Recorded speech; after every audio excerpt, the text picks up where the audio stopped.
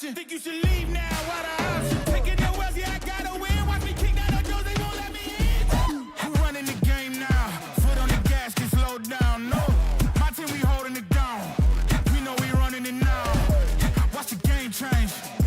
Watch the game change. Watch the game change. Watch the game change, yeah.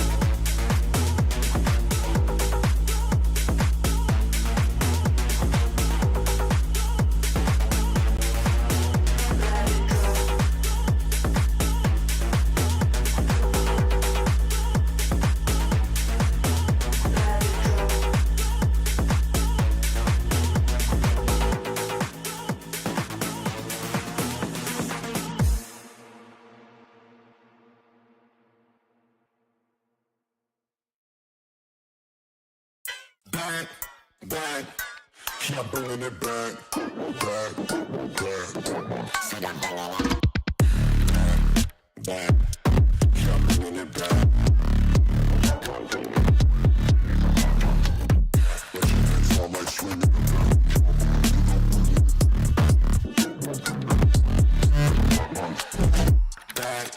back, yeah, bringing it back.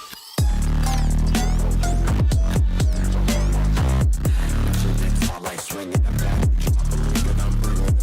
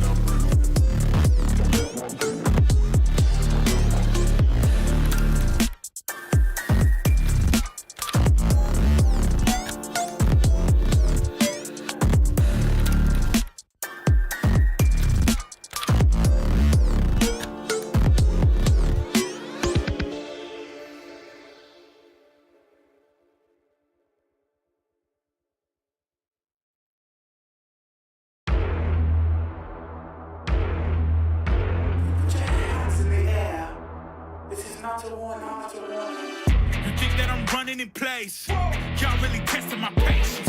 Right before I blow up the spot, I had to get back to the basics. What if my talent is wasted? And see what I'm lacking the placement. Thought since I rap in the basement, but my come up is legend, is greatness. I don't care now, it's pedal to the metal. I can never quit now, I will never settle. Puppet to the game, I'm pulling strings like Geppetto. We in the same game, but I'm on a different level. I passed it. Gotta keep grinding till I'm laid up in the casket. No fake round me, you feeling too plastic. Yeah, y'all feeling too plastic. They say my style crazy, but then it's straight jacket. Wow. Why you still testing my patience? Trying to turn me into something I ain't trying to be. All the hate is in heavy rotation. You gon' lose yourself, quit testing me. Don't make me lose my mind. Don't make me lose my mind. Don't make me lose my mind, cause I'm looking like Wesley, test me. Don't make me lose my mind. Don't make me lose my mind. Don't make me lose my mind, cause I'm looking like Wesley, test me.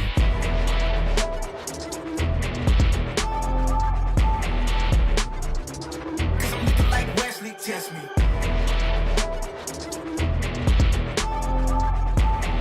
Don't make me lose my mind, cause I'm looking like Wesley, test me. Yeah, guess I know no better. I ain't got no chill, so they call me a devil, I know. Look, I am just a man on a mission. If I want it, then I get it, I go.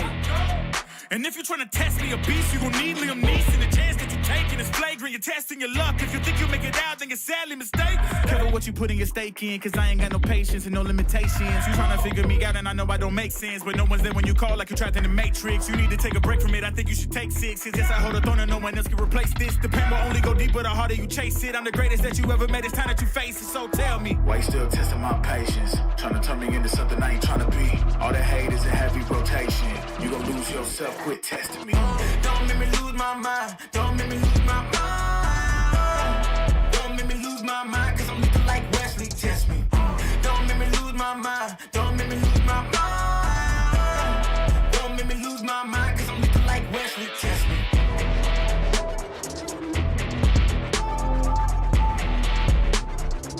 Cause I'm looking like Wesley, test me.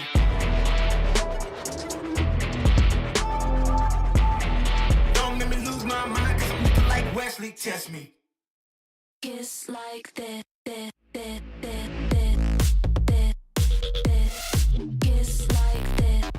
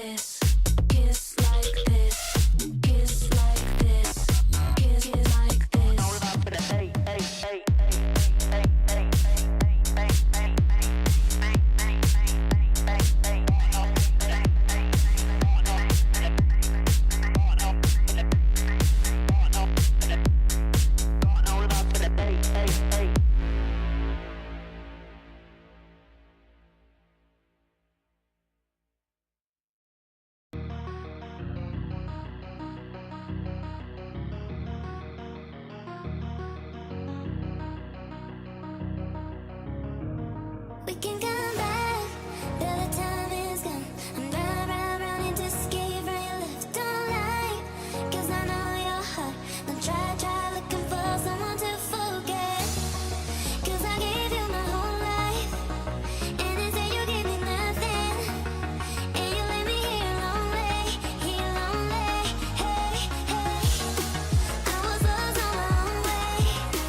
I will never be the same girl.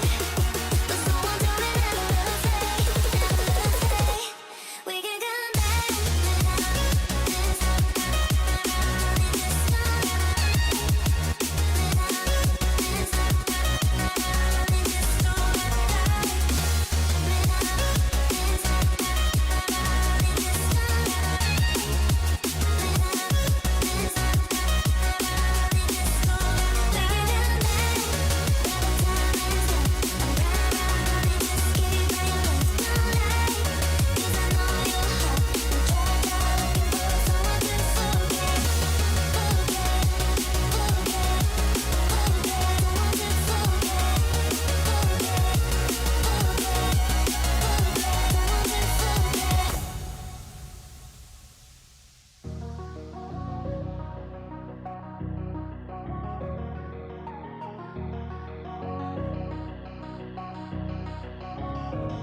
We can come back, though the time is gone.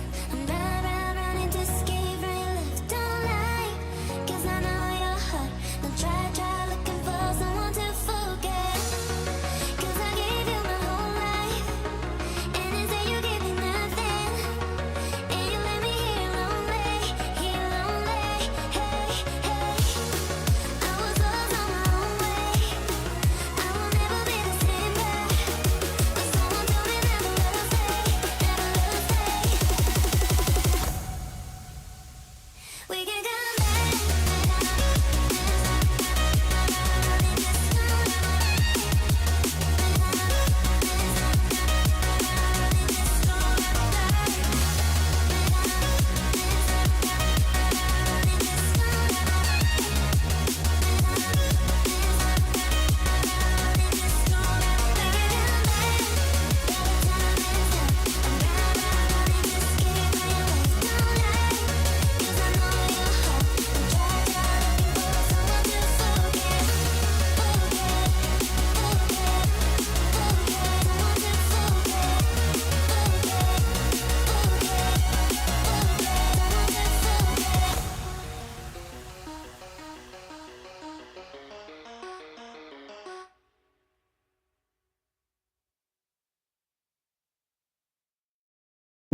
Cold like 0 degrees. I'm out the cage, gotta let out the beast. Revolutionary, gotta let out the streets. Locked in the cage, I'ma let out the hood out the hood out the wake up, get out the sheets. We came from one mouth to get that peace. We take the west side, take out the east. I'ma put them in the cage, never let out the I hear him chat to me boys, move too quick, can't stop for the talking. I hear him chat with the boys, man so tough but man's keep walking.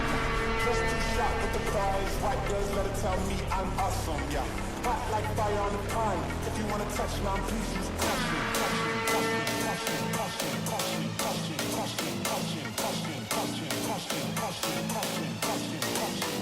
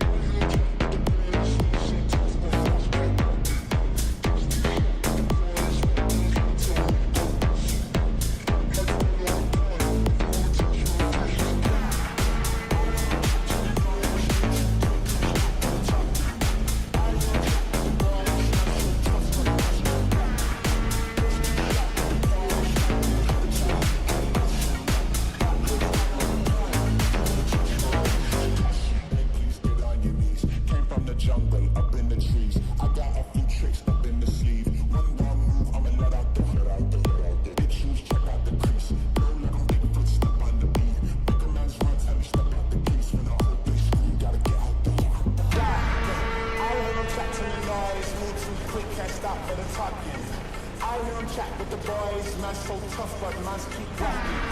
Just too sharp with the prize, white girls let it tell me I'm awesome, yeah. Hot like fire on the pan, if you wanna touch man, please use passion.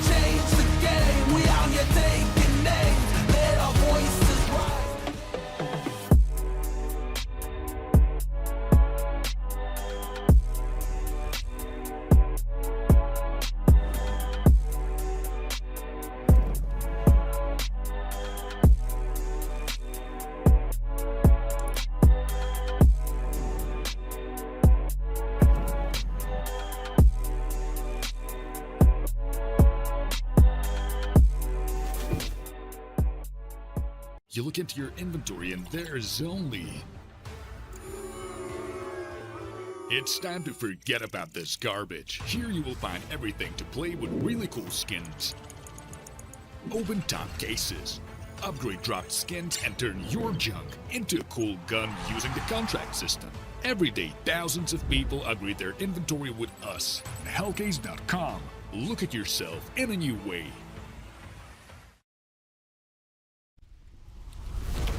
Good morning. It is bright and early here in the United Kingdom. I don't know where you guys are. If you're on the continent, a little bit later on. It's just coming up to 10 a.m. But we're ready for some morning Counter-Strike action here at the Hellcase Cup 9. We have got 2 quarterfinals ourselves. There's 2 more a little bit later on today. 4 games in total here for all of today's action. For myself and Grimmy right now, we'll start with Gaming Gladiators taking on Granny's Knockers, one of the best organization names in the world, and for a good cause, and a Danish derby. You really can't get any better.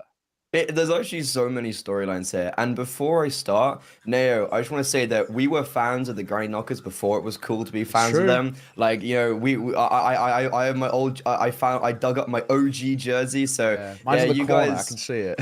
Yeah, you guys think you're fans, but like we were there before you. We walked so you could run. But like, I still honestly can't get over the fact that they've got this team. Like, obviously it is like more of a joke and it's just kind of for like charity, but it's still insane. Regardless though, let's take a look at the bracket so we can take a look at not only the games that we have, because you know, you were mentioning the 2 that we're covering, but overall we're in the quarterfinals. The first game of the quarterfinals, the only day of the quarterfinals, and things are starting to really heat up. Yeah, exactly. We got some banging games. So, like I said, Gaming Gladiators, Granny's Knockers is the first game of the day. Then we flip to the other side of the bracket as Namiga take on Sinners. A bit of a banger. Namiga on a really decent hot streak at the moment. They've been really showing their form. I got to catch them at IM Chengdu, and actually they pleasantly surprised me. I kind of thought they would go there and get destroyed. Wasn't the case. I think they actually played really, really well on LAN. So very positive signs. Sinners at one point were that level of a team, you know, kind of that tier 2 team rising into tier 1.5. It hasn't been that way for a while, but this is good to see them in a quarterfinal. Then following that game, we got Sashi taking on 9 Pandas. That is a banging game as well. Sashi just qualified to 2 LANs. 9 Pandas did qualify to LAN, the biggest LAN of the year, the major, but unfortunately weren't able to make it. And the final one of the day is Bleed taking on 1win, which should also be an absolute banger as well. Genuinely insane games. And when we take a look at our first game, specifically Gaming Gladiators versus Granny Knockers, for me this is the old Danes versus the new Danes. You know, you've got the Gaming Gladiators side, which we can bring up now. Honestly, these guys are all pretty much brand new. Like, you've got players coming out of academy squads, you've got players that have, like, this is their first team pretty much.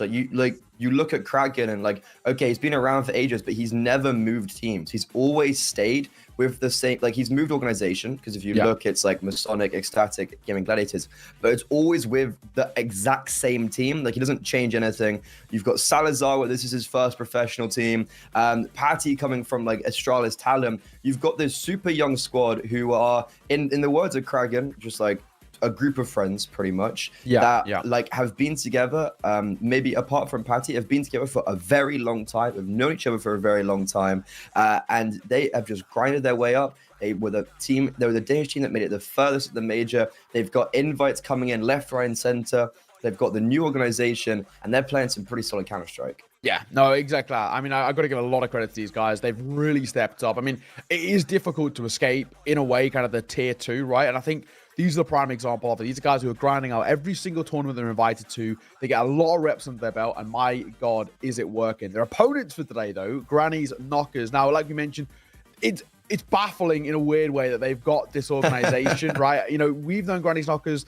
For those who maybe aren't really clued up with basically who they are, they're kind of a bedroom org type thing, ran by a couple of guys from the United Kingdom. One of them, a caster, MJ, that we know.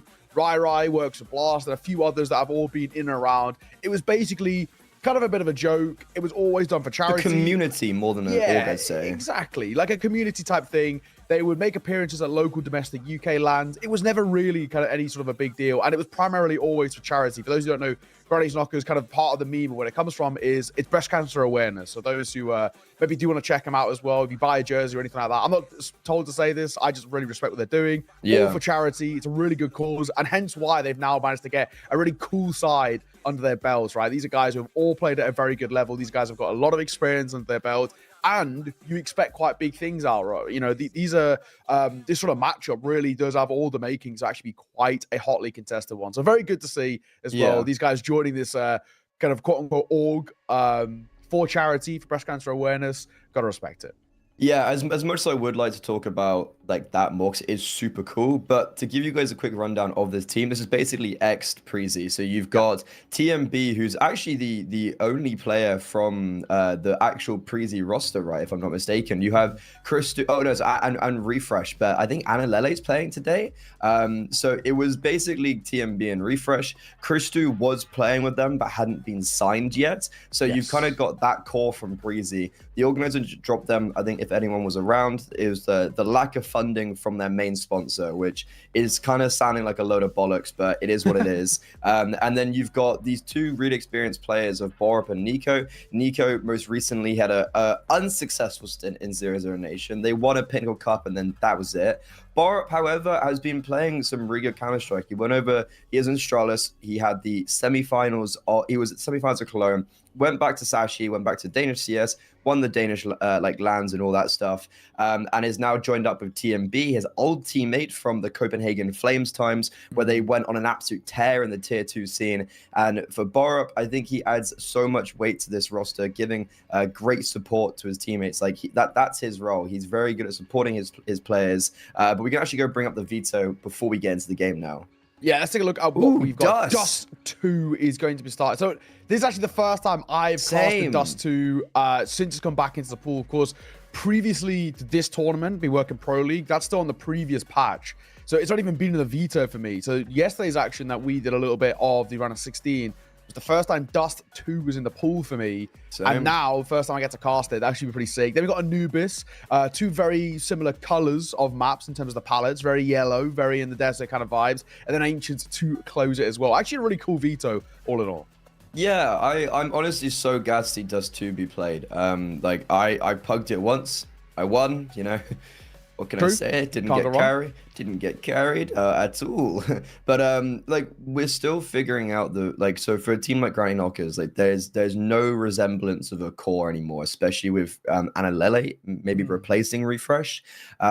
So you're like, okay, what are the Vias going to be like? You know, a lot of these players have played together before. It's quite interesting when you look at this Granny Knockers side of like, you can kind of, I think, draw a connection to the majority of these players in one way or another, for it be it like on Heroic, the Refresh and Borup, or Copenhagen Flames, or just like, you know, really going back, like Nico and Heroic as well. There's a big connection between these guys. I think Nico and Christu on North potentially. I don't know if there's any overlap there, but like there's a big connection with a lot of these guys. However, the veto still, like, you know, fleshing that out, still filling that out. It does seem like though that they are, you know, the insta ban has remained as Mirage.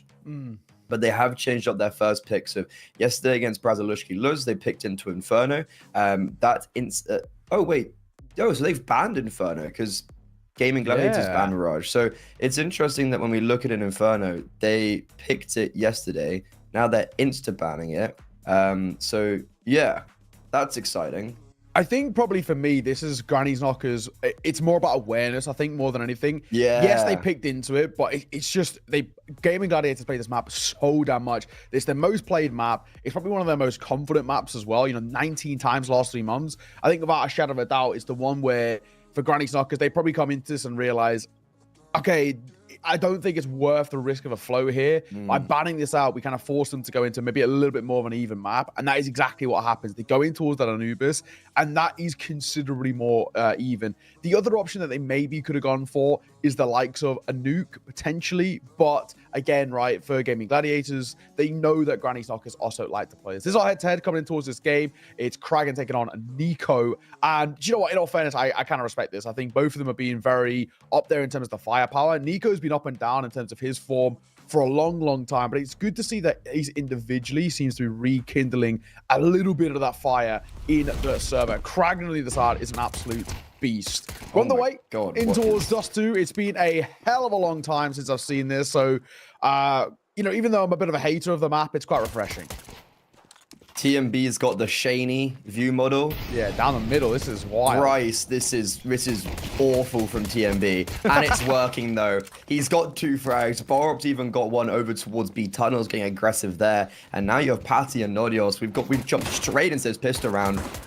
they're taking these long-range battles against USPs. They've got a P250, and well, hold on a second. That P250 is doing some good work. Remember Borat pushing B tunnels? Well, he's now in long. Nodios low on HP, and Lodios dead. Analele cleans up Patty on the bomb site, doesn't allow for the bomb to be planted, and Granny Knockers clincher first. Yeah, good start. Really good start. TMB coming down with 2. Borat was all same for him. So, all in all, very good to see that confidence come through in towards this opening round.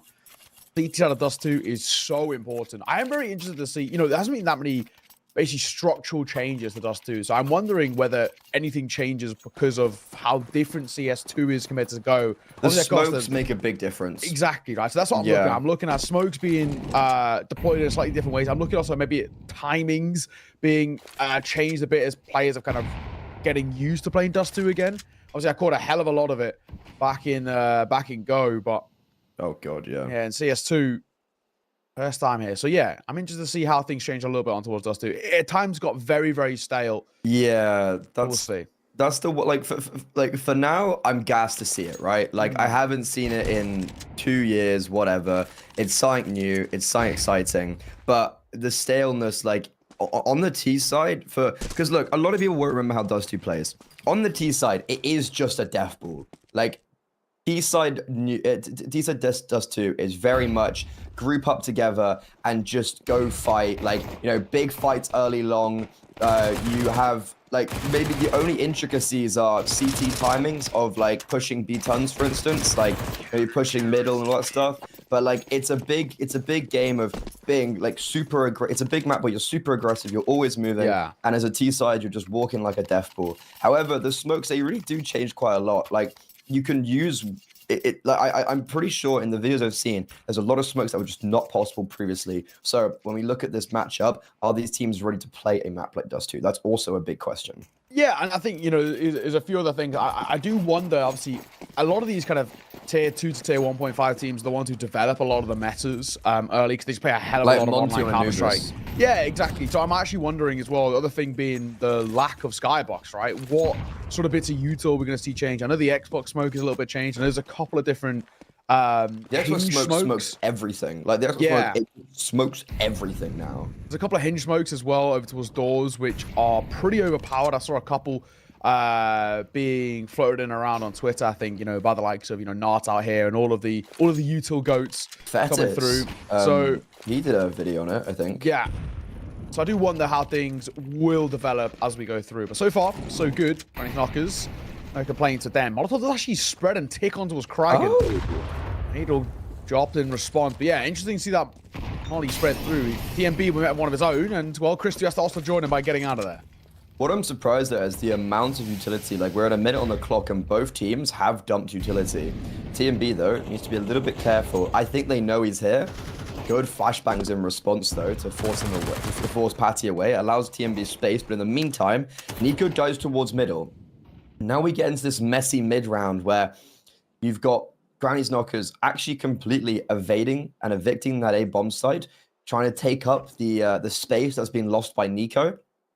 And in the meantime, Analele, who got, I think, 4 kills in the anti-eco round, his MP9 still close on long, has the sound queued, but unfortunately, Gaming Gladiators, they're going to end up winning the duels. And now TMB, he has to hold off against everybody in CT. It's tough. All crossing and a little bit of chip damage coming through that smoke, but it's not going to make a big difference here. One of those ones where it's probably not worth saving either TMB, but you get an upgrade like he just got, then exactly that. Organ M4, not the worst thing in the world to carry across in towards the next.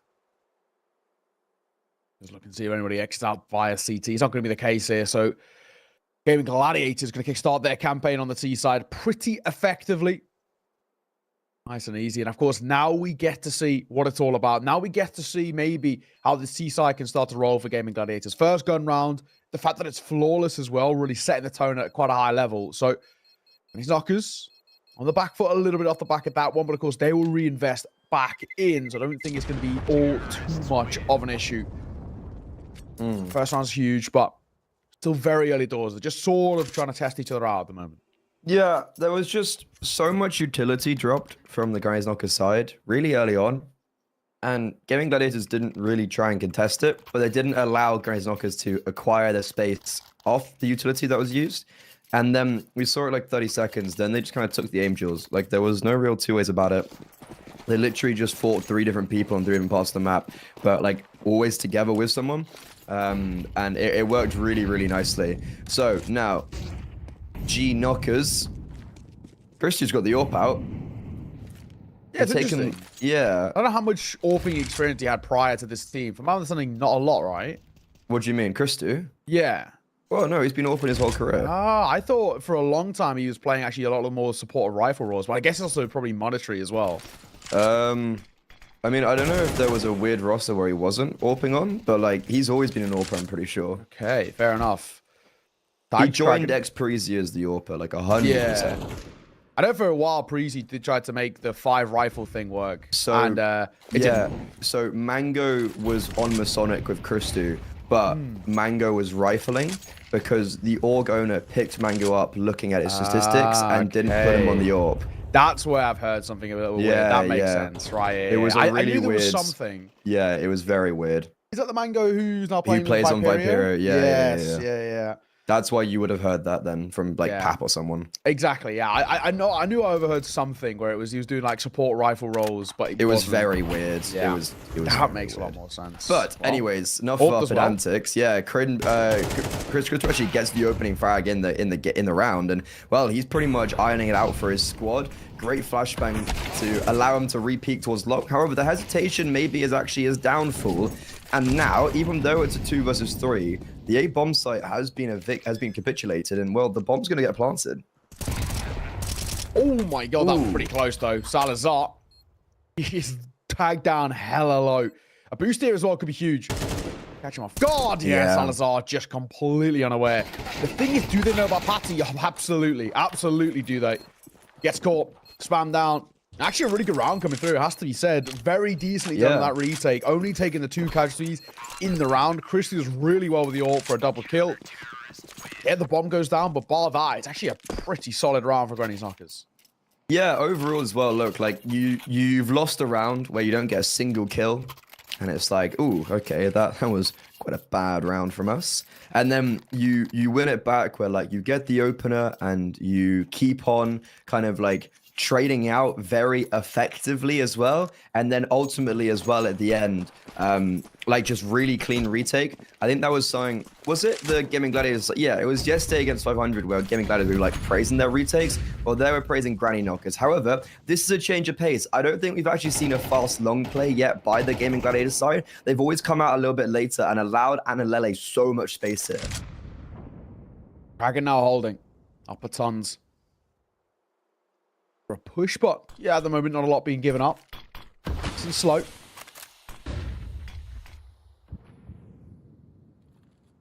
First kind of 30 seconds in, not a huge amount offering up. Oh, might get a chance here. Again, he's deliberating with himself with the idea here. Oh, flash is good. I'll at least force the AWP off, and yeah. Info as well. The Kraken, that's good. He now knows there's absolutely no point making a way out there unless he drops a smoke to give himself a little bit of a coverage. Already, 50 seconds to work with. They've actually creeped their way up long here. Leg spotted. Down goes Chris 2. Gonna get caught. Big flank though. 2 for Nico. That's huge. Salazar will catch in the trade. 3 versus 3 is nobody else going up on high. TMB heard in the reload, and that'll cost him his life. Look at Analele though. He's flanking after Nico's already fallen. He can't deny the bomb, and Nodios isn't anticipating him, but he's holding for the ramp push. So now Analele, not even caught off by Nodios, but it's Salazar. His AWP is singing. First 2 kills for him in the game, and well, they're quite explosive. Bora, unfortunately, like, there's genuinely nothing he can do. He's the Bianca. He's holding for like a mid push and all that stuff. So he's waited for the rest of his team to unsuccessfully trade each other out, and Gaming Gladiators continue this back and forth affair. Yeah, not bad. Not bad. That's a second round on the board, of course, but most importantly for me, it's just that kind of broken econ over towards Granny's Knockers. Now, they're left with no buy here, so the Gaming Gladiator side get a bit of a freebie to tie this back up. At the most, a couple of upgraded pistols is basically all they've got to work with. Yeah, so all in all, Really good couple of rounds from Gaming Gladiators just to put Granny's Knockers on the back foot a little bit. I mean, this game should be tied up, should be in the opposite word, but it's only one Deagle investment, so I can't imagine it being anything too audacious. This one, a 3B bomb site, nobody home, Utah comes down, and that's it.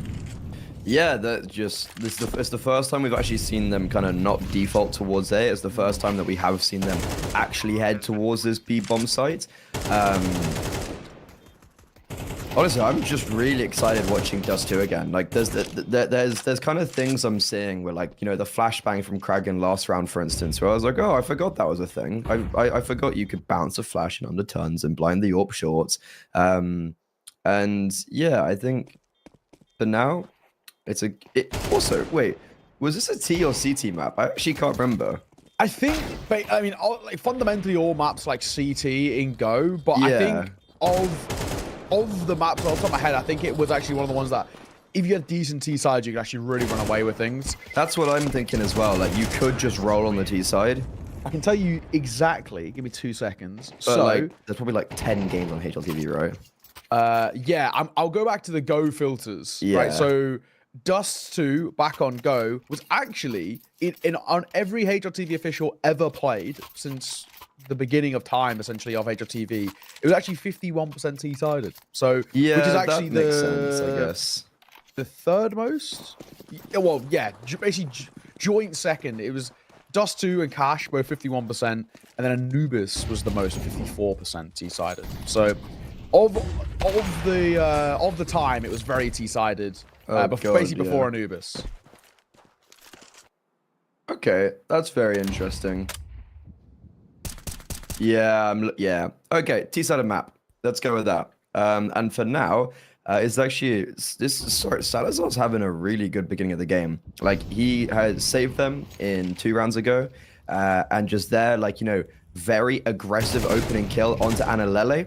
That's forced a response from the B side of the map. You see that Borup in tandem with Christu trying to go searching in B tunnels after they have no control of short, they have no control of long, so they try find space there, and that works out against them. And then continuing on that theme of finding space, Nico, he's crept through middle. It's a weird timing on Kragan. He does win out that timing though, and now at least Granny Knockers, even though they're in a man disadvantage, they do have some sort of space to work with as Gaming Gladiators charge up long. Patty got by the flash. It's away his position. Nade on towards the smoke on sight.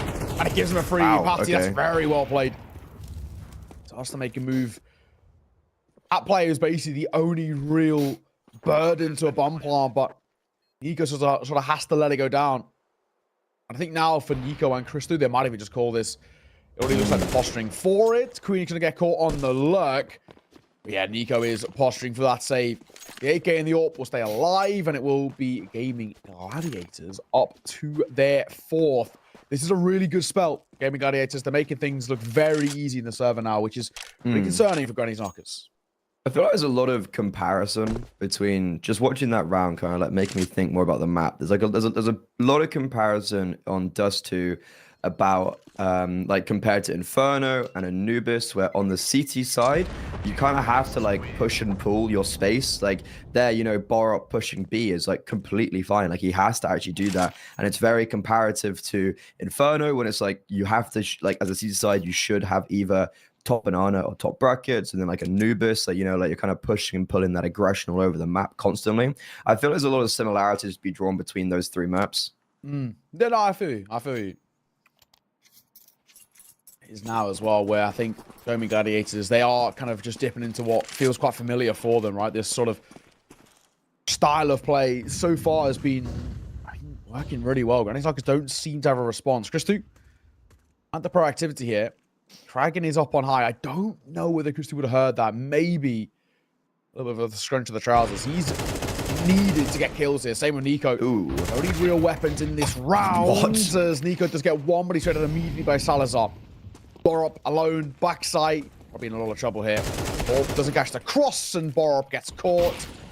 Orp does get a tag, not enough for the kill. And the second time as well, he tags 2. Opting for the pistol, and down goes Christu. He'll be kicking himself if he didn't get a kill there.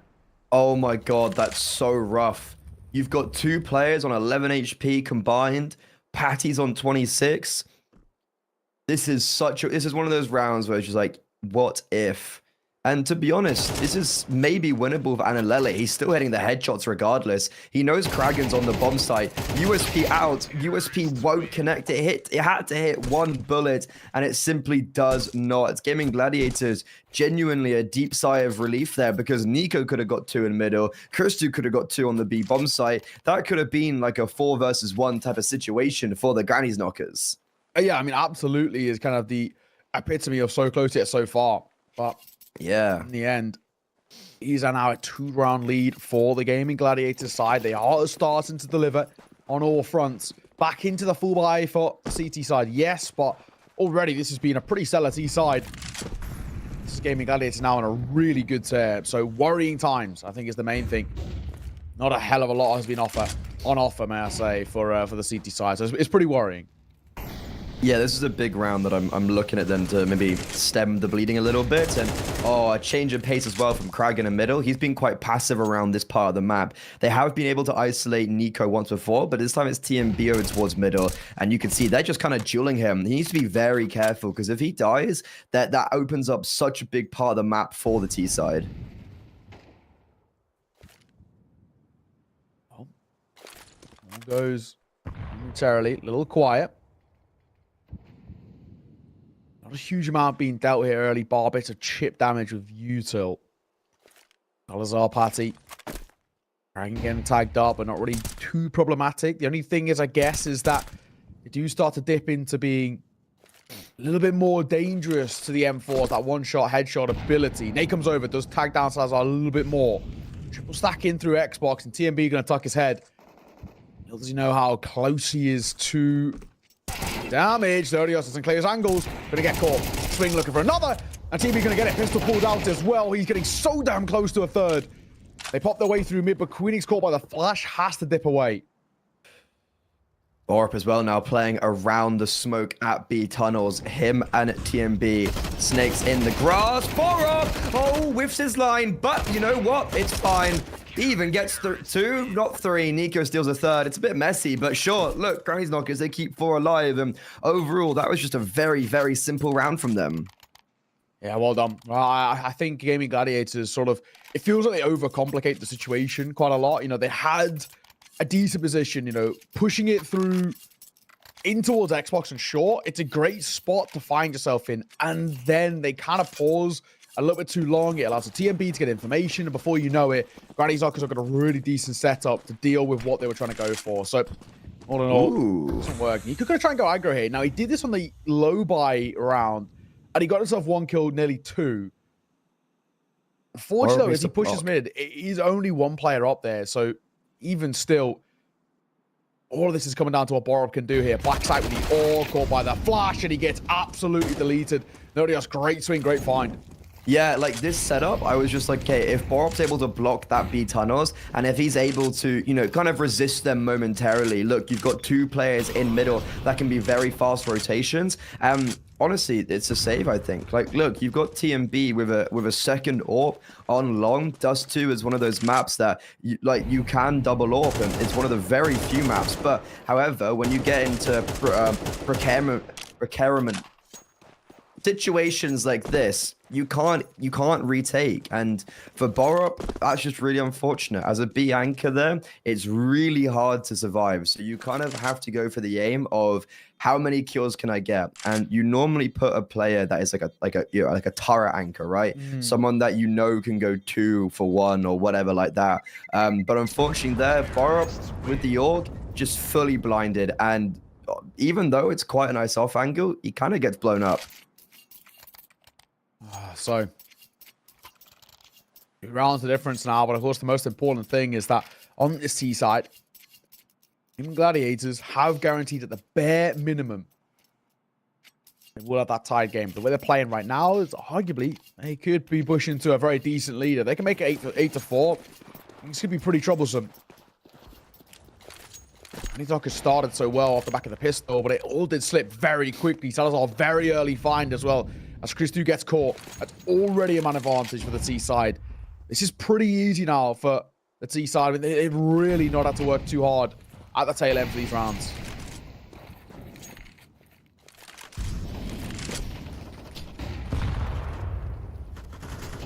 when you look at this matchup, you kind of see the Danish derby of like, okay, these are the new guns that are rising through the ranks. You kind of do favor them a little bit. However, this is looking like a little bit dominant. And yeah, that kind of like altercation in long is just very simple for Gaming Gladiators. You got Nico kind of all by himself now. Patty spotted him out. Borup is close by in CT, but Jesus, Patty just rails him. And Patty needs to be careful because his shadow can be seen, and I think Borup knows that, but the Org hasn't been successful really at all so far in this map, and Gaming Gladiators continue their streak and just spiral upwards. This is a really, really solid performance now, and actually very concerning. These knockers are struggling. These gun rounds have not been healthy from them at all. There's very little that we've been able to see from the gun rounds for the most part. That's off, bar that one retake, which worked really well early on. It's been tough. Final round of the half, though, 7-4. Gaming Gladiators make it an 8th, or he could begin the, maybe the start of the end here. Looking through Suicide, not a huge amount, offering on the cross towards doors. Pushing through long could work. They're trying to change the tempo a little bit. All of this will be heard. Nodio spams. The AWP will get the first. Christu gets a freebie.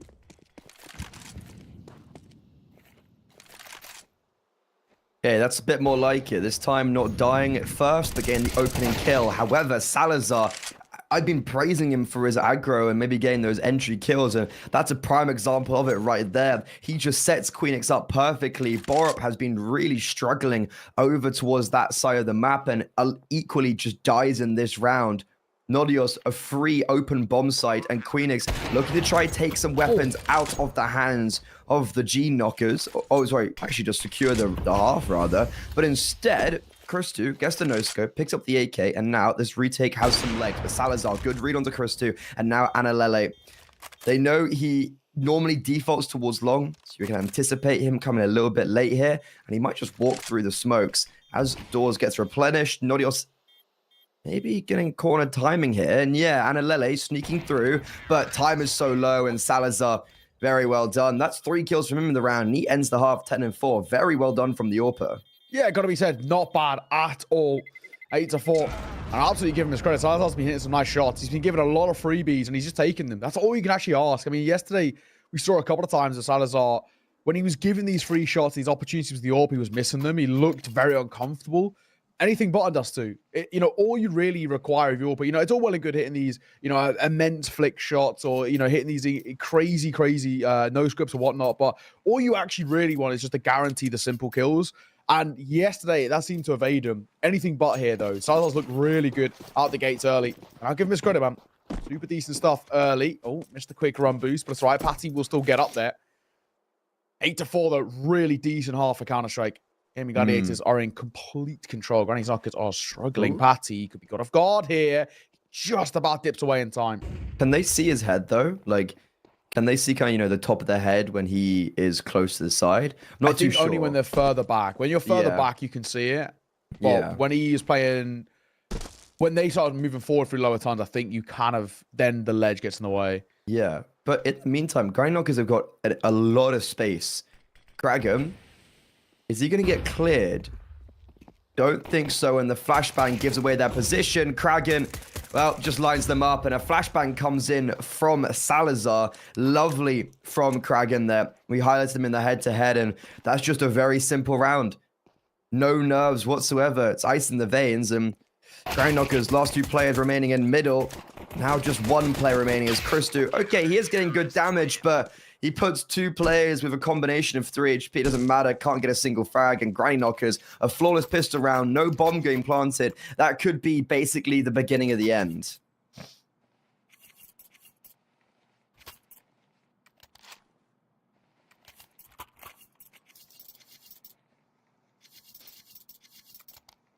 A pistol round felt like an absolute must, didn't it, right? I mean, there's no 2 ways about it.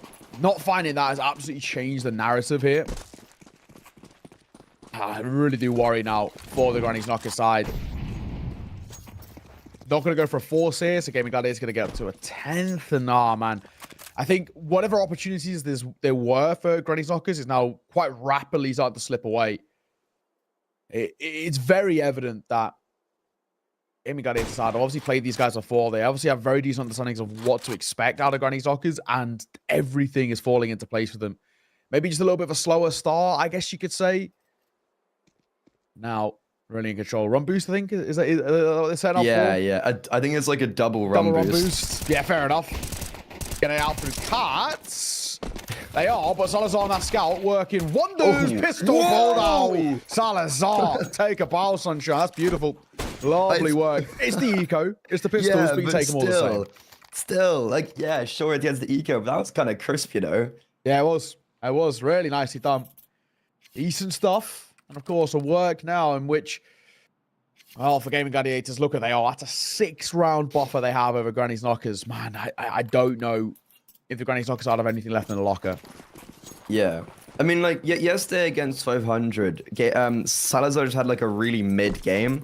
So, like, it's kind of cool to see him stepping up.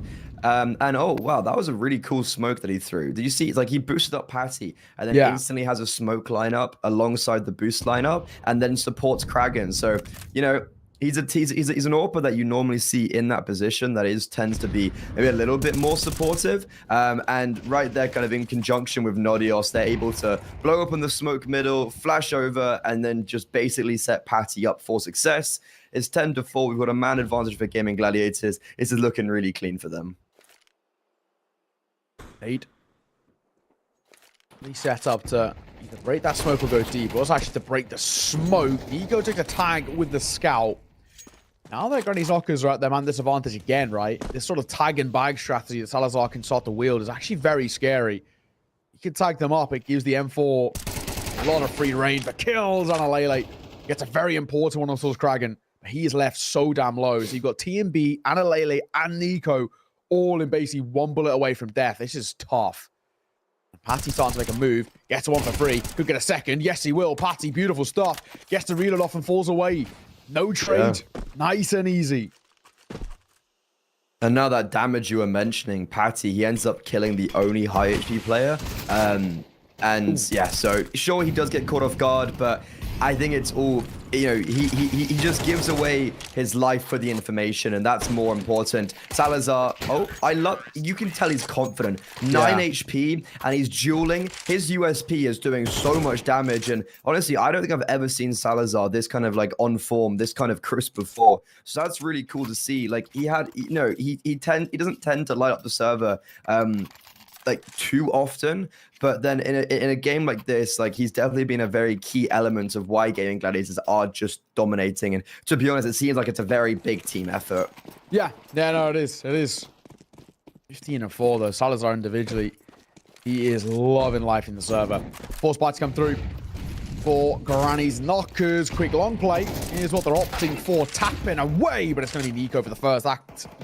Galil working very effectively. Salazar, we've called upon him a couple of times, and he's seemed to be always stepping up. Now what's he got for us? Take a little tag with the Galil on a pop shot with the AWP, though. He gets all the benefit at range here, and because of the lack of util out of Granny's Knockers, they're really going to struggle to force him off this angle. Yeah, they can't. They've got 2 smokes. They have to use one of them for the CT cross, and they could probably, I don't know if there's like a lineup for throwing one on the bomb site, but you know that would take away a lot of information and space. But Granny Knockers just kind of freezing. They take long control. They leave 2 players there. They use one of their 2 smokes for that cross, as I was mentioning.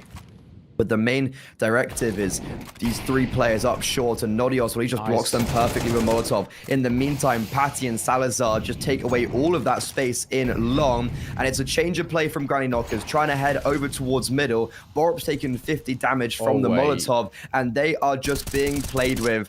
Gaming Gladiators, this is just demolition. Yeah, talking about the confidence as well. Salazar's pushing a smoke there with an AWP. That is wild. Maybe actually a little bit too overconfident, but they got so many rounds in arrears. It doesn't really matter, but 12-4. What is showing from Gaming Gladiators? It's been so simple, hasn't it? There really hasn't been too much of a conversation. No, but that round was perfect. Yeah, it was. They've really not been tested, though, as well. For Granny's Knockers, they've struggled, absolutely. Lacking of util really did hurt them in that one, but all in all, another force buy to try and seal it. Or to see it off, they've got a triple AK, a Galil, and a MAC-10, and they've got, what, 2 flashes and a Molotov. It's not exactly a flourishing set of util under the belt. Okay, yeah, this is just the confidence swing now. Like the last round, I think that was really just well played, where they didn't allow, they read Granny Knockers perfectly of being like, okay, you're going to be here, then you're going to be here, and we're just never going to give you that space. But in that round, Kragan has just swung out long, and in this round, Nodios does get flashed in middle. So, you know, there is some sort of team play there and some, you know, second layer of the round, but it actually doesn't work out. Bomb has been dropped in B tunnels. Queenix, speaking, we were talking about the push and pull. That is kind of a theme. You know, it's a great timing being taken in B tunnels. Nodios dies, but he also gets the information that 2 players are there, and Queenix kind of takes advantage of people fighting underpass to then push the top tunnels, with also the understanding that there's more players towards mid and long, and Granny Knockers, 3 versus 3, they will be actually able to pick up the bomb, but they have 40 seconds and 1 flashbang. Borup does have the A-bomb site, though. At the very least, that's something to work with. Nico, big flank. It's Patty in a tough situation. Has to be very careful of it. What is the play here? Looks like they're going to group back up. The bomb, it was in the direction of B. It is now going to join Borup, I think, up towards Cat. There's 20 seconds left. Yeah, they haven't got a lot of time here. They really don't. They are jumping up in towards short, though. The A site is open, so they should get a bomb plant out here. They can hear these steps as well, Patty, but we won't be able to deny it. Yeah, I mean, if Patty actually fought them when they were on short, or like jumping up on Xbox, he probably actually could have denied, but he doesn't have the right angle, and you can see Salazar is also gambling over towards the B bomb site. They didn't have the information that Borup had looked up on the A site. So, Granny Knockers, that's the first time in a while they've got around.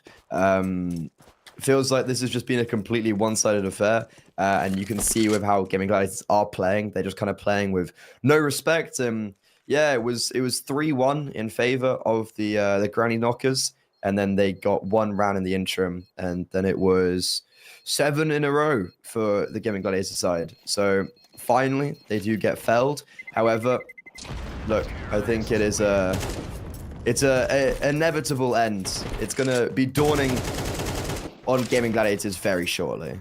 Yeah, it feels like one of those things where at the moment, you know, it's all well and good that Granny Knockers found a 5th, but so far they've not really given us anything that changes the narrative that feels like they're delaying the inevitable, right? I mean, we're not seeing anything that can say, hey, this is a side that can push towards OT.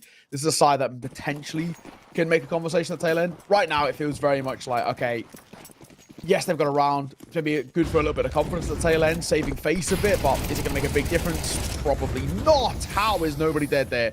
Nobody else and TMB take a lot of damage in the initial fight. It's the Molotov that sees off the Seaside player. Not a great start when you're trying to win 7 rounds in a row. And yeah, we were talking about how T-sides played out. Death pool up short. It's kind of it. You have utility to work with, but a great boost from Salazar. Okay, maybe getting a bit too aggressive. The trade will come through from Patty and Nodios. Okay, this seems a little bit ballsy with the orb trying to jump up. Yeah, you know, maybe we are getting a little bit too confident. We are in a 3 versus 3 still, and Borup almost dies while firing the bomb. Does stay alive though. And yeah, you can see they're just taking these fights. Patty just jumping around everywhere. Again, though, they're losing maybe some of these fights because they are just really aggressively taking them. And okay, Queen's actually going to go save. Little as you know, Borup's 18 HP. It's actually very winnable. But Granny Knockers, matters advantage. That is one of the, that's or 2 of the 8 rounds, I guess they need before we get to overtime. Oh, shot from Borup at the end there as well. Low HP, still confident to swing though.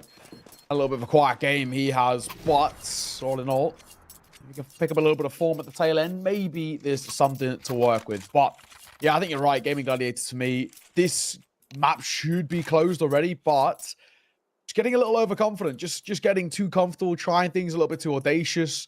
I know it's all well and good where they've got so many rounds in arrears, but yeah, there's no need for some of these. They are going to take a pause here.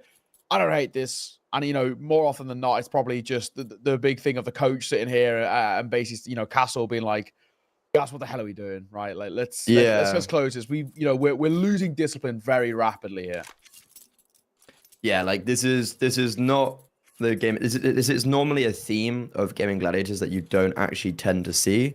I think this is a team that are very disciplined, and this whole game has been them playing very methodical, very slow, very clean Counter-Strike. But then an example there was just like, look, what are we doing? Like, why are we trying to jump up with the AWP like twice? Why are we going for like the Kukli Vakban? Like, why are we going for things like that? It's I think it's just one of those things where Gaming Gladiators, look, they don't want to give space to Granny Knockers to try and come back and, maybe gain some confidence going into the next map. They're going to be taking a half by here. Salazar, I think, actually maybe dropped over the scout to Queenix. And we've just kind of got a few pieces of armor and pistols. Yeah, so in the corner. And Lele gets on for free. Patty caught snapping a little bit. And he will go. Should have to run all the way here. No issues. Kraken a little bit too late. And yeah, Queen's going to get caught as well. That's this round done here. Any consolation kills would be nice, but I don't think it's going to happen. Okay, 12-7. 5 rounds now till we enter overtime, which I don't think is going to be a reality. But hey, you never know. Like, there's always a world, right? I just think it's a very unrealistic world. Ananelli, nice little 4K there, and against the 4 spy. Gaming Gladiators, though, they pretty much saved quite a lot going into that round. So they have the AWP out, they have full A1Ss, they have good utility. No kit, though, I don't think so. True. At least the full buy is basically all that really matters here. Salazar on the AWP could come back out as well. He's obviously had a decent game with it. See what he looks like here. Rushing down suicide. I don't know, LA. Ballsy, fair enough, but he's going to get a lot of room. Nobody else did spot him, so at the very least, that's something to work with. Make a move here. Does he realize? Goes left. He does. Adelaide gets a freebie. This is a really confident play from him. Yeah, I mean, for Nodios, he's playing a left eye peek angle while crouched. Like, Ananele gets such the advantage in that situation. This time, Borup, who did struggle a lot as the B anchor, actually opens up the B bomb site with a very clean frag onto Queenix, it would have been. And then, yeah, that's the round over. That's a save. Okay, it's 12-8. Granny Knockers are now only 4 rounds away. And you look at that type of scoreline, and it doesn't seem completely unrealistic. No, you're spot on. This is actually now becoming very feasible. Bit by bit, round by round, we are starting to see this side come alive. Worrying times now. It's actually kind of a reachable distance, which is the most concerning thing about this. And we absolutely need to see this narrative change somehow. Yeah, so far, not so good. That was just quite a poor round from them. Like, look, you got two players just die within like 10 seconds, and then that's it. And, ooh, this is not looking great for Salazar. Cooking, sizzling in the Molotov, actually finds a place to hide, but no, everybody dies. TMB and Nico don't allow anybody to save. That's actually massive, because Gaming Gladiators probably would have had a bye going into this round because of the 3-man save, but because of that, now they don't. So Granny Knockers, this just gives them basically another freebie. Absolutely. They're going to get up to a 9th hit. Couple of upgraded pistols, but nothing really too special here. So, super solid stuff. Not an A1S? Like, yeah. This is huge. They're going to go for a quick play towards upper tunnels. They're just going to get one, but only. For the most part, the T-side seeing off these pistols, no problem. That's a round that could have got very dangerous for Granny Knockers. Like, when I was watching that, I was like, this is, these Deagles and 5.7s could start being sharp. But now with Patty all by himself, yeah, he falls. Okay, it's a 3-round game. Sure, like, look, we've only seen like 2 or 3 gun rounds. I think this may be the 3rd gun round that we're actually seeing from the Gaming Gladiators side, in this last 5 rounds that we've seen from Granny Knockers. And the 2 gun rounds they've won so far, the first one was just a really stupid round for Gaming Gladiators where they did, like, that was their fault. Granny Knockers then just kind of won it out within 10 seconds in the second time. And then now they've got an opening frag. Christu claims Queenix. They know it's the B anchor. And alongside that, the double AWP is out for the T side. Nico snipes down Patty on long. And Granny Knockers what is going on right now? It's sort of absolutely falling apart. There's no two ways about it. They're crumbling at the seams. 3v5 in a matter of moments. Granny Sock is on an incredible run of form. It didn't feel possible for a long time, and we said that we're basically not even really going to entertain the conversation unless we see a complete shift in terms of the way they're approaching it. But it's actually a way in which their opponents are approaching the game, which has made us change. Kragan gets a tag, gets a kill. TMB or 4. So a chance. Still there. There is a chance. Norios also has another nade that he can use to blow open the smokes, but Kragan, yeah, that's great utility from the Granny Knocker side. This nade's going to do quite a bit of damage on Analele, to be fair, but it's a save. And now, Granny Knockers, we've seen what they can do on the hunt. Are they going to go for it once again? Because they're on double digits, and this is the exact same that happened in the previous gun round, where within 10 seconds, the round was over, pretty much. Yeah. Oh, let's see, man. What do they got for us? Anything would be nice, but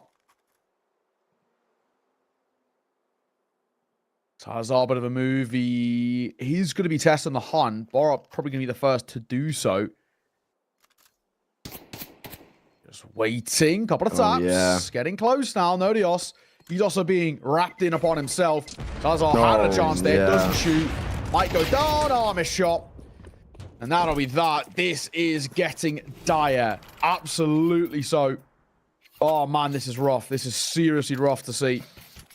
At the seams, they're crumbling. And I don't really even know how they change things. At the moment, there's been very little to say they will. 12-10. Granny Zockers are absolutely pushing towards overtime. And it'll come down to the final round of regulation to decide it.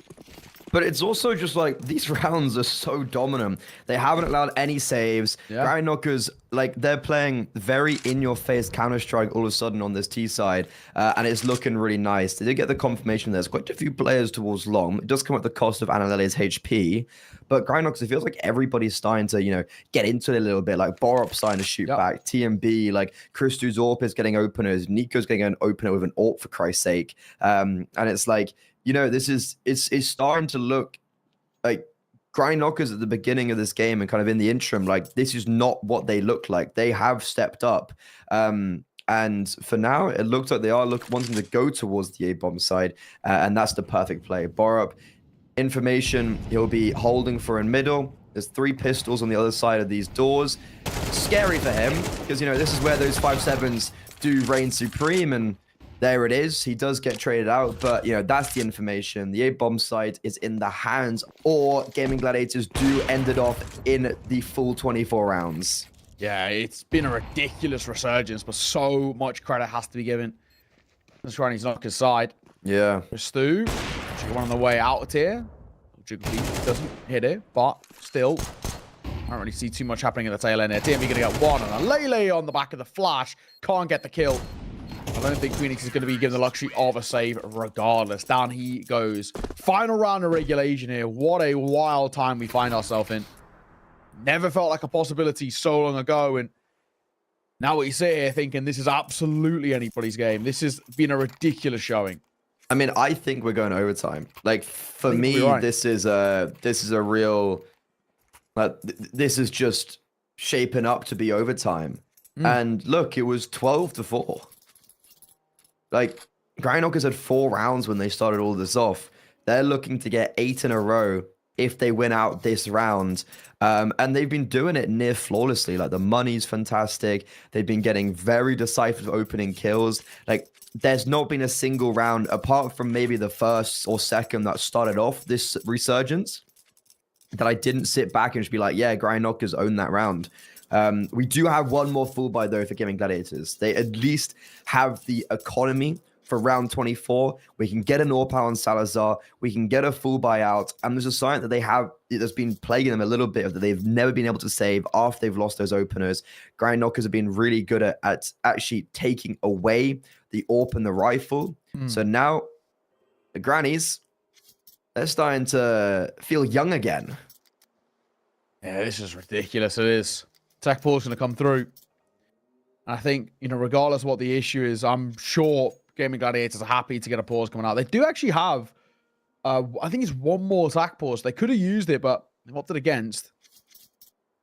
Still, in a tough display, but I guess once again back into a very nice buy. You know, Salazar got the AWP out, we got the full buy and the full U2 alongside it. The confidence is unreal for Granny Knockers. Even if they could push this towards overtime, this would be an insane resurgence. I'll have to see what that's the possibility. Because one of those things we'll very quickly forget. If it is Gaming Gladiators to close things out here, this is still Granny's Knocker's pick. And the AWP. It comes through, doesn't take a pop shot. And instead it'll start to make a move in through mid. Oh, cat so quickly here. So much information gained, but it looks like they want to contact B. Queenie's going to be tested. What have you got? This is a tough ass. Flash will be avoided. On the swing, lines up 1.5. Basically, the AWP will get one, so still a 3 versus 3. And Borup tagged on the cross. Borup almost actually just killed through the wall there, but Christu, it's kind of the second prong of this attack. Holding mid doors, misses his shot, and no way. Granny Knockers, they've got 7 rounds in a row, and now they're in 2 versus 3 post plant. The B bomb site on Dust 2.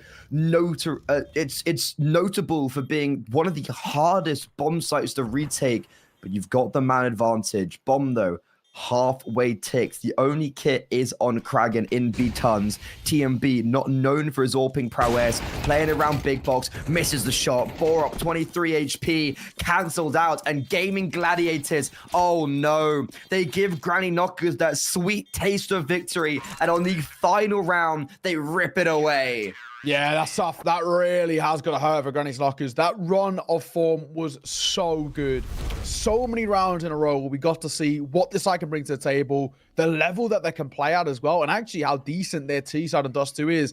And then just that final hurdle they let down. And I think basically what we come back to is the age anecdote of kind of too little too late, right? The first half not good enough, 8-4, no two ways about it. And by the time they came alive, it was already map point towards their opponents, right? I think, you know, if they hadn't given Gaming Gladiators that sort of ability to basically have all, you know, we saw them get overconfident. We saw them start to do kind of some dumb stuff. There's no two ways about it. But that was because they had so many rounds right. It was 12-4, if I'm right in saying, right? So they had so many chances. So many. And all it takes is one hiccup, one mistake. We're talking Christu, that missed shot through double doors. We're talking Borup getting tagged on the cross. Something as small as that can make a big difference. So Gaming Gladiators, I think it's a sigh of relief that they get the map, but they'll also be pretty annoyed. I think Castle is probably sitting there thinking, like, head and hands, what just happened here? And in this 10-minute break, he's probably going to give them a pretty stern talking to.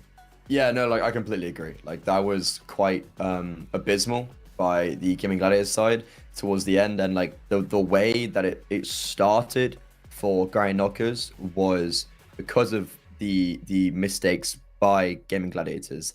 Sure, towards like the end and like, you know, the last 5 rounds that were won by Granny Knockers, genuinely great Counter-Strike. They were doing really well at getting openers all over the map. They were cancelling out any ability to save, but it was those like first 2 rounds where Gaming Gladiators were just, you know, super aggro, and we commented on it even when they were winning the rounds at the beginning of the second half. We were like, look, this is really like overly aggressive, and it probably is wrong, but it's working. And then it worked against them, and then it allowed Granny Knockers to ignite themselves back into the server. However, with that in mind, Granny Knockers, they lose their map pick. So you know, we have all this conversation. In the end, they lost. Now we go on to Anubis. It's the map pick of Gaming Gladiators. It's a very strong map for them. They have a lot of reps on it. And it's going to be very exciting to see if we will be already finding our first semi-final team. This Danish derby is very exciting, so make sure you come back after this break for map 2 for Anubis.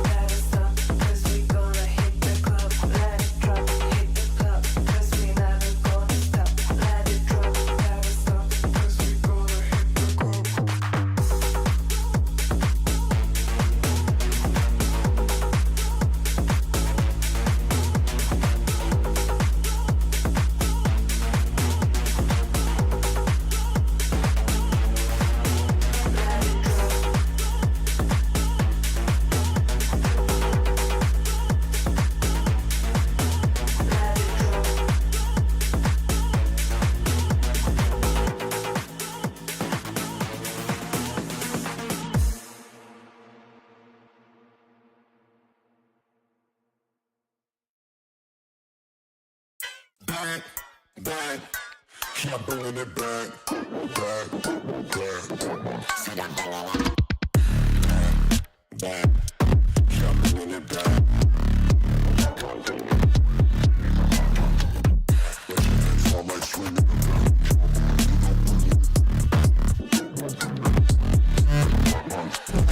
Back, back, keep bringing it back.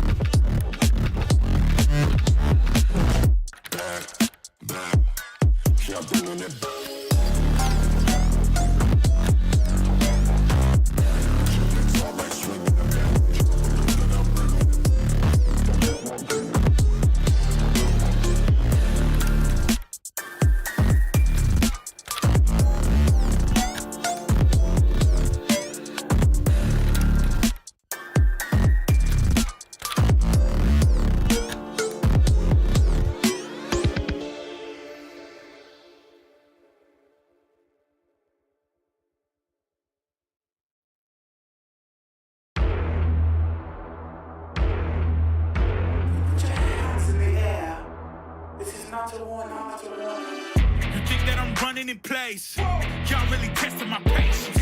right before I blow up the spot. I had to get back to the basics. What if my talent is wasted? It's sick, but I'm lacking the placement.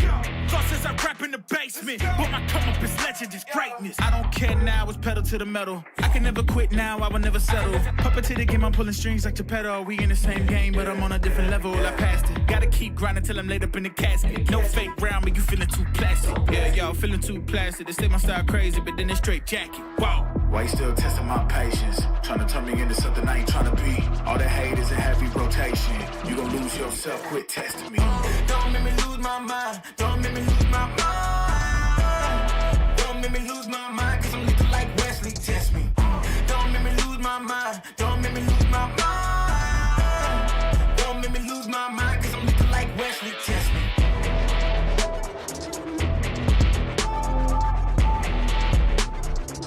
Cause I'm looking like Wesley, test me.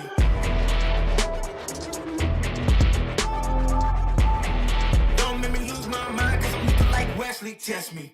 Yeah, guess I know no better. I ain't got no chill, so they call me a devil. I know. Look, I am just a man on a mission. If I want it, then I get it, I go.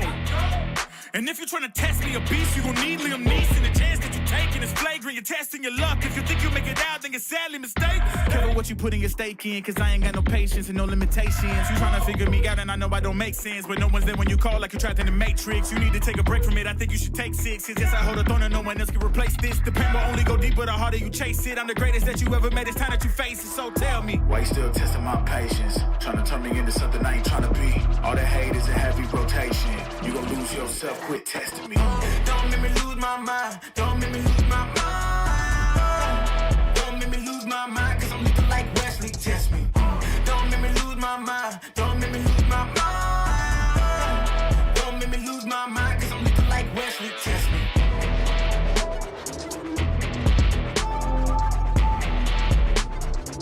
Cause I'm looking like Wesley, test me.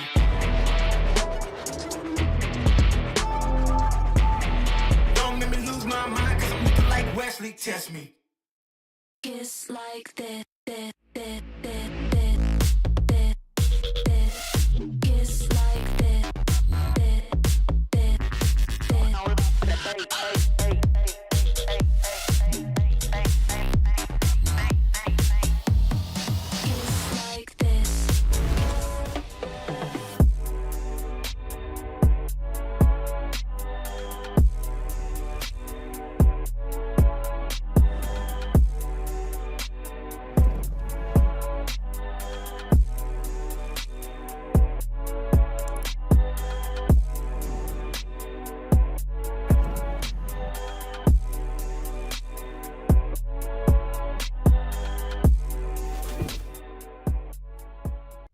Come on, it's almost yours.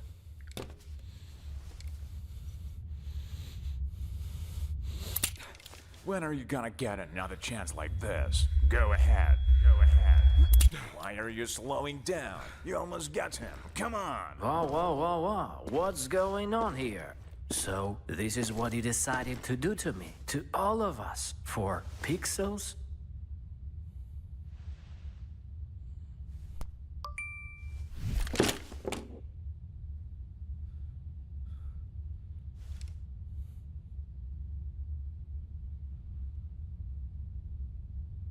Fuck you and your Roland. Let's get out of here, bro. Have you seen how many scammers showed up? Okay, a very messy map 1. Gaming Gladiators, they were up 12-4, and then the game ended 13-11. Very unfortunate as well for Grindok as well. They put so much effort into making that comeback, and at the very end, after winning 7 rounds in a row, that's where they falter. Yeah, you know, a weird game of Counter-Strike, and I think for Gaming Gladiators, like I kind of said it is definitely a sigh of relief that they saw it off. It should have happened considerably earlier. And I think the biggest thing about this is not the fact that they let it slip, but I think they've given a lot of confidence now over towards Granny's Knockers. They're probably going to think, okay, we actually can compete with these guys. We can take fights to them. Individually, we can actually start to match them as well. So maybe there's a chance, right? We saw a little bit of a quieter game out of Kraken, who's usually quite consistent. Nodios as well went a little bit missing. Normally, he's a bit more of a supportive pack rifler. We see a little bit more out of him, but we didn't. But I like what it has to be given towards Salazar. I think he really did step up on the AWP. He looked considerably better than we saw yesterday. Confident in hitting the easy shots, which is basically all that we ask out of him. So all in all, we can't really complain that much. They've got the map. Their individuals are coming alive for the most part, and now they go into their map pick. This, on paper, should be a 2-0, but we know it's probably not going to be the case, right? Gaming Gladiators, the way in which they let things slip at the tail end, has really opened the door for Granny's Knockers to come in towards map number 2 with a bit of confidence and all the rest, and maybe bring something to the table. Yeah, look, before the 7 rounds in a row, I feel like for Gaming Gladiators, everyone was playing well. There wasn't a missing piece of the puzzle. And then the issue was that just kind of like literally everybody dropped off. Like it wasn't, you know, maybe Salazar still getting loads of frags. Like he ended up statistically looking good because he was like 17-2 before the 7 map comeback. So it's like everyone dropped off quite considerably.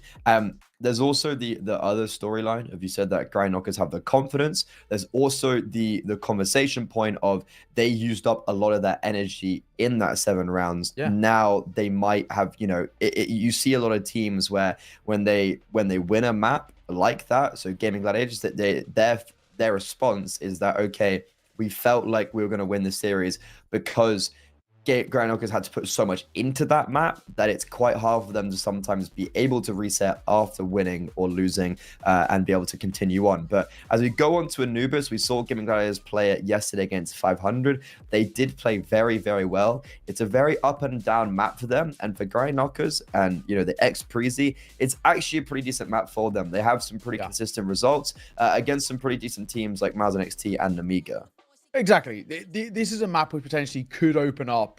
You know, we kind of say coming into it as well, because of the way the veto went, they kind of forced them into a pick of Anubis. It could have been basically either that Anubis or the nuke. Anubis felt a little bit better for Gaming Gladiators, but it's still not a bad map at all for Granny's Knockers. It's still relatively even.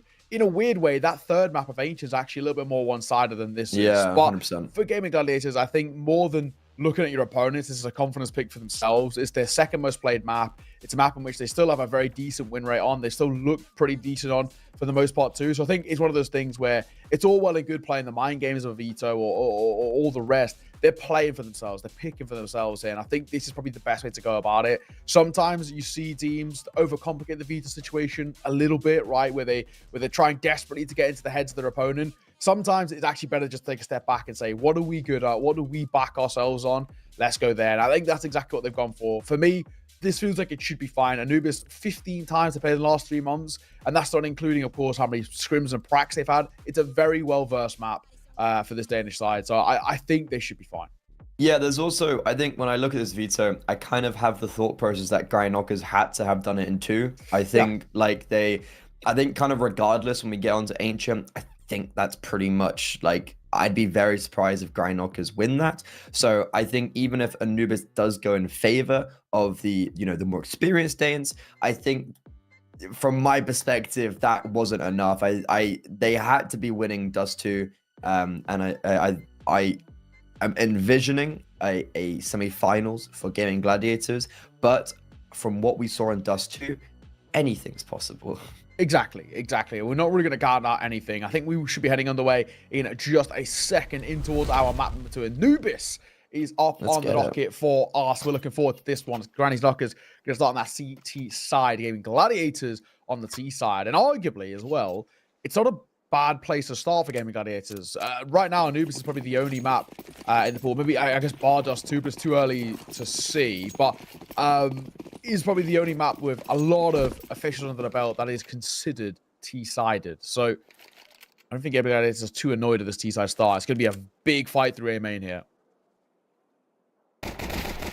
Yeah, massive start, and it's the CT side that get the advantage. However, a nice trade from Salazar. So, into a 3 versus 3. And the issue for Grind Knockers now is that everyone's very split apart. But that's missed utility from the Gaming Gladiators side. Smoke on camera not effective. Molotov gets extinguished by that smoke. Bomb, though, not going to get planted because look at where it's Salazar that made the entry pathing towards the bomb side, but then it's Nodios who has the bomb. So he's now actually going to get the frag on TMB and move back over towards the B side where we already see Kragan opening up a lot of space. We saw him heavily lurking on the T side of Dust 2, and that once again is going to be a very prevalent theme here as look, he is creating all the space in the world for Nodios. Oh, this is all right. Nodios gonna get that bomb down. Nice, safe and open plant as well. Exactly one. Kragan gets them baited in. Should be able to isolate a couple. The further away the fights are, though, the less likely they are for him. Oh, he's not hitting those shots. Yeah, question mark exactly how we're feeling as he will fall. I don't blame him, honestly. Pretty poor stuff. Uncharacteristic as well from Kragan, who just cannot hit his shots. Sorry, that is fantastic from Kragan. Like... if he'd won that clutch after that spray, that would have been hilarious. But he doesn't. So I guess this is the situation we ended up ourselves in, where Granny Knockers, that is a nice 2 versus 3 pistol round. And for someone like Salazar, who was left on the A side, he had to stay alive for a lot longer than he did. And just the 2 versus 2 played quite poorly, where they didn't really play it together. The Gaming Gladiators side. Bomb goes down, though, and it means we're going to have a force buy back in. Down, nade will come through from Nico. Don't really do much, though. That Mach 10 actually becomes quite scary running through. And it'll only get 1. Arguably not good enough for Nico. The force buy has some decent legs behind it, too, as well. Just trying to have a numbers game. They're wrapping it towards the site. Big swing, big fire at the back of the flash, but Borup will double down. He's the only one towards the site, but he is going huge, leaving Salazar on a 1v2 low HP. Oh, okay. Spam for a smoke. Great round from Borup. That is more like it from the anchor. He was really struggling on the CT side of Dust 2. So seeing him already kind of rise up into Anubis, it's very impressive. That's a very nice hold from him. And Gaming Gladiators, it's a force buy that just doesn't really produce anything. Yeah, it's tough. They get a couple of kills, but yeah, that is basically it. 2-0 stop. These knockers. We'll see. I mean, for the Gaming Gladiator side, no real ability to buy here. If they can get a bomb plan, that'd be nice, but we're not expecting really all too many heroics over this round. So it's going to be a similar start to this map as it was towards the one prior. I mean, there's Granny Knockers who got out the gates nice and early, but then it was on the gun rounds where it all sort of fell apart. Wow. That is, it's obviously a lower buy, but it's just the way that Granny Knockers are dealing with this. It's very assertive. As I say that, Nodios destroys Analele. But I guess we played the 2 conversations at the beginning. You were, talking about the confidence that Granny Knockers have produced after the end of Just 2. And then I was saying maybe it's actually negative that they did so much and then couldn't win the map out. I think we seemingly are going in favor of what you were saying, where we do have that confidence from Granny Knockers. That pistol round, I think, was a real tone setter for whoever won it was probably going to end up winning a few of those early rounds. And, I think we're going to be anticipating like a 5-0, 6-0, or kind of within that realm for Granny Knockers. And I think it was just whoever won that pistol round was going to be fine in that early scoreline. Yeah, no, exactly that. So, 3-0 start, but of course, back into the buy for Gaming Gladiators and hoping that they can, now on the full buys, really showcase what they've got. The kind of half-buy Galil round didn't really work all too specially for them. 5 AKs might change the story. Christy does have an AWP. Have all the benefits at range here. Big Molly. Through main, or anybody tried to swing. The Granny's Knockers side. Christy should get the bulk of the control here, but he's going to be forced off. And LA taking a big chunk of damage to the nade isn't too bad either. Ooh, Borup finishes off Queenix with the grenade, and wow, Granny Knockers just annihilation in middle. And it all stems from Borup's nade over on A, and then it's just Nico and Christu fighting. There was nothing special about that from Granny Knockers. They literally do just fight middle, and they win it out. A flawless round coming out. TMB, he puts the nail in the coffin, and Granny Knockers, they go 4-0 super well. Hate to see it. hate to see it for Gaming Gladiators. They just get, yeah, like you said, massacred. There really wasn't even a conversation there. Very, very easy kills coming through to start it off. And the first gun round, maybe a little tentative it felt, out from the T side, and they just get completely deleted. So, a 4-0 start, much better. Granny's Knockers, confidence looking good for them. We said this was a possibility. We said that tail end, the 7 rounds in a row, I think it was, couldn't give a lot of confidence towards Granny's Knockers, and it seems to be the case. Nico found the first, and somehow still alive, and the Deagle will get one more.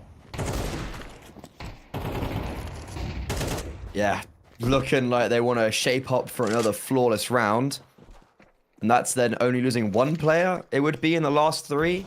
So, really just powerful start by them. Okay, Borup is going to fall, but it doesn't matter, right? Like, yeah, you're more than happy to just lose 1 player there. Especially, I think Borup, his anchoring overall has been superb. And that's really powerful to see as well for someone like him, who did struggle a little bit on Dust 2 at pretty much the whole of the first half. It looks like no one's really missing a beat as of now for Grey Knockers. They get 5 in a row. They're on fire. Gaming Gladiators, when are we going to see a rebuttal? This is the big question, isn't it? So far, not so good. Second crack at the full buy. AK is back in place. Once again, mid seems to be the priority. This time a little bit better of a start for Christu. He will be dropped with an aid. Early damage dealt, and an aid sees him off. So that's the opening kill. So already done better than last time out. Yeah, this is probably the best position we've seen Gaming Gladiators for the whole game so far. Like, we haven't seen them in a position where they actually have something to work with. Christu, he was part of the first gun round victory with that AWP. However, Nico, we saw him AWPing on Dust 2. He pulls out the big green, picks off Christu's body, and, well, Grind Knockers, they lose the opener, but they instantly respond with 2 for themselves. Yeah, not bad. Numbers back in their favor. Gladiators really looking quite uncomfortable right now. Queenix with their ideas. Nice find. Odios is back over towards main, and Nico, the AWP, will catch him. He's low, but using the AWP well. Smoke will come down. 45 seconds. This is tough. Queenix making a move towards A, and you're going to realize that nobody's here.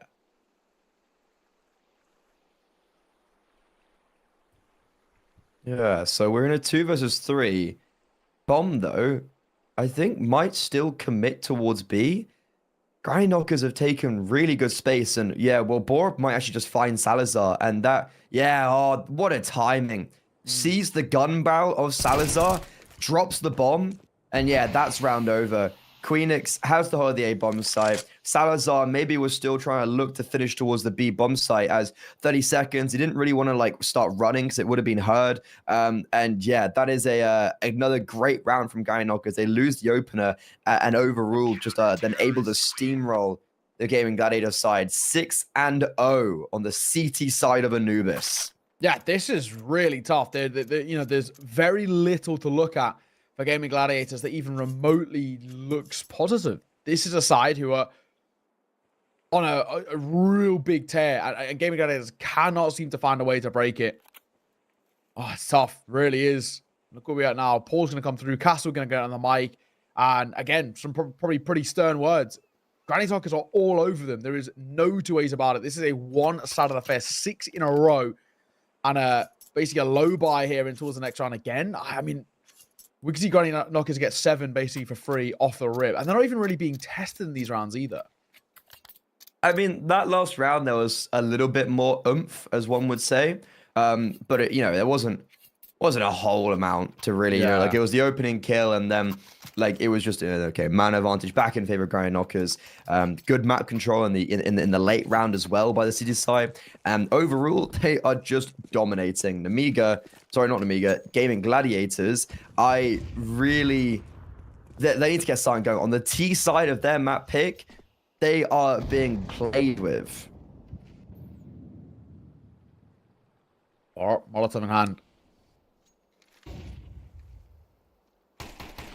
You're looking above the boost, but not a lot being offered up. We'll respond with a bit of spam, but smoke fades. At range, you shouldn't really have any issues here.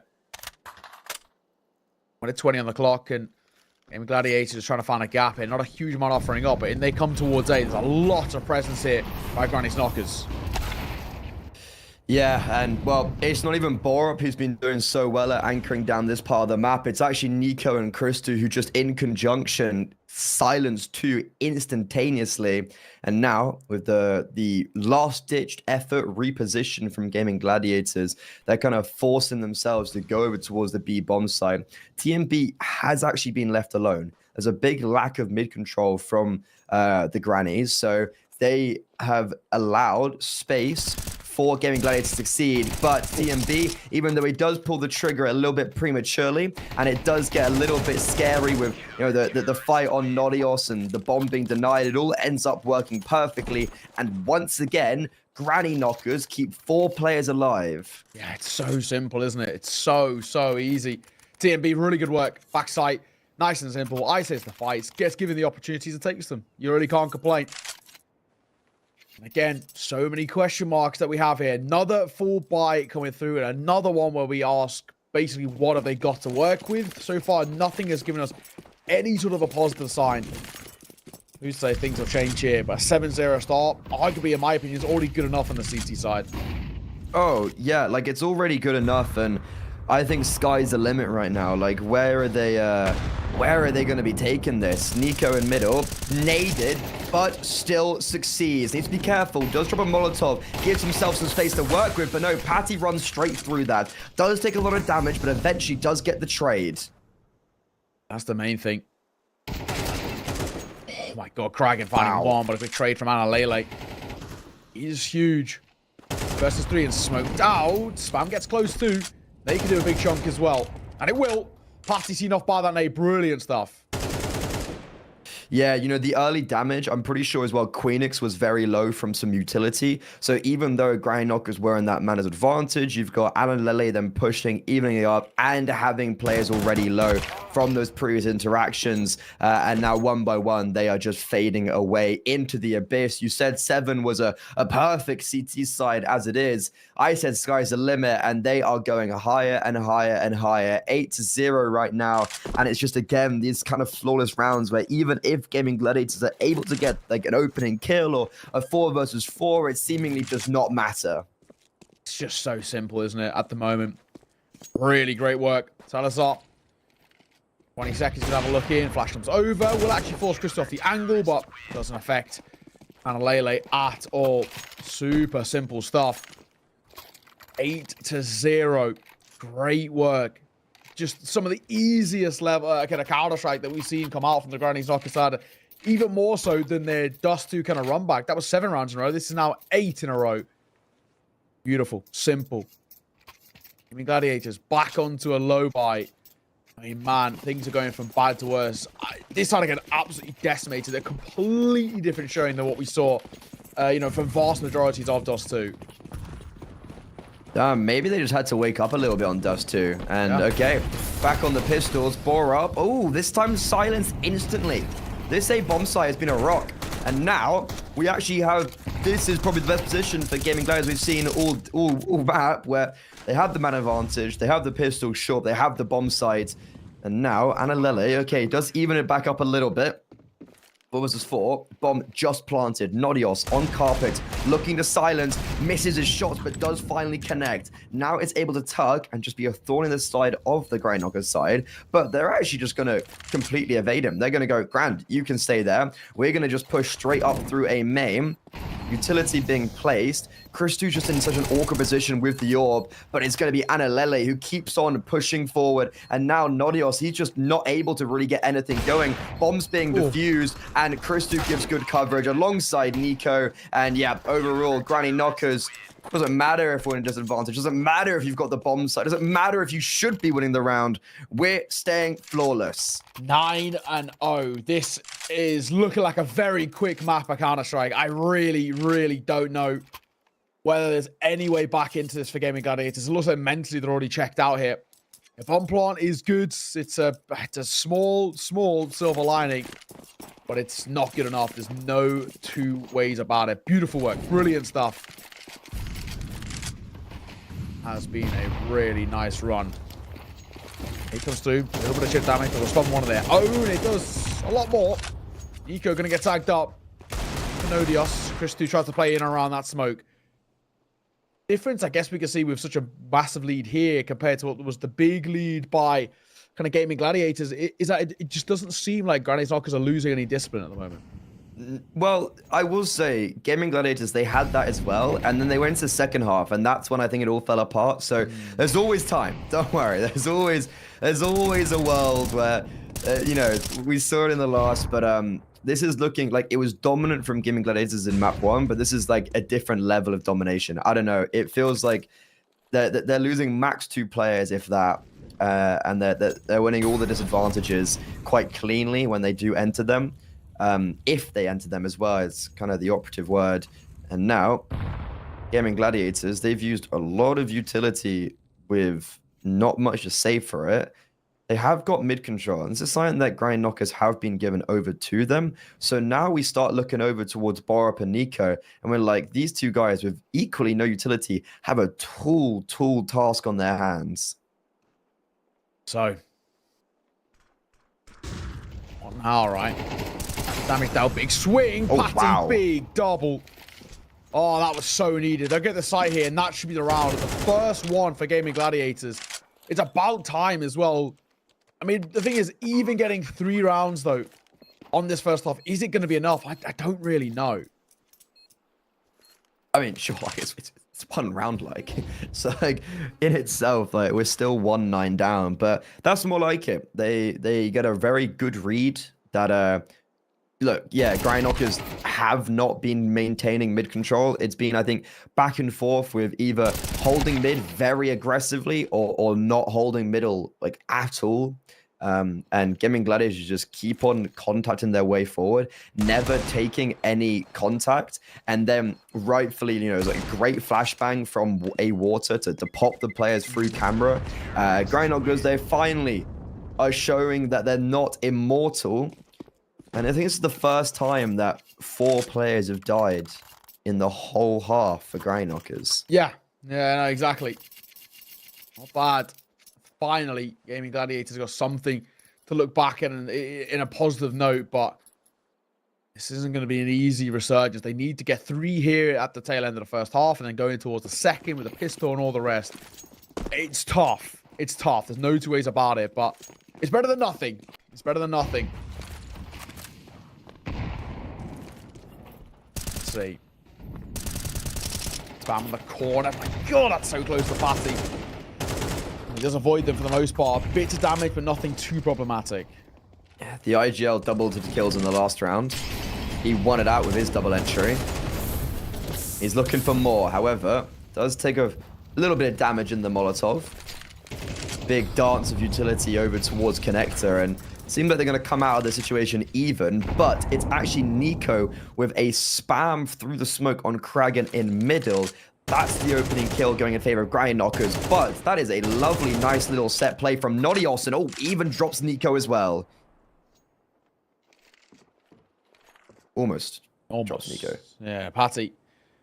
Now as he's given them the man advantage, making a creep move up here towards B. Just playing contact for now. There's a lot of youth over the T-side to work with as well, which is the important thing. And in comes Samavir. Patty can afford to hand the AWP. Christu, oh, gets 2. That's beautiful. And Nico's going to find one of his own. Absolutely should have been traded there. How Christu says alive, I do not know. But that 180 is sublime. And that's Granny's Knockers finding 10. This is an insane run. I thought Nodios had done kind of enough there, where he's able to put it back in the 4v4. He almost kills Nico. I think Patty as well gets a kill in a player aggressing the bomb site. And then even though they have maybe a pretty good read of crunching towards the B bomb site, you have the ability for Christu to completely block off Connector and then also kind of help Nico in fighting B main. Both of them get 2 kills apiece. It's a perfect 3 versus 4 from Grind Knockers. They're looking for an 11-1 half, and I mean, I think we're going to Ancient, Mr. Neo. Yeah, I think you're right, man. Patty gets caught already. Bar cracking along onto back, and then Borup, just to get a little bit of hope, he rips it away.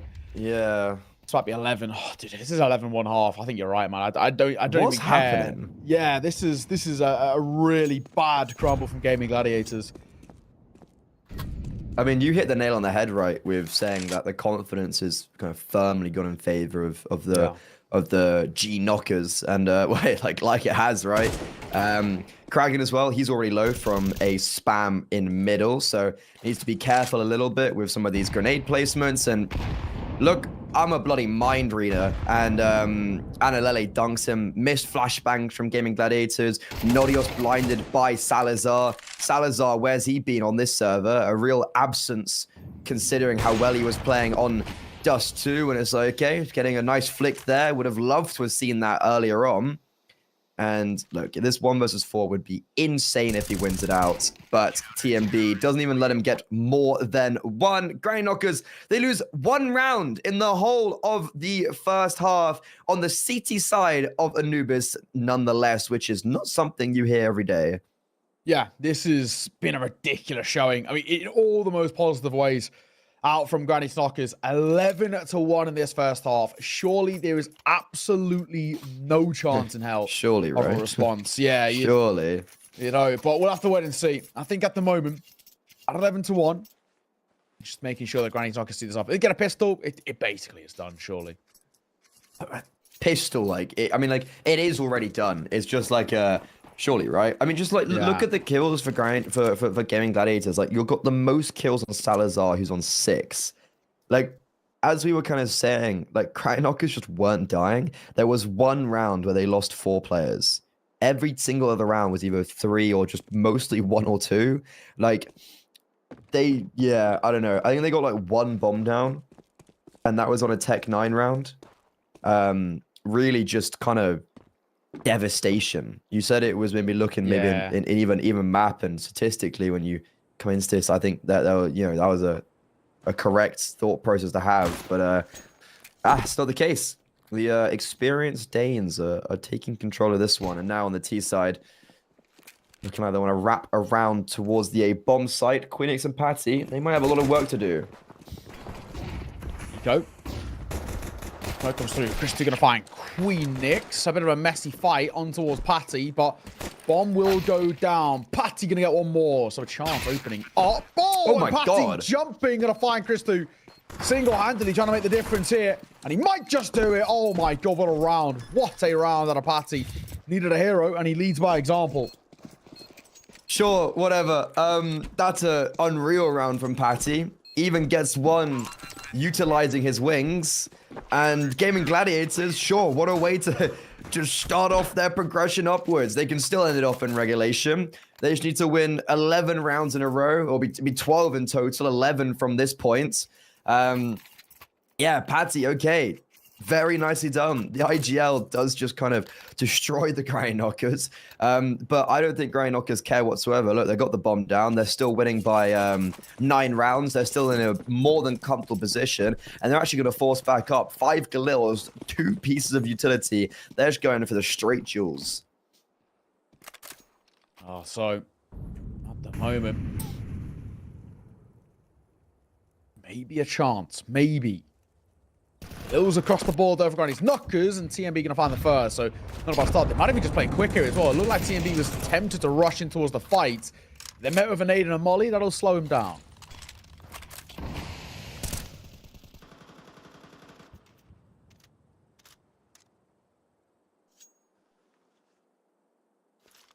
Needed aggression from Salazar and Nodios. Could be met by Analele and Nico. Analele's been having a pretty sharp game, but that's a round where he falls. However, Nico utilizes the low HP on Salazar and just holds the spray with the Galil. Okay, that's round over. The B bomb site completely open for the taking. They have more utility now than when they started the round off. And they also have A1Ss that can be picked up. You have Patty and Queenix just completely isolated towards that A bomb site. Borup holding for them if they end up trying to aggressively save towards T spawn, and Granny Knockers. Now they hit map point, looking to send us to Ancient in a very dominant fashion. Yeah, Fashion? Fashion. Basher. Basher. Joined with what? Entropic, isn't it? Yeah, Oh, new God, team. yeah, that team, Entropic, that Regali, Marix, Stinks. Izian, and I can't remember who the other one was off the top of my head. It's a very random team, as you said. That's been kind of the theme for Entropic. Like, if you look at their teams, they had like the most insane European teams for the last like year. and they've literally done nothing. Yeah, it's a shame. I think they're, trying to reclaim the heights that they once had. I mean, that old team, Nickelback, The old Crowd, CIS squad, Alien. yeah. They were truly top notch. They basically just unfortunately couldn't crack it in tier 1. Patty, little fight at the end. He will survive, which is basically all that matters. But I think this is the beginning of the end. 12-2, 10 rounds to close it. Now, we saw a pretty miraculous resurgence from the Granny's Knockers to make that first map close. I don't think this is going to be the case here. We said Anubis on paper was pretty even, but it's felt anything but even in the server. Yeah, this would be insane. But especially considering the fact that Gaming Gladiators will be starting this crusade with an A1S and then pistols. No head armor as well, so the A1S and the Galils have the one-shot potential. And that's actually the A1S just dead. Wow, okay. TMB flashed into Canals and Borop. Well, he's feeling that confidence. He's got a 2 KD right now. And now it's just the pistols seeing what they can make work. Gaming Gladiators, they have been just annihilated here on Anubis. Nico utilizing the non-head armor, spots out 3 of the 4 players that were alive, and that is the round over. The B-bomb site open for the taking. Salazar and Queenix. There's no chance they win this. No, not at all. Obviously going to give it a go, but they're very slow on the rotates here. Salazar, just a 5-7, and then 4 for Queenix to try and close. Christy going to take first contact. Posted, spotted. Doesn't actually need to overfight here as well, which is the best part about this. Flash comes around the corner, trying to keep them at bay. Christu tapping heads. Last man, just Salazar on a 5-7. He's already been tagged and he will be dropped. So easy, so simple. In one of those dominant maps of Counter-Strike we've seen all tournament long. 13-2 for Granny's Knockers is absolutely ridiculous. And we're sat here perplexed, questioning what the hell happened to Gaming Gladiators. Yeah, I mean, Patty, the most kills on the server for his squad with 9. And 4 of them came from the second pistol round. So, yep, yeah, just there's honestly not much to say. Like, they just kind of got rolls. Like, that could have been a 13-0. 13-2 is still more than fine. And considering what we saw in Dust 2, it's honestly shocking that, like, Gaming Gladiators were looking like an unmovable force and then threw it away, but still went out map 1 and then came on to map 2. And yeah, you rightfully highlighted in the pre-show as like, look, they're going to have that confidence, and that confidence was surging. Yeah, from the get-go, out the gate, only 1 team in it. It was actually a ridiculous showing. I think a lot of credit has to be given towards Granny's Knockers. They pulled 0 punches coming in towards that. Chris had a little bit of a run at the tail end, but was generally probably the quieter member in the server. I think Nico had a really good game. His CT size through mid, super solid, always stepping up for at least a kill, if not more. I mean, all in all, very, very impressed with what I've seen out of Granny's Knockers. And the question now is, can they continue it? Because map number 3 is a different story. But before we get into all the details about map number 3, we'll break it down after the break when we are back, before we head in towards Ancient. Ladies and gentlemen, sit tight, get yourself a drink or something, and we'll see you all in just a moment.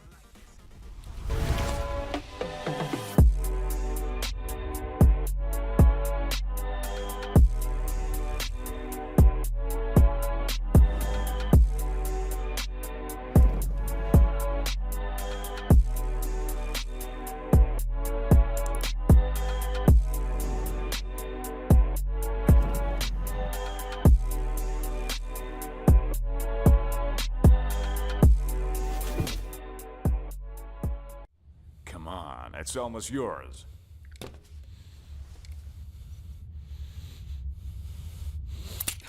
When are you gonna get another chance like this? Go ahead. Go ahead. Why are you slowing down? You almost got him. Come on. Whoa. What's going on here? So, this is what you decided to do to me, to all of us, for pixels?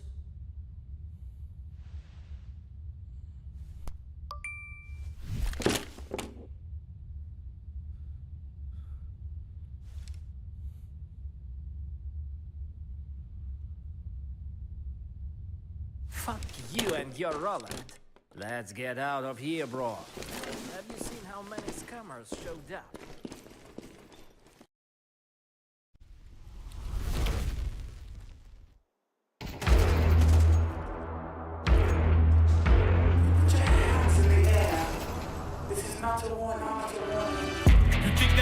ain't in place. Y'all really testing my patience.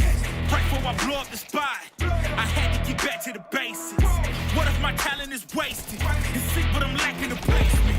Thought since I rap in the basement, but my come up is legend, is greatness. I don't care now, it's pedal to the metal. I can never quit now, I will never settle. Puppet to the game, I'm pulling strings like Geppetto. We in the same game, but I'm on a different level. I passed it. Gotta keep grinding till I'm laid up in the casket. No fake round, but you feeling too plastic. Yeah, y'all feeling too plastic. They say my style crazy, but then it's straight jacket. Wow. Why you still testing my patience? Trying to turn me into something I ain't trying to be. All the hate is in heavy rotation. You gon' lose yourself, quit testing me.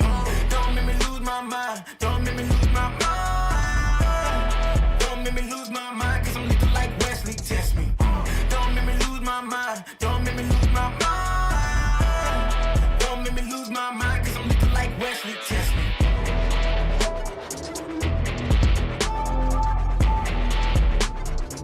Cause I'm looking like Wesley, test me.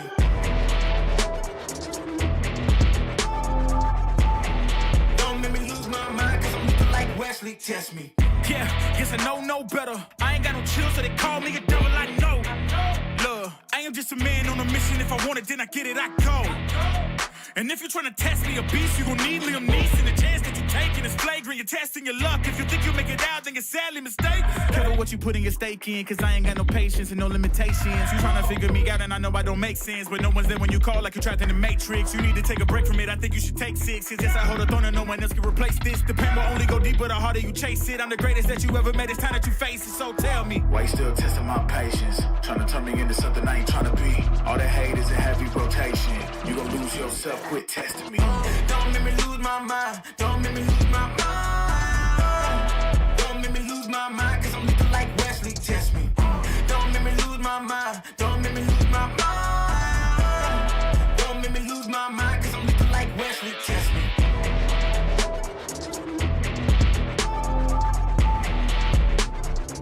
Cause I'm looking like Wesley, test me.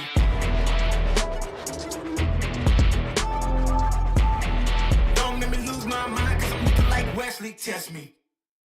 Kiss like that. Kiss like that.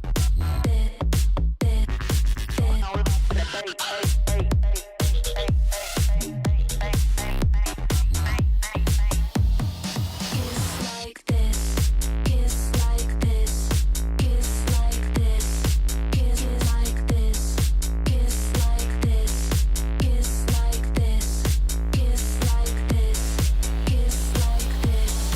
Kiss like this.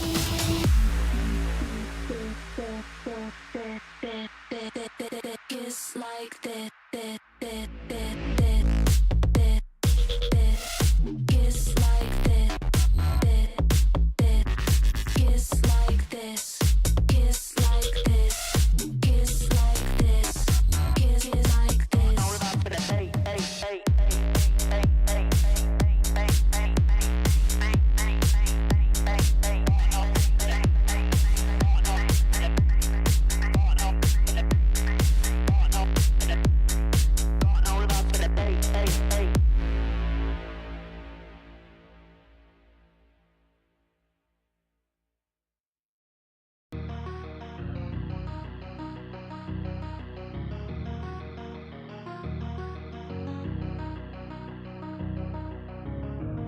We can come back, though the time is gone. I'm running to escape from your left. Don't lie, cause I know your heart. Don't try looking for someone to forget. Cause I gave you my whole life, and instead you gave me nothing. And you left me here lonely. Hey, I was lost on my own way. I will never be the same girl. But someone told me never love.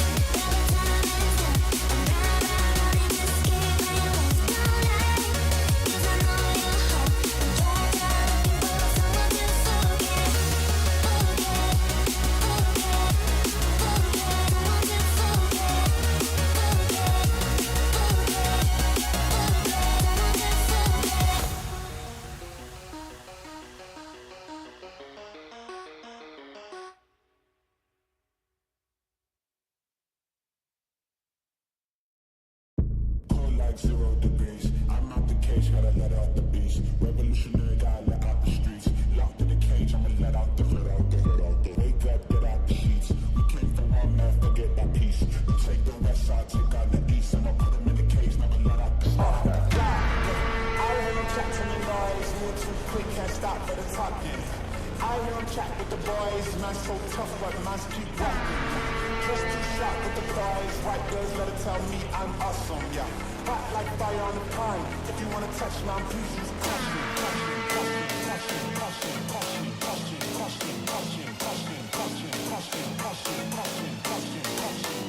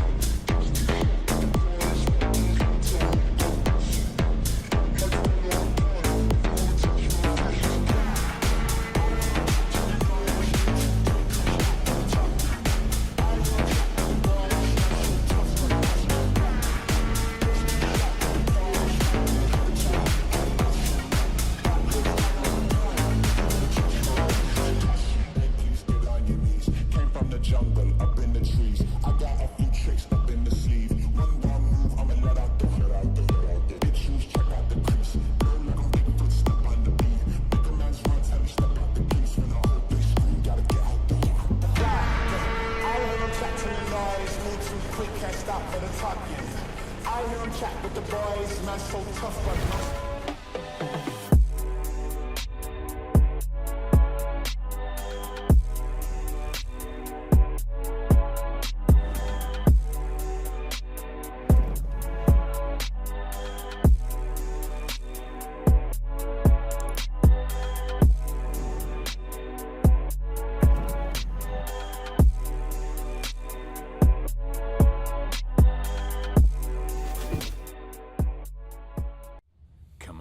It's almost yours.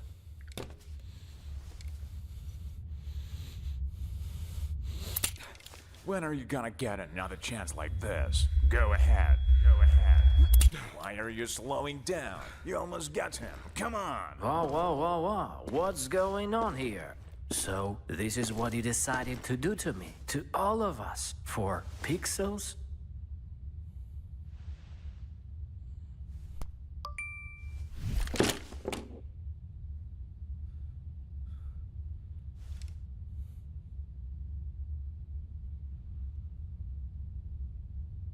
Fuck you and your Roland. Let's get out of here, bro. Have you seen how many scammers showed up?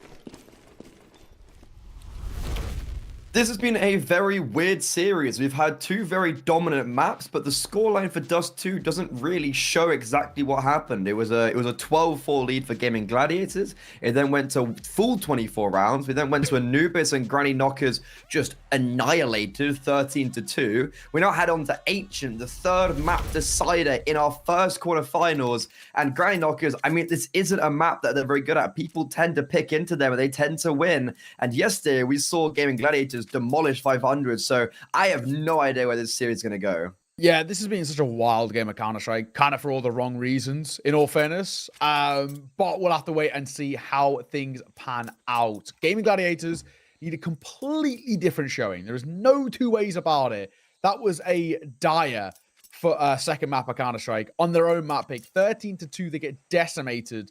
And yeah, definitely a lot of question marks left unanswered by us heading in towards this one. Let's take a look and see. We're going to basically refresh, right? We're going to say, forget the past. And I'm sure that's probably what Gaming Gladiators are hoping to do.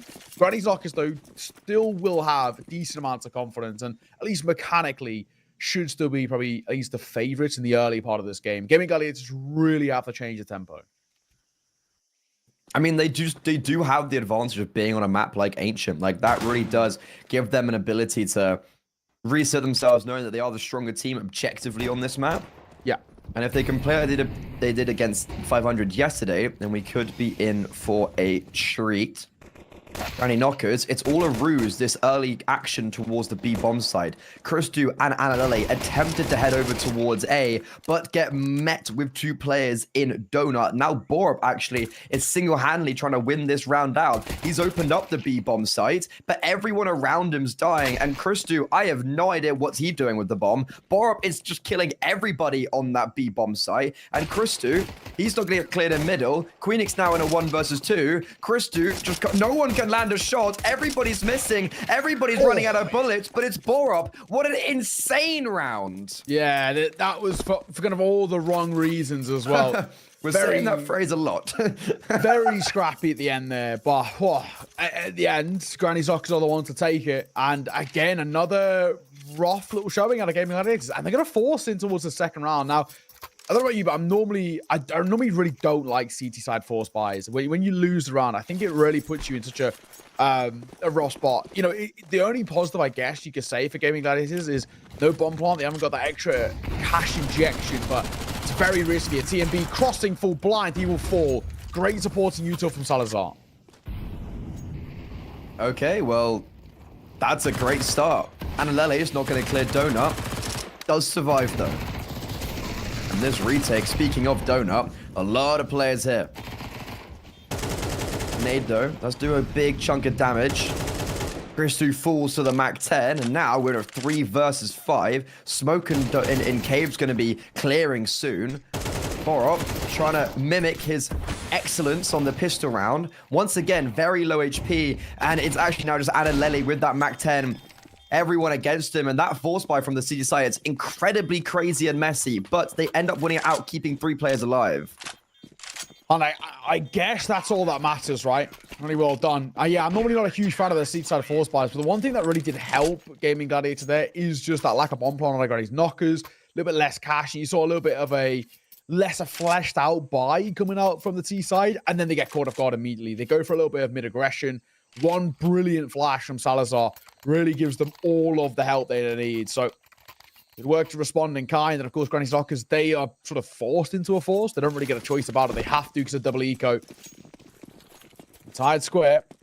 Double AK Galil and then 2 upgraded pistols. Isn't the easiest buy, considering as well on the other side, there's an AK but also an AWP for Salazar. Ooh. Big damage from not only the Molotov, but Patty spamming through in Cave. We saw him getting, like, changing his tempo with how he played, his Cave position yesterday against 500. And aggressive, playing passive, and he was really just kind of destroying 500. So in that round, he gets the good damage. He kind of falls back. And now Granny Knockers have control of middle. They don't realize that they do. They've got good control towards Jaguar and just in general towards lane.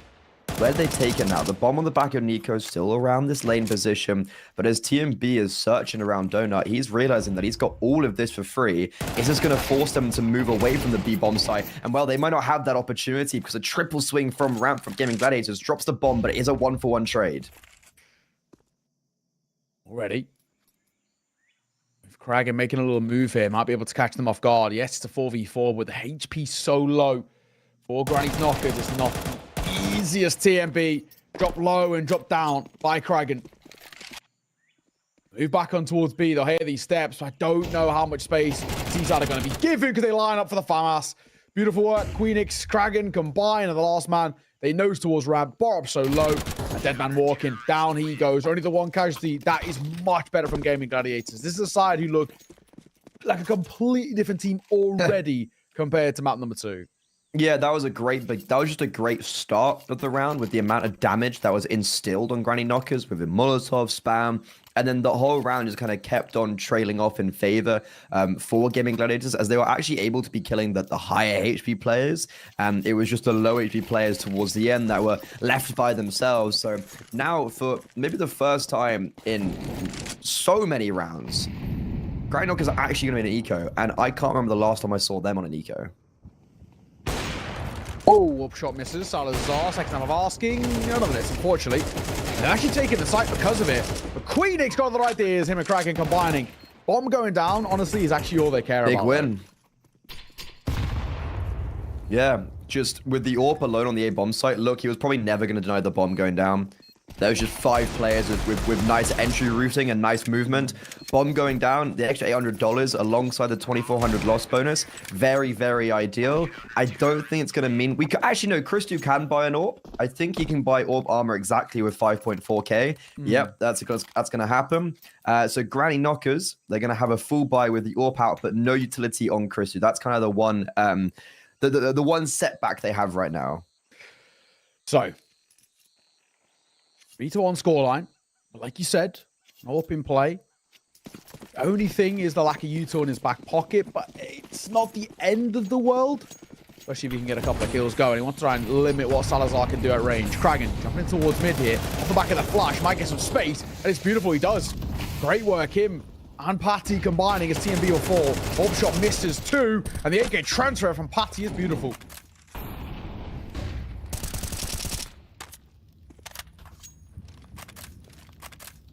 This is a fantastic start for Gaming Gladiators.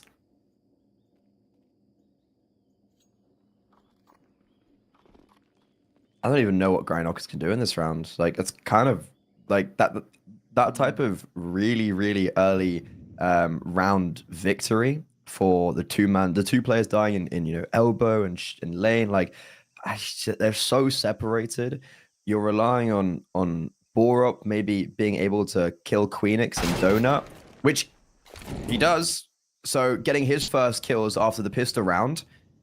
Salazar, though, not biting on that bait, still waiting for someone to come up ramp, and Christu might just walk into his crosshair. But Borup, good space in CT. Unfortunately, though, Kragan already making his move towards the A-bomb site, catches him off guard. Eventually, Christu makes a move, attempted up ramp. Salazar takes advantage of that. And now Analele left in a 1 versus 4 with the bomb in his back and just no clue what to do. No chance of the plant. Denied. Patty waiting for his moment, and he'll deliver. Patty, really good round from him, though. Really solid. Transfer was lovely. First, of course, in towards elbow. Very solid stuff. And all in all, very easy round of Counter-Strike on the Gaming Gladiators side. 3-round lead. No bomb plant as well. Means no buy. Granny's knockers. I don't think great is a spot. But interestingly enough, this would be kind of the perfect time to call for a little pause. Have a little conversation. Opted against it. I'm going to continue just rocking and rolling straight back into it with this low buy. Gaming Gladiators, you know, they should relatively comfortably get a 5th here. The only thing they have to worry about is that 1 AK on the back of Borup.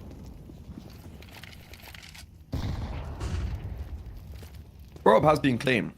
You know, like, every time he's got a kill, it's been very, very tasty. However, though, that hero AK has been spotted out. Has for now been blocked by the smoke. Oh, okay. Nico just hits 3 bullets in a row on a wallbang on Nodios. That's one way to get an opener. Now with Nodios falling, that will at least change things a little bit. They get a bit of space to work with, but Salazar's AWP. Good work from him. Nice find. I'm just going to drop a bit away. Interesting enough, it looks like a bit of an over-rotation. TMB at range, that's bomb spotted. Does he even realize that Christu's close left? I don't know whether Kragan does, and it's a tough one to clear because he leaves himself exposed in doing so. Salazar will trade, thankfully, but even Christu getting a kill there is unexpected. That's also the information that Salazar's rotated off the B-bomb site. However, Patty is still here. The B anchor, or the cave player rather, great Molotov as well to deny the bomb going down, and now it's actually just Borup in a 1 versus 3. They don't quite know where he is, but I think they have a pretty good idea, and yeah, Patty silences him. That is a massive kill from Salazar to get over on TMB, on sorry, yeah, it was on Christu in middle, because like, look, there's a world where the AWP misses 1 shot and then he's dead to the P250, and then you're in a 2 versus 4, I think it would have been, with, you know, Christu with the AWP in Red Room, and you've got 2 split defenders, but unfortunately for Grindhockers, that's not the case. And Gaming Gladiators, it's 5 rounds in a row after losing the pistol, looking to mimic what they did to 500 yesterday on this very map. Yeah, at the moment, this is Gaming Gladiators back in a lot of form. Run boost for Patty. You get the advanced angle. Nobody playing up towards Shelf at the moment. And a Molotov as well could be huge. As the flash comes round, he's going to continue fighting. Those ones close left, but Borup reacts for 1. Nodios for the trade, though. Not enough. Numbers better for Gaming Gladiators. Yeah, the fight towards lane once again coming in favor for the Gladiators. Battling in their Colosseum of Ancient. They continuously are succeeding.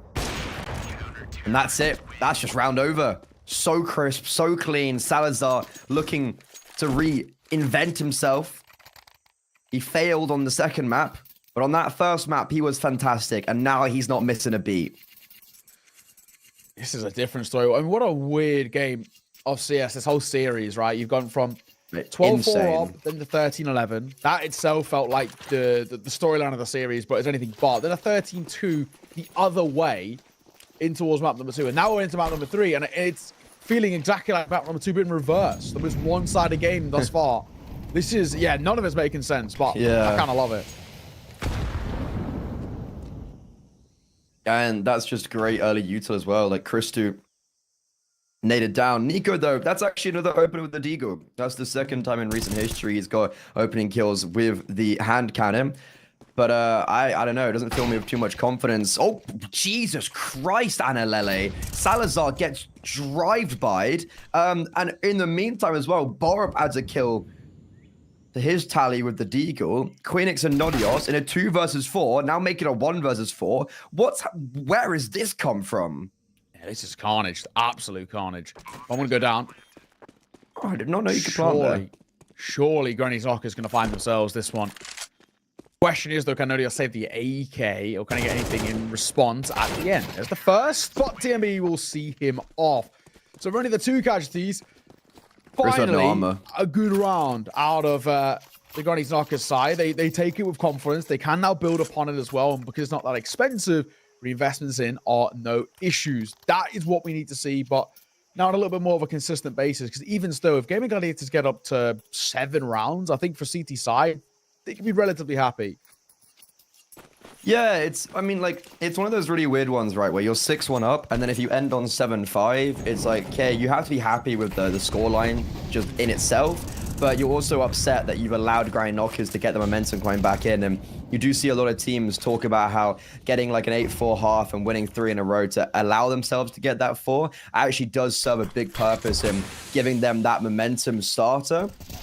However, aggression towards middle. Kragan, could have caught off Christu there, but is isolating himself after Queenix dies, and that's a lovely double opener from Borup. He actually has been quite fantastic this map. He's been a big part for Grind Knockers, and this time, even though Salazar does silence Borup, it's TMB.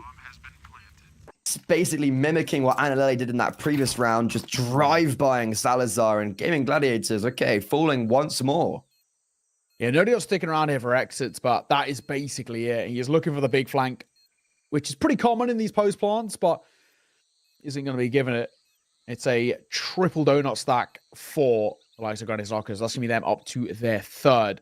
Patty, he had the right idea, but he just doubts himself for half a second, checks elbow, and that cost him his life. Either way, though, it's going to be Granny's Knockers starting to chip away this deficit. Not a bad spot. Not a bad spot to find yourself in. That'll give them something to work with. Bit by bit, Granny's Knockers are making this a conversation, but we still need a lot more. I need to see them probably push up to at least 5 for me to be happy. I mean, there's a very real they get 6-6. I guess the one issue is just how good the money is for the CT side, because they have another buy here. They've lost 2 in a row and they still have money out. There's a world where they save and they have money for the next as well, if they get like an aggressive 3-man save. So there's just a real world where Gaming Gladiators, with the loss bonus building up, they can continuously buy back. But Grind Knockers, they did so well on Dust 2 at denying any ability to save. Let's see if they can win the round here and also deny that save. But that's a fantastic start for Patty. Trades out his teammate and gives his squad the man advantage. Unlike last round, where they instantly lost 2 players in middle. So far, so good. But back into this 3 versus 3, though. A pretty advanced position they've got to work with over towards B. Patty's the only one who can really make the difference if he can slip the net, but he might be sideswiped. He will. Borup, good find, great find, in fact. Just don't overextend and he should be okay. It's an AWP waiting and his shadow spotted. Borop swings out, gets caught by Kragan. 2v2, now anybody's game, but they've seen and heard both of them, so they can just run all the way to A. Man, Borop's having a fantastic game, and he's really been a very core part of success for Granny Knockers. However, will his success go trailing away? And no, it seems like his 2 kills towards that B bomb site is going to do just enough for Granny Knockers to win round 10, unless Kragan has something to say about it, because he seemingly wants to have a try at this round. Hit, a smoke, a flash. I think he's probably actually just seeing if anyone's going to walk into his crosshair, and because they're not, maybe he does just save that AWP. Or a ninja defuse? What's he trying to go for here? Yeah, I don't really know. Oh my god, he's going to give this a go. Going to try and ninja this. Might just get it. Oh my god, he's got it. He's got it. He's got it. He's got it. Oh, TMB running Tech 9 just sees it off. That was so damn close. And TMB goes down to the bomb as well. So, I mean, arguably, it's fine. It's not the worst thing in the world, but good effort by Kragan. Fair play. Yeah, I'm surprised the headshot was hit because TMB was running from behind him. If Kragan had actually ended up diffusing, looking towards CT, and if he'd actually thrown the flashbang, you know, on towards default behind him, not the other way, it could have actually blinded TMB. But sure, look, it was a good crack at it, and that was the man advantage for Gaming Gladiators really going awry just because Borup walked up on B and killed 2 players. So, this game opening up once again, right? And really still feels like it could be absolutely anybody's. Get close. Smoke down, though. Queenix falling early. This could be that Granny's Knocker side pushing towards the 5th that I asked for them.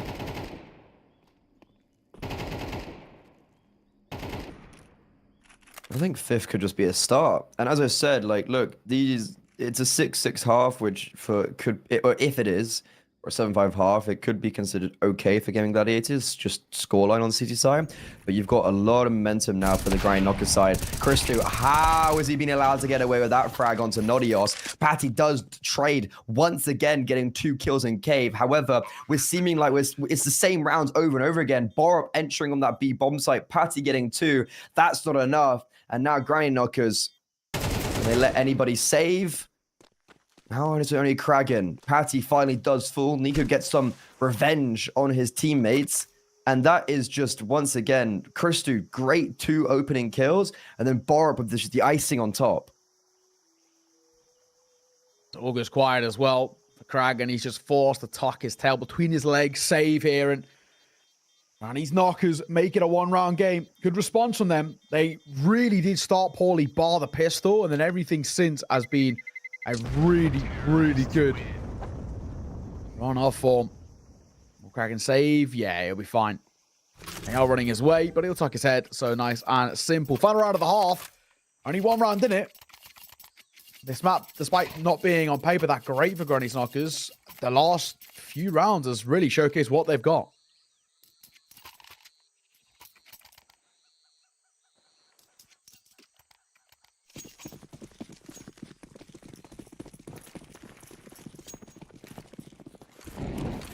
They've somehow scrambled together a fairly alright buy here. It's a change of pace from Granny Knockers. Surging towards that A bomb site. Smoke CT blocks 3 players off. They're going to try come through that, but right into the fire and the flames. Queenix somehow is able to fight through that with a kill on Analele, but his remaining teammates chopped down 1 by 1. Kragan edging the smoke.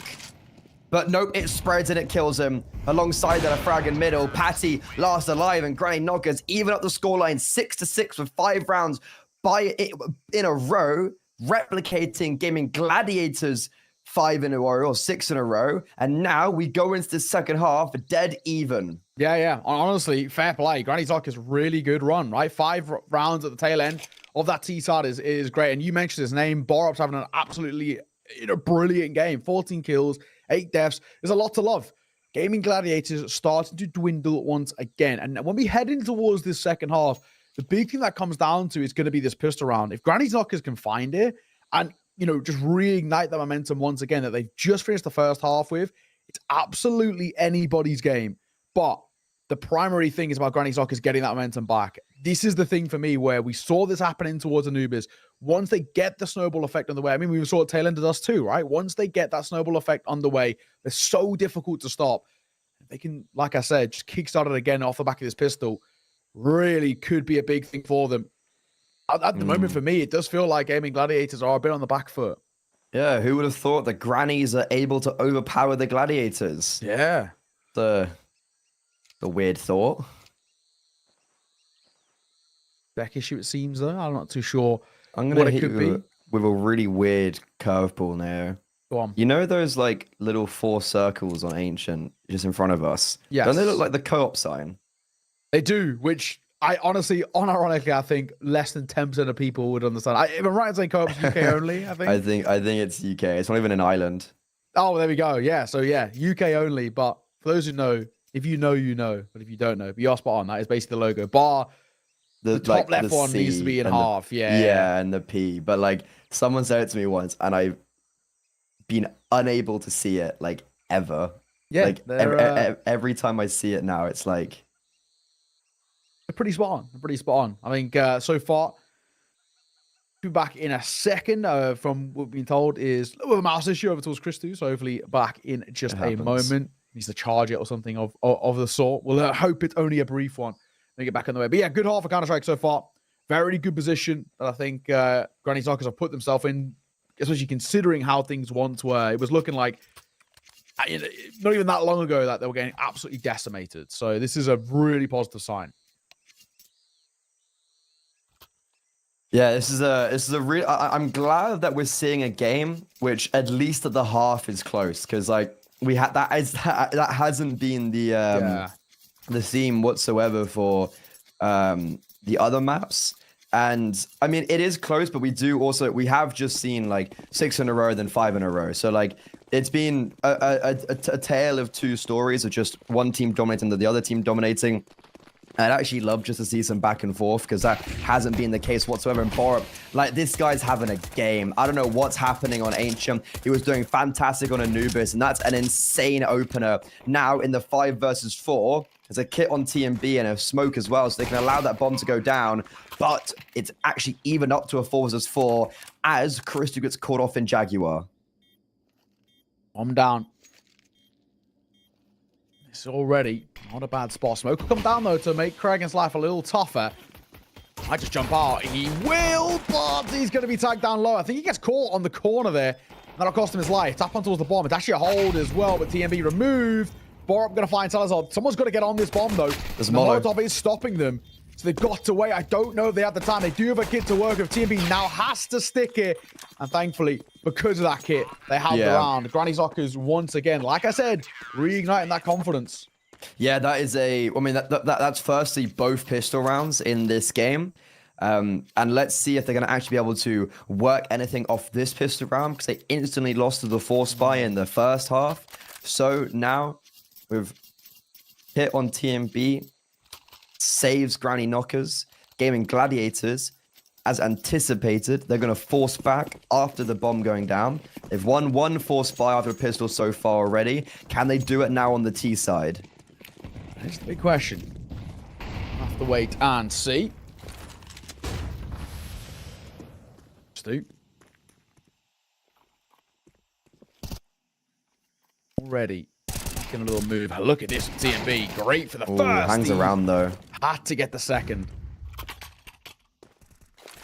Good information though, and it allows, look, like you've got Christu short on 2 HP, but he's taken a lot of control towards lane, and now you could maybe start aggressively rotating kind of around middle towards A.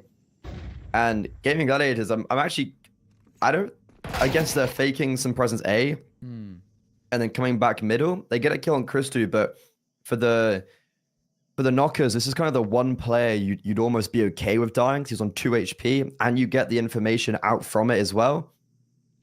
Still, Gaming Gladiators, they've got a lot of time on the clocks. They're completely freezing. The 3 versus 3 looks a lot more plausible for them.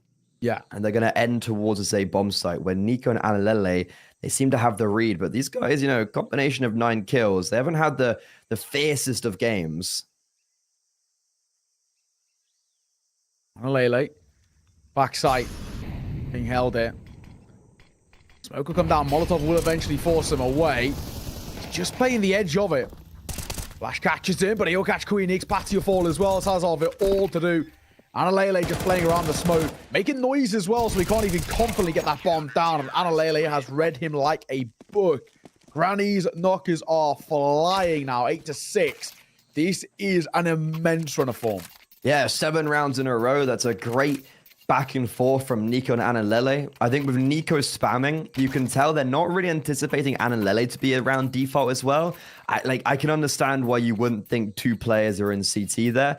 Also, Borup catching Patty off in middle. When I was looking over it towards lane, I was like, if Patty could kill Borup, then it could allow for Gaming Gladiators to come back towards B. But instead, it goes in the inverse, and Borup just keeps on getting more and more kills. 18-9. He's not the player you look at Granny Knockers and think he's going to be dominating, but he really is playing some solid Counter-Strike, and he's just hit 20 frags. Sure, it's against the eco, but this is a really big time for him to be coming into this game. Yeah, spot on. Okay. Last man.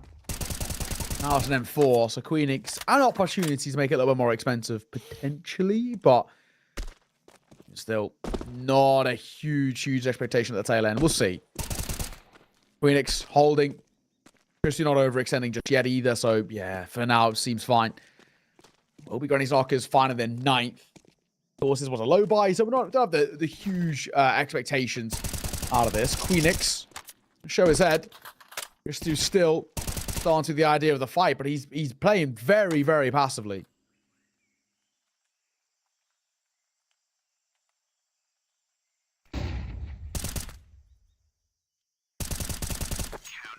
Easy as can be. That's 8 in a row now, right, for Granny Knockers? Yeah. Wow, this, like, have we seen ever, like, a trade for a rounds back and forth, like, this whole game? I don't think so. It's always been all about these kind of runs Massive, of form. yeah. So far, so good for Granny's Knockers. This run of form is immaculate. Yeah. Up to what, 8 in a row. I mean, really decent stuff. Buy back in for Gaming Gladiators. And it does start to feel like if they don't win this could actually start to be curtains.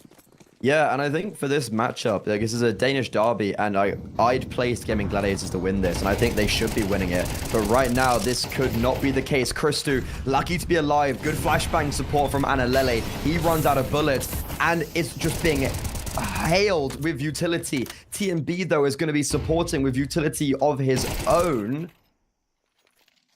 Sorry, no, not TMB. There was someone from the B bomb side that naded. And alongside Borup and Nico now, they're just fighting towards middle. Gaming Gladiators, they get that opener on middle, and then pretty much ever since that opener, it all goes away from them. It's lovely crunch from the Granny Knockers side. They hit double digits and 9 in a row. This is tough. This is tough. I mean, now we are once again going back to what I was saying, right? If you lose that round, Gaming Gladiators, yourself in such a tough spot. You really have. You get 4 rounds in the hole. You don't have a buy here, so realistically, Granny's Knockers should find 11. I mean, it's not a good spot to be in. It's not a good spot. Gaming Gladiators, they've fallen apart. They absolutely have, and they'll know it all too well themselves. And it all started at map number 1. You can kind of see the early signs. Yeah, the signs are there, and like, it's a world that could have been done in overtime in map 1, and you know, it could have been a Granny Knockers 2-0, but yeah, pretty much ever since Dust 2, like at the half when it was 12-4, like kind of that scoreline, it's just been Granny Knockers. Ever since it was 12-4, Gaming Gladiators have won 9 rounds. And that was a long time ago. Oh, it's tough. It has been tough.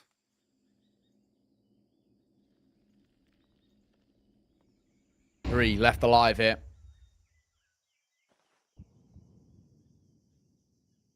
Waiting for a chance, but not over fighting either. Nico just jiggle peeking on the corner, using a slight little gap in the wall to information. Nodios will just sit the net, moving in towards short though, so potentially could catch somebody off guard. The issue is when he catches that player off guard is like, is it going to actually make that big of a difference? He does catch Nico. Borup scrambling. Okay, it is going to make a difference. Nodios doubles down. Does get traded eventually, but the bomb should be planted. Analele completely blinded, but there's that final flashbang that comes in from TMB and CT. Salazar, Molotov misses him. It's given some grace. Bomb can be planted. What an insane 1 versus 3 this would be, but he's been hunted down. Does get it planted. Able to get the gun out. Misses his opportunity on Christu. Does snap onto Analele, but it's actually the pistol, the P2K of Christu, that ends up giving Granny Knockers 10 rounds in a row, 11-6.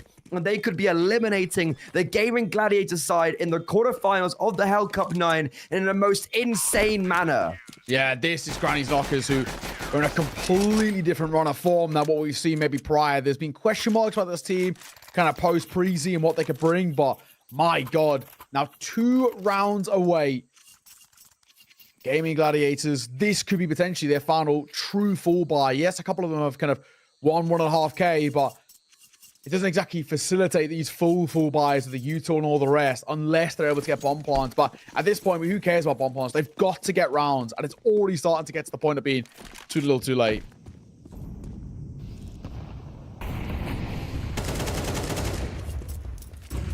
I think this is done.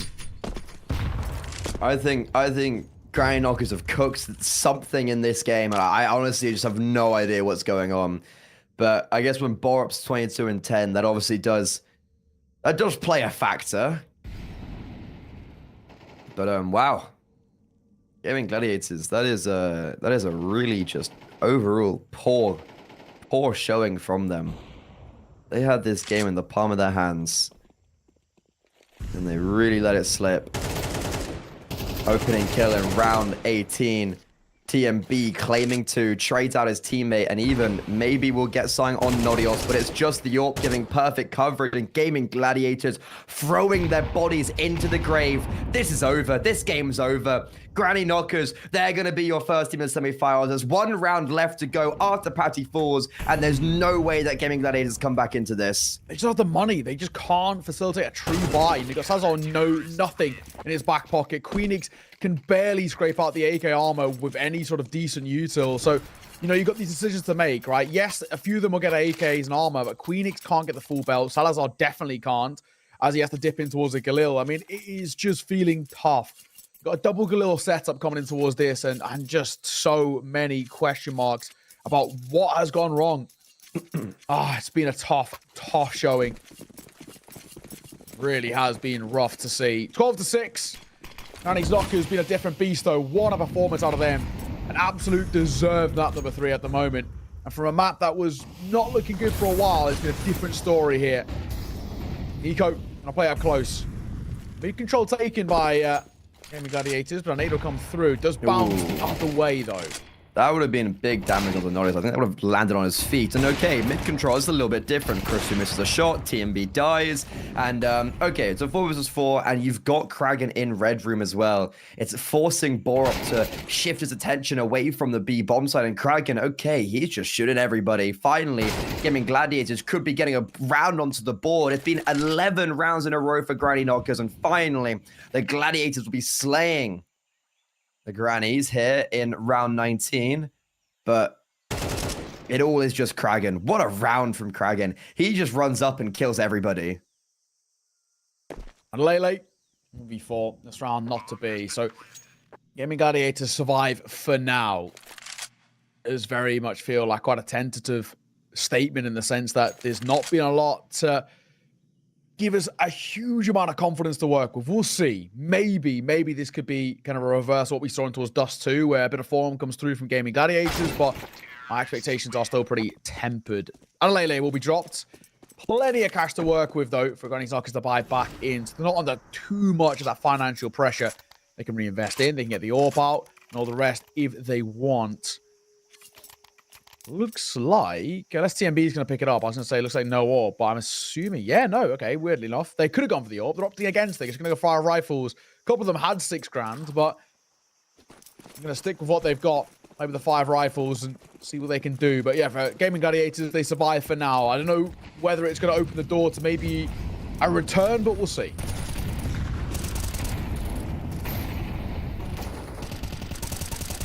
Okay, it's a little bit different though. Christo, even though he's got the A1S, this time he's going to be getting the opener. And oh my god, the ball's on that man. Just running through the Molotov, and maybe this is the issue.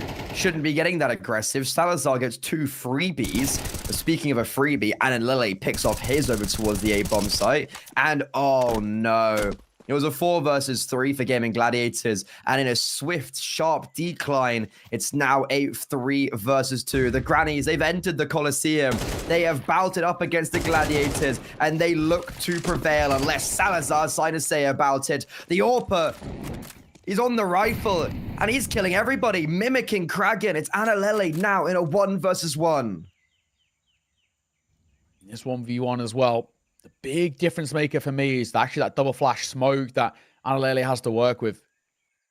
That's a lot of space, but he turns away. Oh, the timing couldn't have been worse. He was so locked in, assuming it was going to be some sort of long push, but it's just not to be. Gaming Gladiators still alive. Bit by bit, we are going to see a pause called by them.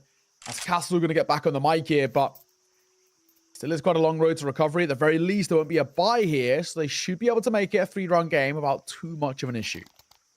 Yeah, it's excellence from Gaming Gladiators, pure class exhibited on the server by individuals in back-to-back rounds. However, when we start to look at something like that, you're kind of like, okay, can we replicate that? Are we going to be having Kragan running up Red Room and killing everyone? Are we going to have Salazar just executing everyone on that B bomb side?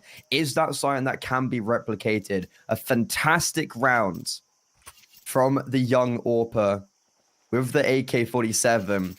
Still though, Granny Knockers lead by 4. This round will be an eco, so it's going to be a bit of grace for the Gladiators. Yeah, they're going to be giving this one basically a bit of a freebie.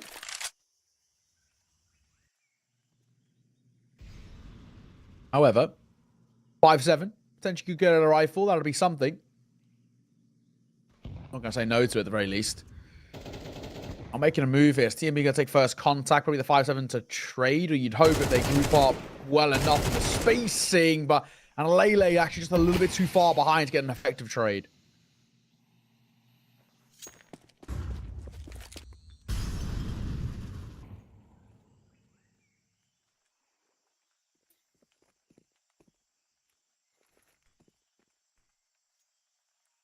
The ecos. 12 to 9 it will be. I don't know if I'm convinced yet. Again, we've just kind of seen back-to-back rounds where it's like, okay, really nice individual plays. And Yeah. I guess this round's another one. Quintus gets a 4K. But yeah, like there's 2 gun rounds left. Look for Grind Knockers.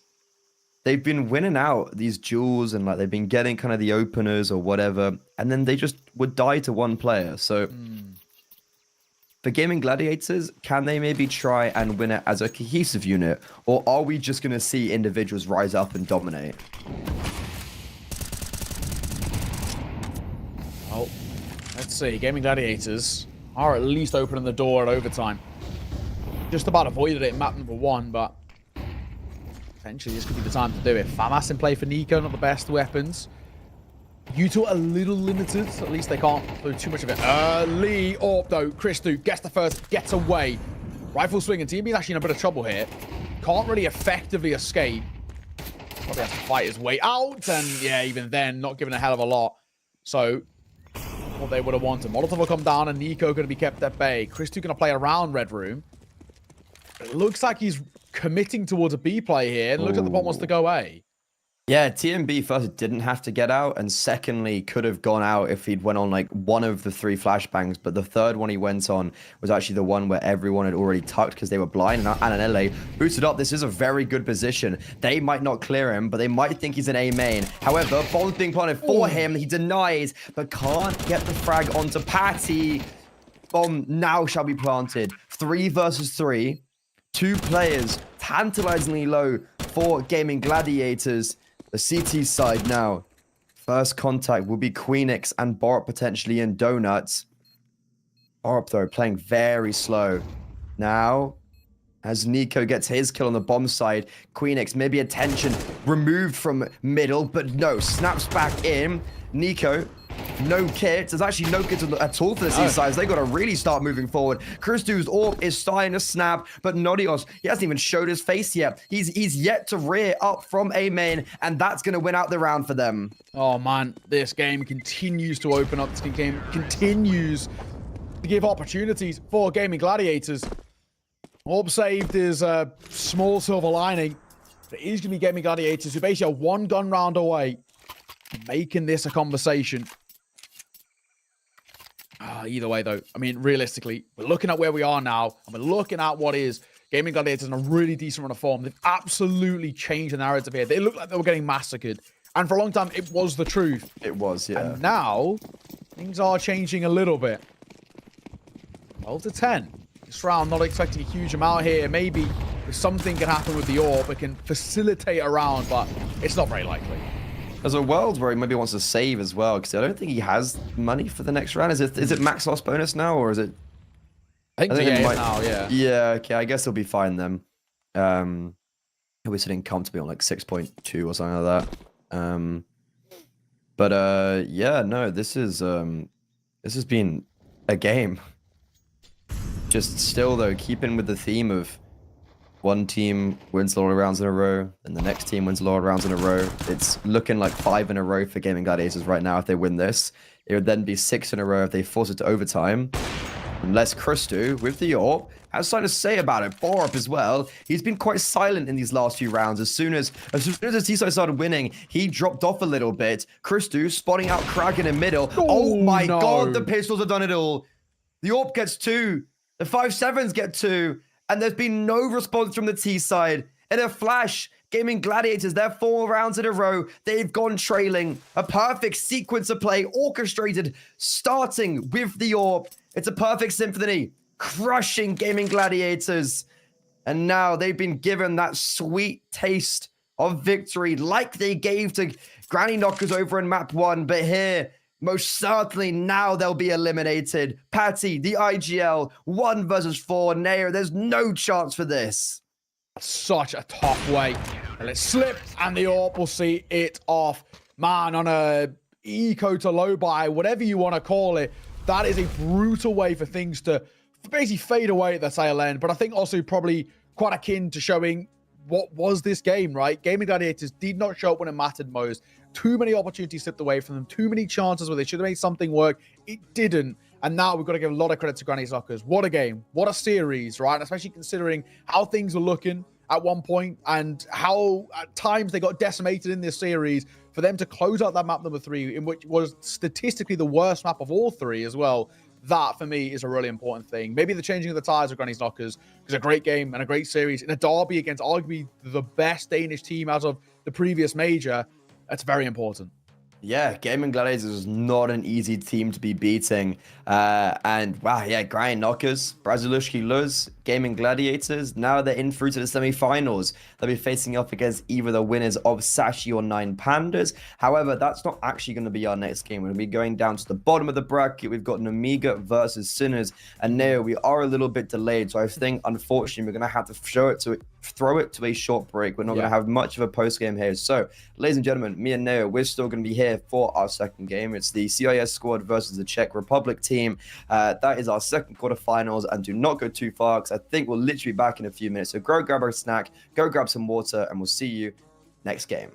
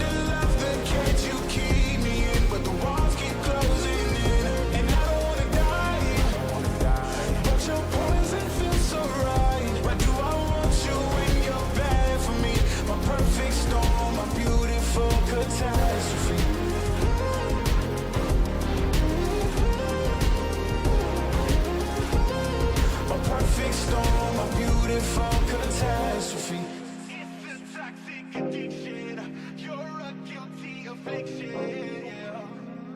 I can't breathe, I need to get some air, but it's a toxic addiction. You're a guilty affliction, yeah. You can't breathe and you just need some air, yeah. Give me all of your lies, cause you're my demon in disguise. I learned to love the cage you keep me in, where the walls keep closing in, and I don't wanna die, but your poison feels so right.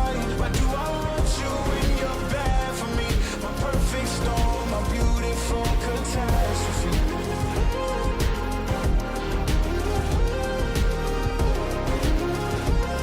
My perfect storm, my beautiful catastrophe.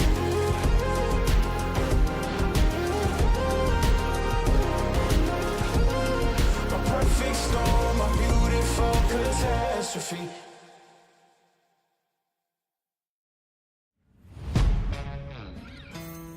Yeah. Let's go. We just gotta go hard.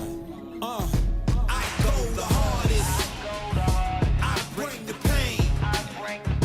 Not what you used to. It's all part of the game. Yeah, I just gotta go hard. I just gotta go hard. Go hard. Go hard. Yeah. Oh yeah, the beast back. Adrenaline pumping through my veins, can't relax. Original, I am not the same as these cats. I sting them if they never ever mind and they beeswax. I don't ever cap, but I'm wearing like 3 hats. Never been a rat, but I know where the cheese at. You'll never get a trophy cause they all here where we at. You better believe that. When it's all said and done, I'll still be here standing. Never took a loss and it ain't something that I'm planning. I dare you to say something, my focus is A1. Every dog has his day, it's been mine since day one. This is real grinding, I'm still climbing. While you still trying, I'm still shining. It's real blinding, and I'm getting hotter too. Talking top 2, I'm not a 2. You let the pressure bother you and I do what I gotta do. Let's go hard. I just gotta go hard. Go hard. Go hard. They ain't coming close to me. Flow is on atomic, I'm starting fires through poetry. The hardest out, staying loyal, no falling out. And if you step into the court, be ready, we balling out. Yeah, the coldest of teens, they know what we bring, don't try us. Ain't no in between, we go for these dreams in silence. Hard work, don't mistake it for magic. We been shooting in the gym, this is target and practice. Yeah. And I'm just getting started, getting feet wet. It's all in repetition, ain't a secret. All facts, all black dress code. Pay me my respect, collecting every debt. Oh, the hardest. I bring the pain. Not what you used to. It's all part of the game. Yeah, I just gotta go hard. I just gotta go hard. Go hard. Go hard. Go hard.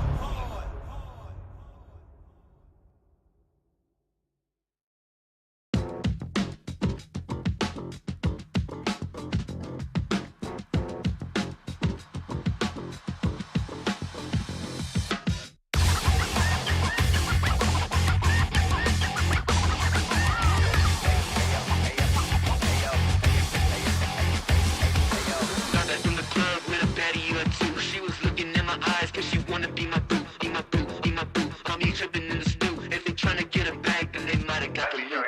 Cops all the bands, now I'm about to buy a chain. If the Cubans talking to me, I might get up on my lane. Just in black while we spinning so we never feel the shame. Gotta light up when we do it so we don't gotta feel the pain. I was trying to tell you about that real shit, boy. You been steady capping on that fake shit, toy. I was trying to tell you about that real shit, boy. Real shit, boy. Real shit, toy.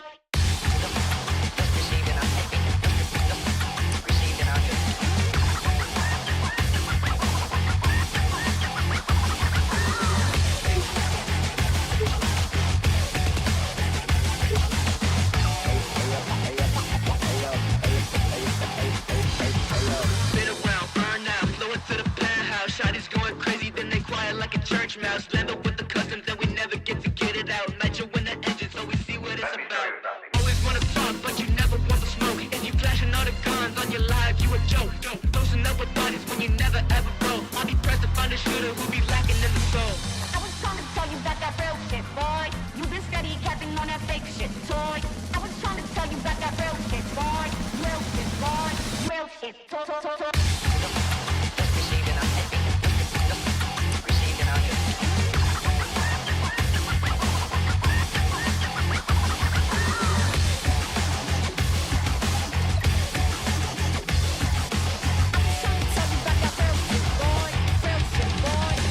Shit, boy.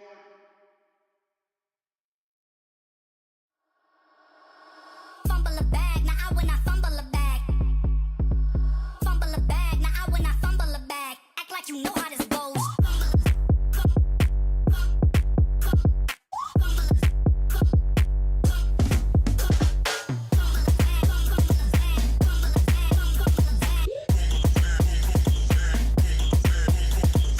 Fumble a bag, now I when I fumble a bag. Act like you know how this goes.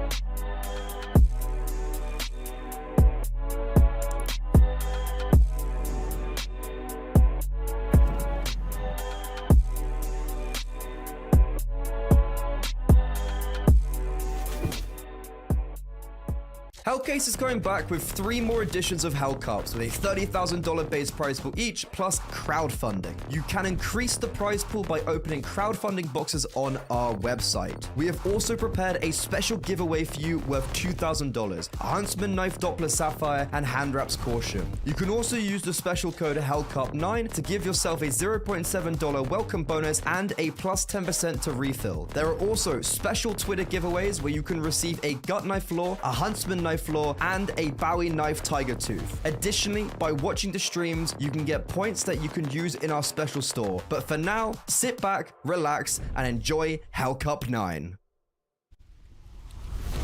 We did say it would only be a brief break, and we're back on the way here at the Hellcase Cup 9. We have got our second quarterfinal of the day as an Amiga take on Sinners. Now we're heading to the other side of the bracket for this one. We started at the top side, now we're at the bottom side as the Amiga take on Sinners. And for us, on paper, this looks like it should be one-sided. However, I think we kind of had the same sort of thought in towards the earlier game, and we saw how that went. 3 maps and an upset as well, to credit to Granny's Knockers for them, as they took down Gaming Gladiators and have eliminated them. Yeah, no, really well played. And I think we don't even have time to unfortunately pull up the bracket because we are really getting straight into this game. So let's really give a very quick overview of the teams. The Amiga, they're probably the favorites coming into this matchup. They've been on a bit of a tear recently after their birth into IEM Chengdu, which is quite interesting because normally you see teams, like they build up to an IEM or they build up to a challenger. The Amiga started at an IEM. That was like the first time that we'd seen, the players like Khan, for instance, the AWPer, like we had never seen someone like him before, or we hadn't seen the likes of Lear for quite a while, or I don't think I'd really heard the name Flammers previously. Like I know he's been around for a little bit, but like hadn't really seen him before, and then bam, they're on the scene. They go to IEM Chengdu. They don't make a mockery of themselves. They come back. They're winning tournaments. They're getting good results. And right here, this is a tournament they'd be again primed to be winning.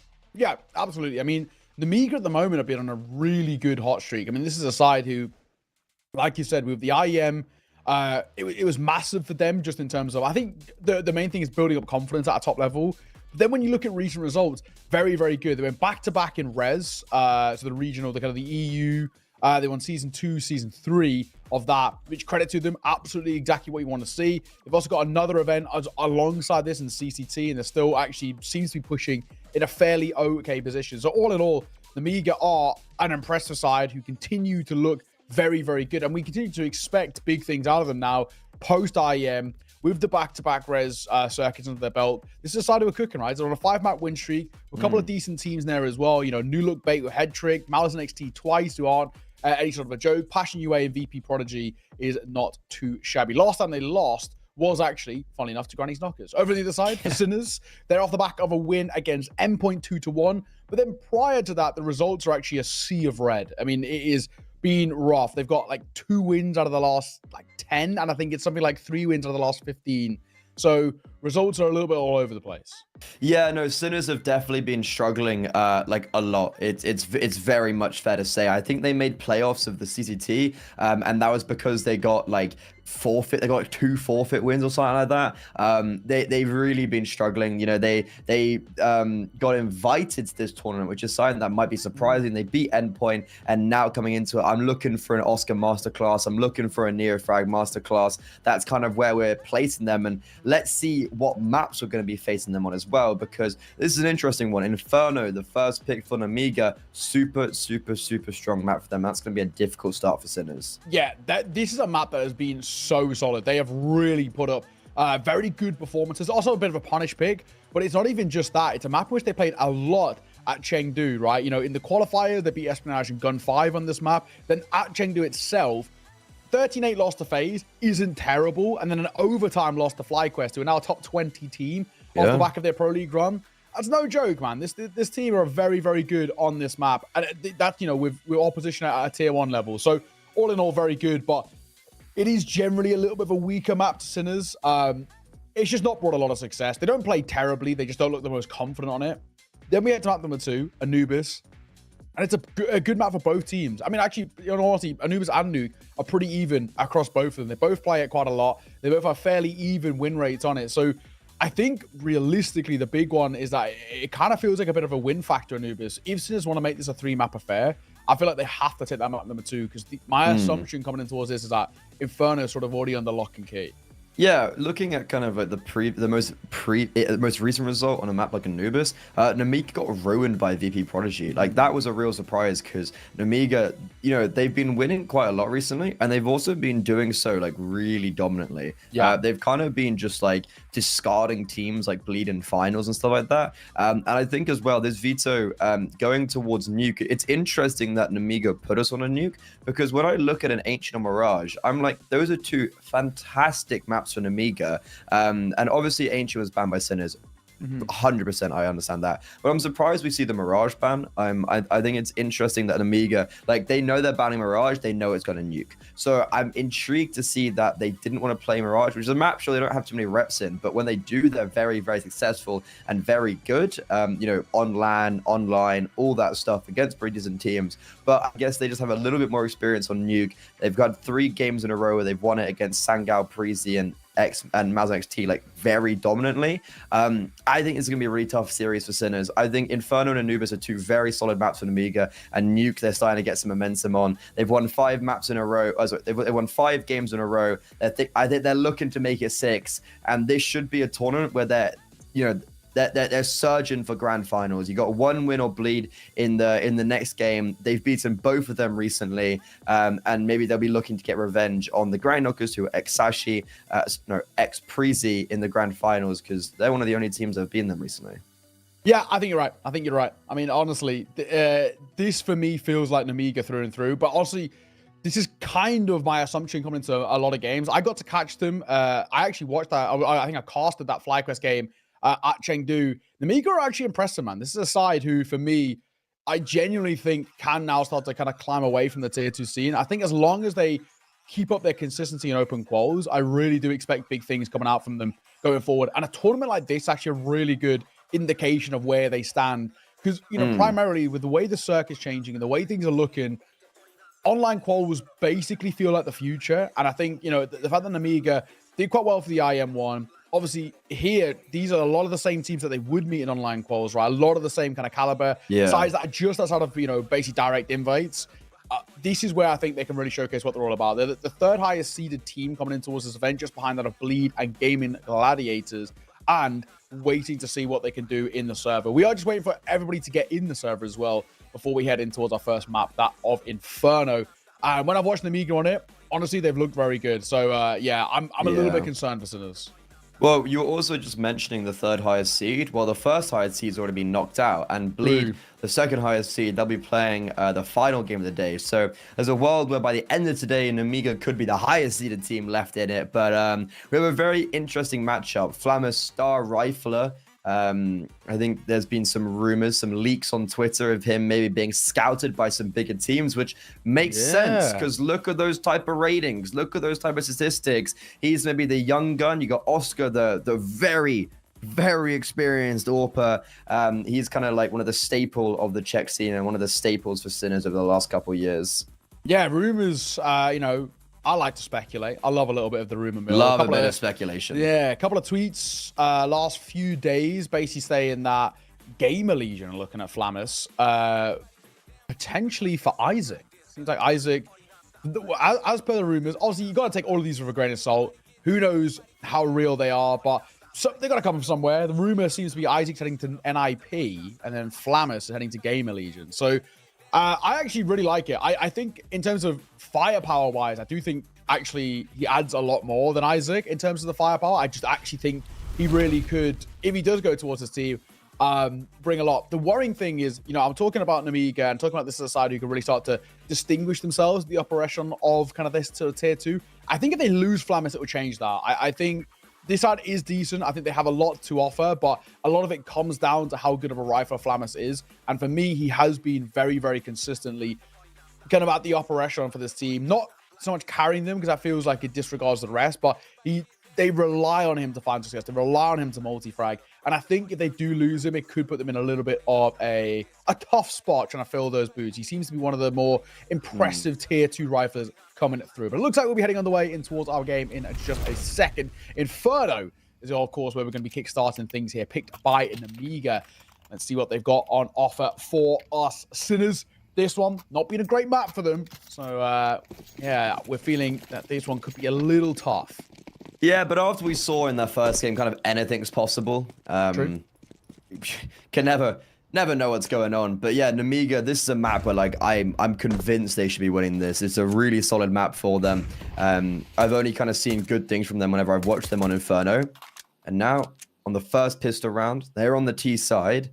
They baited out the only smoke over towards B with just footsteps. They haven't used their utility yet.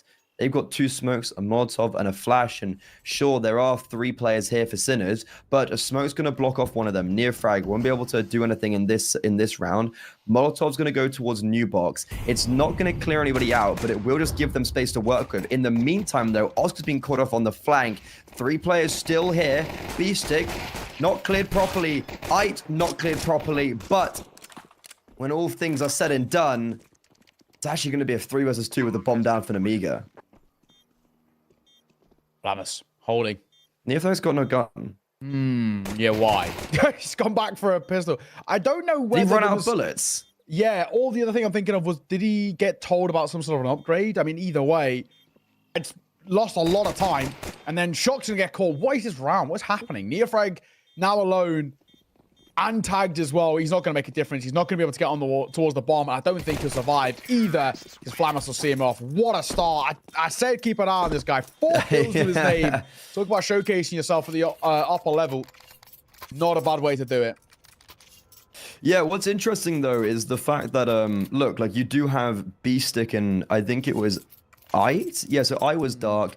B-Stick doesn't get cleared properly. He gets his first frag. Neofrag must have got a kill through the smoke. And there's like a real world where Sinners do just kind of trounce that round where you have the 3 players coordinate some sort of strike. But that's not the case. Namiga, they kind of minimize any of the dangers. And yeah, it just works out really well. Flammus just kills everybody. And what more is there really to say about that, I guess?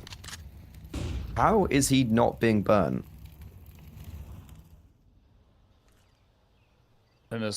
Force buy is audacious. I've kind of always said, right? It worked in the last game. Yeah, I'm not the biggest fan of them, but they do work occasionally.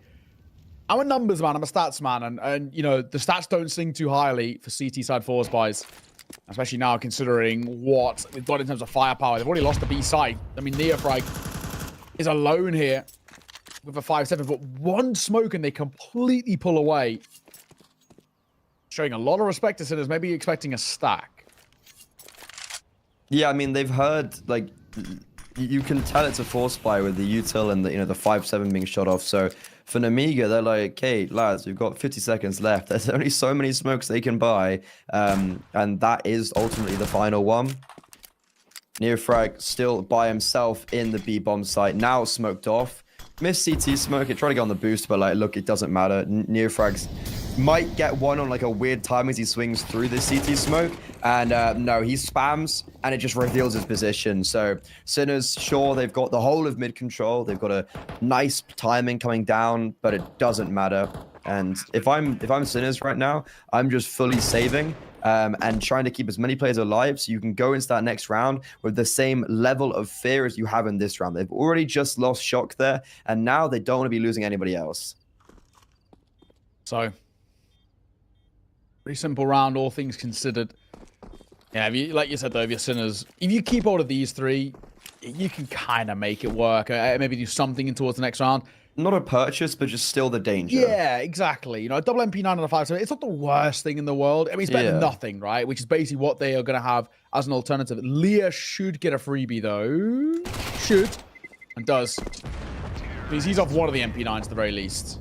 Yeah. One MP9, one 5-7.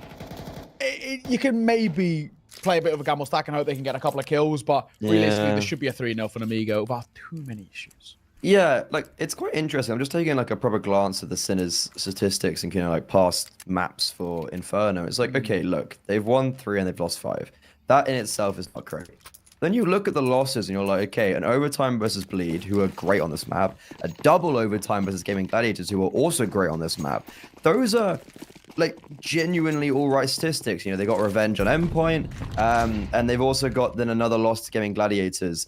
So, overall, those aren't, like, bad results to be having, but I guess there just is that issue of, like, not being able to close out the map sometimes. Yeah. Sometimes that can elude a couple of these teams as well. We saw it happen multiple times in that previous round, so...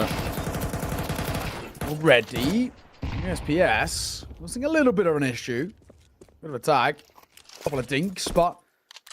Double stacking through CT. If they just barrel in towards the site, they basically get this for free, but... I kind of respect the sort of tentativeness out of Namiga. They're just not overplaying things just in case of the stack.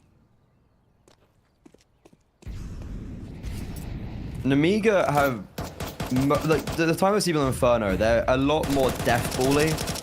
They like playing within this chaos, and this chaos is not a good chaos because we've just got a team kill. Xanta's naded Khan, so we're now in a position where we're in a 4 versus 4, and look at the low HP. This could be in a position where, like, the saved pistols and MP9s can do well, but unfortunately, none of them are actually directly on this B bomb site. Still a 3 versus 3, and I'm so confused how we've seen a team killed with the grenade. It's absolutely shocking. And now here comes those pistols. Here comes the saved MP9, but unfortunately, Oscar can't quite finish off Santa, puts another 17 HP, Eight upgrades an AK, both players are one shot. Neo, this is so winnable. This is so close, but I think they're not going to give it to him, and he's going to save the AK.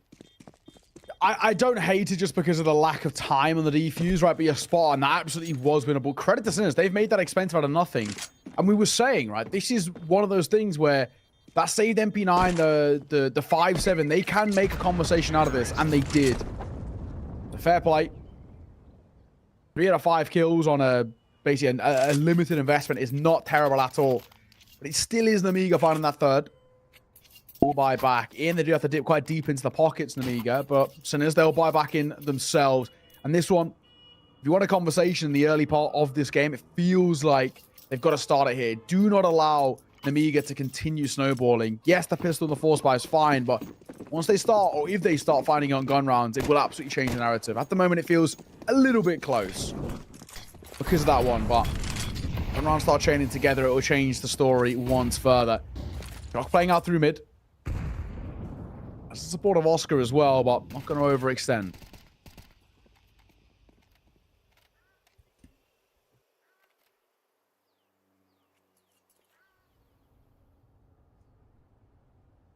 I need to be careful in apartments because he's jiggling for now. But, oh, actually, speaking about people being careful, Nearfrag and Beastick, they were lining up for an antenna flash to pop them over through to the yellow wall. Fight top car, but Lear catches a perfect opportunity. He's able to nail both of them with their pants down, and Flammers is even able to catch off a, well, not even a rotation, like Shock's just in the middle of short. The round's over. Namiga, 4-0, easy as you could like. Ready though. Oscar. Any exits would be nice, but definitely not going to give this a look in. Saving is so difficult here because, you know, they are basically calling for a very slow hunt. He gets spotted. Right on a dig, gets one. Not the second though. They will trade. Oscar going to find one of his own as well. They're doing financial damage, but Sinners are basically going to be left with just an orb, and even that might be a luxury. It's still in a little bit of a perilous spot. Lear, big rotate. He's still shift walking his way over. But they won't catch him in the end. So it is going to be an Amiga getting yet another round, and of course making it financially quite expensive. Oscar potentially could drop one over though if he wants. Maybe have a rifle in support. They might even be tempted to force here as well. They're just shy of the full buy. It would actually be the most outlandish thing in the world. Oscar could drop 201Ss realistically. But he's bought utility instead, so nope, not being the case. And he's actually just full saving. He's keeping that util. He's buying full util. Oh, so he's buying full util and a kit. He's saving his economy. He's not going to drop any rifles over, which could have, you know, there was a world where you could have understood that idea. And now fast play towards top banana for Namiga. Lear, I have no idea what's happening, but I guess they've got the openers just continuously charging through the fire. This time, finally, though, Nearfrag's able to cancel out and go into the 4v4. But Namiga, they maintain control of top banana. Khan's got his AWP out. He's yet to really be able to utilize himself at all, and I think it's the first round for him with the AWP. He's just holding towards top B. Also, Oscar is still towards B, so even though there's 3 players and the majority towards A, it's the pistols, it's the MP9s, and Oscar, sure, he's rotating in, but he looks like he'll be a little bit too late. But these Deagles, I said just Deagles, they seem to be doing pretty good work right now. Not a bad couple of kills, and of course, there is an AWP still in play somewhere. Smoked off now, though. Yeah, might get a chance at a shot. Ooh. Oh my god, Risky Bob, risking it big time. This is really, really uncomfortable. And there's an AK now down, because they fall away, and they're going back towards B, which is definitely the right call here. As they're falling away, when the rotate comes through, that's an AK to pick up, or a couple of them. Oscar as well, super dynamic right now in this round. Shows himself B, shows himself A, then goes back towards B, and is able to give his team a further advantage. AK, as you said, being picked up by Ait, was another, as an AWP down as well, potentially. But look how close Ait is in Banana. He is already on their heels, charging them down. There's a boost coming up. Flammers falls. Risky Bob now in a 1 versus 4 on 18 HP after being tagged by the AWP previously. There's 5 seconds left, and Oscar is 2 kills in the round, but my god, has he done everything. How they walked away with that round so comfortably as well. You know, low buy around the AWP, basically intending to buy in towards this one. It was a half buy, yeah. Yeah, and, you know, they've somehow made something out of nothing. I mean, fair play. Sinners, if ever there was a time to change things, if ever there was a time get back in towards this game, that is not a bad one. If they can train a bit of momentum as well off the back of it with a full buy of their own, then maybe we're starting to cook up something. Full buy in response though for Amiga. No more this time though for Khan to wheel, just the AK. It's a full buy but not fully fleshed out. Oh, that's a great opener. I actually threw a nade down, and it did loads of damage, I think, to Lear, and also to Xanta, and then you've got the B players just demanding respect over towards Banana. And now, Sinners, with a man advantage, have 3 players towards A. Short, there is going to be a smoke to block out Shock. He's a nade as well, though, so he could fight as well when contact's will be taken by Ait on short. This is a lovely, lovely setup for Sinners right now. Been a lovely 2 rounds, and I'd be surprised if Amiga are able to actually walk away with this one. It's not going to be easy, is it? Yeah, frag. That resmoke is really also great timing. Yeah. Big thing now is making sure that don't overextend. As long as Sinners don't give them the fight, they should be fine. Molotov down. So Khan will start to get a little bit of coverage as he pushes up Banana. I feel like Sinners should expect a bit of presence here. And hence Neofrag's not kept the pause. Yeah. That's huge from Neofrag. He's kept the B control, so he's allowed for Shock to still kind of stay over towards that A bomb site. Oscar, unsuspected in apartments. They don't think he's going to be there. 10 seconds left. Amiga, they're saving. There they are. That will be that. Khan has to just keep hold of what he's got alongside Flammers, that double AK. It's actually a bit of a luxury heading in towards the next round because they're not going to have the money to buy around it. But, of course, the only thing being is what do Khan and Flammers do now? Does this even tempt potentially a force buy out of an Amiga just because of the double ego territory that Flammers and Khan find themselves in? Sinners, at 1/2 buy round that they've won, spiral into a second, and now can actually become multiple in a row. They are going to force into this, lose this force, and Amiga could actually be in trouble with Sinners basically tying this game right back up. It's on edge.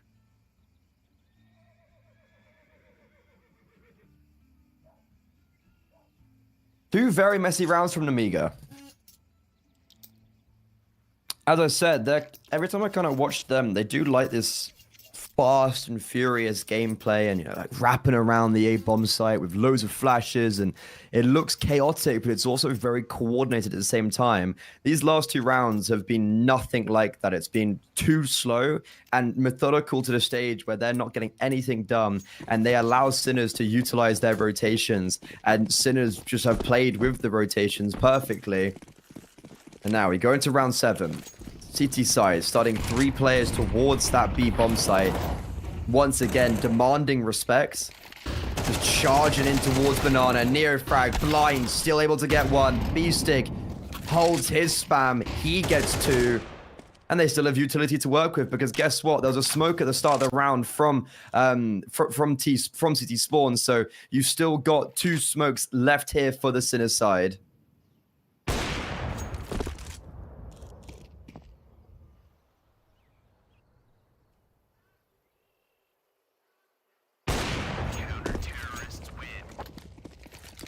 Easy as you like. The easiest round you're probably ever gonna get from Sinners. Like, just fantastic control.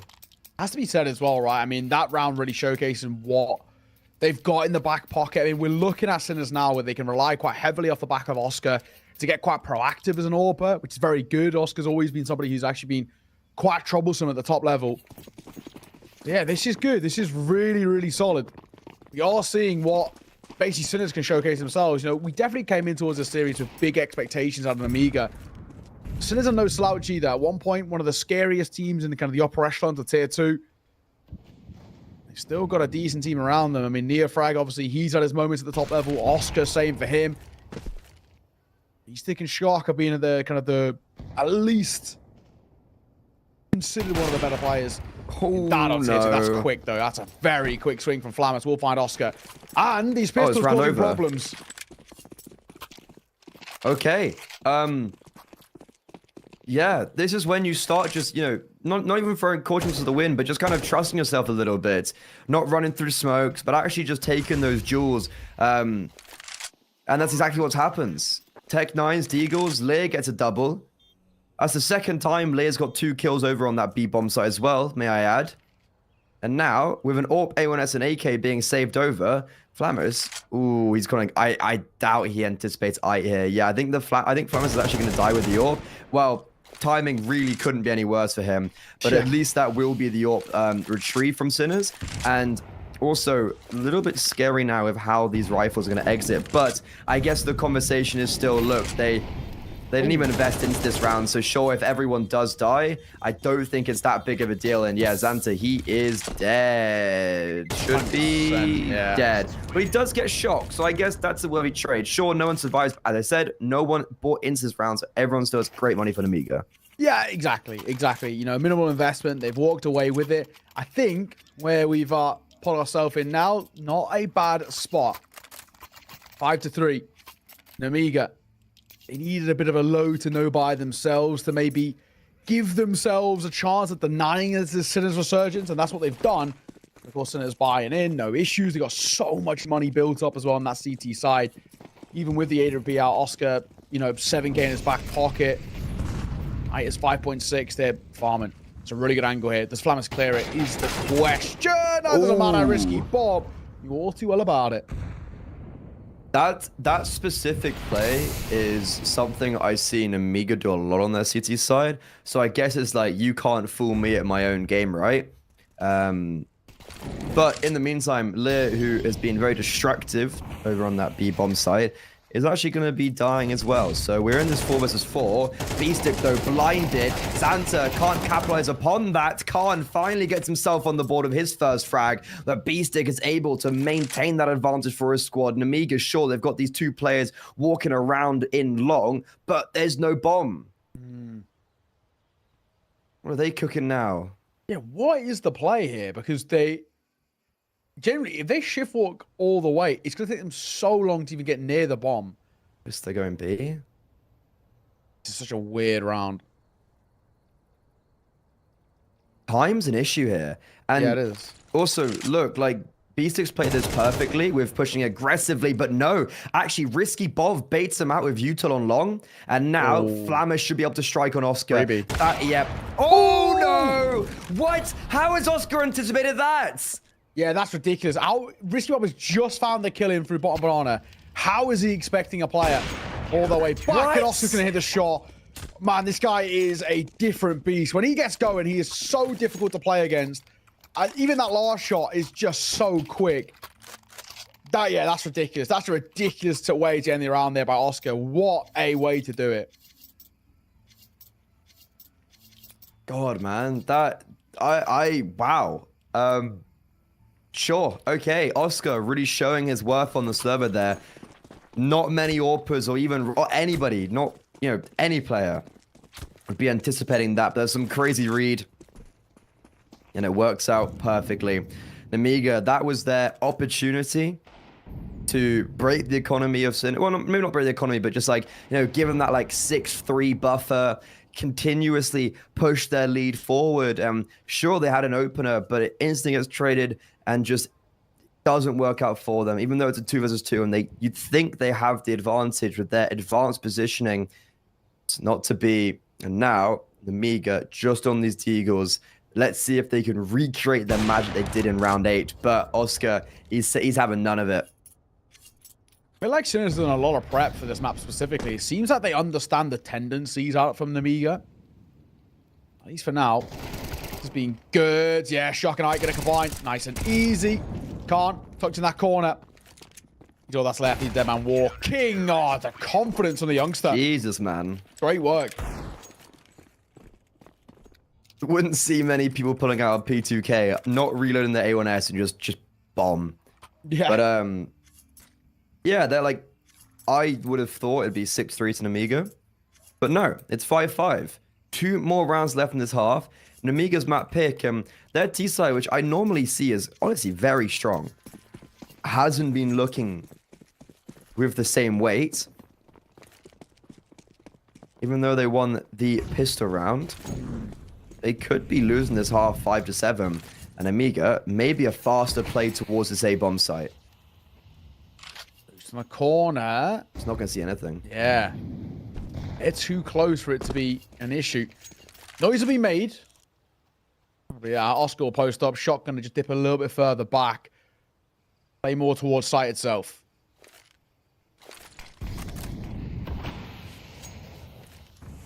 Oscar blocked out now. There's 4 players here on A, which is also quite impressive, seeing how they don't even have the space on B. Neofrag is all by himself over there. And Sinners, they're just doing very well at whittling down the clock, and also the utility for Namiga. Look, Namiga have no more flashbangs. They've just utilized their penultimate Molotov. They've got now 2 smokes and a Molo after they've just smoked the wrap smoke towards B. And here, that's when Sinners pop. It's perfect.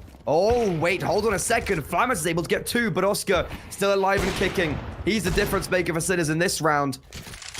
40 seconds though, and Lear, has he heard Neofrag rotating off, aiming for the frag, but Neofrag strikes and Neofrag does not miss. Flamus, who's been the savior, attempted savior for Nemiga in this round, is not able to succeed, and Oscar ends up cleaning up 3. Oh, man. Sinners, like you kind of say coming in towards this round, they got a good opportunity actually stealing away a lead here. And arguably deservedly so as well. This has actually been a really good response. It's not a terrible T-side by Nemiga, but the way things started to the way things are now, at least we can probably make the conversation and say it probably should be better. And all it is anything but. Tough. Real tough work. 5-6 though. Final round of the half. Nemiga, I think they'd be so happy just to tie this one up from what has been a bit of an all-over showing.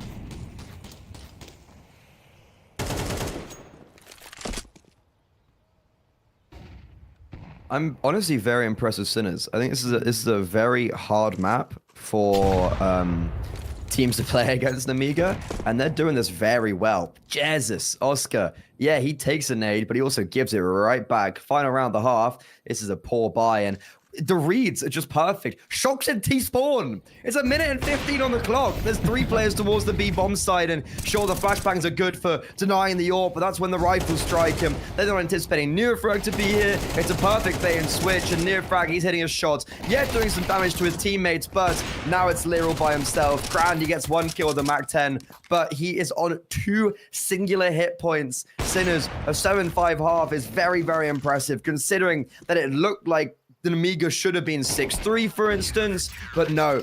Nemiga, they falter on their T side. Yeah, honestly, I think you're spot on. You know, even though this is a relatively even kind of first half, like 7-5 is not the worst score in the world. It's that's if you're looking at it on paper. If you're in the server, it didn't feel great, right? Nemiga had that really good start, and then it crumbled. You know, we're looking at now Sinners winning 7 out of the last 8 rounds. That is a really good run. There's one hiccup in between, and that was it. This is a really decent showing from Sinners. If they find a pistol, this map absolutely could be a possibility for them. It's changed. The narrative has absolutely changed here. Nemiga, they need this pistol. There's no questions about it. So yeah, very weird showing. Very back and forth, but kind of for the wrong reasons. And for Sinners, and obviously they're more than happy with where they're at the moment. They are loving life off the back of a really solid end. They're going to have all the momentum in their sails. They just got to make sure that they carry it on, because the T-side can be a little bit of a tougher beast, so to say. I think this pistol round could spell disaster for Nemiga. Like, if Sinners are able to win that, that would be 5 rounds on the trot then, right? Yeah. And that's, you know, a lot of momentum, plus just, you know, the pistol round. You're looking at like a 9-5 half, and oh wow, they're going for it. Sails set towards the A-bomb site, all forward. Risky Bob though claims the first frag. Flammers hasn't been cleared in boiler. B-stick could just ruin his day, but no. Flammers still alive and kicking, and he's going for more. He's a player you do not want to let unleashed. Shock can't get the bomb down. And okay, this is actually a very nice pistol round from the Nemiga. No bomb plant means it's going to be an eco, means it's going to be 7-7. Yeah, not bad. Not bad. Super simple stuff, right? We kind of said for Nemiga, absolutely had to happen. They had to come in towards this one and just kind of settle the nerves a little bit, make a statement, make sure there was kind of no question marks about it. And thankfully, that's exactly what they do, right? That's what we had to see out of this Nemiga side. There's no questions about it. Like you said, we'll be 7-all, no bomb plant for Sinners. They can't really compete, so it's fine. But either way, 7-6 scoreline. Need to make sure that when Sinners come back in towards their first full buy, that there's no doubt, right, that they're back in towards a strong position.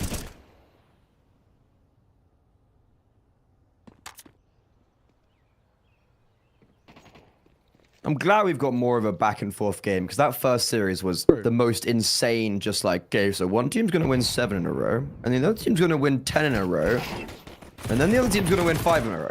It's like, okay, it's quite boring and laborious to watch, but Yeah. this is like a nice, interesting where we're at this 7-7 point and there is just no clear victor. Like, Sinners had the momentum, now they don't have it anymore. Yeah. However, this would be a big confidence round. Like, look, they lose the pistol, but if they're able to win this first gun round with a bit of conviction, that's still, I think, you know, they've got that confidence. This is a big round for both sides. This first gun round in the second half, I think is going to be a good litmus test to see where we place our views going into the later stages of this map. That's it. Let's see, though. What have we got? That's 7-all. This first gun round, like you mentioned, it's really going to be that showing. Oh, big nades. As soon as we can just come back in and take control again. Oh, my God. Then it might change things. Yeah, big nade and an aptly timed Molotov that barely has to do any damage to see it off. There's the opener for Amiga. I mean, look how much damage has been done just util alone. Yeah, like nades, Molotov, spam. There's not many people on the server healthy right now, and we've actually not seen anyone. No one's had a fight, and then what is that from Neofrag? Flexing his muscles a little bit, but the grenades, they keep on hurling towards his position. It's like a honing towards everyone. Everything's hitting. But then it's Oscar alongside Neofrag to break open that B bomb site, and sure, Namiga, they've done great with their artillery, but unfortunately, that's not going to give them the round.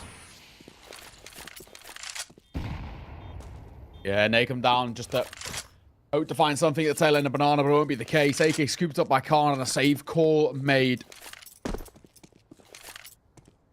Ah, damn. An opportunity there for Namiga, especially after their opening kill and the wealth of damage they dealt, but it's just not enough.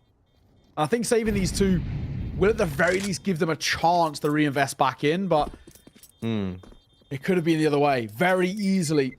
Yeah. Sinners, though, that first gun round, the fact that they find it, that's basically all that matters. We said, right, if they can find it, they once again reignite that conversation that they closed the first half with. That's exactly what they've done. Gun rounds primarily have only actually really gone one way in this map. That's also a really rough round for Amiga to be losing, because, like, look, Neofrag does just kill everyone on B.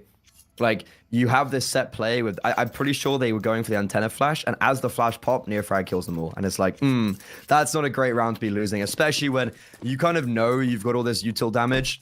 I think that was kind of confirmed damage from Namiga with how the default was set up for Sinners. I honestly don't think I've ever seen that much util damage in one round, but it is Inferno, so, you know, kind of the El Clasico. And okay, here, that is a great antenna flash alongside a great grenades. Neofrag's felled, B-Stick 21 HP, and Namiga, Jesus Christ, their utility damage must be off the charts right now. B-Stick making a move once again. He's so low. Oscar basically has to find a kill here, and he does. That will change things. Lear dropped. Molotov comes down. Fighting behind it. Khan gonna get two. Okie dokie. Just when I thought there was a chance, Khan answers back. I hate the fact that Khan swung through that smoke and CT, but it's worked. You know what? Fair enough. I think there was a flashbang from Xanta as well, because kind of everyone was blind. And speaking of flashbangs, so that's perfect cohesion. That is a lovely sequence of play.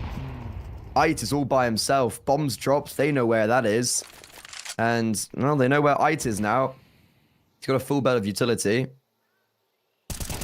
First contact will be risky, Bob, and okay, does get his head cleanly taken off, but overall, Amiga get to keep 3 players alive, and this game just back and forth, no one being able to stably take a lead.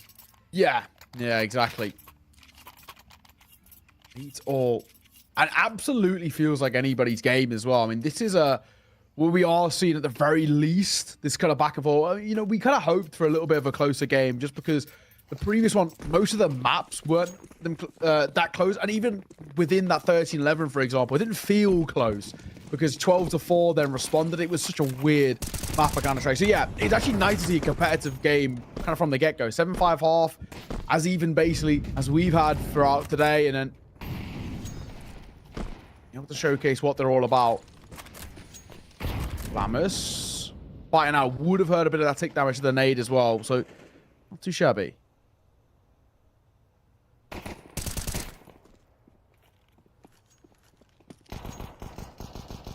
Amiga, they've won a low buy. They don't want to let Sinners win their low buy. This game has just been back and forth, and I'm just waiting for someone to take that lead. And Amiga, I guess they have that opportunity now, right? Where they're going to go 9-8. They're doing it by actually building an economy because, 3 players alive in the last. Now looking to do it somewhat flawlessly. Sure, they do lose one. Flamus does die, but all things considered, that's kind of fine.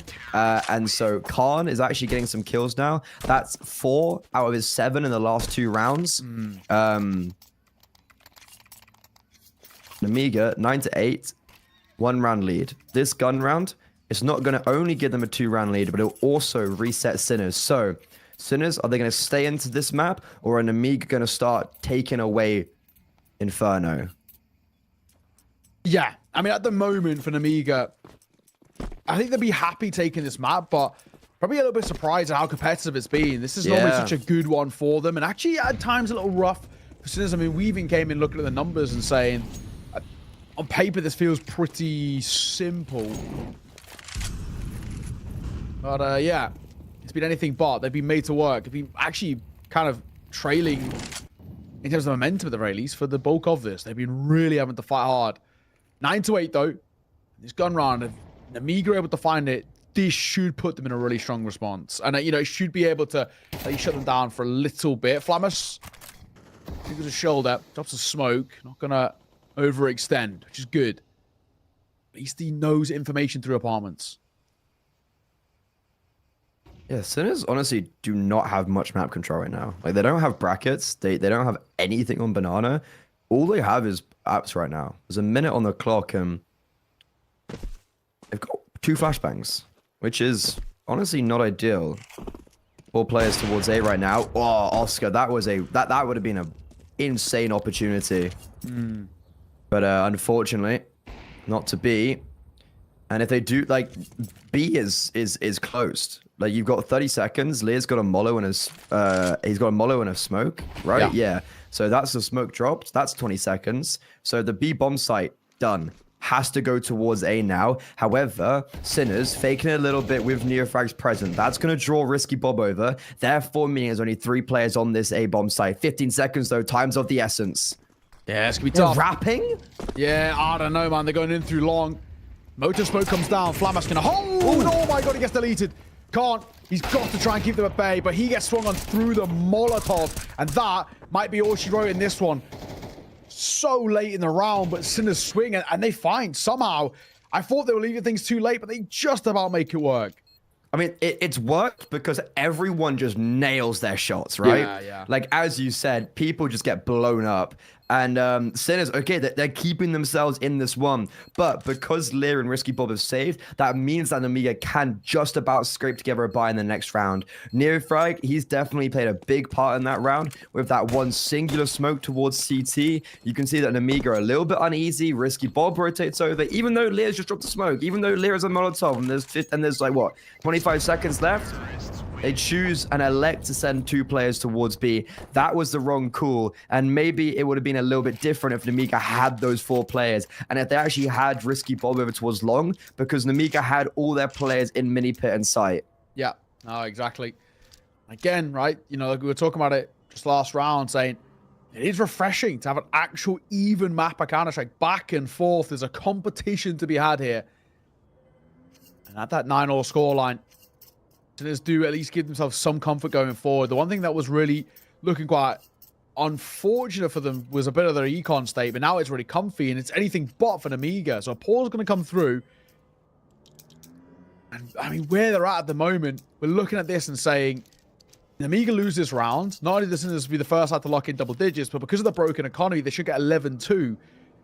With how things currently are, if we're talking about Sinners winning rounds, they can only face off against, what, 2 full buys before this game's done.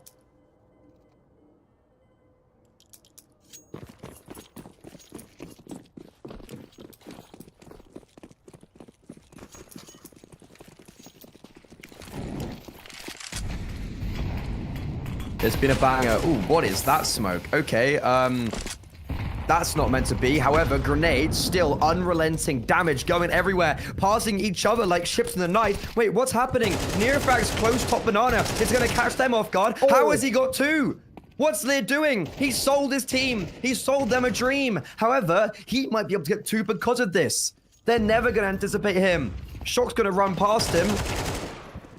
Can he get 2? Yes, drops the bomb, but then he gets traded. 2 versus 3. Bomber's been spotted. Famas and Khan completely separated, and Famas will get caught off guard by Eyes. What a ridiculous round. Yeah, none of this makes any sense. I'm not too sure why Lear's completely sold his teammates towards top banana. I mean, granted, maybe one of them should have hit a shot, but even still, Neofrag gets the easiest double, and that's basically the round done. And even though he gets 2 kills and he drops the bomb, it's not enough. He basically needs to drop the bomb and then still be alive to fight. And yeah, unfortunately he isn't.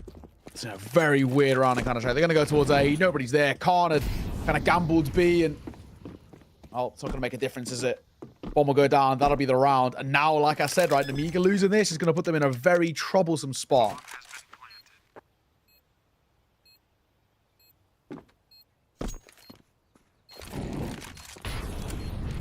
Weird one, though. Very weird. On a Counter-Strike. But yeah, just to save. So the last kind of about 40 seconds are only going to make too big of a difference. No real buy for Namiga to work with in this next round, unless they would really want to try and squeeze out a force buy, but I don't think it's worth. They're going to have to eco this as soon as lock in double digits, which basically should give them an 11th too. Before you know it, Namiga don't really have many more chances.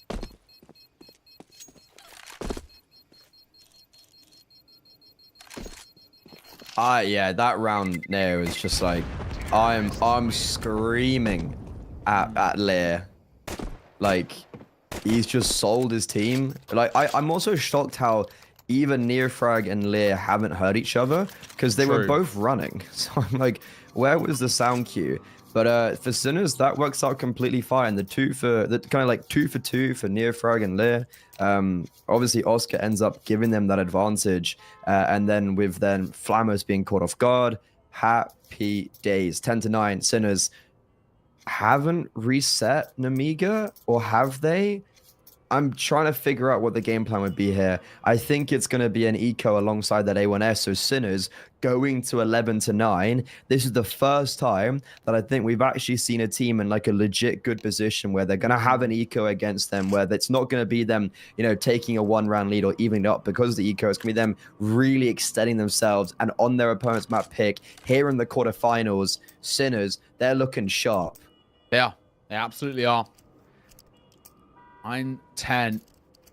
With this, like we said, this kind of lowish buy, expectations are pretty tempered. If they can maybe get a kill, pick up a rifle, there's a chance. We saw this sort of round actually close out the previous series, so I'm not going to completely count it out, but even still, the biggest nades come through. It's actually the seat decided to come off worse for wear.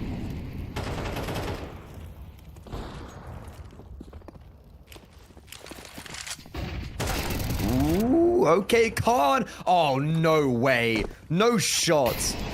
1 A1S, Flammus with armor, and they're in a 5 versus 3. Khan's had an insanely quiet game.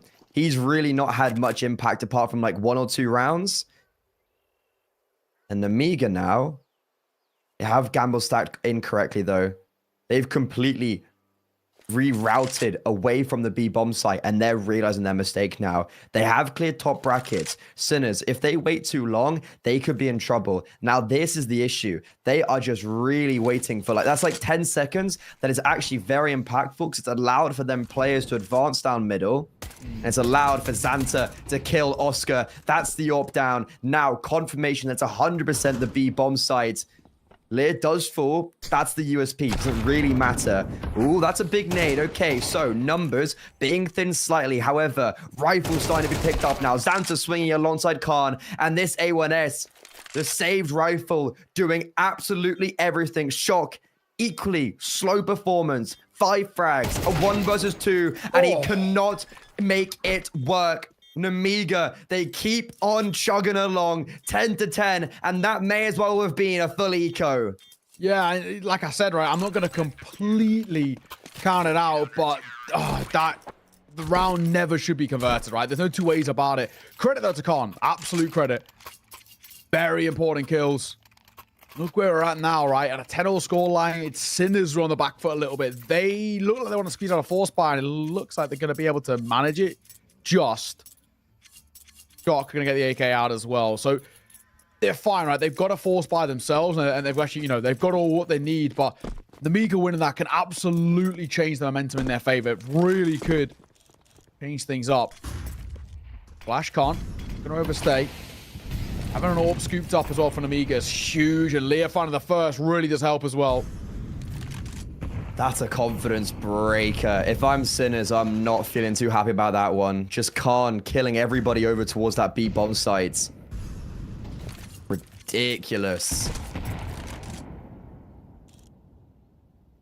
Now, Sinners, after unsuccessful presence towards the B bomb site, and with Neofrag probably about to die, you've got 3 players losing their timing as well towards A. There were 2 there. Now there's 3, and possibly even a 4th if Xanta rotates over, if even needed. It was quiet. They're looking towards A and grouping up it. It could come down. Khan gonna flash for short. Oscar gonna find one, but Shock me drop to the AWP. You're falling apart here, Oscar. I was giving him some chance, but needs an ace clutch to find this, and it's not going to be given his way. Khan will see him off. Namiga. How are we even in a position to talk about Namiga winning off the back of them? You know, a couple of rounds ago, it looked like they were going to be in deep trouble, and now it's anything but. It's Sinners who basically have to give up map points to Namiga and basically have to play for overtime. This has been such an interesting game where there's been on so many occasions where both teams I've been like, okay, they're going to take this.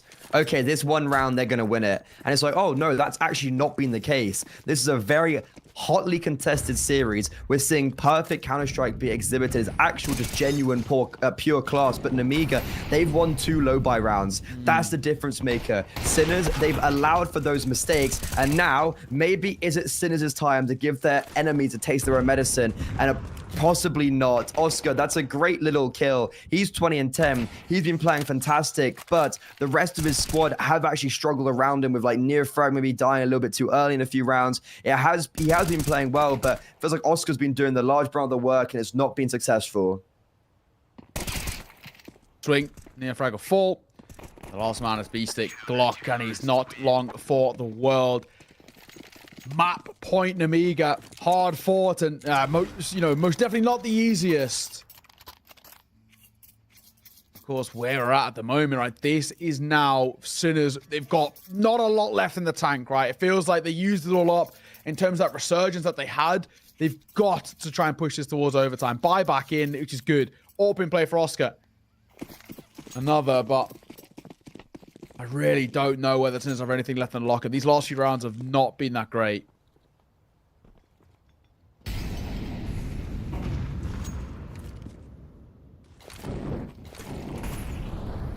This could be it. This could be Doomsday on map 1. Sure, this isn't Amiga's map pick, but damn, it hasn't looked like that.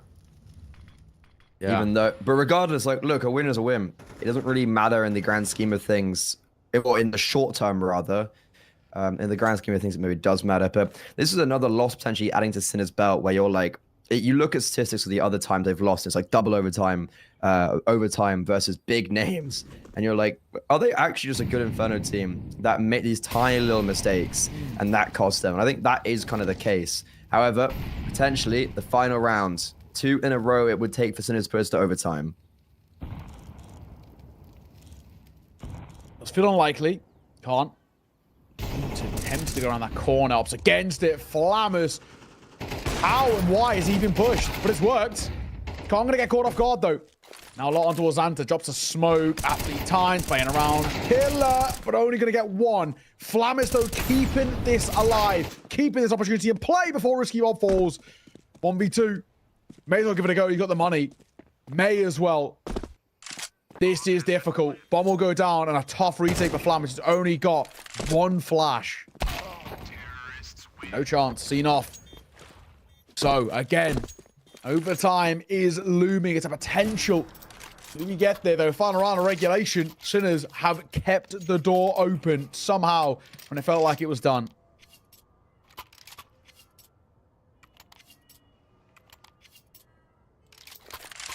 This game's never gonna end. We're going to overtime. I get, Yeah. or like Namiga win like a 1 versus 4, something like that. Sinners, the fact that we have been in a position where they've lost these 2 low buys, they've really consistently bounced back quite impressively, and you almost gotta give them that, but Khan, fully blind. I was watching that play out, and I was like, I think Khan's gonna be the one that dies here because he's hanging around for so long. Oh my god, the AWP plucks Flammus out of the air. It's like shooting fish in the barrel for these AWPs right now. V4, both have lost a player, but looks like Xanta wants to get back in. Aggro. Now just waiting for a swing to come through. Stack through both A and B. Bomb not committed either way, though. Does sort of feel like the Bomb wants to maybe join up with B, but I think a lot of it comes down to this first engagement. They've got a minute, so they're in no rush.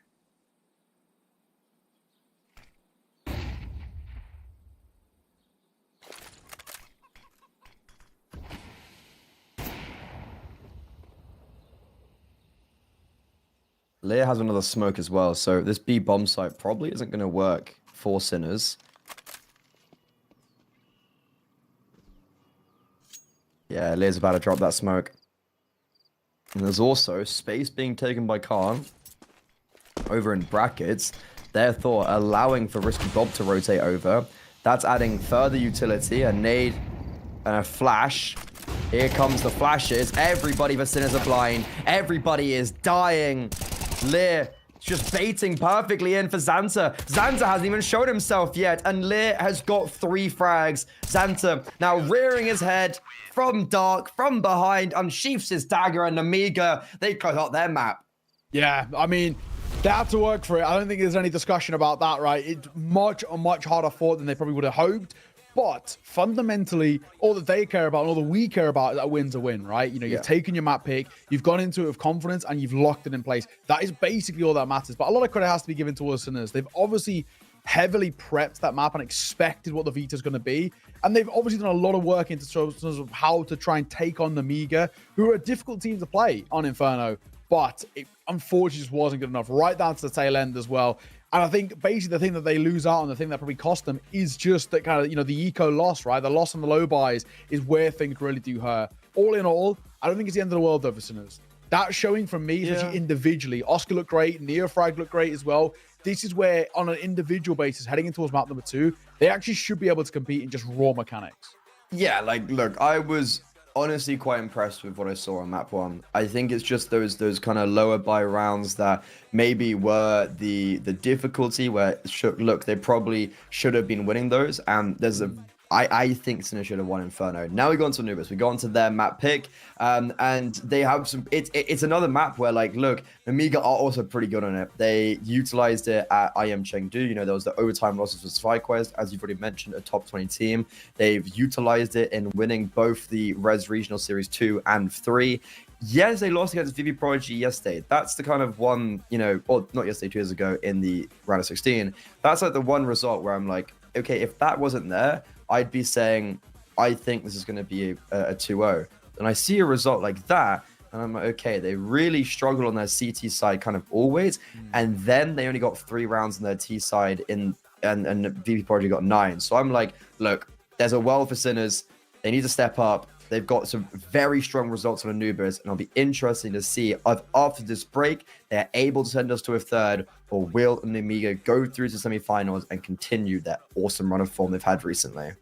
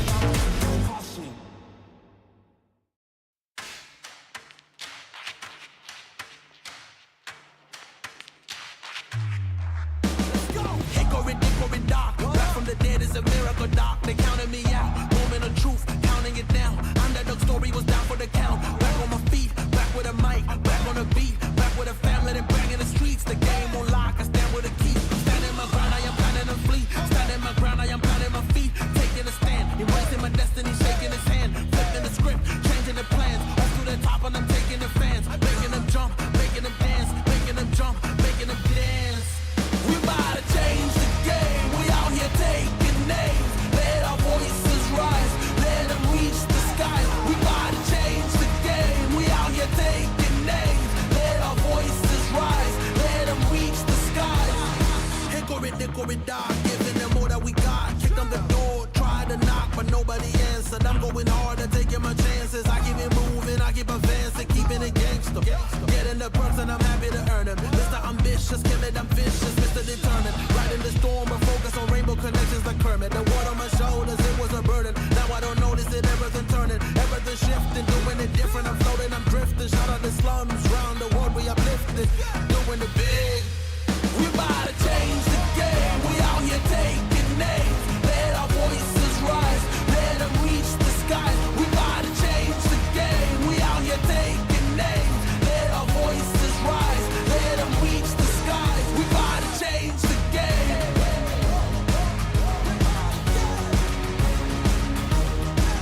We about to change the game.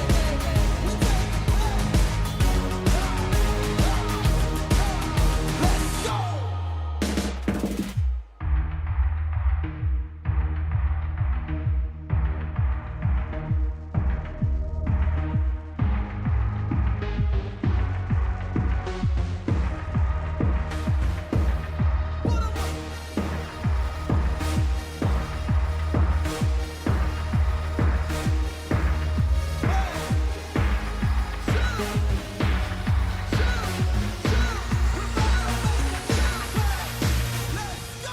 We about to change the game. We out here taking names. Let our voices rise. Let them reach the sky. We about to change the game. We out here taking names. Let our voices rise. Let them reach the sky. We about to change the game.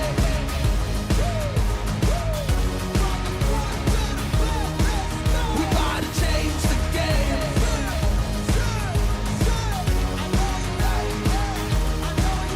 Let's go.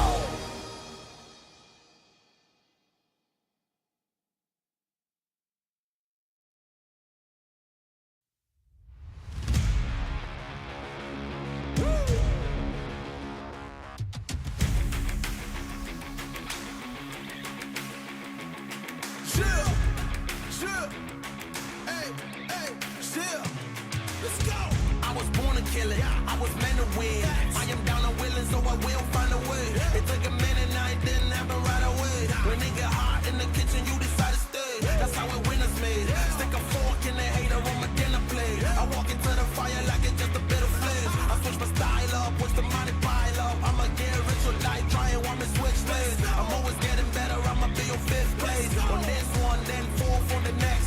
3rd, 2nd, 1st, 4th with the best. She showing love, give me all the raw energy. Don't stop, go ahead, get it in.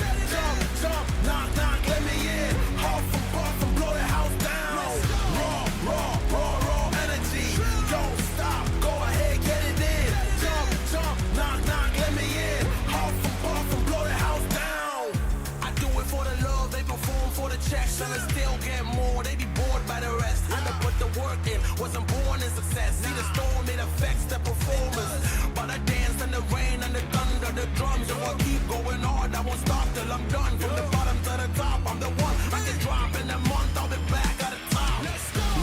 Raw energy. Don't stop, go ahead, get it in. Jump, knock, let me in. Huff and puff and blow the house down. Raw energy. Don't stop, go ahead, get it in. Jump, knock, let me in. Huff and puff and blow the house down. Yeah, we blow the house down. Yeah, we blow the house down. Big moves will shake the ground. All the greats who came before us, we about to make them proud. We've got to make this count. Take the ball and raise it now. Make noise crazy loud. It's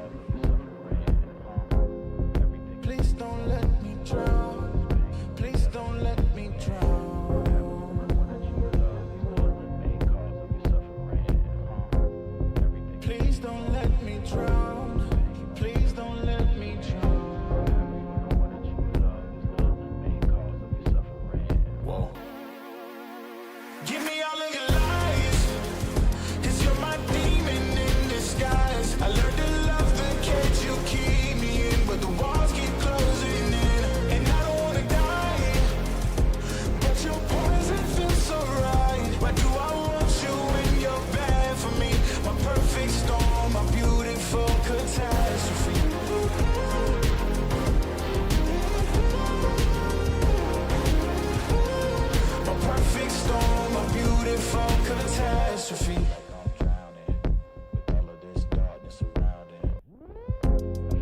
You need me like you need air to breathe. You want me to save you from me. I know that you're trapped inside this wave. Who's gonna save you?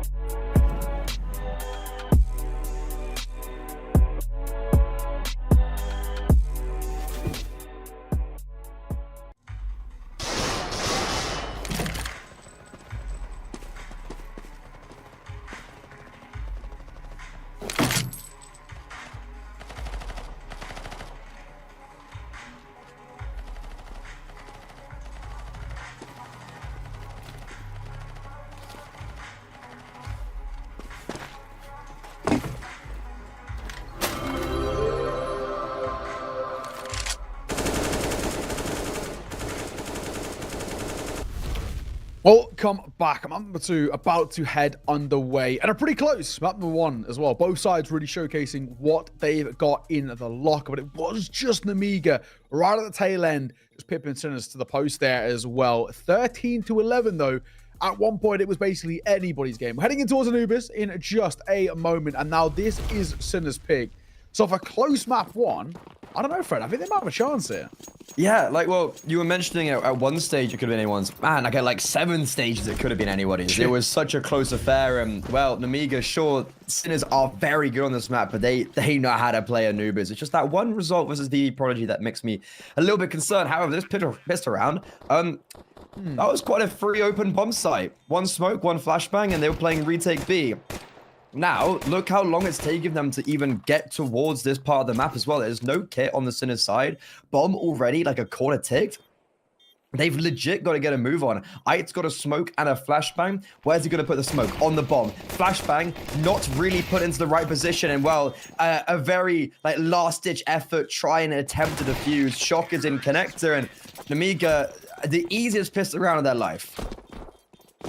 Oh, that was, yeah, a little bit of a wacky one. They just hold W, and then I think even themselves are probably a little bit surprised, wow, saying, where is everybody?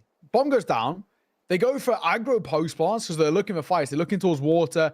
They have a little search to CT, but they've got a smoke, so they don't need to overfight. But there's just no presence. Sinners go for a gamble stack, basically mid-fire A, and they get nothing. You know, gamble for a reason doesn't always pay off, and in that instant, it absolutely didn't. So, yeah, like you said, a freebie for Alpha and Amiga. Got to buy it back in. Sinners can't do that. They'll have the kills to work with. Will just be a low buy for them. Namiga should take a second basically without any sort of hassle. We'll look at kind of max 1 casualty. Yeah, and the ideal is to let these Mac 10s get a lot of work. Oh, okay. All right. That's 2. I mean, I was going to say that's kind of ideal, where the Mac 10 gets 2, then dies. He can buy up an AK next round. But AK being safe for Neofrag, I think we're just going to see this round now trail out. We're going to see a full save from Neofrag. Ait could maybe, I don't know, like he's going to try to get something sneaky done, but that won't be the case. And Amiga, so good start to map 2. Building off that confidence. I think for Sinners, that was a really, really rough way to end map 1 of like, look, one of the final blows is a low buy win where they had 1 A1S and that was literally it. And then you even bring it to 24 rounds and then you lose just a really like crushing B execute. I think that was a very hard loss for Sinners. And what's also the thought is that like, look, Sinners, they've had a rough time in the last few months. But this has been the one map they've been stable on. Are they able to rebuild themselves back? Are they able to take us to a third? Or will Namiga go through semifinals? A lot of these questions are going to be answered as we start going into these gun rounds. It's true. It's very, very true. I'll have to take a look and see. A couple of casualties, though, is not bad. Neofrag saving an AK-47. You'll take that. We'll have to see whether things change going forward. But I think all in all, for Sinners, that's not actually the worst way to see off that one. And now first gun round, I mean, first full buy absolutely has to come in towards this with a good amount of confidence.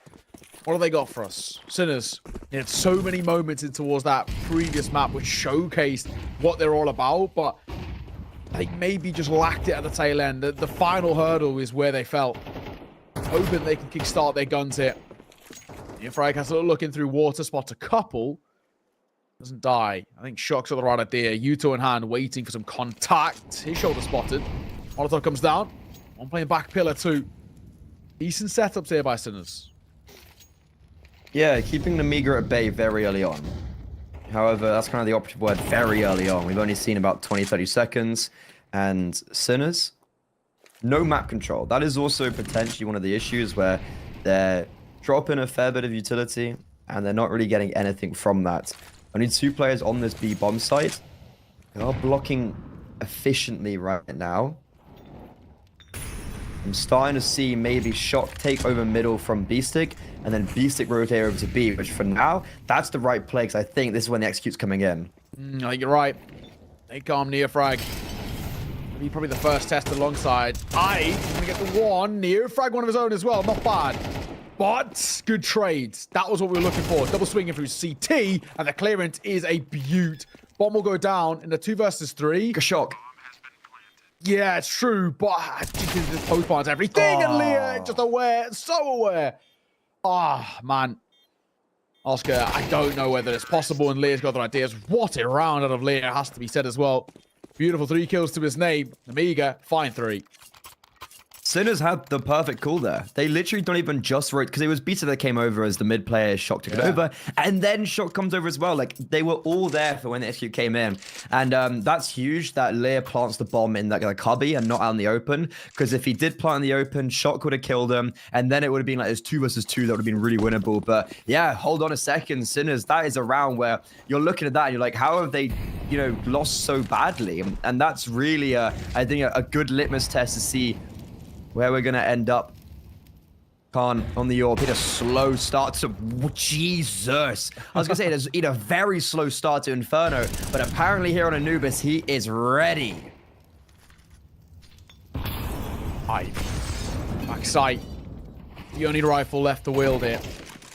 He comes through. There's a yellow lot. I mean, Leah's absolutely farming. Leah's unstoppable right now. My God. I know it's a low buy. I know it's pistols, but even still, this is ridiculous. Yeah.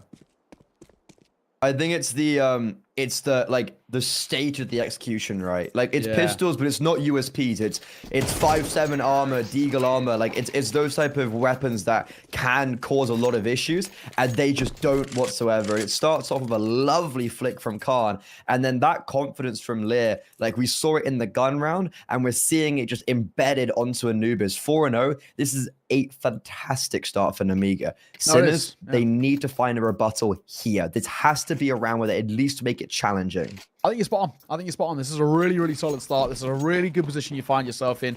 Everything is kind of locking itself into place. And, I mean, for Sinners, they're already getting to a bit of a perilous spot, right? Gun rounds haven't looked good.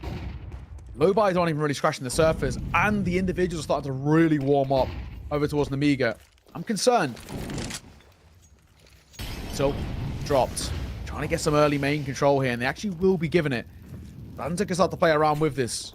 It's spot on, though. I feel like if Sinners lose this round, they could be in a lot of trouble.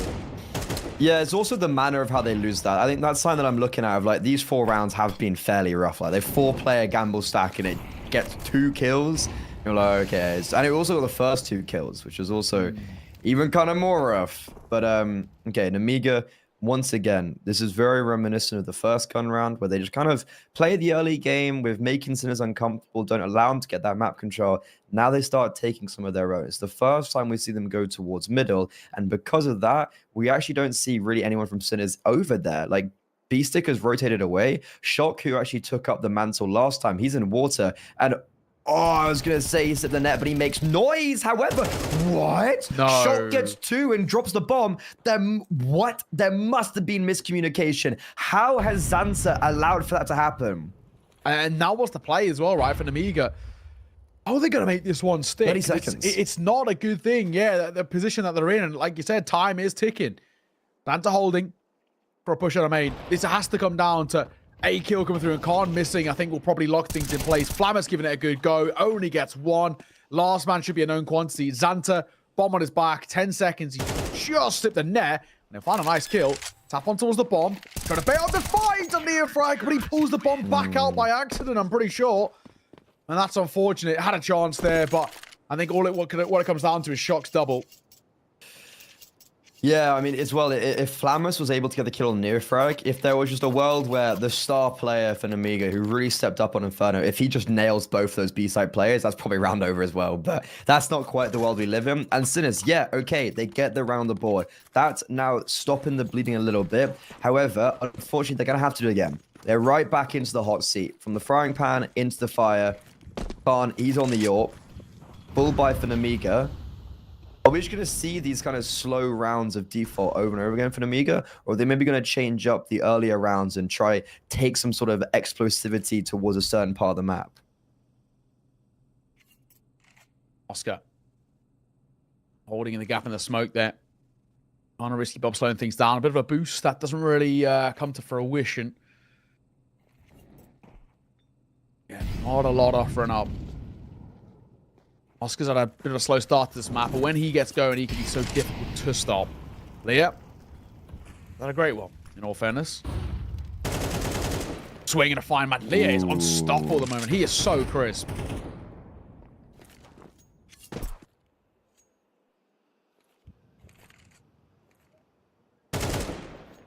Yeah, Leah is proven to be a real danger right now.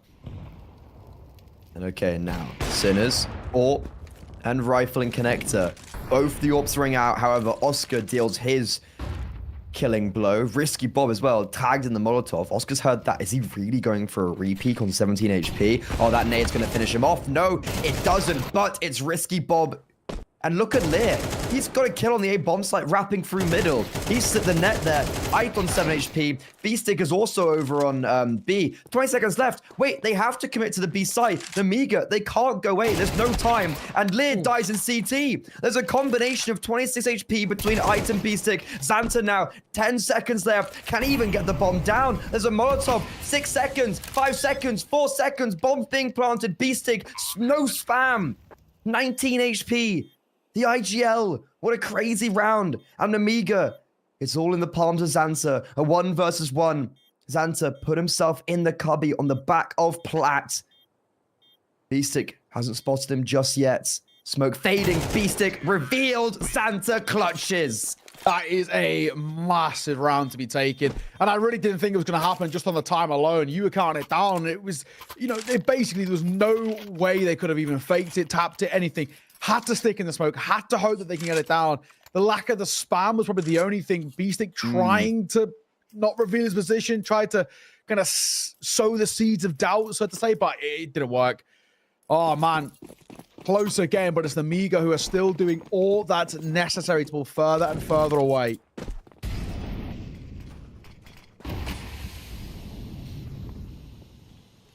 Oof. This weird round from Sinners. Oscar's bought an AWP. And then alongside that, it's just these few pistols and whatnot. There's also short aggression, supplemented by the AWP. But the issue at hand, and the crux of the matter, is the A bomb site. Only one more player there. Shock with the 5-7 in armor. Oscar now. Mission, save, AWP. Oh, never mind.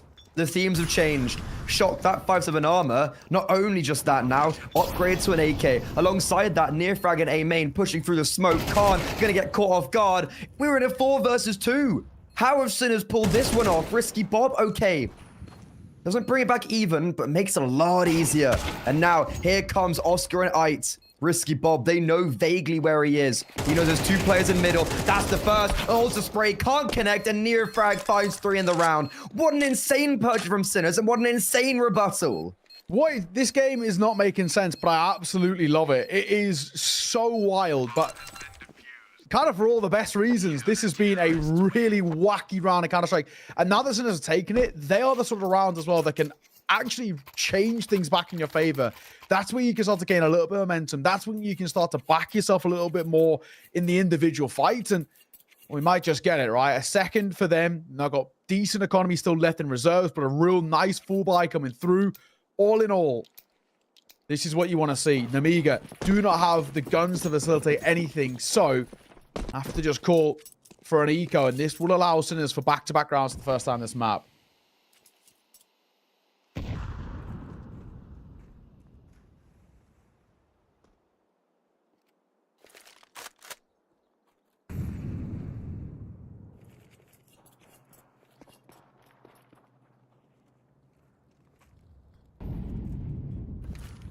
Yeah, surely Sinners don't lose this one. I love it how as well, does the AWP even get a kill in that last round? I don't think so. Yeah, no, it's literally the 5.7s and then the upgraded rifles, which is, you know, amusing in itself.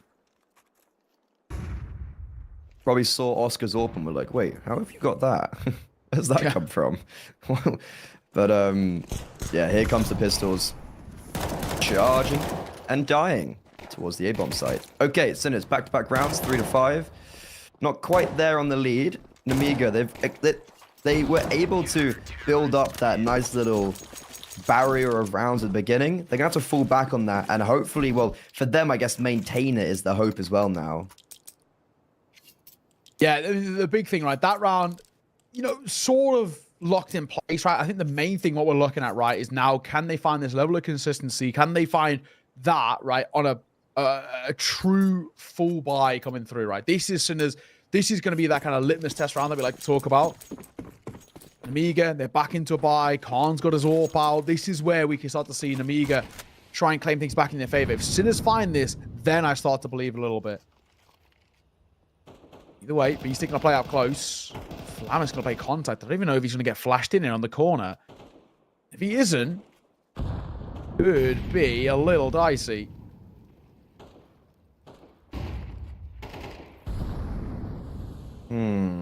B-Stick is going to get it clear. Sees a shadow. First frag for the IGL. Can't get a second. Completely isolated.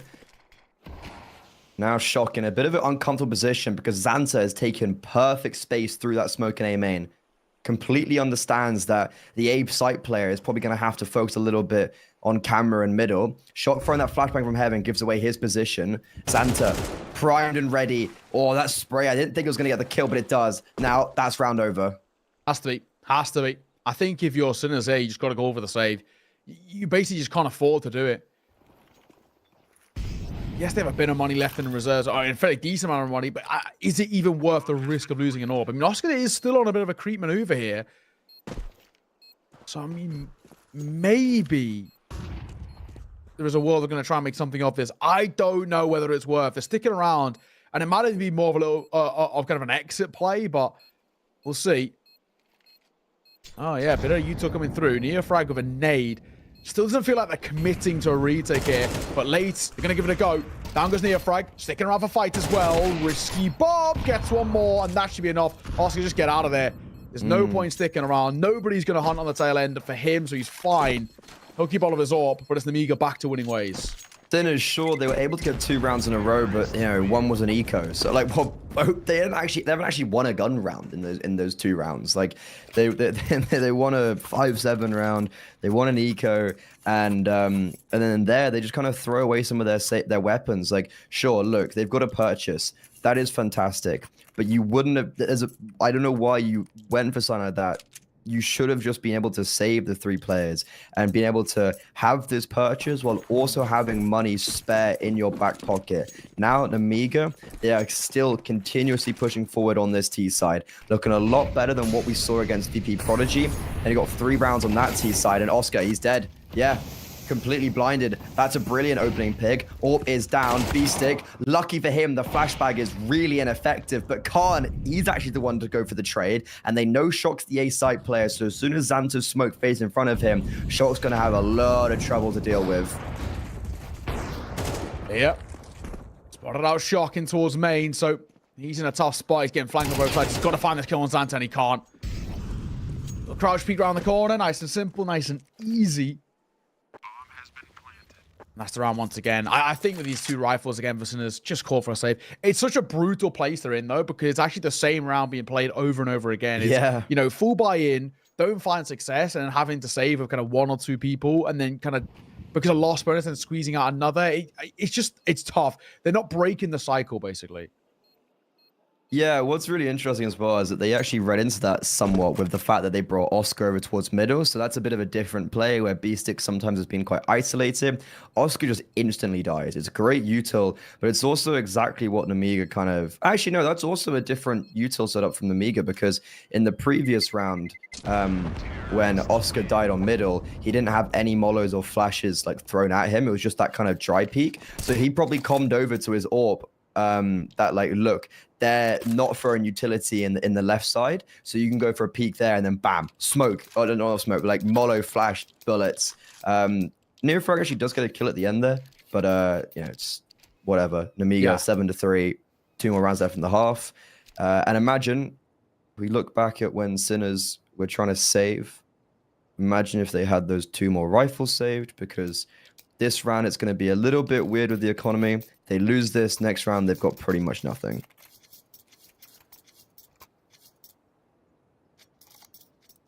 7-3 though. This could still be an absolute massacre of a first half. Technically, I mean, it's not bad at the moment, right? If it ends 7-5, that's exactly what we saw. It's fine, yeah. It's workable.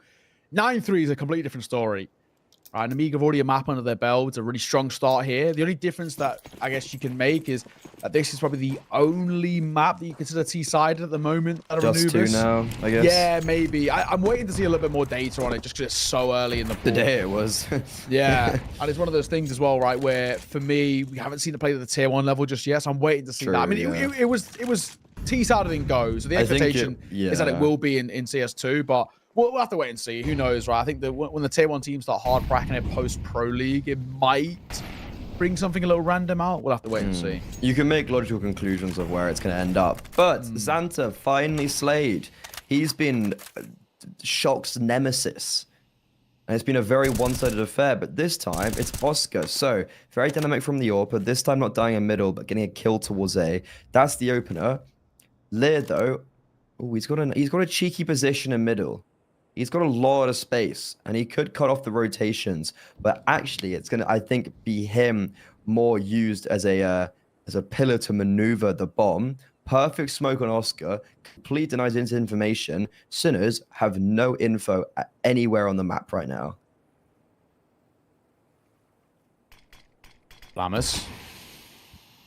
And behind the smoke, he might get information and a kill. Fair play. Actually not bad. Notice one more backside as well. Oh, that's a brilliant kill from Flammers. Beastie gets caught, but Ike doesn't get traded, so he's still alive, and he's still actually somehow making this a possibility, but the bomb should be able to go down. Shock is very close in water.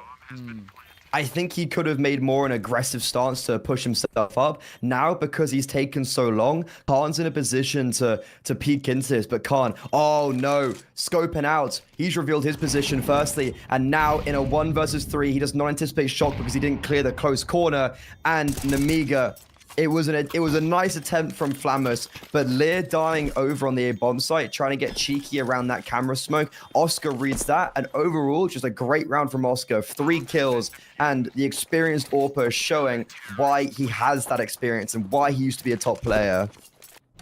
Ah, it's got to be said, right? Couple of moments where Sinners make us still believe. It's not been the greatest map at Counter-Strike generally, but that's better. Timing worked out well for them. It's unfortunate for Khan, but not the end of the world heading into the final round of the half. He still gets his AWP out in play. He does have the util around it, but bar that, it's not the most damning thing. Double AWP setup is what Sinners are going for, though. Shock and Oscar are going to wheel 1 apiece. What have they got up their sleeve? Ooh, oh, okay. Not the AWP getting aggro, but it's near frag and hold. Yeah. We haven't seen this from Sinners whatsoever. They've been playing the rounds where they haven't really been taking that assertive map control. I've been commenting upon it. There, not only is it near frag towards short, but it's also Ites just peeking through B main, and they get 3 for nothing. That's lovely for Sinners. And Namiga, it's 7-5 half, which is honestly quite far from ideal. It's true. right? Unless some magic comes out. I mean, Lear's had his moments, but he started off very strong. Got like 8 kills on the first like 3 rounds. And Same with Khan. Yeah, he kind of tapered off a little bit. Neofrag low. His other one having a little look in, but he gets basically the perfect timing. And now Khan thrust into a 1v5. Gets the first, but 45 seconds, let's be honest, it's not going to happen here. Yeah, I think Khan had 4 kills in the 3 rounds. Or something like that. Yeah. Also, what an insane setup. This is normally used to like peek B main. But instead, it's used to kill Temple. Sinners, 5 rounds at the end, 2 in a row. Not bad at all. I don't think, Sinners can complain tail end. It was looking a little rough at one point. Like we said, there was the real potential of a 9-3. That would have absolutely given us a lot to talk about in a bad way for the Sinners side, but 7-5 is manageable. It's very, very workable. I'm not too stressed for them just yet. Either way, though, still need a pistol. In Amiga, they find one here. They can probably push all the way up to in the region of kind of a 9-5 scoreline. And then once again, it does start to slightly feel like it's not going to happen. Yeah, similar thing, right? Where we have to sit here and say there is still a possibility for this Amiga side to just come in and dominate once again. Sinners, a pistol on this T side, or at least a bomb plant is feeling like a necessity. If they lose a pistol but get a bomb plant, they can still force buy and it's still probably fine.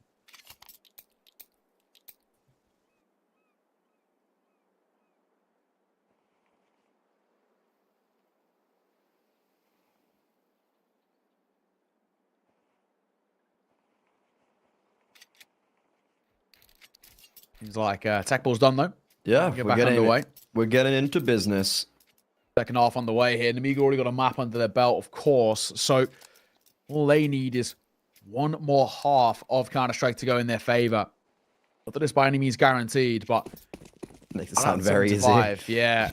If they can get a pistol here, it will absolutely work wonders for them in terms of the momentum, in terms of the money, and all of the good things on the CT side. Since though they can make this T side work, it might just give them something. No A presence as well for Amiga is kind of wild. Oh, well, but they had 4 players in middle. So now when the... it's not even an execute. It's like a half-assed play towards A, but it's worked out perfectly. They've spotted the immense amount of forces towards A. Oscar's caught off Flammers, who was pushing through canals. And now, with the B bomb site under siege and in the hands of the T side, Oscar just gomper stomped by Xanta there. Risky Bob was getting the frag. Ite and B-Stick, they've not been having a great game, and that's going to continue. B-Stick, 5 and 10. 1 versus 4. They've spotted him. That's the first, and Risky Bob puts an end to that madness. It's a pistol round. I mean, as well, right? For the Amiga, I kind of respect the way in which they play that. They're coming in towards this round. They got one thing in their mind: just stick together. They don't even care where they go. They're just running around as a kind of a sort of pack mentality, and it works. So fair play. I actually can't even really question it. It's worked well. Fair enough. It's now an 8-5 scoreline again, where we do get a little concerned. At the very least, though, they can come in towards some level of a buy. So we're gonna have Galils across the board. The one thing they lack, though, more than most, is the util. At least they've got, Galil's full armor or something. Just having 2 smokes, though, that might be pretty tough here when it comes towards executing. Already one of the 3 they had, may I say, using towards mid. I mean, I think we literally saw this exact same thing today. I'm pretty sure it was when Granny Knockers just bought 5 Galils and then did just blow everyone up with the Galils. So that's kind of what you got to do, is you just got to move as a pact and try utilize your raw aim. However, that's hard against the Amiga. A group of sharpshooters, and they've also got the correct read for now. 3 players towards B, and they're closing the gap. However, that could be their downfall. B-Stick, unable to clutch up in the last round, is going to nail 2. Flammers finally gets a frag for his squad, but quickly traded out, and now Lear is hot on the scene alongside Xanta. They seem to have the read that Oscar's going to be in CT. That's a very big read. 2 versus 3. There's no kit on the air. That's the one thing they don't have to work with, but they have a double smoke. could at least isolate some fights. One of the smokes will be used over towards main. Got to tap on towards this bomb to bait out a fight. Shock. Another smoke to come through as well, and Shock's on the wrap here. Tap on towards the bomb. That lack of kit is the one thing that sells them. First drops. Last man is probably a dead man walking, and he will be seen off by Neo Frag. So, Sinners, a much needed round for them, taken. They're keeping the dream alive, and there isn't really a hell of a lot of options, basically, for Namiga, bar the 4 sins. They're going to have to go back in with just upgraded pistols. It's not great. Yeah, that was a really unfortunate time for Namiga. You could obviously tell they were poisoned to go for some sort of B aggression. They've got 3 players there. They don't have any info on A or middle. They're playing very passive on both those parts of the maps. So they were like, okay, let's take some space on B. However, as soon as they move and when they're in that no man's land, that's when Sinners strike and they just end up winning out those duels because I think they completely catch Namiga off guard. And yeah, only 1 frag found on that B bomb site when there were 3 players there, which is very, very poor. Upgraded pistols. Got to try and pull off a bit of magic here. It's not going to be easy.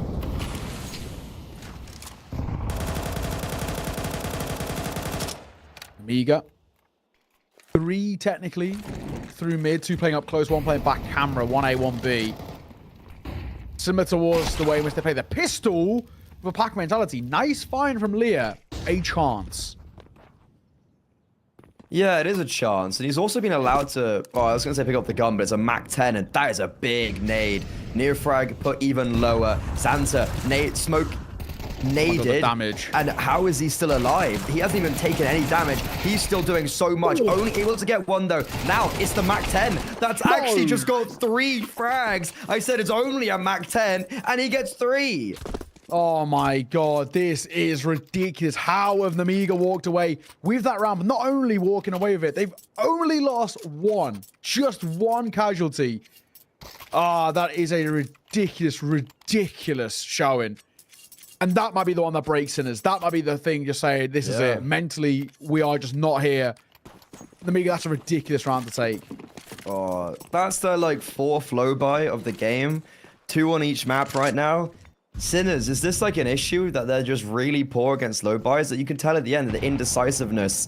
But once again, 3 players towards the B bomb site, and it once again could be this awkward timing where they get caught on the aggression. Here comes the flashes, and it just goes bam. He blows them up with the Tech 9, but Khan here alongside Lear to stabilize, and wow. Namiga, they instantly lose 2 players. It looks really bad. The Tech 9 has a perfect timing, and that's it. Double nade as well. Literally blows up Oscar, and Namiga, they reach double digits. I thought there was a chance there. I thought there was a moment, maybe. I thought it was more than a chance. I thought it was it. It's not to be. Not to be. 10-6, 4 rounds in the gutter. Sinners, and probably going to make 5 in a second as well, considering that Sinners do not have a buyer to work with. And even going into upgraded pistols here is a luxury that they basically can't afford. United's the only one who can really dip in towards a strong upgraded pistol, and he's just not even going to opt for it. So full Glocks across the board, and man, it should be an Amiga fan of this 11th. There's been moments, there's been opportunities, but in the end, fair play has to be said towards this Namiga side, especially the second half. They have just looked kind of out of this world.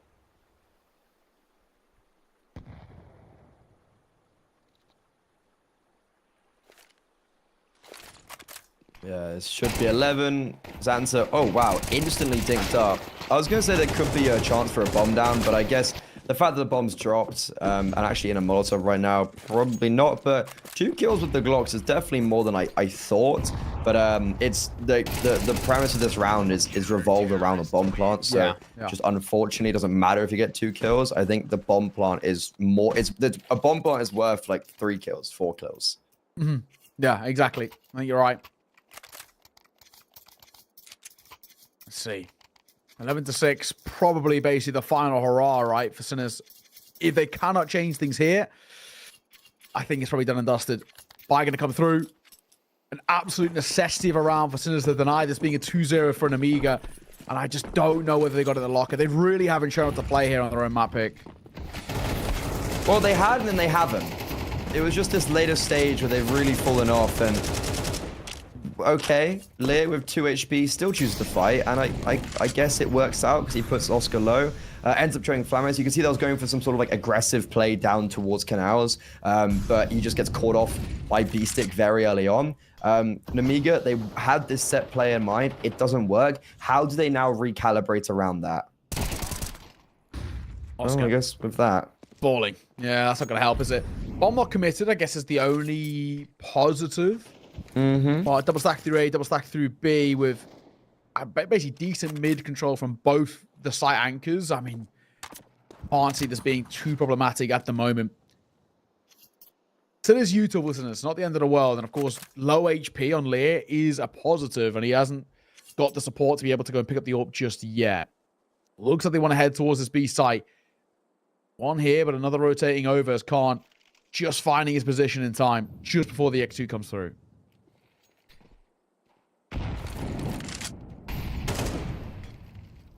Yeah, spotted as well. That's going to maybe allow for someone like Xanta to rotate over, but they're actually hesitant. Ooh, this could be their downfall. Now, here comes the re-execute after the Molotov's fading. Risky Bob. Oh, he's not been able to cover Khan, but he ends up cleaning two. Xanta, quick on the scene, denies the bomb, and there was a well that got very scared there with the fact that Khan instantly falls, but Risky Bob getting two, wins it out, puts the Miga on 12. Sinners need 6 in a row if they even want to force it to overtime. It's just fallen apart, hasn't it, for the Sinners side? They, had opportunities, they had moments where maybe they could have made it work, but it's just not been the case here. What a showing, what a performance, it has to be said, out of Namiga. Sinners, they've squeezed together something here, right? We've got a Tech 9, a Mac 10, and a triple Galil setup. It's better than nothing, but it isn't great. But I don't know about you, Freddie, man. I feel like this one's probably on its last couple of moments. Probably the last round as well. Namiga not pulled any punches. Yeah, like that 5-7 round, I was like, that's it. And, okay, sure, Neofrag, that works. But they're just throwing themselves willy-nilly at these like bomb sites in middle, and well, okay, it worked, I guess. Yeah, the Mac 10s and the Tech 9s, they get a killer piece, and Flamus and Xanta, I mean, safe. I think they kind of have to. Not because they're in a lot of trouble long term, but it's just more if they want to buy into it the next. Somebody's got to drop Khan here. Xanta can't really afford to reinvest, but it looks like they're going to give it a go. Okay. The one positive thing is that there's no post-plant utility for Sinners. At the very least, they're going to get free fights, basically, but it's just what they can do with them. Oscar, spotted, dropped. And you're going to get a second as well. Flamus can't trade, just crouched on site in the open. The off angle works. Sinners stay alive for now. Not job done just yet. But yeah, Namiga just overfight a little bit, get caught off guard by the pace. Yeah, I mean, like, a little part of me is confused of why that, like, Flamus, for instance, goes to that duel when he's on, like, 10 HP. But yeah, Namiga just caught off by the nonsense, really, from Sinners. Like, that is just a very wild round where you have, like, a Tech 9 running solo mid, you have people running very individualistically around, and it's working. So, sure. I guess maybe that's what they needed to do. That's their second round, is it, on the T side? So, yeah, really been struggling. And speaking about canal takes, we've seen Flamus go for it before. This time they go for it, but it's great flashbangs from Sinners. Risky Bomb and Flamus fall the wayside. And Namiga, they throw pace at it. They had 3-1 essence into the round. Now they only have 1.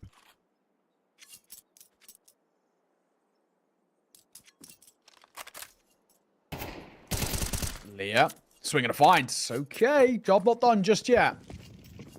Rifles to potentially be collected as well, but they're in precarious spots. You're going to 5-7. It's the 5-7 that I'm more keeping my eye on, because Xanta had a really good round of it last time he was called upon with this gun. A chance, and they're going in towards his grasp. This could be messy. Oh, no. It's just like, where is everybody? Oh, there they are. Xanta. Oh, wait, can't it? This could be it. They've got their knives out. Oh, Namiga, it's a perfect setup. And Khan, alongside Xanta, saved the day. Namiga 13. They're going through semifinals, and Sinners, they've been eliminated. What a ridiculous way to close it as well. And I think that probably sums up the difference between these two. Namiga are always ready, guns up for the fight. Sinners just caught napping. It's a bad way to lose, but I think it was, it's unfortunately, it was inevitable. That second half never got going. They never found a chance. And, the straw that broke the camel's back was that loss to the Eco. Losing to the 5-7s in the fashion that they did absolutely killed them. When it comes down to it, I think Namiga deserved this win. They did basically throughout the majority of that game. There was a couple of periods where Sinners, I think they'd be kicking themselves, especially that map number 1. But all in all, Namiga were the favorites coming in towards this game, and they proved exactly why, and they move on forward in towards that next stage. So for them, absolute credit. Namiga still remaining to be kind of one of the hardest teams to beat here in Tier 2. Yeah, I mean, like, I think their progression as a team is just so wild of, like, literally nothing. And then, bam, I am Chengdu, and everyone's like, right, where's that come from? Yeah. And then you start asking some players, and I'm there like, who are these people? Like, I obviously know some of their names, but it's like, well, like, how's this happened? And people are like, oh, yeah, they're, like, unreal in practice. Like, you know, fair enough to them. And then you start seeing the officials start rolling in after they get the invite because of their HLTV ranking and stuff, which I am Chengdu. They get those invites and they're actually really making worth. They go through to semifinals. This is now becoming more of an expectation than actually like a, oh, nice for something. It's like, for now, there's the expectation that they've got Bleed or 1 win. They've beat both teams in recent history. They actually destroyed Bleed in one of the finals of the Res Regional. So like, I'm looking at this run for Namiga and I'm like, I think the expectation is the grand finals, which might seem a little bit harsh or like, I don't know, like rough, but I think that's the expectation I have with this team now. I'm with you, man. Namiga are up there in terms of current form, where we've got kind of in sort of the tier 2 scope of things. I think for me, the bigger teams, it's basically them and Bleed, right? And the fact that they're playing them on the same side of the bracket is actually really interesting. It does very much open up things on the other side of the bracket as well. But all in all, I'm so impressed with Namiga. They've kind of come out of nowhere in this year, and they've really started to showcase what they can do. And I'm hoping this is just the start of things to come. Yes, there's potential of roster changes, and I think when you start popping off, you get noticed. But in any way, it's a good thing they're getting noticed because they deserve it. 100%. And I think we can go just take a look at the bracket before we send us off. This is our last game of the day, and I think it's going to be Scriv and Veerless taking you through the next one. So we've already got Granny Knockers and Namiga sorted for the... not Sinners, Namiga sorted for one of each team in one of the semifinals. The next game will be Sashi versus 9 Pandas. We've already seen one Danish derby today. We could see a second in the semifinals as Sashi, the Danish squad who are on the rise right now. You would have anticipated if they were going to win, they'd be facing Gaming Gladiators, but no. Granny Knockers. That was actually quite a pretty impressive upset from them. And then you've got Bleed versus 1 win, as we've already mentioned. Whoever wins that will be playing against Namiga. Yes, exactly that. Exactly that. So this bracket opening up, we're starting to see where things are heading.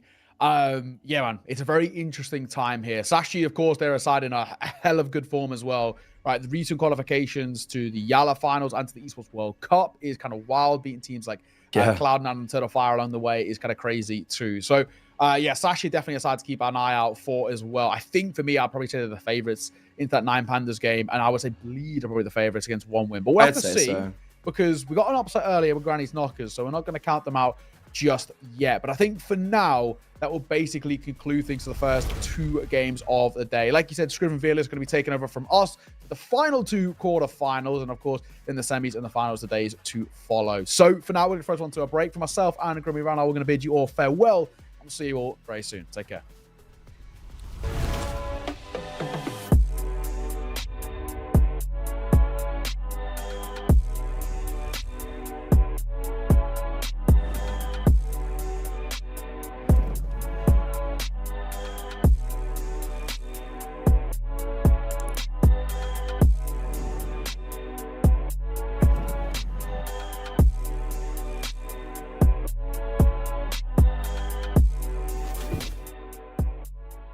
Hellcase is going back with 3 more editions of Hellcups with a $30,000 base prize pool each, plus crowdfunding. You can increase the prize pool by opening crowdfunding boxes on our website. We have also prepared a special giveaway for you worth $2,000, a Huntsman Knife Doppler Sapphire, and Hand Wraps Caution. You can also use the special code Hellcup9 to give yourself a $0.7 welcome bonus and a plus 10% to refill. There are also special Twitter giveaways where you can receive a Gut Knife Law, a Huntsman Knife Law, and a Bowie Knife Tiger Tooth. Additionally, by watching the streams, you can get points that you can use in our special store. But for now, sit back, relax, and enjoy Hellcup 9.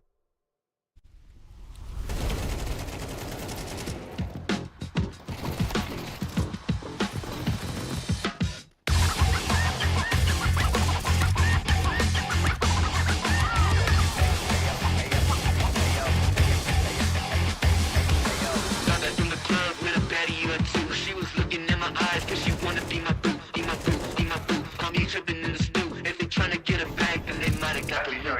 Cops all the bands, now I'm about to buy a chain. If the Cubans talking to me, I might get up on my lane. Just in black while we spinning, so we never feel the shame. Gotta light up when we do it, so we don't gotta feel the pain. I was trying to tell you about that real shit, boy.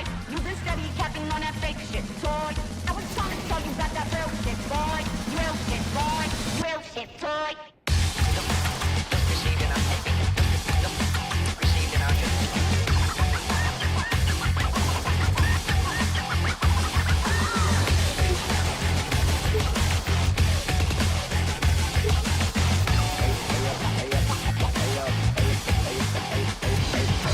Been around, burned out, flow it to the penthouse. Shotty's going crazy, then they quiet like a church mouse. Land up with the customs, then we never get it out. Nitro in the engine, so we see what it's about. Always wanna talk, but you never want to smoke. And you flashing all the guns on your live, you a joke. Closing up with bodies when you never ever broke. I'll be pressed to find a shooter who be lacking in the soul. I was trying to tell you about that real shit, boy. You been steady capping on that fake shit, toy. I was trying to tell you about that real shit, boy. Real shit, boy. Real shit, toy.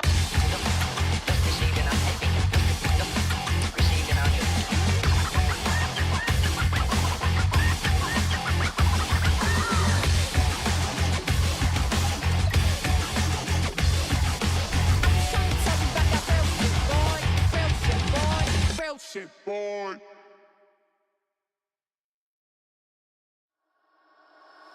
Fumble a bag, now I when I fumble a bag. Fumble a bag, now I when I fumble a bag. Act like you know how this goes.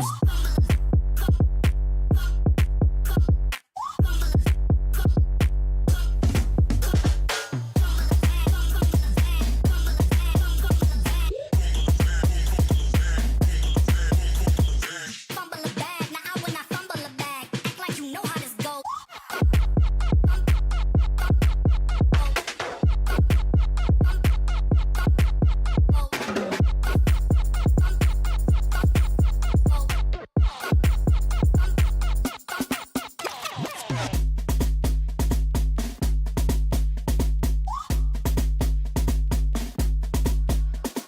Fumble a bag, now I when I fumble a bag.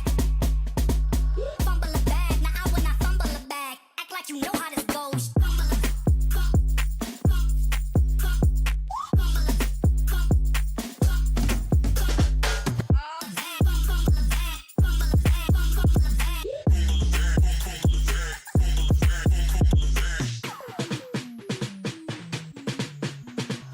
Fumble a bag, now I when I fumble a bag. Act like you know how this goes.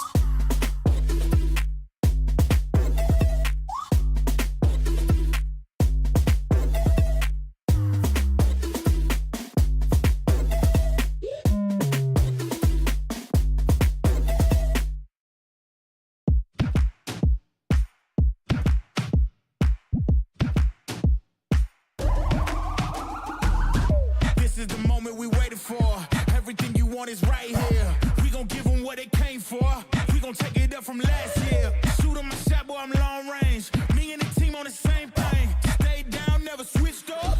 Only thing changed was the game. I'm in the zone now. Nothing can change what we on now. When I pull up, know it's going down. Foot on the gas, ain't no slowing down. Aiming for greatness, no settling. Kick down the doors, they won't let me in. Taking no L's, yeah, I gotta win. Watch me kick down the doors, they won't let me in. Who running the game now? Foot on the gas, can slow down. No, my team, we holding it down. We know we running it now. Watch the game change. Watch the game change. Watch the game change. Watch the game change. Yeah.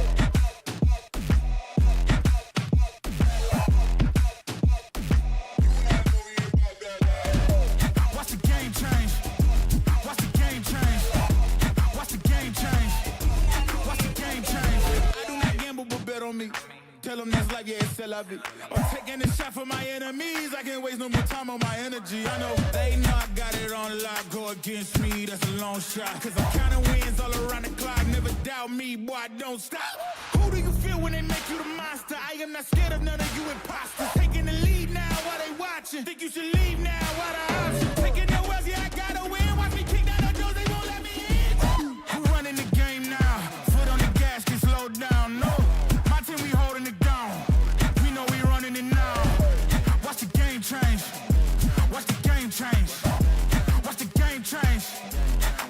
game change, yeah.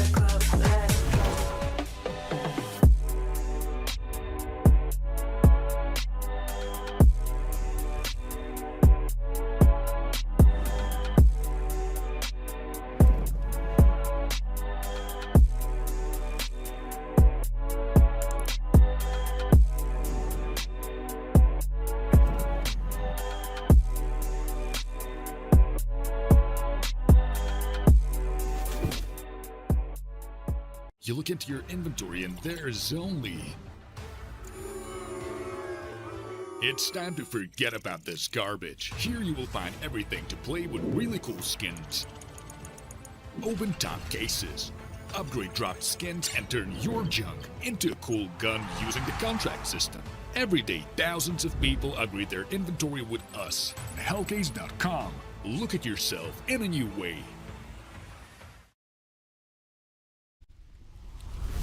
Hello, everybody. Welcome in here. We are continuing on with the quarterfinals of course, Hellcase Cup number 9, getting all the way down to the nitty gritty here. It is me, Scriv, and Veerless to take you through the next 2 BO3s of the afternoon into the evening, depending on where you're at, of course. But very much looking forward to getting into these. Like I say, we're getting into, I think, the more hardcore teams, the busier teams at the moment, the better performing teams as well. So yeah, I'm really looking forward to it personally. Yeah, no, me too. I mean, we've already had, of course, round number 16, where we had quite a bunch of 2-0s, I have to say. Of course, we had a couple of teams coming through from the group stage. Of course, there were invited teams, and I reckon that definitely a lot of the favorites continued to go on. And we've already had 2 quarterfinals going out of the way as well. We had Namiga beating Sinners 2-0, and Granny's Knockers beating Gaming Gladiators 2-1. So that was quite an interesting affair. But there's two more left. Yeah, of course. I mean, Gaming Gladiators, I think a lot of people maybe expected them to make it through. Certainly not the biggest name on campus as it goes at the moment, but definitely looking really, really solid. Of course, the ex-Ecstatic boys that, made the major and had a great run there, ranked really well at the moment in terms of the world placing. So, yeah, we maybe expected them to pick the victory up there, right? You've got ex-Prezi on the other side of things. Sure, the only thing going there for me is that it's like that Danish derby. They can sometimes be a bit unpredictable, the national games, but all the same, in a bit of interim at the moment. Yeah, not really had the longest run with some of these players for sure. So I do feel that they potentially were not expected to do this well. But, Borup coming in, he's looked really good. Seems to be a straight up upgrade for that team. So, yeah, we'll see. The Granny's Knockers, keep an eye on them, I suppose, and the approach that they'll have into that semi-final. But indeed, as you've kind of mentioned a little bit there, Sashi, 9 Pandas, Bleed 1 win is what we're going to be covering here. The remaining 2 quarterfinals themselves. It's a little bit of a shame, though, looking across the round of 16. Obviously, we didn't get to cover that together. And, yeah, we had, Brasilijski Luz. That was a team that I cast in the group stages. The VP Prodigy on the other side of things, It would have been nice to see them make it through deep, but unfortunately not the case here. They do well to make it to the playoffs. Let's have a little bit more of a zoom in on our particular matchup here, though, Veerless. Of course, as mentioned, that first game coming out, Sashi versus the 9 Pandas. We've got Sashi here, a team that recently has, I think, turned a lot of heads. They've smashed out the games. They've been playing so much goddamn Counter-Strike recently. And it has paid off. It has paid off massively since getting picked up, into the Sashi org in particular. They were espionage before for a good while there. Since getting picked up, they have just, turned the dial up to 11, as they say, and started taking over the tier 2 scene. I think it's safe to say. Yeah, I mean, the core has been together since 2021 and has been a very stable force, I would say, in the tier 2 space. But now they have a shot, actually, of trying to maybe get into tier 1. They've had very good results now playing on the Sashi banner. They pretty much shocked everyone when they were beating Cloud9 and Internal Fire for the EWC qualifiers, and they made it up against sort of everyone's expectations. So they had a very, very solid performance there. But also they had a 32 map run in the Yellow Compass Spring to qualify for that tournament. And there were definitely also no small names that they had to beat during that run. So honestly, we already, of course, we know a lot from this team, but the results as of late, it's really, this team is going up to the sky. Yeah, absolutely. They have been looking really, really solid. And I think you raise a very good point there that EWC is one thing, It's a little bit more of a qualifier. You've got some big teams in there for sure and some big names taken. I think if I'm remembering correctly as well, they didn't just beat, I think it was Eternal Fire. They beat them twice, in fact. Might have even been Cloud9. One of those bigger teams that you mentioned there, they managed to take down a couple times during that run. So, really, really impressive stuff from them. Yeah, it was Cloud9, in fact, just having a little look back. So, that's one thing. The EWC, great run. You can say, okay, you come in as a team that's a bit of an underdog, a bit unexpected. Maybe you get away with it. It happens every now and then. We saw it from Metasport towards the start of the year, right? They were another team that caught a couple of names.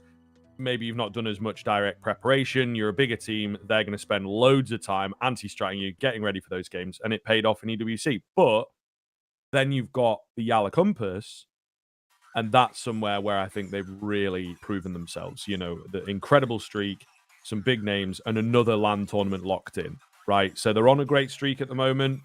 However, I have just mentioned Metasport, super, super similar stories between these two teams, a little bit chilling within the tier 2, tier 3 sort of level for a while. Suddenly everything clicks. And Metasport, we've seen them do well for a couple months, but then dropped off. Are Sashi going to fall to the same fate is maybe a question that we were asking. But a tournament like this, where this for me feels like a through and through mid-level tournament, it's got all the classic names that you know from this sort of level of Counter-Strike.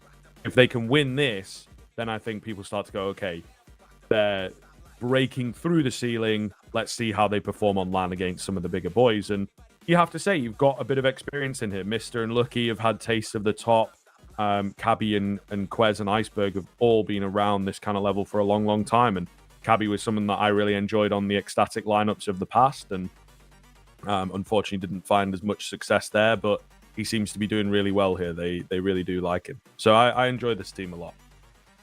Yeah, but pretty much have no choice but to agree. This is a very exciting roster, and of course, we have to see if they can stand the test of time, if they can sort of stay at this level, or if indeed they might drop off. But this is yet again another proving ground for them. But they do also have an opponent, which is then 9 Pandas. This is a very exciting roster as well, and I feel like these two up against one another is going to be a very interesting affair. Because I do feel the 9 Pandas themselves, sort of after the major qualification run, which unfortunately they did have to sit out the major, but I feel sort of after that period, things have been going a little bit up and down as far as their most recent results go. They've not been like on that sort of upwards trajectory moving forward from the major. They did reach, for example, semifinals during CCT, the second season over here in Europe, beating Marvel's NXT and Fnatic as well. And so overall, like there are definitely some results, but then when I'm looking at, for example, certain qualifier runs for certain events, they typically kind of stuck around that top 32 mark, and they can't really seem to get much more out of it at the moment as far as results go. Of course, qualifier runs are probably the toughest thing that you can face within a tier 2 space. You have to go on that big grind. So no one's saying it's easy, but I do feel that 9 Pandas, it's dropped off just a little bit, and I think this is also therefore a very good opportunity for them to prove that this 9 Pandas team still got what it takes. Yeah, absolutely. They're in a bit of a weird spot for me. I think just sort of touching on what you've mentioned results-wise, some weeks are good, some weeks are bad. It just feels like if they can start off on a good foot, they'll do well. But yeah, there was a bit of a run in there for a couple of weeks where they were just losing everything, in pretty one-sided fashion as well, which is obviously not nice. So yeah, we'll see. I don't know what version of 9 Pandas we are going to get. I think these are players that are motivated by environment, right? When the major's on the line, that was something that they were really after. There'd been talk of that for a while, sort of behind the scenes. People were like, yeah, I've seen Seized at some of these events and whatnot. And he was like, yeah, we're not going to stop until we make the major. And everyone was like, all right, buddy, that kind of vibe. And then they actually did it. So a huge shame there. And I think it will have hit the team pretty heavily that they, due to extenuating circumstances, couldn't make it.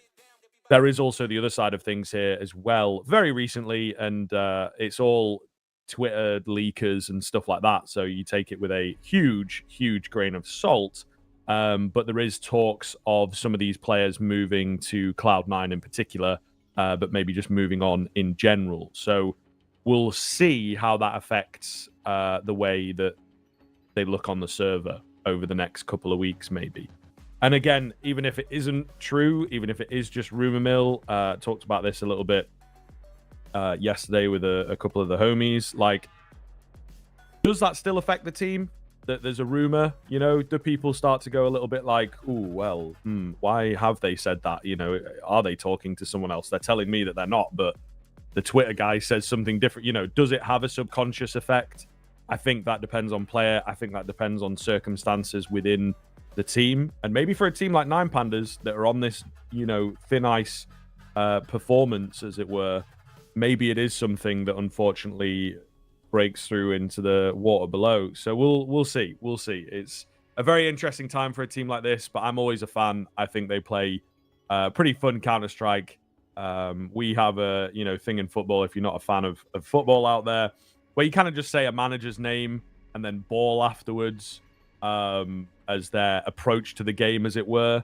And I'm a big fan in Counter-Strike terms of seized ball. I think it can be pretty fun Counter-Strike when it gets going. Absolutely. I mean, something that can also make things a bit more interesting is potentially the veto, because if you guys are just tuning in here in the playoffs, Dust 2 is now come in the group stage. We were still sticking to Overpass, but now we have officially moved on. And Sashi is going to insta-ban it. Not going to lie, I feel that right now it is still very early for a lot of these teams to be very confident picking into G2. In fact, I've seen Nine Pandas ban it as well, so it was all sort of who gets the ban first. And, well, Sashi got rid of it. Nine Pandas get rid of their insta-ban of Vertigo. There's not really too many surprises here. But then Nuke being picked for Sashi and then Ancient for Nine Pandas. What do you make out of that one?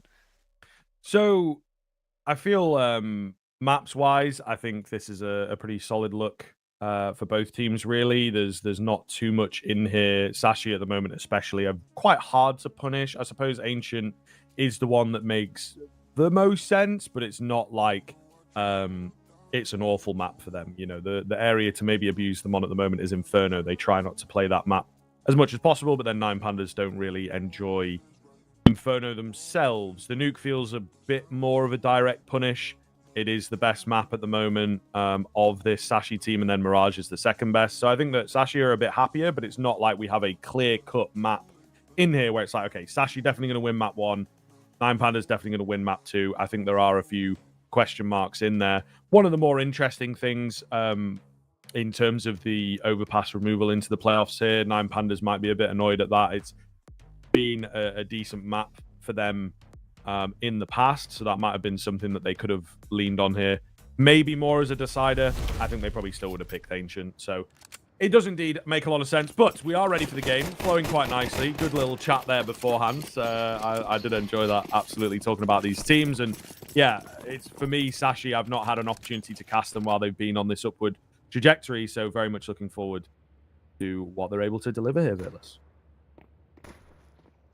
What is the plan going to be? Oh, already losing a player. That is Cabby. And with that, instantly going to try and move in towards ramp. They do get a very nice trade, but it's going quite back and forth. But eventually, it's all locked in. Double tap coming through.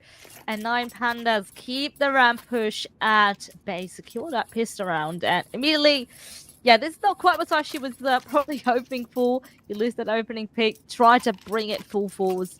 But unfortunately, trait's not fully coming through. And, well, I saw a kind of fun Negev being bought for a second.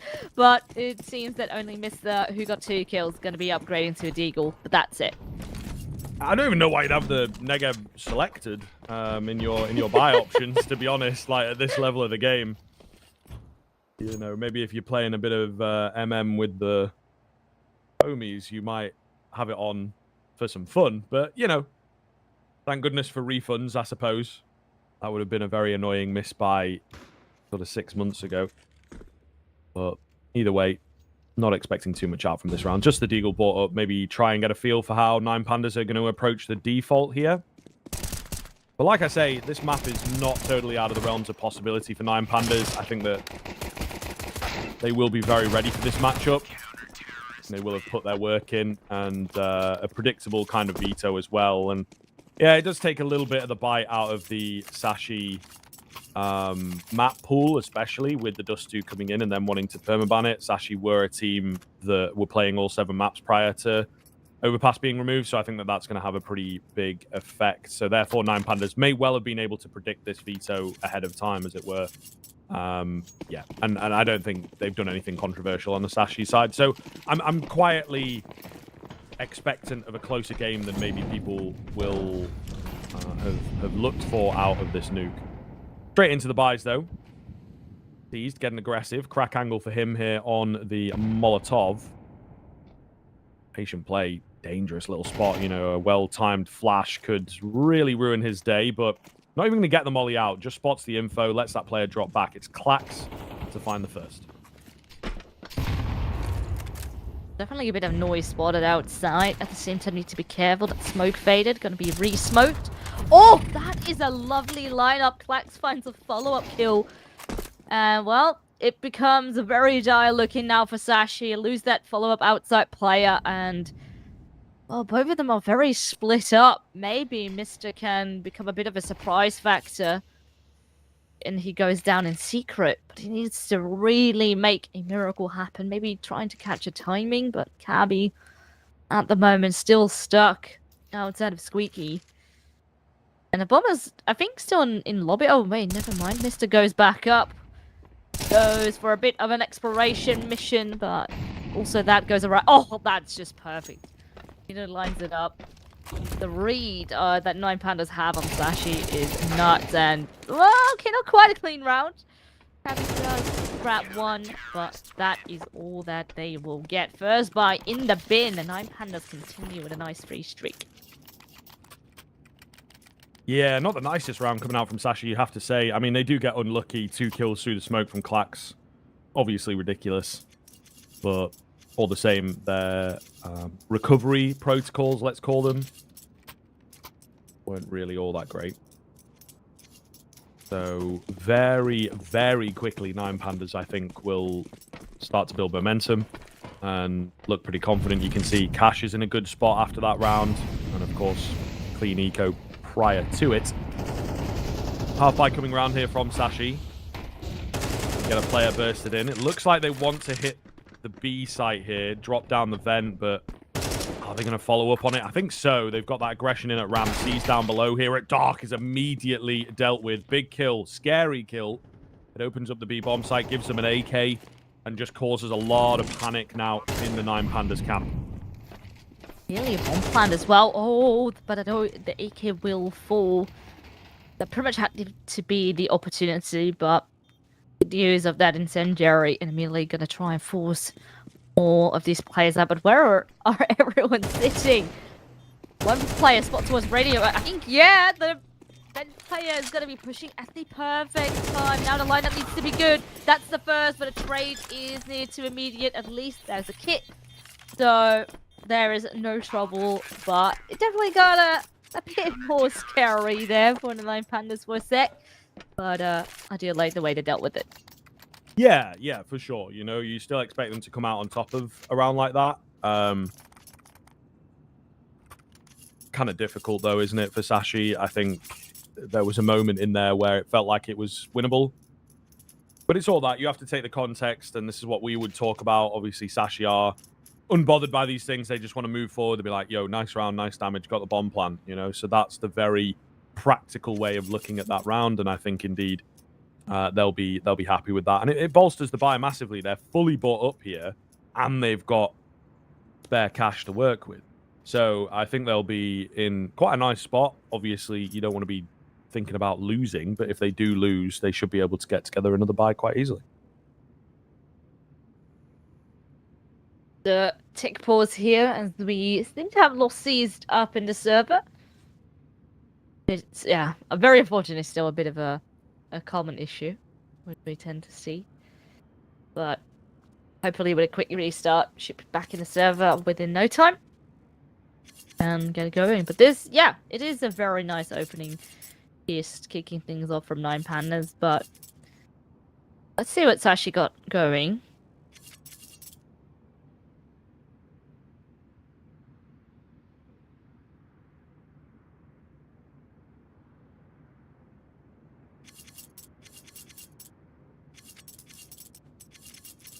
Yeah, not quite sure what's up. He was in and then he was out.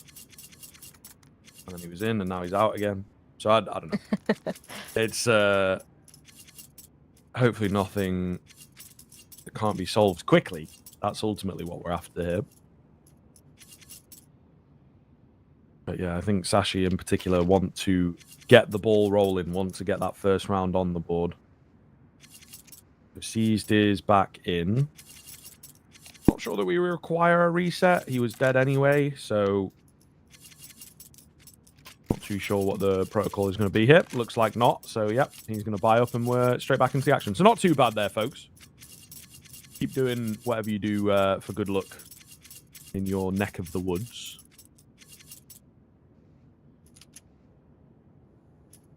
All right.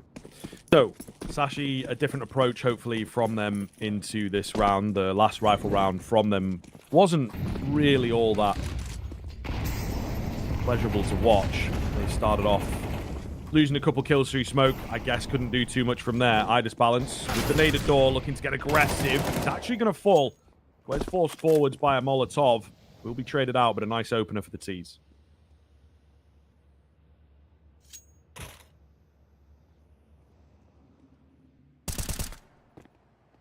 Were caught on the cross, but how far do they want to commit? Last time around, Mr. Still lurked outside of Secret and went back up, and now he's still a bit torn. His teammate fell outside just now, so they're back to being a player down. Tabby is back to his trusted spot here close to Secret, does group up more towards the inner part of lobby, and then hopes that maybe Mr. can get something going. Only problem being, he falls. Clax has been definitely on a hunt when it comes down to the lower part of the map. And that means another plan will have to come out. A 2 versus 4. Cabby and Lucky both here. Seeing through Ram, not spotting anyone yet. Because C is this tugged in. Oh, head spotted. Oh, but C still wins out that battle. And he just gets away. Time is low and Cabby is no more. 9 Pandas. And make it look easy. They only lose one player in the process, and it's like consistently they're playing it very slow. They're not showing too much skin, and it creeps into Sashi's head. They don't really know how to bounce back in the middle of the round. Yeah, really, really great. Really great. Nice little individual moment from Seized, obviously, to win that fight. They were ready for him to make a peak like that, but he still comes out ahead.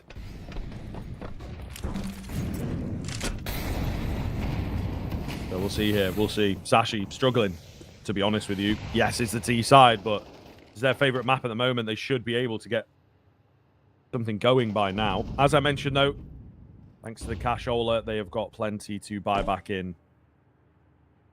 Curious to see, again, if they can change things up here. It's just not looking too likely. Mr. Seized at the ramp has been a real issue, but they are still hell-bent on abusing him. Cabby keeping presence over there early on. The outside area, not really all that touch thus far from Sashi.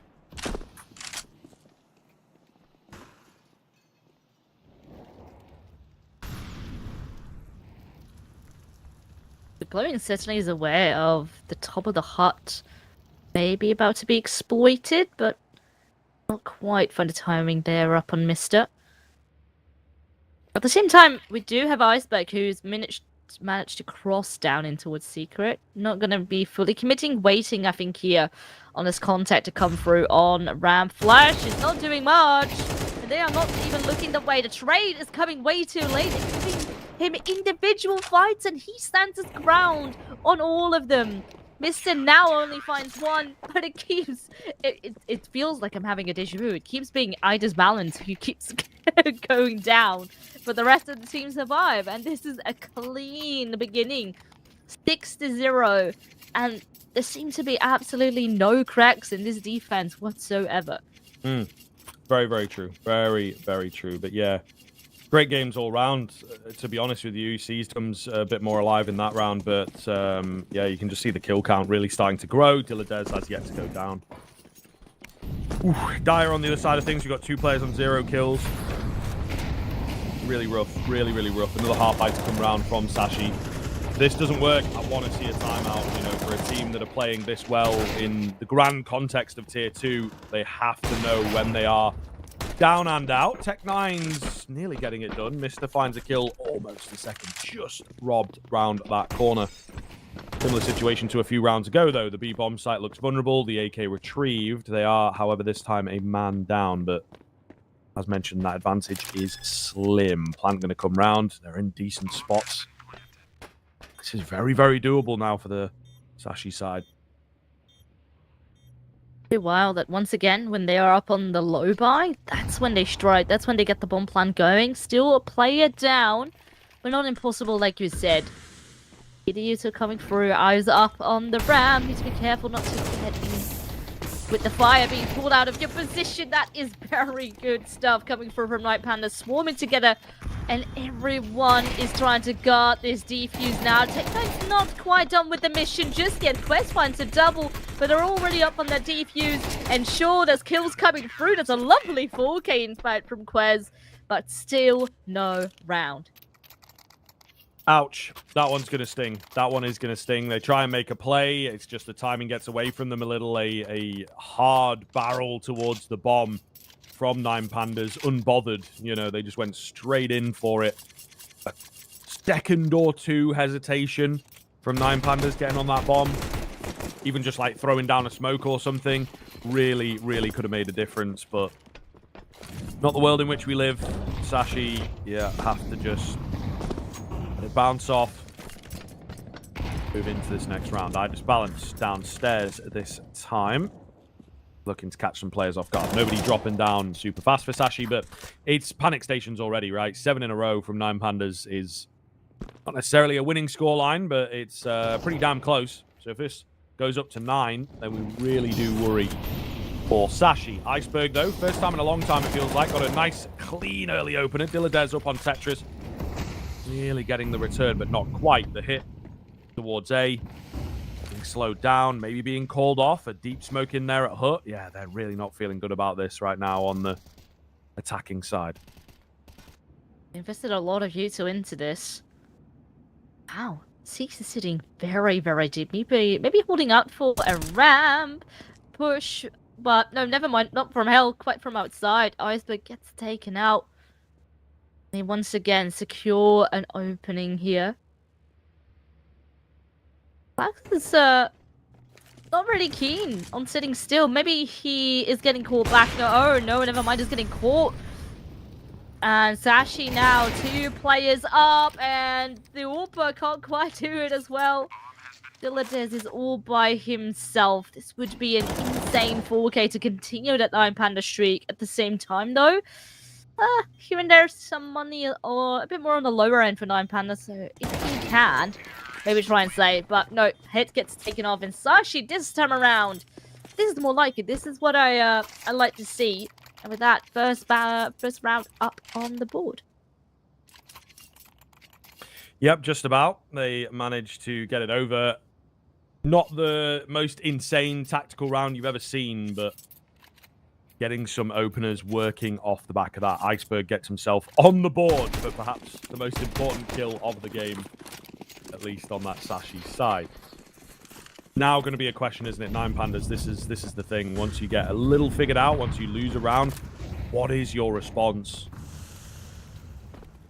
How do they make it work from here? This is where maybe the lack of experience, the lack of success, generally speaking, on this map might come into play.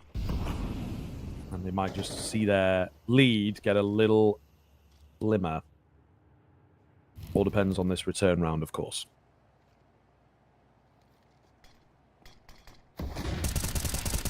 Oh, that is such good timing. Glowing spotted with a couple sound cues here. There is outside presence. They come in with a counter flash and it lines up perfectly. Iceberg is no more. But 9 Pandas need to be a bit careful. Bit of a threat coming through from A once more. Doesn't seem like Sashi want to commit towards that part of the map. Mister once again exploiting the fact that secret is open, but glowing, just holding it off as soon as contact has been made. Throwing in incendiary, delay them even further. Now 45 seconds left and a hit will soon come. His balance certainly has the right idea, and even while blind hits up the timing, still sees that to support as well. He just locks it in. He has been on such a good multi-kill spree when it comes down to ramp. And it feels like, you know, we had a slight speed bump along the way. But Sashi, the round crumbles like we have seen in the earlier stages of this map. Glowing can't quite hold it, but doesn't seem to be too much of a problem. Immediate trade and 9 Pandas back on the board.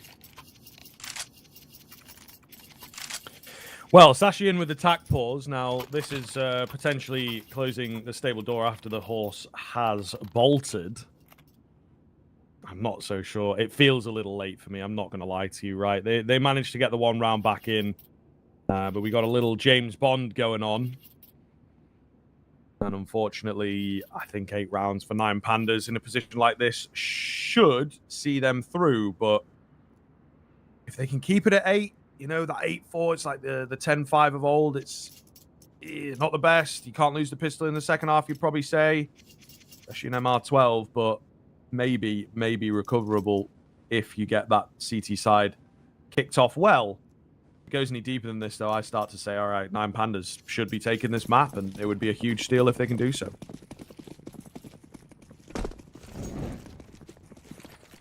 At least with the previous loss bonus that was there, the banks of Sashi are not going to be completely empty here. Of course, it is far from ideal, especially for your mental to merely be brought back to where you were stuck. How do you find that same spirit of 2 rounds ago?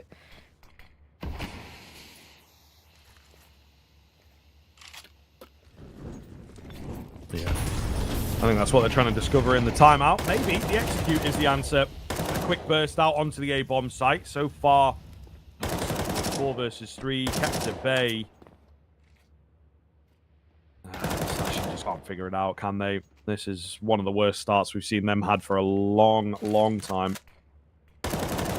Clacks down with the re-smoke as well. Yeah, there's just no letting up right now. Really solid from 9 Pandas. All that Sashi have left at the moment is just a double smoke, no flashes. Definitely not a very ideal scenario of trying to enter up on this A-bomb side. Looks like that is still the plan. No one is moving an inch. Just waiting for someone to peek around the corner. Someone like Clax perhaps, but he just lines them up. No way! The spray down comes through and he gets all 3. Oh my lord, this is absolutely disgusting, and 9 Pandas just honestly keep bullying around. Yeah, getting a bit tough to watch, isn't it, really? Yeah, Sashi just...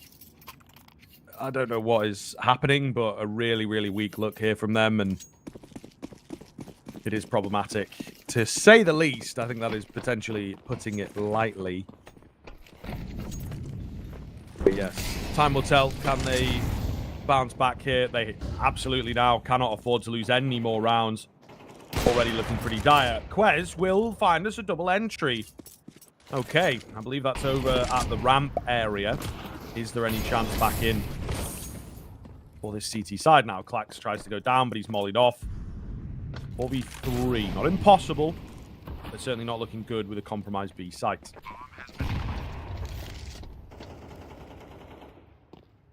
So when Sashi do bring the pace, that is typically when they strike, you know, they have sort of the additional confidence typically on pistols. Now the same, try to just bring the pace, try to overwhelm, and it's worked out quite nicely. And I think with another smoke, they're going to have to cool it off here. A lot of time wasted, not quite worth going for this. And honestly, I feel that 9 Pandas is confident enough that they can bounce back in the next round. So best to play it safe, keep the money on your end.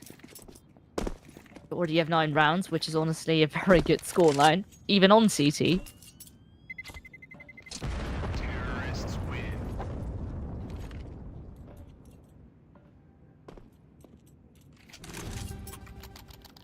Certainly curious to see here if Sashi can find this third. I don't know, certainly curious to see what the second half looks like as well, to be honest, Fearless. I don't know that even 3 rounds will be enough for them 9 Pandas. It is that flip over, you know, Nuke, one of the harder T sides in the game. And a map that stereotypically is not fantastic for them. You know, we did say it wasn't a direct punish, and I think that's coming true, isn't it? You can see that on the map here. They've clearly been putting some work in. So we'll see. Outside execute for Sashi to kick things off here. Seized will get bested as Cabby kind of figured out what his move is over there on the ramp. Big kill, very fast as well. Just gives them the run of the mill on the Sashi side. Are they going B? Are they going A? Don't really know. We've got to rotate down, and Cabby, as you can see, is just completely getting the best of them with this ramp play. Abby is maybe even able to get into more scary positions already up here on the vent in case someone wants to drop down, which might be the case. Dilladers might be meeting. Uh-oh, the timing. Timing's everything. Cabby goes for a third. Sure, there was 1 kill for 9 Pandas, but right now, what do you do? It's last round of the half. You gotta do something, but they are so far separated from one another. I just balance on an AWP as well, can't quite cross, and oh, this is... Yeah, I feel this round is not quite going in their way. Tries to slow, tries to hop one through, but not gonna happen. Cabby with a lovely 4K trying to sneak through. And they will find Sashi a third round up on the board. Still, a large gap here to work with for half 2. Not going to be an easy affair at all. And this up next pistol round is going to be a must.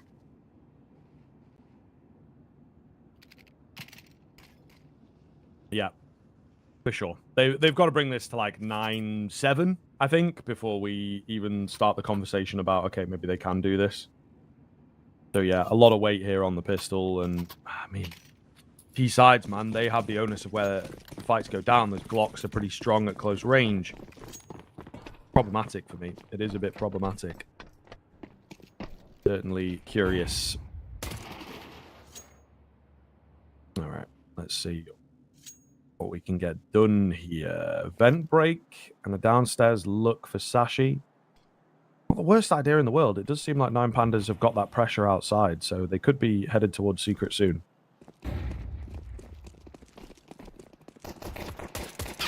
Or maybe not.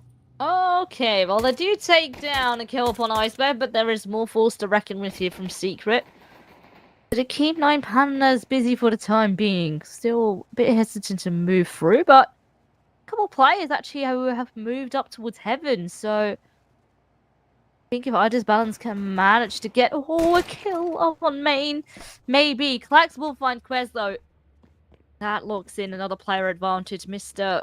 So many angles to try and cover and account for. Maybe he takes a bit more extra coverage here up in Heart.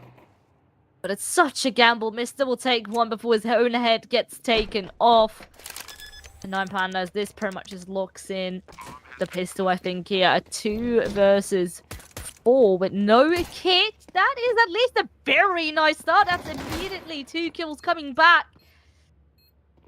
And there is a very low C's in the mix. So who knows what can still happen. He's hoping for a kill. Lucky finds another. And Glowing is whipping his own shots. Lucky does it all. That's kind of unbelievable. That, honestly, guys. 4v2, no kit, in the pistol. It's quite simple. Just try not to give them the fights. I don't know. It's tough in the 2v2.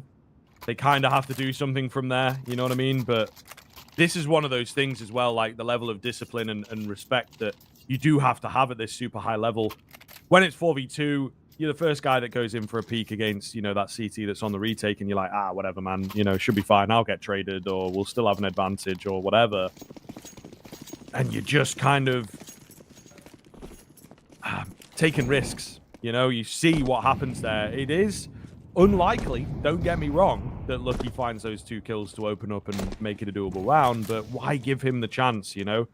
You win that pistol, and by all intents and purposes, the game is yours.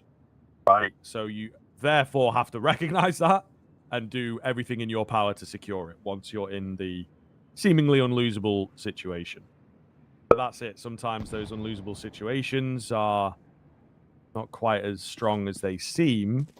And that's exactly what we have seen there. 4v2. The pros do it as well, guys. Don't peek. I say it all the time in my Premier games. My teammates still peek, but they do it as well at the pro level. So don't worry about it. Don't worry if you are an over peeker. You've lost 4v2s yourself. It happens all the time. It is all about how you bounce back. And Panda's definitely still got a shot. Needs to be careful. There's a bit of damage traded in return, but Cabby comes in from behind. Everyone's so focused up on Maid. And, oh, maybe almost gets more. Sashi still up by a player, but made it very tricky now for 9 Pandas. Oh, Ida's balance gets caught off guard. Klax can't even do it, even with a rifle in hand. And Sashi just continued. Now, this is starting to already look a bit more like it.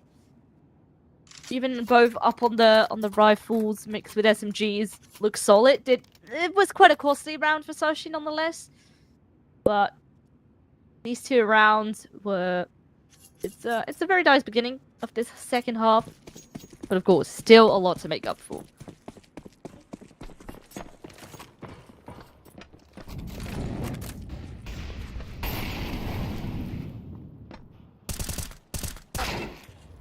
Ooh, Dillides. Nice shot from him. Certainly feel that one come off the screen. Iceberg getting timed on here as well. Oh, this is a little awkward. Cabby tagged up. They're finding kills, though. Just gotta be a bit careful, to be honest. Some ramp presence here from... not ramp, sorry. Hut presence from Klax. Trying to get in behind. I think he has been spotted because, yeah, they pull away and they're like, yo, let's not put too many resources into outside. We might get flanked. 4v3. Looking good for Sashi. And any damage is good damage kind of round from 9 Pandas. So far, so good on that. Ethos. Quez. Also going to go down. I mean, he's done a lot of damage, but he's split the difference. Yeesh. Could be a bomb plant on the cards here. Iceberg is the one to keep their bomb plant at bay. Waiting for noise. That's the right idea. Maybe can catch someone else on the cross. There we go. Dillides goes down, and now it does only leave 2 very low players. Klax, last one up on the site. But what is the plan? How do you approach this? You know there's a window player. Ooh, hopes the line up ahead. There's a couple of missprays, but 3rd time is the charm. Iceberg does lock it in. But as you said, damage already in itself, 2 kills, not too shabby considering the fight 9 Pandas had. And now it is full by time. There's only 3 rounds now separating them. They're definitely starting to add a bit more pressure to the mix for 9 Pandas to not let Sashi get too close. So this round ultimately is their time to try and get double digits.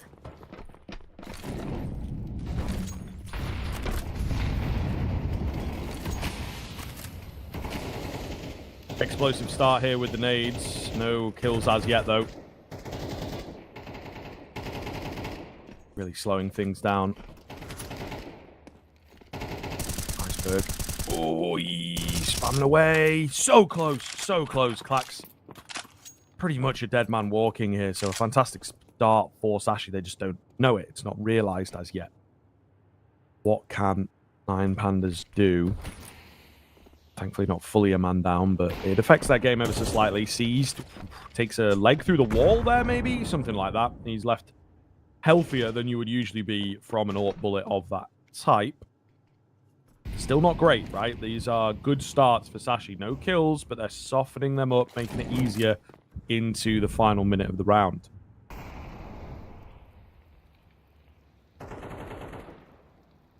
Looks like they want to get that bomb outside. Maybe try and see if they can split. That is a very lovely opening now, though, from Glowing. Pretty much what 9 Pandas needed.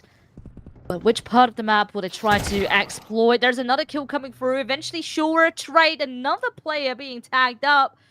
Seems like outside is really where a lot of the action is. Seas comes as a surprise to say hello to Cabby. That Hell player is now out, so there's a lot of parts of the map compromised. You have Heaven you need to take care of. Mister gets blinded, and it seems A is there when that bomb will end up. It was chaos, and there was definitely good damage dealt. 3 players, but none of them could get finished up.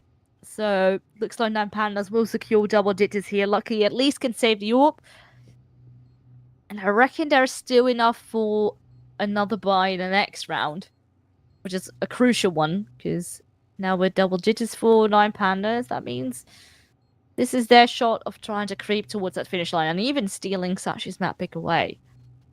This is unfortunately the other side of that doing lots of damage coin, is that they might just fly around a corner and one-tap you, you know, because there's still a person there with a rifle. Yes, they are low, but if you can't capitalize, you can't capitalize. Look, he's gone down to the bomb there. Maybe not expecting to do so. That is kind of wild, to be fair. It felt like he was absolutely miles away and on relatively full HP. I think he was like 80-something, 90-something even. So that's a bit of a whoops. But also, you know, what the heck? I don't know how he's going down there. But it's Counter-Strike, you know? The bomb radiuses are a bit confusing. To be fair, is there an excuse as a pro player? Potentially not. So that is an AWP taken out of the round. 9 Pandas, therefore, in a fantastic spot. Up to double digits. Threatening the map here. Absolutely could be theirs, Velas.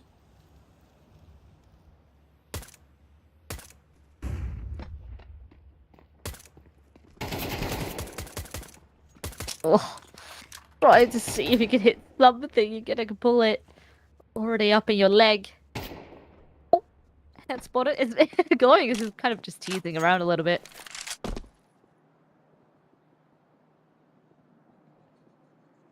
But yeah, lower bomb side is completely compromised. U2 up on the side. Iceberg now taken out, in fact. And there are still 2 CTs lurking about on the side, Mr. being one of them. Gets taken out, but these pistols somehow still do damage, and we actually end up in, well, now a 3 versus 2. Lucky gets taken out. I love that read, an instant pre-fire. And I guess back up we will go.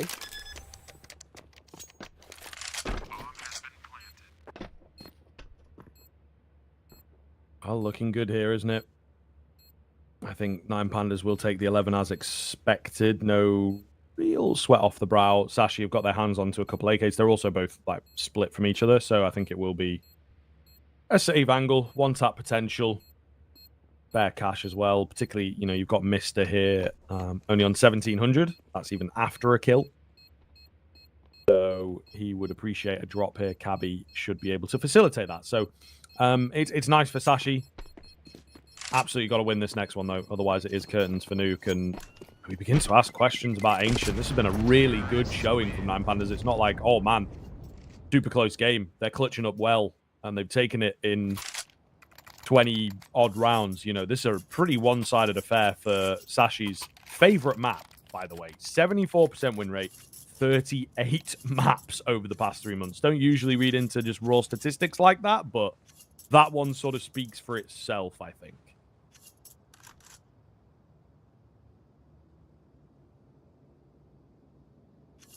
Overall, there doesn't really seem to be any weakling currently on 9 Pandas, and they've really impressed me here up in their performance.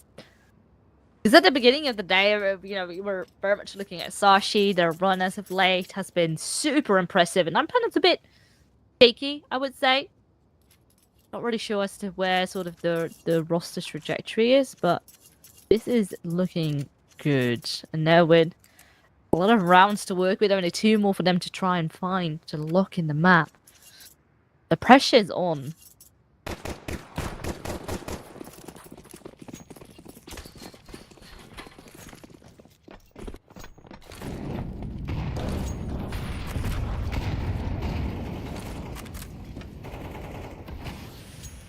Again, no early rushes in here from 9 Pandas, just playing further back, letting Sashi splurge that utility that in a way may well be a waste. Still deep positions here for the CT side. ready for a few fights if they come their way. But I'm Pandas, you know, we're 30 seconds in here. They've barely left T spawn, to be honest.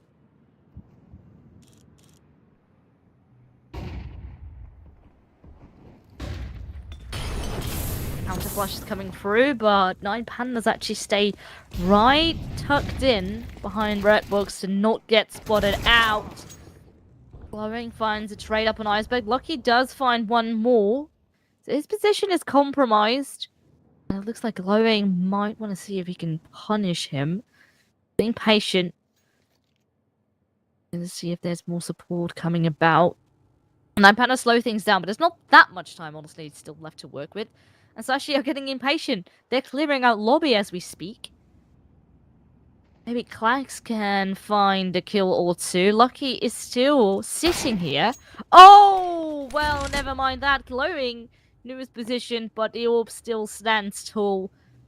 And now only 25 seconds. 9 Pandas will have to get a move on soon. Both of them seem to want to go towards the lower side of the map. But with still Klax slowly making his way only now in towards ramp, there surely is no time. You just can't clear corners in 15 seconds. Yeah, not able to get anything done here, so just a case of either going down before time or indeed holding the AK. He goes for the former, although not really his choice. 7th round for Sashi. See if they can keep this ball rolling. Still not the most convincing round in the world. They've got to do a bit more before we begin to believe. The buyback round from 9 Pandas is not going to be great here. As we do have a few AKs getting into the mixture. Galil, I think it is seized to... They will be down on, yep, Mac 10. Took the words right out of my mouth. So not the best of buys in the world, but definitely still a workable one here for 9 Pandas. And obviously sacrificing a couple of AKs, arguably, for the utility. And you can actually see in the midst of this tactical pause, Seized is kind of thinking, yeah, do I want the stronger weapon? They have managed to spread the util a bit. He's got a Galil out instead of the Mac. Not the best weapon in the world on Nuke, to be honest, on that T side. You really do not have a lot of options in terms of close-range battles, so it makes sense.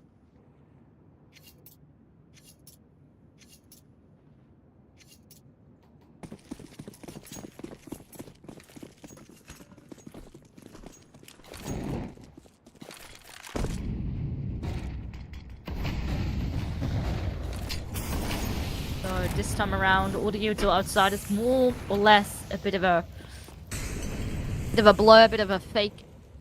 Trying to see how many resources Sashi themselves will be putting on that part of the map, but it looks like Inner is really where they want to go. They do lose Glowing already in that attempt. Sees maybe hoping to push the smoke. Maybe go unnoticed for the time being. Actually manages to cross into main.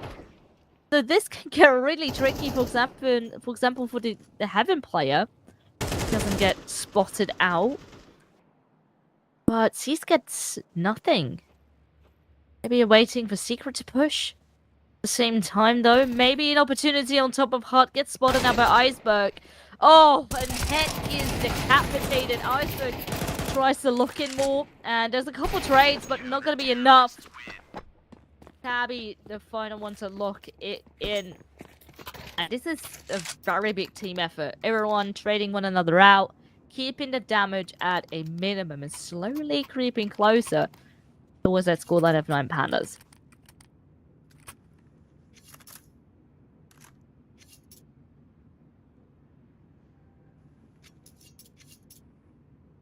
Alrighty, here we go. Starting to pick up speeds. Bit more sustenance to the rounds now from Sashi. I think this is potentially what I had in the back of my mind when they were, you know, a little quiet on the timeouts and whatnot in that first half. I felt, okay, maybe they're just going to be super confident in their CT end. But the T side ended up getting a bit away from them, didn't it? 9 Pandas have started off the T side quite well, so it's maybe from that position of confidence. Could you argue arrogance? I mean, with the stat line that they have on this map, maybe they are justified in being so full of themselves. And we'll see. If they can pull this one back, then fair play. But they do not have a lot of breathing room here at all. Should be another round for them, though. Ooh, he says. Abby goes down quite easily, and all of a sudden, yeah, they put the brakes on. They're like, okay, let's maybe wait a little bit here, see what these A players can pull off, if anything at all. Mister creeping in, able to get an easy one, as C's just ignoring him almost. Down goes the next, and they've not really made waves downstairs either. So first kill doesn't result in an awful lot for Nine Pandas. Now lost the man advantage, and Lucky dropping out of the air and plucking Dilladez with a quick scope. That is gorgeous stuff from him. Really well played. Mister in the off angle. Should be all good. It is now just glowing. But he stepped. With that, all the eyes go up. So, this is very nice to see. Sashi building up a bit of momentum. The economy with that as well. Making it a bit tricky here for Nine Pandas to perhaps hold on to that lead. They got another shot now. 4x coming through.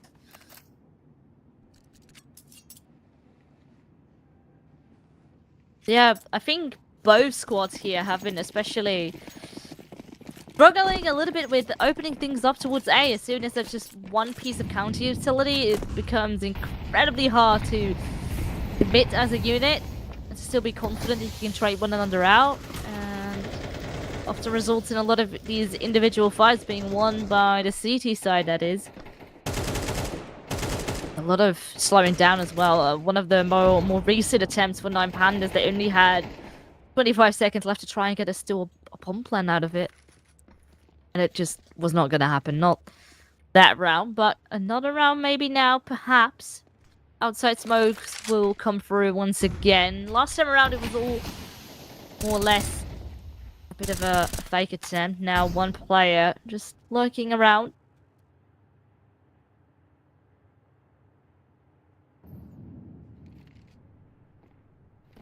Where's... Oh, playing it safe. Well placed nade here. Oh my god, look at that damage. It's a thing of beauty. And he's able to drop back, stay alive, not take any damage. Cabby gonna catch glowing? Yes, he is. Beautiful timing there. Really well read, and gets a little lucky for that one, doesn't he? But a big kill coming round. 10 on the horizon here. Sashi certainly doing it. Mr. Quez in at control. Oh, the smoke is not perfect. Might be able to get a little gap here. It's not really there. I mean, they were close to him potentially, but not going to be the case. Iceberg letting this bomb go down. He's in a good position. Just trying to sell the fact that there ain't nobody at the double doors. Wait for some information to come his way. Netting another kill. Quez waiting in the smoke. Takes off, and despite the bomb plant, things have gone south real fast. Sashi hitting the double digits. And this has come out of nowhere. Nine Pandas. Uh-oh. Panic stations. The alarm bells ringing. Yeah, this is not looking good. At least there is still money in the bank. So the next round they can afford to buy. But it is far from optimal. You see all that momentum shifting around. It was a 9-3 half, and now it is only 11-10. They're closer than ever. It looks like Sashi now on CT has come alive. Still hungry for their map pick. Maybe even able to do so.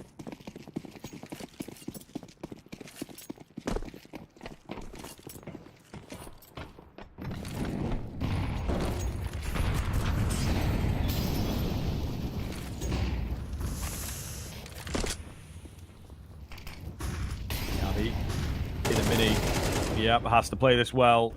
Good read from him again, dropping another. I think they have heard them going down the vent. Not much they can do to stop them, so maybe Nine Pandas can make that work for them. This is the thing with the roll back of such a long streak required from Sashi.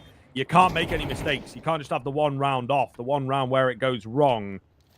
Looking good as they keep the advantage, but look at that bomb going. About a third at this point there. Kept in deep. Glowing has got a flash. Maybe that can continue to keep them at bay. The nade, a little panicked. Glowing is somehow in through the bullets. They might not expect him to be here. That is absolutely wild, but he can't get anything. They were still watching for him. It's Dilladez with a double kill. Make it 3. Oh my goodness. This man's on the map. And everybody paying attention to Dilladez as they should be. Maybe a move coming in soon, but for Nine Pandas, he will net the 12th. Massive round coming through. All the odds seem to be pointing towards Sashi, especially up on Glowing, not being able to connect a single thing. Just when you need one man to step up, Dilla did the job. So, 12 secured, but I'd have to admit, Sashi still looked pretty solid up on that CT side. I don't want to spoil things, but honestly, this feels like maybe an overtime could be awaiting for us. Black's already tagged up very low, still standing, but doesn't have, once again, a very good start here for 9 Panda, so immediately things slow down. Looks like they're lining up a bunch of A utility here. Slowly trying to get across, get control, but oh no! Getting caught off guard, a push coming through from outside, and the trouble continues. You have a low player, you are a player down. Where did you go now? Where do you go now? Quest in for another AWP round. So indeed, they hold strong. Making it look easy there from Hell. Just seized remaining.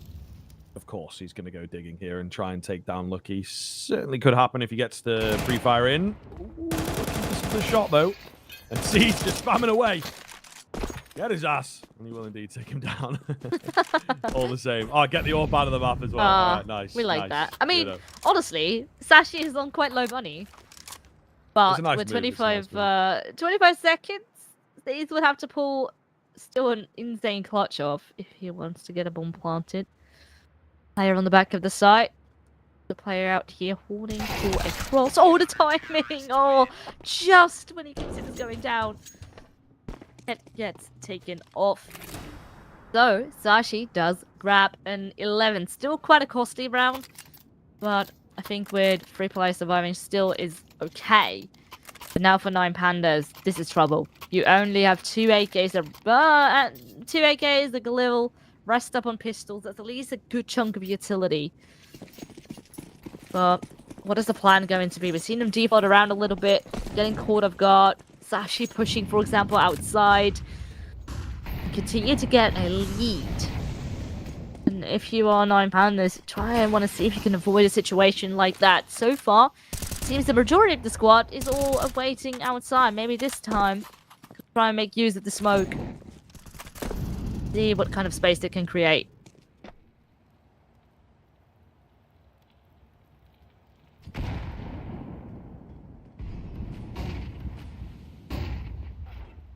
Downstairs they will go. Going to try and make that work. Dilladez takes a dink through the smoke. That's info at the end of the day. Iceberg goes completely unchecked. Has to stay alive here. Oh my goodness, Iceberg with the transfer. Glorious stuff. And there it is. There it is. You spoke it into existence. The overtime, of course. Clacks. Oof. It's a fair find in and of itself. Cards for another as Mr. is a bit trapped, but not expecting anything from the Tech 9 here, are we? And there's no way they mess this one up. They've got the bomb. Not going to happen. He'll start to make moves, Mr. Oh, trying to take him down, but yeah, he's just teasing us a little bit here, trying to be annoying, and you know, of course, as a CS player, you feel every round is winnable, but there are some of them that I think out of the realms of possibility. This is one. So, just a bit more of a mental game, I suppose, being a bit annoying, taking some guns and taking some fights that you shouldn't be winning. Will eventually fall there to Quez in the back. So, overtime to decide this one. A fair run from Sashi. You have to hand it to them. A really, really poor start into this map, Virus. It did not go well in that first half. 9-3. Well, they've just hit a 9-3 of their own. CT-sided map, it would seem, here today. Sashi, though, a lot of belief in that CT side, and they will go in. So here we are, the overtime. I do wonder, is 9-3 the news on Xlore? Maybe, actually, we did throw that one in quite early, I think. Yeah, in the yeah, tier 2 space. Yeah, I've definitely seen a bunch of 9-3s where I think, okay, now just very clear momentum being on one side, can't do much. But now it has all returned, and the fight continues. Pretty player spotted outside. But glowing at the same time, trying to abuse the time and space. Ooh, gets a bit scary. Flex definitely dinked himself, but he is still standing, trying to continue to make space for the team. Balance already up on maybe where for a flank to come about. Oh no.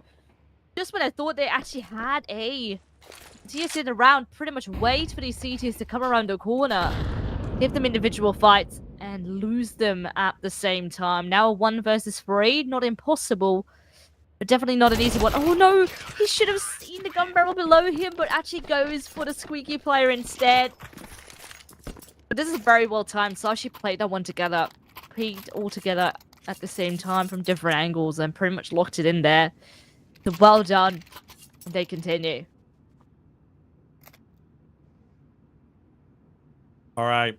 It sends a hell of a message, though. You know what I mean? Like, you've just gone on this insane comeback to bring it to the overtime, and you win that first overtime round as well. So it continues to be the winningest team, you know? A really, really tough look for Nine Pandas. They may well feel that they've stopped winning rounds. They've lost the magic. Absolutely got to give us one here on the T side, you would expect. But Sashi, keen start. Looking to continue that momentum as well. And Nine Pandas, man, the T side, it's super safe. Far back, not taking many early fights. And I think Sashi have got it figured out that they can take control of the map, take control of the exchanges, which is not something that a CT side usually does. It is usually down to the T end being like, okay, where are we going to go? Where are we going to put pressure? Not the case for Nine Pandas. Caesar's got himself into a sneaky little spot, though.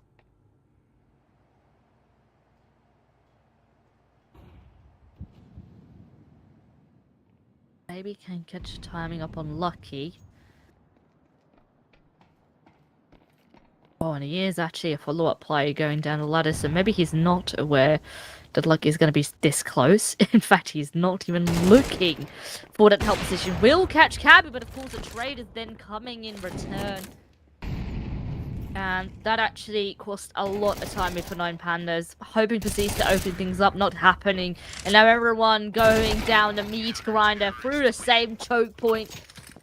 And it's only one trade coming through. That's it. Sashi just continue on and start to extend their lead 14 to 12. And it's definitely starting to look a bit scary right now. Yeah, like I say, man, they have just absolutely lost it. Kind of shocking to see, unfortunately. But this is what happens, you know, a map that's uncomfortable for them.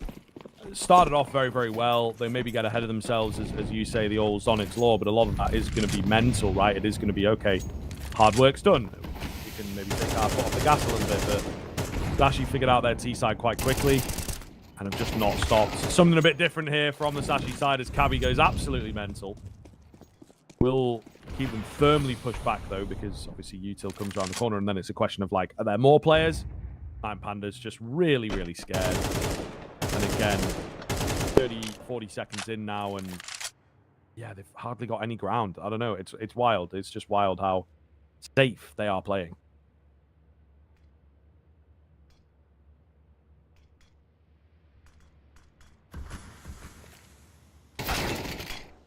Oh, getting caught with a smoke in your hand.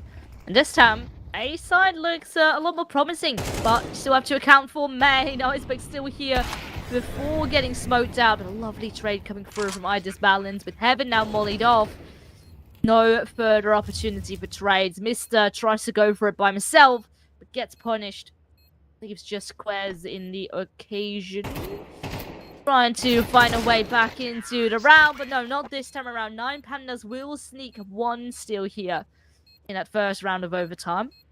Hopefully they can get the confidence back going.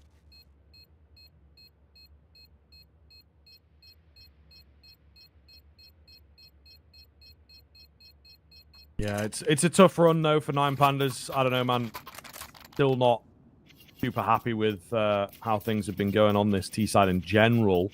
The flip over might give them a bit of something, but Sashi, you know, a team on this map that are super comfortable, obviously. I think that they will have something up their sleeve that they save for overtimes, that they save for difficult T rounds. So if they can get that immediately out and find success with it, then we're in the money, aren't we? And they'll be able to, I would say, nick this one away. It is their pick and all that. We usually save that for when a team snipes an opponent's map pick, but this felt like Nine Panda's map for quite a long time. So if Sashi can take it, it would be a hell of a thing and hugely disheartening for Nine Pandas going into the Ancient.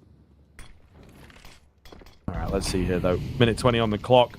Sashi, you can see, though, already, you know, the outside presence. It's a lot deeper. It's a lot faster. There just really was not a lot of that from Nine Pandas. Nice big 4 straights come through, but this immediately does get punished. Oh, Nine Panda's still standing here up on this A-bomb side. I just say that while Kalax gets taken out. And with that molly up on vent, becomes yet again very difficult. Try and trade. Trying to take fights together here for Nine Pandas. Timing will be everything. Oh, Disbalance maybe has an opportunity. Never mind, he gets swung by Quez. He's at least here to trade. Keeps the numbers even.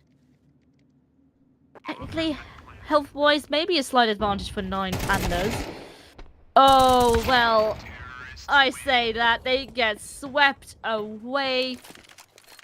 Get perhaps a bit... we're not quite accounting for these cheeky positions stuck right in behind the vent. They keep getting left empty-handed. So we're back to a 2-round gap. 15 now for Sashi. Only need to secure one more.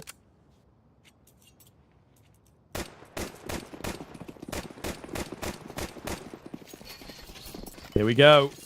Looking good for Sashi, and the fact that, again, they can immediately get that T-side round is a really, really big deal.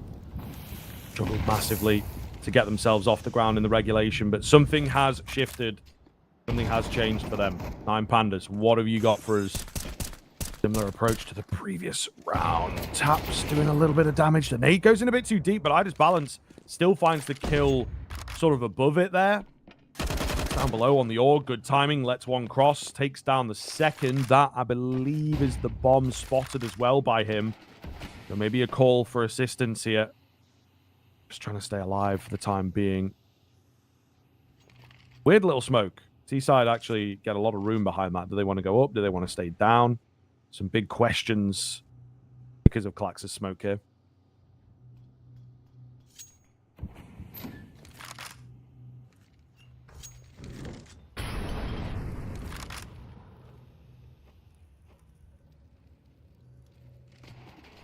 Definitely quite a heavy B-side approach here. But Disbalance ready. Oh, lovely timing on that incendiary. Will continue to delay for Sashi. Still trying to see if he can get more space going. Throwing a utility. Eye poke with that. So low. Not quite able to connect as his teammates fell as well. Nine Pandas. This is looking more like it.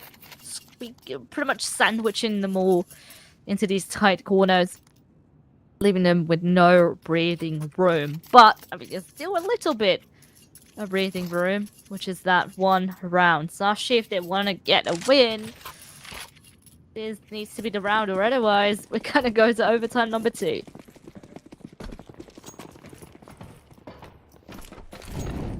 All right. Full game on our hands, though. That's definitely what we were after. A bit of competition out from here, and Sashi, the kings of Tier 2 at the moment. We need somebody to dethrone them, or at least put them in their place. Nine Pandas. Who'd have thunk? They might be the ones to do it. I did say, seized ball, man. It is famous for a reason. But another overtime if they want to take it, and of course, absolutely need to stay alive. Sashi, quieter start this time around.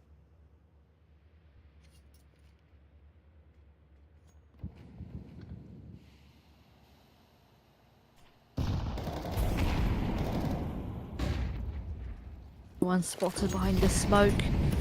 No opportunity yet. Oh, Iceberg, where's yet punished? Mister hopes to find a way back into the round, but it's looking not quite likely. So much utility heading their way. You have to abort your mission. I Disbalance, though, is still sitting patiently at ramp. Hits the timing. He's even able to get away, try to reposition himself, lands the final shot, and this is overtime number 2. It continues. It's not going to finish here. I think a game deserving of it, to be fair. Incredibly back and forth. And those types of games, you kind of want them to keep going at least a little bit. We'll see. The fatigue going to start to set in. Dashi absolutely got to get this over the line themselves. Really challenging look now for the youngsters. A low fragging game as well. We do have Clacks up near 30 frags, but, you know, the rest of the board, not all that high. You wouldn't be surprised if you see these types of scorelines in a regulation victory. Either way. Big Sashi on that T side, looking to get it rolling again.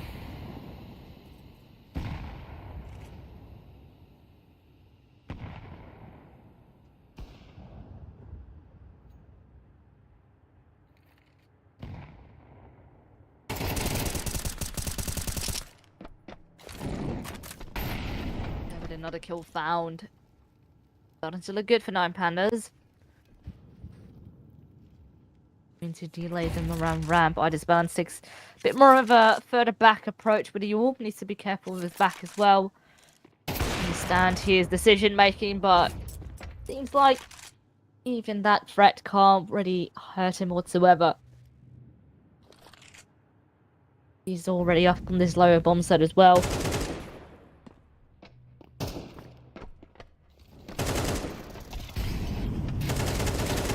Lucky. Not quite enough. Of course, just going to get completely overwhelmed downstairs. As 9 Pandas will take number 16. Okay, so, you know, gets a bit shaky here. Sashi pulled out a couple of nice rounds on the T end, but maybe again, you know, really struggling and really running out of ideas in the tank. Yeah, it could be problematic here if they can't, again, convince us what they can get done, but we'll see. We'll see. This is early stages, and Sashi immediately going in for the tack pause as well here, Veerless. So I think they will be prepared and ready to go. They've got to talk over a round. Hopefully they can find success with it.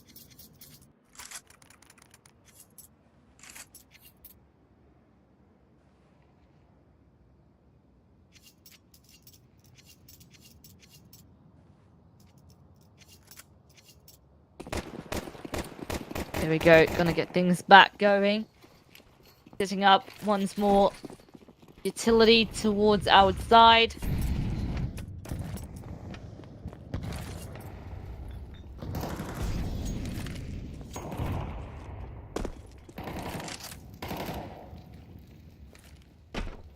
Actually not quite ready here to commit to sleep. Iceberg.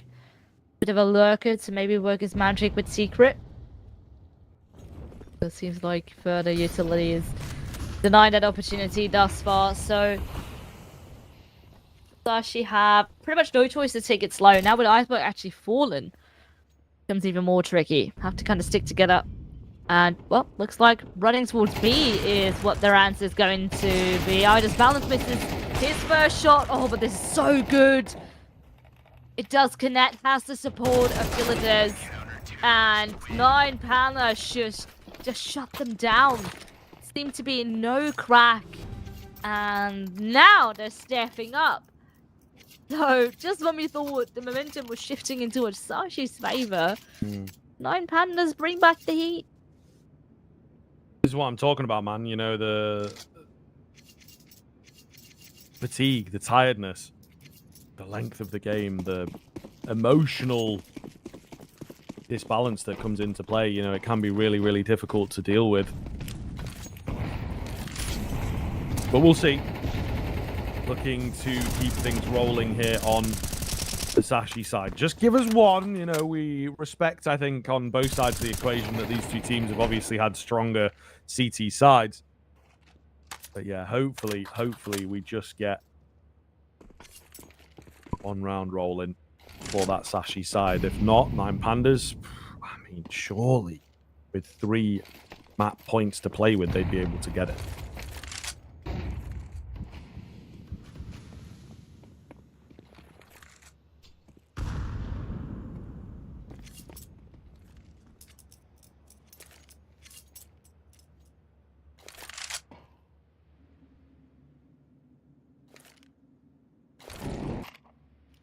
Very quiet. Sashi not making many moves early on. You just sort of sit outside, wait for pushes here, really, but 9 Pandas is not giving them much. They know the timer is in their favor. All they have to do is just wait it out. Now we continue with, yet again, outside smokes to come through late. That is something that for Glowing then to deal with. The iceberg has been showing his face around this part of the map. Not once, but definitely multiple times before. So maybe gets caught off guard. Yes, he does get caught. And now with only 15 seconds. Ooh, Flash almost stands his chance for 2. Lucky does make a way back into the round. Now with a bomb plant as well. Ida's balance will have to do it all by himself. Has an AWP in his hand. And, I mean, this has to be pretty much your shot. We're going to switch halves after this. Try to get through, but nope. Gets caught off guard. So Sashi still will get 1 more round up on the board before we switch halves. And is this going to be enough? Really, really big round. Really big round coming through from Sashi. In fact, you know, Lucky and Mister obviously do everything. So that looks very scary for me. Could have been 9 Pandas finding 3 in a row and having all the room to work with. But not the case. Robbed a little bit at the end. Maybe letting the round get away from them a bit too giddy, a bit too excitable to take the fights to try and even things up. But now we'll see. Game continues. 9 Pandas not as secure a deal as it may well have been. Actually move on to the CT side. Can they take it here? Will we have another overtime? Oh my god, an A-rush coming in. The damage is huge. The nades, the mollies, melt them before they even break into the site. Yes, they find the first kill, but they were so softened and you're slowed, you're split up, you're disorientated. They will absolutely mow down the 9 Pandas attempt at a rush round. Ida's balance going to go down to the Flames as well. And that surely is the round.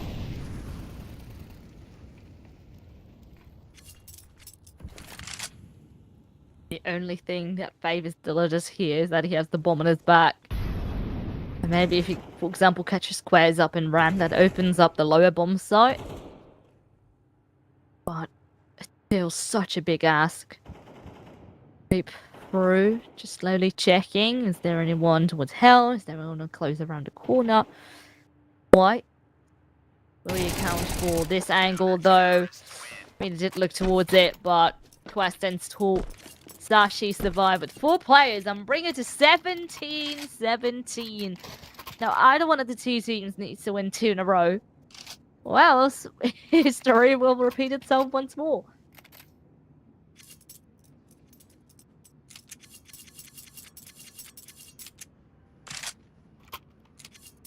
Who's your money on? Who you feeling? That's a difficult question, so it's fair enough. Difficult. It's fair enough if you can't give me a straight and, answer. Yeah. Look, I really thought Sashi could do it. And I definitely feel their fight is not done with this one just yet, but 9 Pandas slows on to get a roll back. Not too sure how much fuel both these 2 teams still got left inside of them.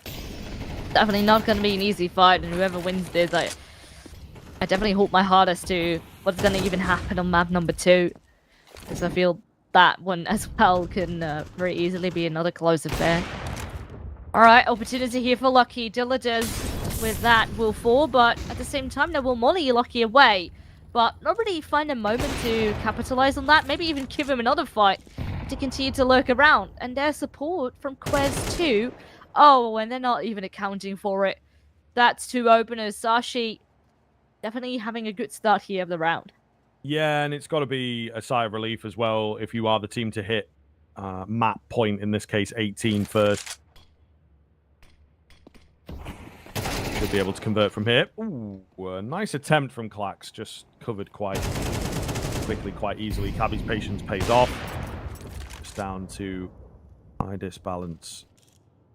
At one point, one of the hottest prospects from the CIS region just couldn't quite find that success, you know? He's a really great player. Very aggressive AWPer in his day. Had that brief, well, not necessarily brief, maybe, you know, a couple years in there on Spirit, to be fair, but just never really took off. Never really impressed us all that deeply, unfortunately, for him. And now, indeed, trying to build himself back up. He is doing a decent job of surviving here. But it is 18 for Sashi that comes off. The AWP, a relatively big deal to take that through into the next round.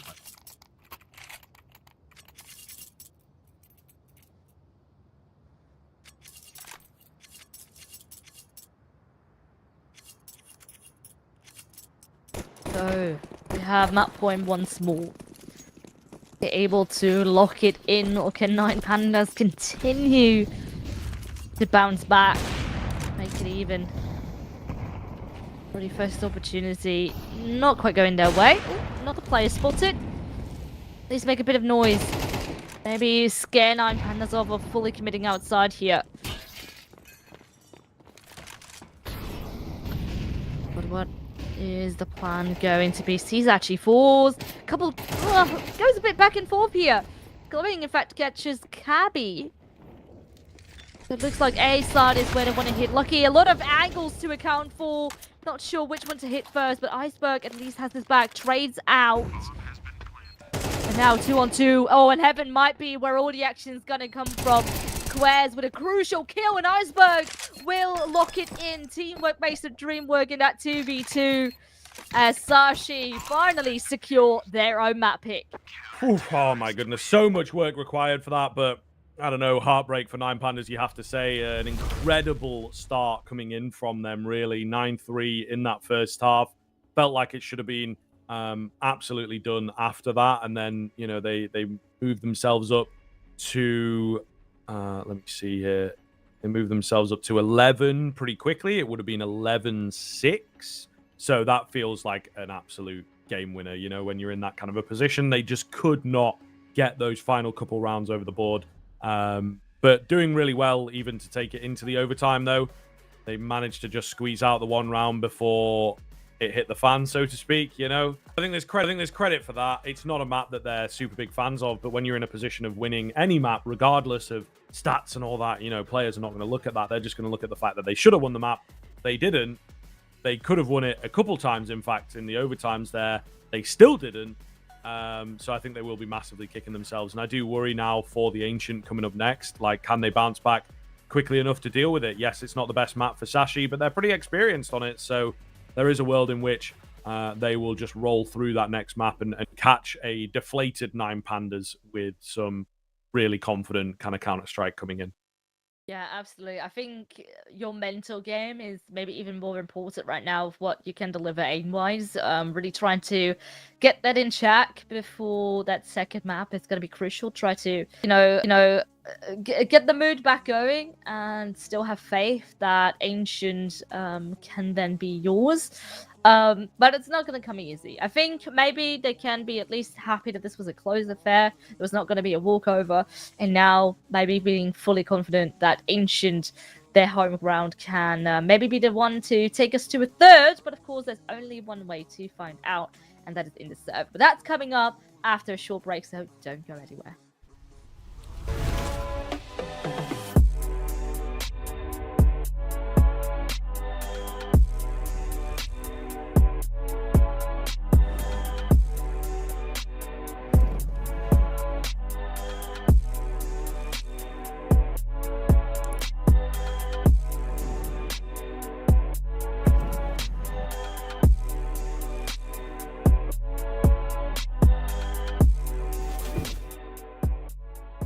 You look into your inventory and there's only... It's time to forget about this garbage. Here you will find everything to play with really cool skins.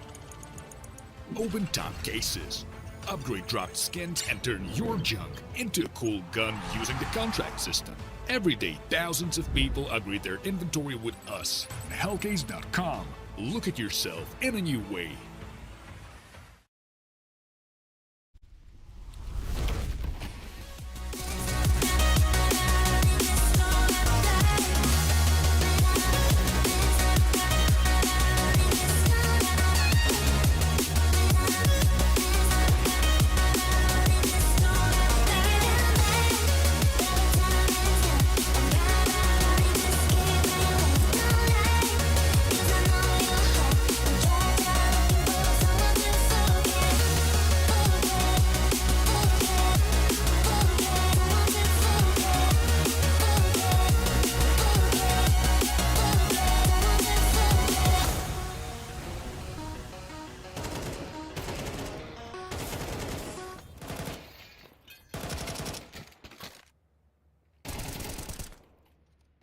Cold like 0 degrees. I'm out the cage, gotta let out the beast. Revolutionary, gotta let out the streets. Locked in the cage, I'ma let out the hood. Wake up, get out the sheets. We came from one man, forget that peace. You take the west side, take out the east. I'ma put him in the cage, I'ma let out the start. I hear him chat to me boys, move too quick, can't stop for the talking. I hear him chat with the boys, man so tough, but man's keep walking. Just too sharp with the prize, white girls better tell me I'm awesome, yeah. Hot like fire on the pine, if you wanna touch man, please use caution, caution, caution, caution, caution, caution, caution, caution, caution, caution, caution, caution, caution, caution, caution, caution,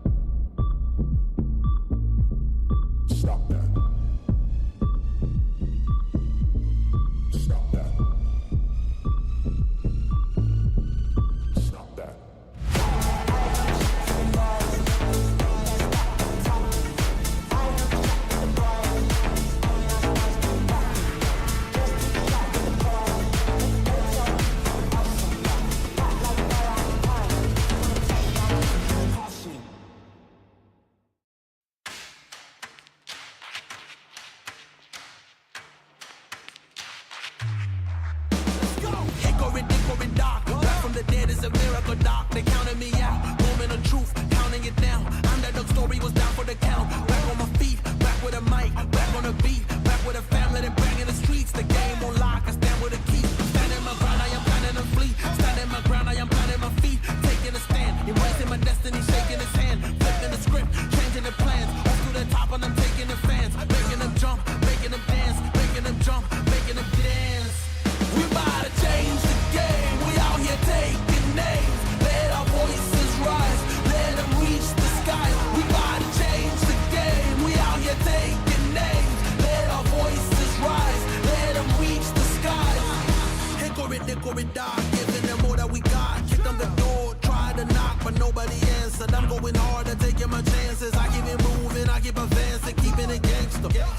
the perks and I'm happy to earn them. Mr. Ambitious, kill it, I'm vicious, Mr. Determined. Riding the storm, but focus on rainbow connections like Kermit. The water on my shoulders, it was a burden. Now I don't notice it, everything turning, everything shifting, doing it different. I'm floating, I'm drifting. Shout out the slums, round the world we uplifted, doing it big. We about to change the game. We out here taking names. Let our voices rise. Let them reach the skies. We about to change the game. We out here taking names. Let our voices rise. Let them reach the skies. We about to change the game.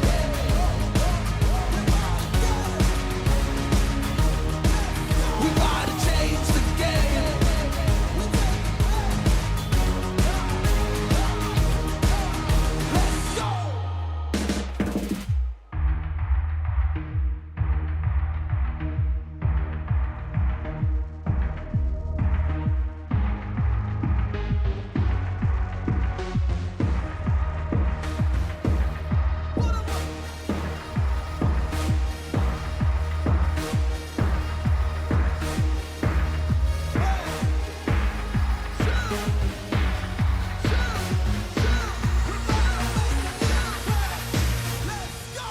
We about to change the game. We out here taking names. Let our voices rise. Let them reach the skies. We about to change the game. We out here taking names. Let our voices rise. Let them reach the skies. We about to change the game.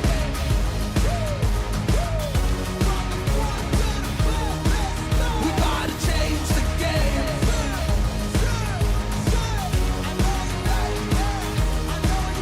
Let's go.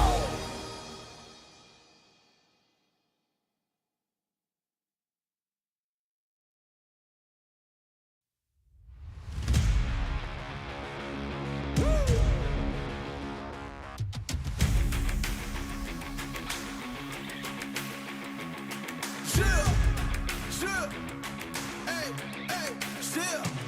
Let's go. I was born to kill it. I was meant to win. I am down and willing, so I will find a way. It took a minute, now it didn't happen right away. When it get hot in the kitchen, you decide to stay. That's how it winners made. Stick a fork in the hater on my dinner plate. I walk into the fire like it's just a bit of flames. I switch my style up, watch the money pile up. I'ma get rich or die trying, want me switch lanes. I'm always getting better, I'ma be your fifth place. On this one, then four for the next. Third, second, first, third, fourth, with the best. She showing love, give me all the raw energy.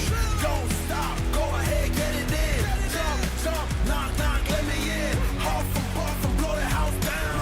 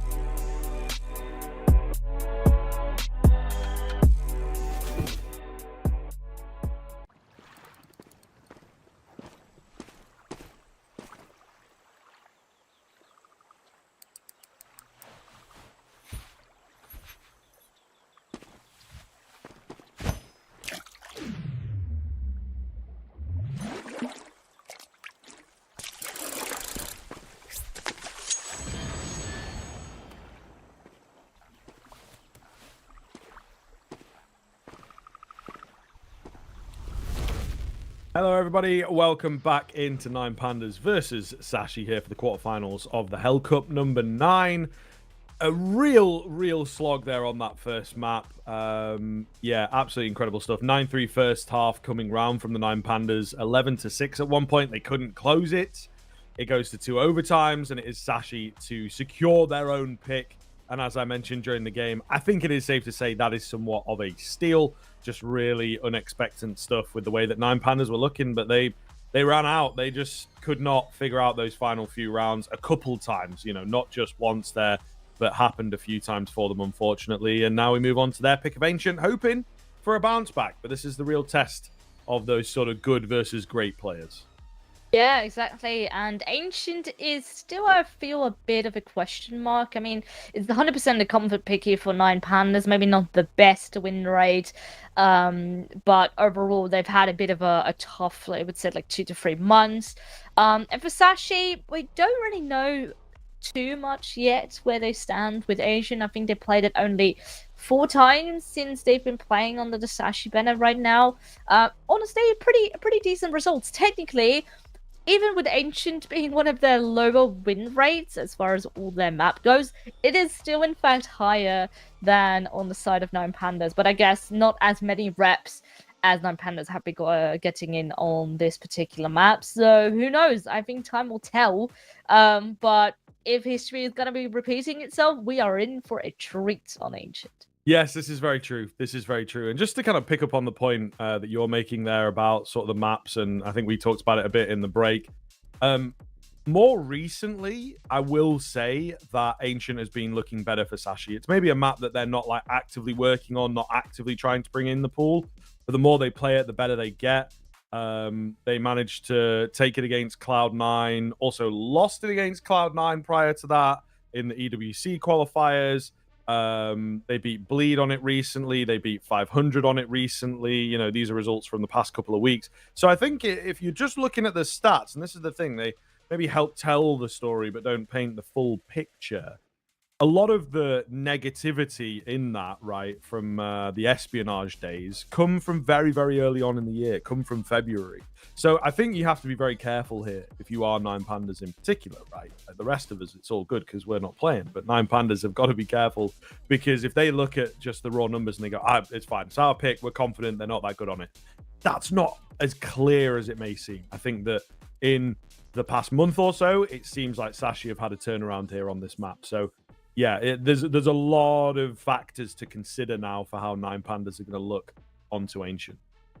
Yeah, absolutely. Nine Pandas has been a bit like a traffic light going from red to green as far as losses and wins go. Quite up and down. You know, they have had, I believe it was a win up against Mouse NXT the other day in CCT, but also then had a loss on against Bedboom on it. So it's not like the consistent pattern, maybe the comfort mapping you would want it to be for Nine Pandas. But I at the same time, I don't feel the map pool is overall extremely clean.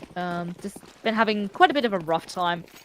So maybe just go for the map you pretty much play the most and hope that the experience, the reps you've got on it are going to be enough to pull you through. Gonna be sitting up close and personal, immediately throw it back with a lovely smoke and a kill to follow it up.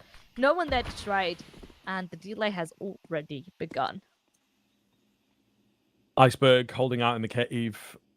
Seems like the bomb just looking for a bit of information, really, and deciding where they want to end up. Going to drop that outside cave and try and go for a fight here. Could be deadly. Molly comes in, and the idea was to force Iceberg into a dodgy little fight. Glowing does trade out the Julies, and Iceberg also goes down, running out of ammo there. Cabby, however, in the cubby. A lovely little run of alliteration, but only one kill for him. Maybe needing a bit more. Big damage onto Lucky now. So Nine Pandas, despite the early failure, have pulled this one back. Lucky's got himself a smoke, but he's dealt with quickly. Idis Balance chimes in nicely for the trade. Nine Pandas take the pistol. Yeah, the kick, it was a very solid start there at the beginning. But, of course, there still was so much time to work with for Nine Pandas to find a way back into the round, and they managed to do so. They didn't go without a fight, and Sashi here seemed to be very keen on a force buy. So they are very confident that they can still make this happen. But this certainly is not going to be an easy slipstream down the road affair. Try to merely pull a bit of action towards top of middle and Speedway in fact. Grab a kill upon Dilladez. And so far get a lot of control going towards the B part of the map, but at the same time, A is already getting compromised. Players creeping through, C is hanging around the temple. Lucky trying to spot him out and actually gets the kill going. No way! Now Iceberg will drop, but it's maybe even leaning a little bit in towards Sashi's favor now. Yeah, I'd be inclined to agree. I'd be inclined to agree. Nice little read here as well from the CT side that B might be compromised. Maybe not expecting it to be all that deep. Then try and go through the smoke, though, I would imagine. Idis balance. Lining up another, hearing the footsteps. It's tough. That's tough. Slipped away from them slightly. Are they calling a save here as well? With the fact that they're just running away? I'm not quite sure. Maybe a revisit, but ultimately, 9 Pandas have recovered it thanks to Idis Balance's position there on B.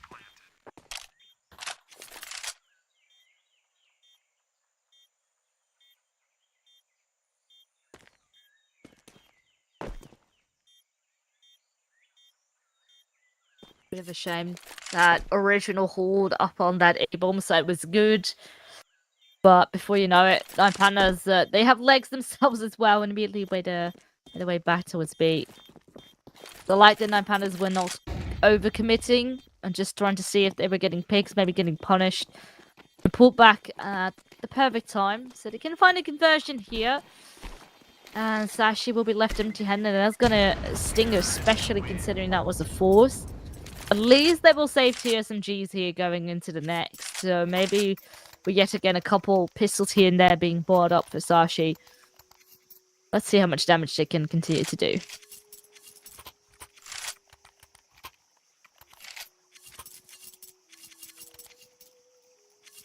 Hopefully it does continue for them here.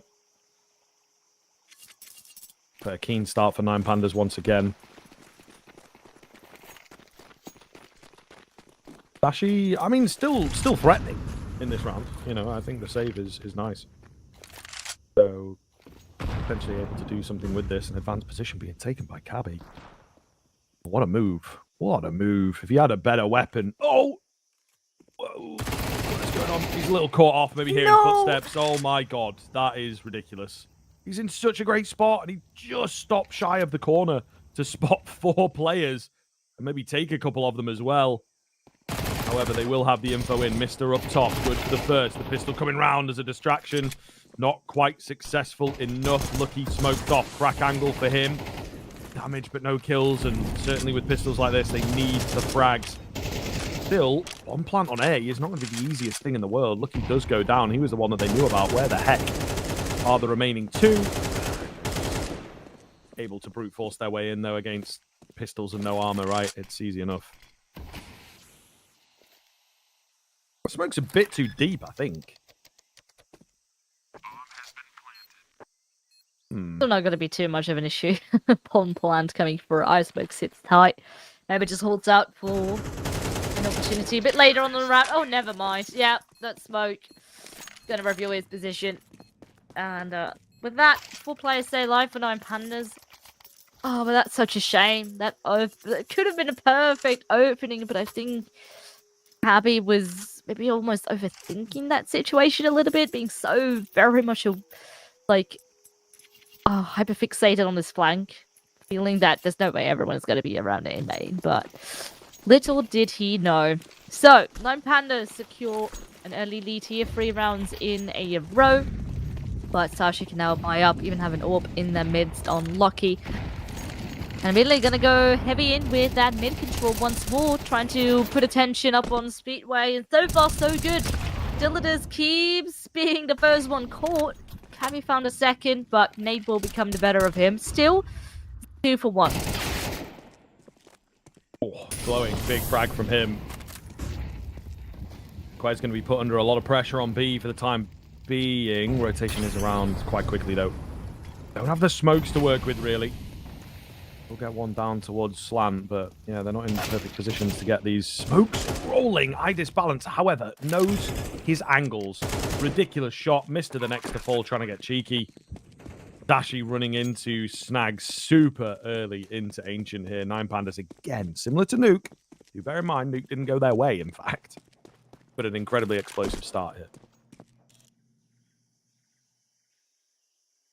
And this time it's actually on CT side where they can't really manage to find answers. Of course, this is technically their first proper buy. Lucky will find out his balance though, that's massive, but it will still be taken off. Yeah, so the early round, in fact, I was quite a big fan of Sashi continuing to put pressure up on middle, really leave Nine Pandas with no breathing room. But then in the middle of the round, that's where things start to go right. Nine Pandas still find a way back into things.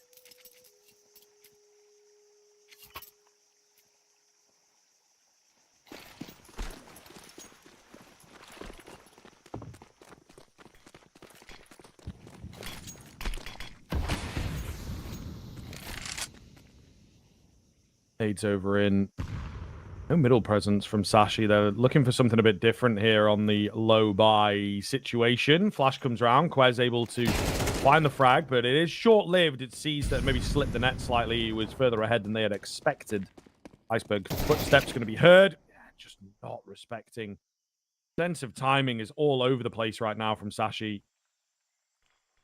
He's sneaking in to get two. Maybe you can argue you think you're a bit faster than him or not expecting him to just rush straight up ramp, but on the site there, definitely got to be checking all your angles, man. He could be anywhere.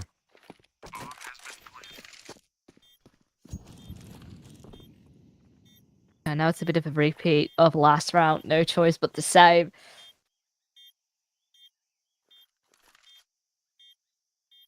Yeah, and it really gonna stink. Nothing coming off the ground for Sashi, and a very big early lead already secured for Nine Pandas. And the fact they continue to survive with quite a big bunch of their players is gonna hurt even more. They can really start to build up the bank right now. Glowing already, and I just balance too have 6 or 7k or about each.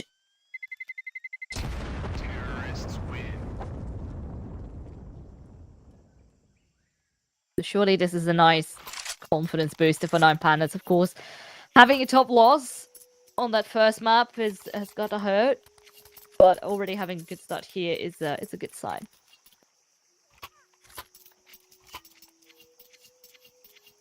Indeed, indeed. We must watch it, right? We have to be careful, but really solid start. We'll see what Sashi are able to pick up on this rifle. Just a reminder for you guys there is seeing the ads roll around. You do have Hellcup 9 as a code over on the Hellcase website, so make sure you go check that out. And then a few banners down below. As far as I'm aware, I think the giveaways are still running. There might be a couple of them that have expired at this point. All the same, into the B-bomb site here. Clax will open up proceedings for Nine Pandas. Oh, missed shots. What is going on? How does Quez stay alive that long? An absolute mess. Meanwhile, in the cave area, Plant lineup is there, but he's in behind the pillar. Clax being a nuisance. Bring it down to the 2 versus 2. Orp is in close though. Lucky. Oh my god, what is going on? How are they crossing? He's trying to pick up the pace, and it sees that gets the drop on him eventually. That is ridiculous, man. Some of these Sashi moments, you do have to hand it to them, are incredibly unlucky. Nine Pandas, however, creating their own luck, bro. We're glowing up to 10. Whole team working hard. 6 in a row now. Yeah, that really has got the sting. But I do wonder, Lucky, of course, finding so much space on the site, but Cabby nowhere close to be supportive. So it still felt like they were handing them individual fights, and Sashi was not quite playing that retake out together when they still had a shot. So, yeah, things are not looking the greatest. They most likely not going to be buying here again. I reckon more so a half buy, but this is definitely a scenario you do not want to be in. You're so far down, you want to get something going. Seems to not go in your way.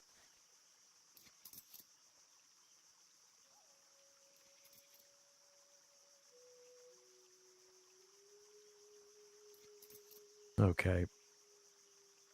Let's see. Tech pause coming round. Nine Pandas, we did have seized. Struggle a little bit on the first map as well.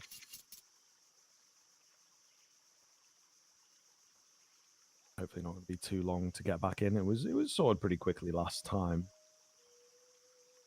But yes, game again quickly for Sashi starting to get away from them. What's the argument here, right? We had like CT side of Nuke was available for them to pull off a comeback, and lo and behold, they did.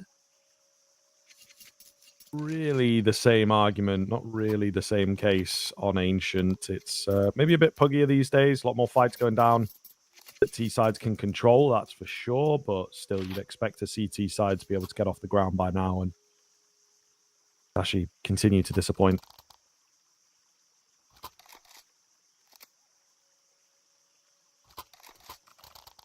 Alright, looks like everyone is back in the server. There we go, little restart. Get everything sorted.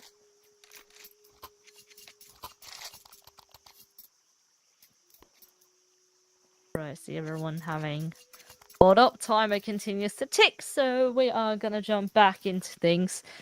So yeah, here for Sashi, this is not gonna be an ideal round. You only have one rifle, which can be afforded, had a bit of extra cash to work with. So hero rifle will have to be with pistols surrounding it. And continue to go with a lot of mid-aggression, at least with all the util dump throwing their way.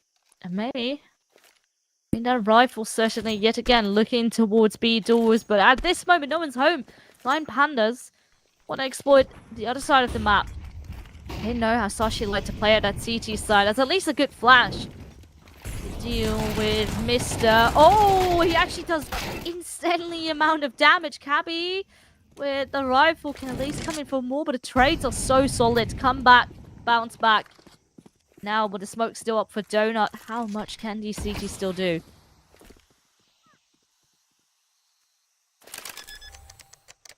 I'm going down. Lucky trying to spam away. They've got to know that there's one in Donut. It's all about these repositions right now. PT player goes down maybe a bit too easily if we want to make this round happen. Fresh smoke on Donut really screws the pooch on this, so they will look to back off and just try and get some guns on the way out, it feels like, via the CT area. Not the worst idea in the world here. Lucky and Quez might be able to grab one, or at the very least cut them off from... Oh, leaving Diligence. In for the second. Nope, runs out of ammo. Surely Quez not going to be able to get anything out of this in terms of weaponry. Keeping them a bit modest. Kind of close to the bomb for my liking. I'm not sure. Yeah, okay, so damage is like nothing. Which, again, these blast radiuses just inconsistent across maps, but then maybe that is sort of what Valve are after, is some maps have worse ones than others. All the same, a 7th round for 9 pandas. 7-0. But keep in mind, it was that map 1 where it was a 9-1 scoreline, and it still went the way of Sashi. So wouldn't count them out just yet, but it's certainly going to be once more a very uphill battle for them. Maybe this time around, back on 4 rifles. This is more like a great opening by Mister. But need to be accounting for that A-slap once more. Immediately, he's going to be ramping through Donut. Still keep a hold of it. Gets a second kill. Manages to get away. And now reinforcements will have to come through. They want to try and see if they can commit, but never mind. They hold their ground. Great flashbangs there as well to support from Cabby. It's only Dillard now that is left. Even Iceberg accounting for a position like that. Just pretty much just holding every possible exit to guard that bomb. Oh, flawless round robbed away, unfortunately. Can dream for a moment there, but Diladez will be a nuisance. They do have loads of money, so I think there's a fair argument for him to try and take some guns off and stop the Sashi economy from ballooning. So we'll see. Diladez. Slow encroachment in, making a fair bit of noise, though. Eats the grenade.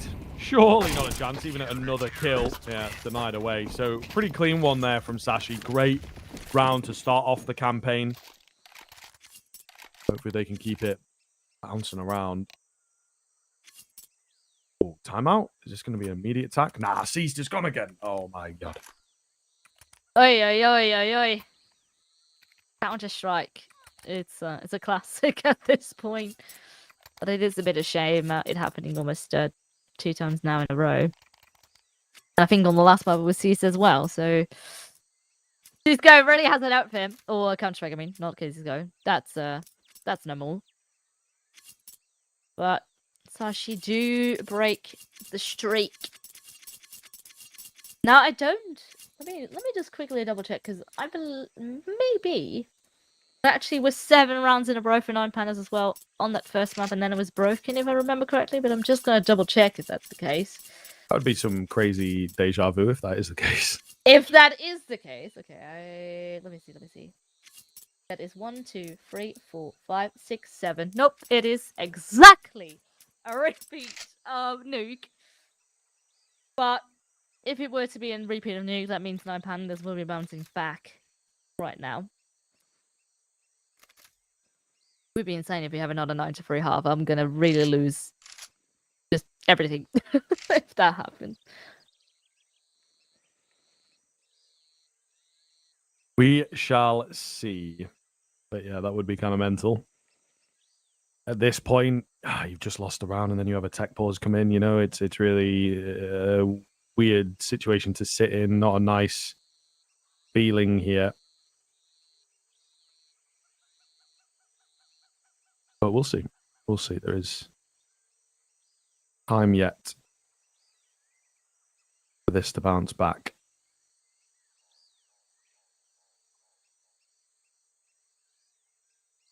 Just, I don't know how to, really play into things on the 9 pandas side of things.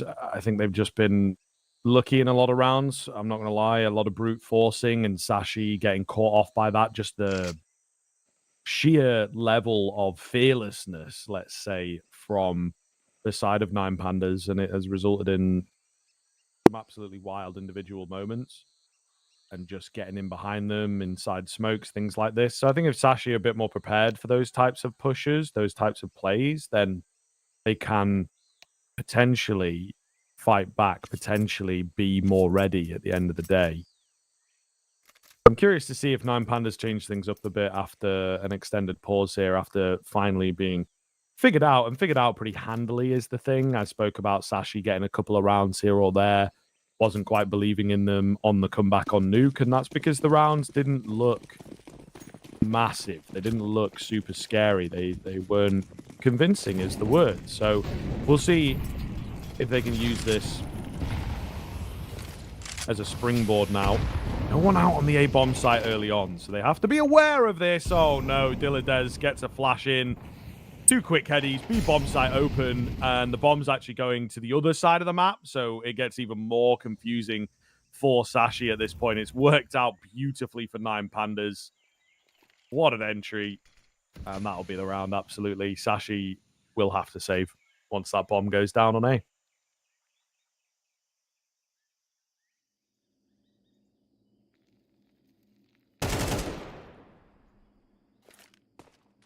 At least a way to try and see if she can bounce back, but the bomb, of course, is already going to run far away.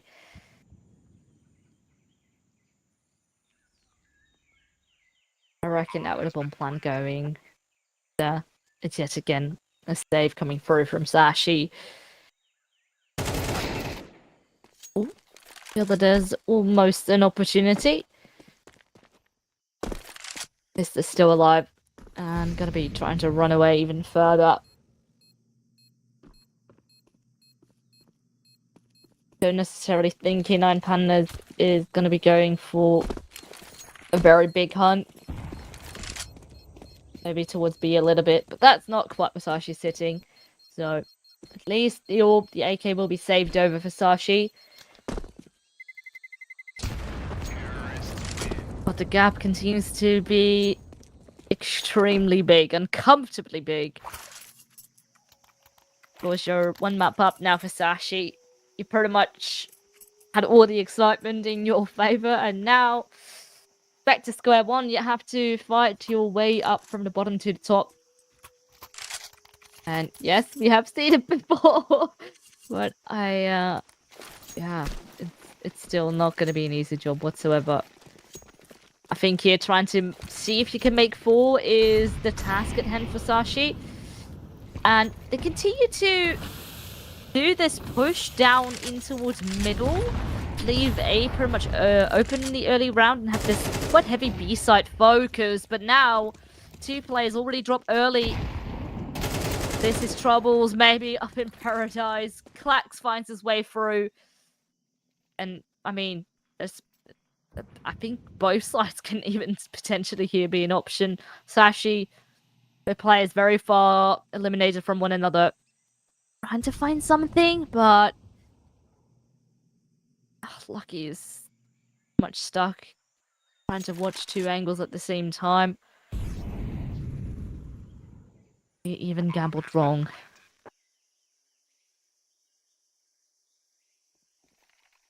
Yeah, bad to worse here for Sashi. Unfortunately, they just it looks like it might be that one round out of the blue here,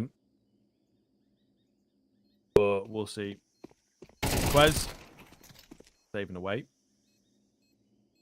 If they can bring the AWP into the next round, that would be a huge deal here, especially because Lucky is quite rich actually, so they might try and put together a buy. Quez lives. I think he's actually going to go down, as does Quez. Oof. Oof. It is rough. Really, really rough. And this feels like a different ride. You know, we've got to 9-1 incredibly quickly here on Ancient. The rounds have been moving quite fast for Nine Pandas, actually. And they are spurred forwards. Instead of deflating, instead of checking out of the series after that first map, they have done the opposite. And they are a much better looking team here on Ancient, I have to say. In all fairness, whereas on Nuke, I really felt that there were definitely a lot of occasions where I felt it was still close despite the scoreline. Right now, Nine Panda seem to continuously open up the round and really punish Sashi. They want to go for an early peek, want to get a bit of control across the map. It's Nine Pandas that continue to say no. A lot of flashes heading their way, making Sashi a bit panicked. Lucky already dropped as well. So let's see, Nine Pandas still very much keen. Think here to set foot upon this B-bomb site, maybe just waiting out a couple smokes here and there.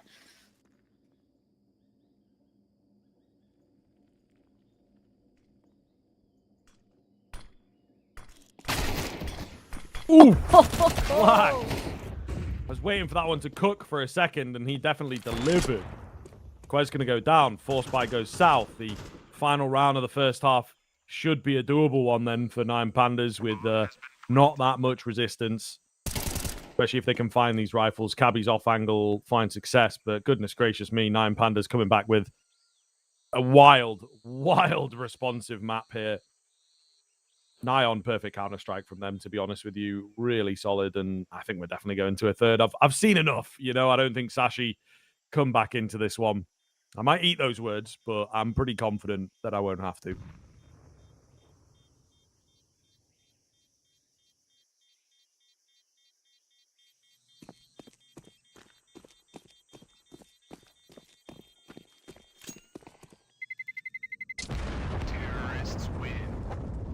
Alright, double digits secured. Oh, then the punishment game even continues. Really leaves Sashi with limited amount of cash in the bank to work with for this final round. Gonna have to squeeze by. Some people maybe on a FAMAS or an SMG instead. And yeah, we know what happened on Nuke, but this time I'm not so certain anymore that Sashi can still do it. 10-1 is not a great affair with a potential for an even 11th now for Nine Pandas. They've been really on a roar, and they keep pretty much just going. Maybe want to bring the aggression once more this time. Mister grabs the initial kill. The trade is back. Oh no. Oh, wait a minute. Never mind. Cabby actually is good for 2 kills, making the numbers even once more. Glowing is not done with this one yet, though. Not gonna get slowed down. And now it's just Quez, SMG in hand, sitting behind the smoke. How is Nine Pandas going to approach this? Going to be re-smoking that angle. Maybe even too deep, in fact. Oh, SMG is going to swing and now spotted. And it will have to maybe back off. Confident. Oh, but with the boost coming through. Nope. It's being held. And Ida's balance locks it in. 11-1. We already saw an impressive affair of our Nuke. It was close. Almost won it out. But seems like here on Ancient, they are not messing about. I think you summed it up perfectly. I don't really have too much to add, to be honest with you. Yeah. Nine Pandas showing us what they're capable of, though, which is absolutely fantastic, you know, and just showing that they are a team with some really, really solid individual players. It is, funnily enough, Klax and Dilladez at the moment who are the players being talked about. Dilladez had that beautiful double entry round, but beyond that, it's actually not really done all that much in that first half. So yeah, maybe the rest of the guys turning some heads here as well. Sashi might keep us alive on Ancient, though. It was a heavy mid push from Nine Pandas. Goes south, lost 2, lost the B bomb site. And a full retake required here. Not going to be easy at all. They've got Julies for Klax, but I think if they had a kit here, they'd be much happier. Are we going? I think they might even be turning tail to save, possibly. Oh! He's a desperate escape attempt there.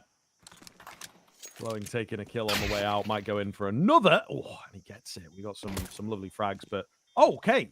Sir. Okay. Relax. The round's over. These kills don't mean anything.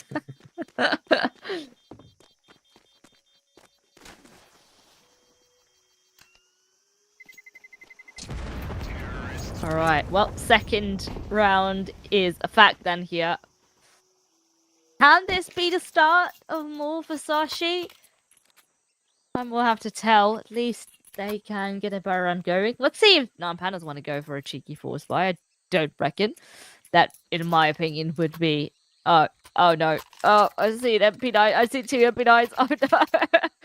I mean, in a way, I understand it because you want to maybe get it over and done with fast. But I tend to be much more of a fan of, you know, giving them a round and then bouncing back when you have better weapons and pretty much just lock it in right there. You have a bit more economy on your end because I've seen this go wrong too many times, unfortunately, where they lose a force buy and, well, 2 for 1. Alright, make it 2 for 2. Sees that leads with a pistol, grabs another head, okay. I guess these pistols can do something. And now a Deagle and MP9 left up against a double Mech 10. Spot on the cross. And maybe this force buy is coming alive after all. Cabby, cause still in a good spot with the bomb being planted. Has a Molotov still not going to be using it yet. Maybe now that he's smoked off, he might. Throwing it on the bomb, it seems. They're waiting for it to be tapped. Just waiting on top of 6. Oh, that's nice. Sprays I balance down, but the molly's actually not hitting. I just balance can continue to stick it. Oh, hold on. Lands the kill, but Glowing will trade. I think there is enough time to get the defuse in. Close. Yeah, it is very close. Ooh, uncomfortable. Ooh. But Nine Pandas, they do steal it away. That is insanely close, though. That is insanely close. Yeah, a bit of heartbreak for Sashi, unfortunately. I think this one felt inevitable, didn't it, folks? Maybe it would have been nice for them to pick up a few more. Mirage coming up next. They'll be confident for that. We talked about this at the top of the show, but Nuke, probably their best map at the moment. Didn't necessarily look like it in a close affair in a double overtime, but Mirage is a happy second place. Always a riskier map. Everybody can play Mirage to a certain extent. I think Sashi will feel comfortable going into that as their third and final, but Nine Pandas laying down the law, putting up a really good fight here in the quarterfinal. And yeah, keeping the question of who makes it through to that semi up in the air.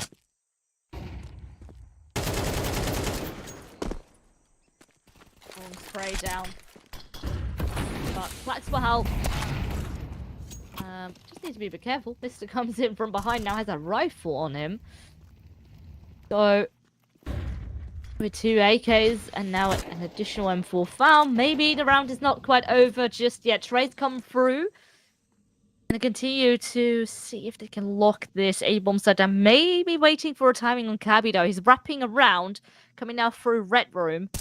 Maybe onto the perfect flank. Oh, that's a great kill though from Lucky.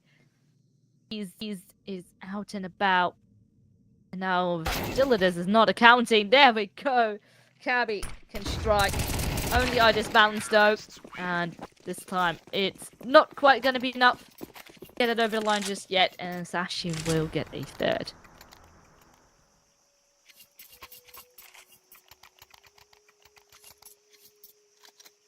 Okay, so locked in a little longer than it would appear, Fearless. We have more work on the Nine Pandas side, and we might be here for a couple more as well, as it's the force buy from Nine Pandas with where their cash is at. They're most likely to be an eco, but you never know.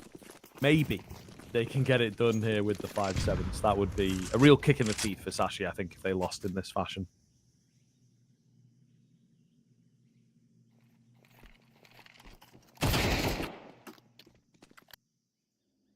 Really bringing the heat. Great kill from Cabby. And honestly, weird how there was only one A player. I don't really see this go any other way. I think Nine Pandas, even with it being quite a bit of a safe as time goes, with this being such a big investment, maybe it is best to wait, or maybe not. Right, never mind. They are sticking around to B doors.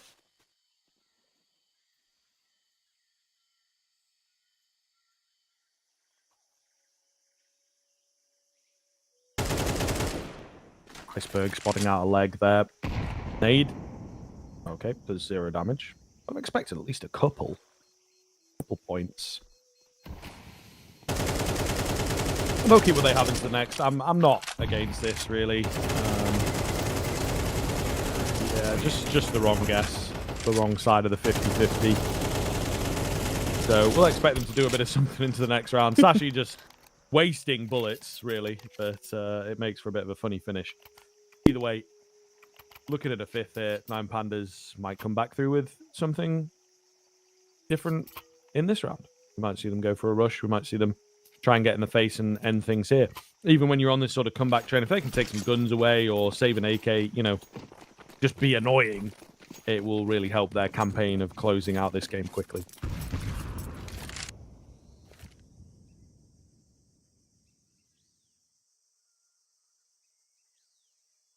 But again, it seems that Sashi is keen to get a collective play going. All 5 of them. Ready to burst out. He wants to get all a very spicy Zeus away the corner. But they're not quite committing through the smoke just yet. They're waiting for it to fade. Throw another flash. Actually, abort the mission. Go back in towards middle. Bit of hip damage up on glowing, and not too keen on peeking just yet. Of course, only has a pistol, so this is not going to be an easy affair whatsoever, and you kind of want to see if you can get the numbers still alive. No, nothing spotted. Quick peek. Flax falls.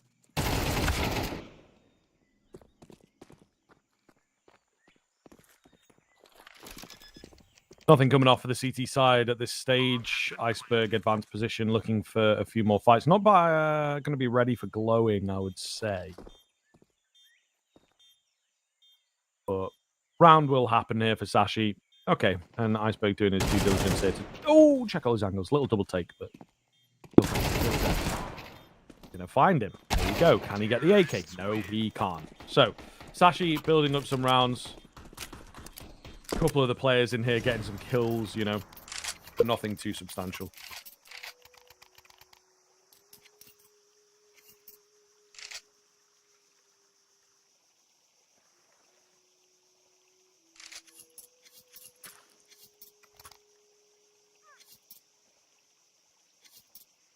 Alright. Is this then going to be the round where Nine Pandas can take it over the line?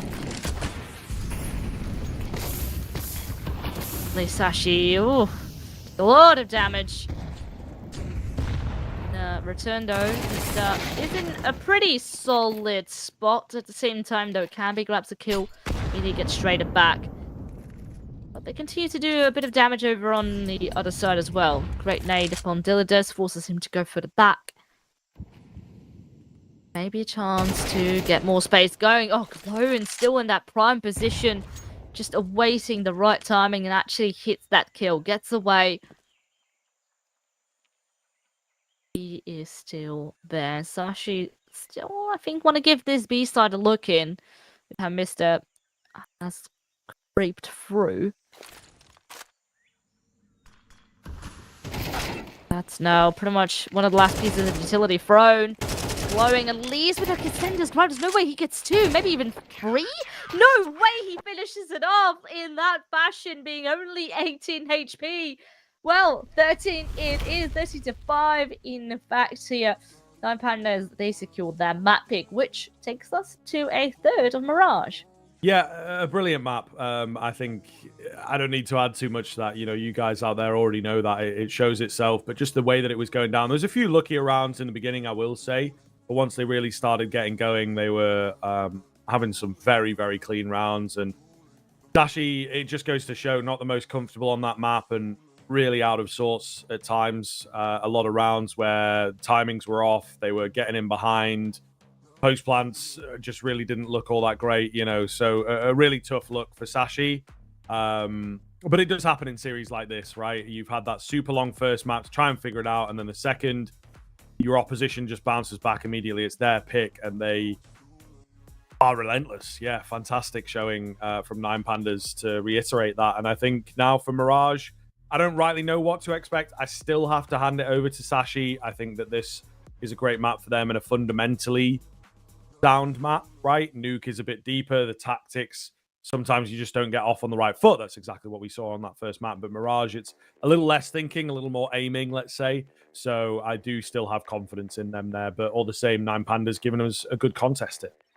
Yeah, I would have to agree. Honestly, Mirage for Sashi is typically their map pick if it's not Nuke, so they sort of go and be interchanged with one another. I mean, considering Nuke was incredibly close, and that was of course Sashi's map pick, and now Nine Pandas really picking up pace over on Ancient. I would probably have to favor just a little bit in favor of Nine Pandas, but I do hope that Sashi can just group up, get all the heads together again, and bring a good fight over on Mirage. But they will have to come up after a short break. We give them, of course, a little bit of time to recollect themselves. But in a couple of minutes, it is time for that decider map, so don't go anywhere.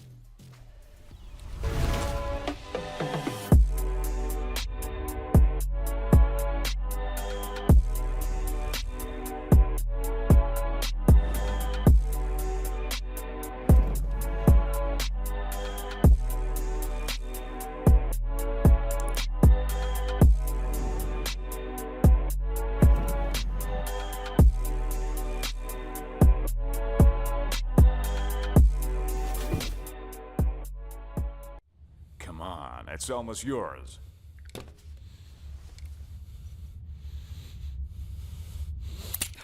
When are you gonna get another chance like this? Go ahead. Go ahead.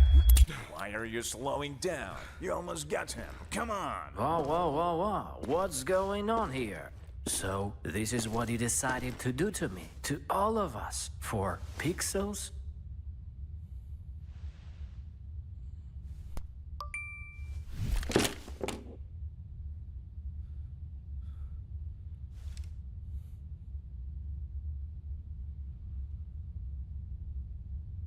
Fuck you and your Roland. Let's get out of here, bro. Have you seen how many scammers showed up?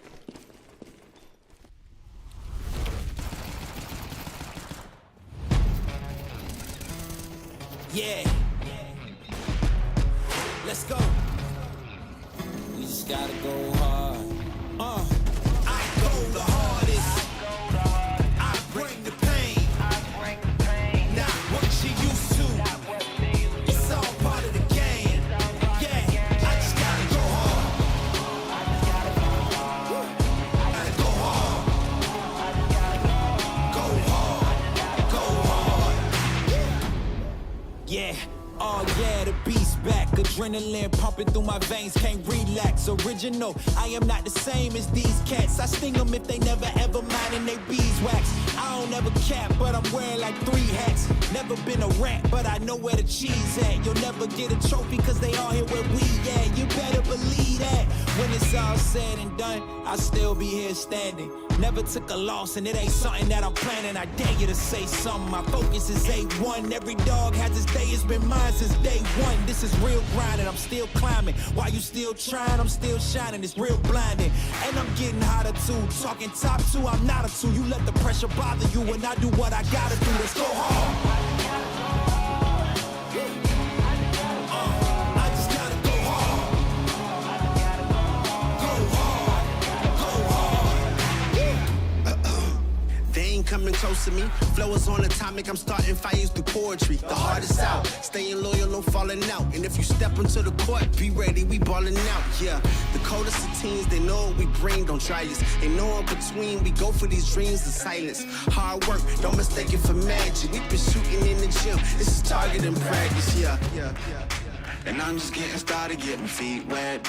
It's all in repetition, ain't a secret. All facts, all black dress code. Pay me my respect, collecting every debt. Oh, the hardest. I bring the pain. Not what you used to. It's all part of the game. Yeah, I just gotta go hard. I just gotta go hard. Go hard. Go hard. Go hard.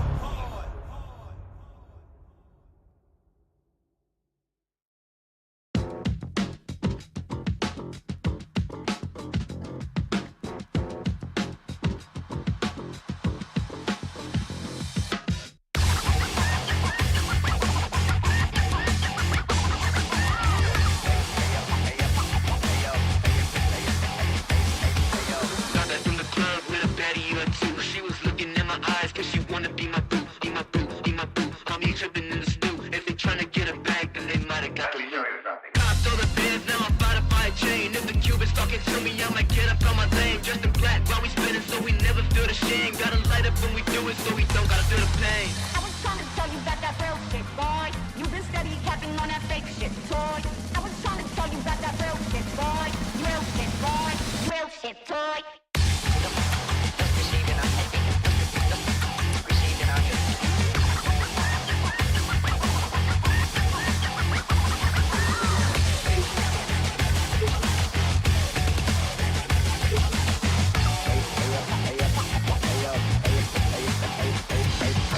Spin around, burn out, flow it to the penthouse. Shotty's going crazy, then they quiet like a church mouse. Land up with the customs, then we never get to get it out. Nitro in the engine, so we see what it's about. Always wanna talk, but you never want the smoke. If you flashing all the guns on your live, you a joke. Dosing up with bodies when you never ever broke. I'll be pressed to find a shooter who be lacking in the soul. I was trying to tell you about that real shit, boy. You been steady capping on that fake shit, toy. I was trying to tell you about that real shit, boy. Real shit, boy. Real shit, toy.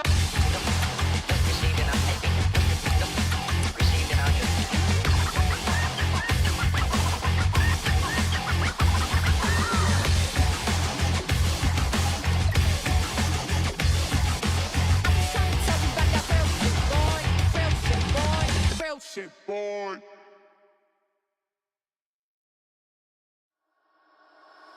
Fumble a bag, now I when I fumble a bag. Fumble a bag, now I when I fumble a bag. Act like you know how this goes.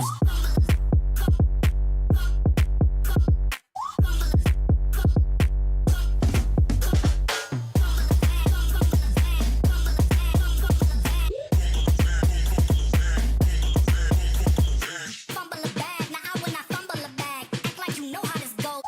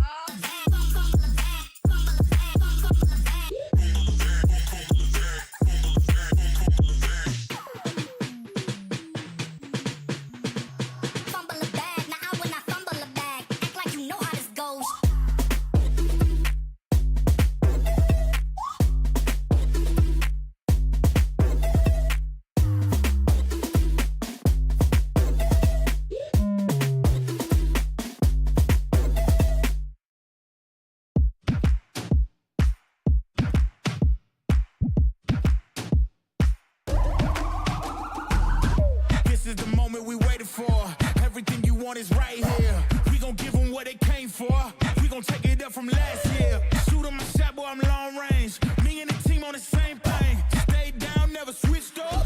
Only thing changed was the game. I'm in the zone now. Nothing can change what we on now. When I pull up, know it's going down. Foot on the gas, ain't no slowing down. Aiming for greatness, no settling. Kick down the doors, they won't let me in. Taking no L's, yeah, I gotta win. Watch me kick down the doors, they won't let me in. Who running the game now? Foot on the gas, can slow down. No, my team, we holding it down. We know we running it now. Watch the game change. Watch the game change. Watch the game change. Watch the game change, yeah.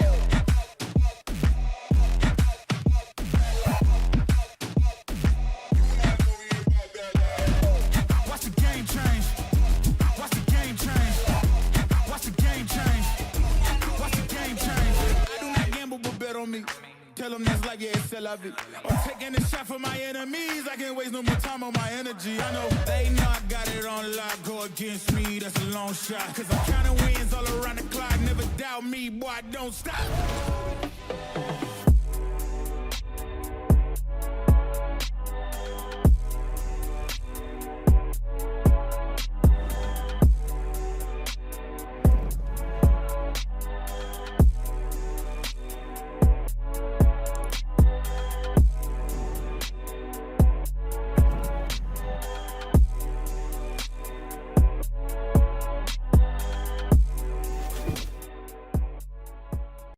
Come on, it's almost yours.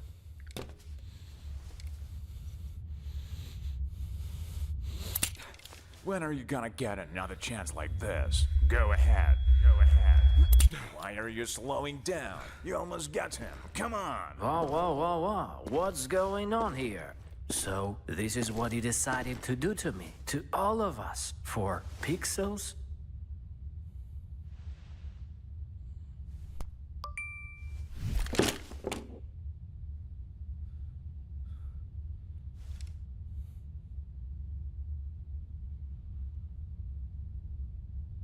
Fuck you and your Roland. Let's get out of here, bro. Have you seen how many scammers showed up?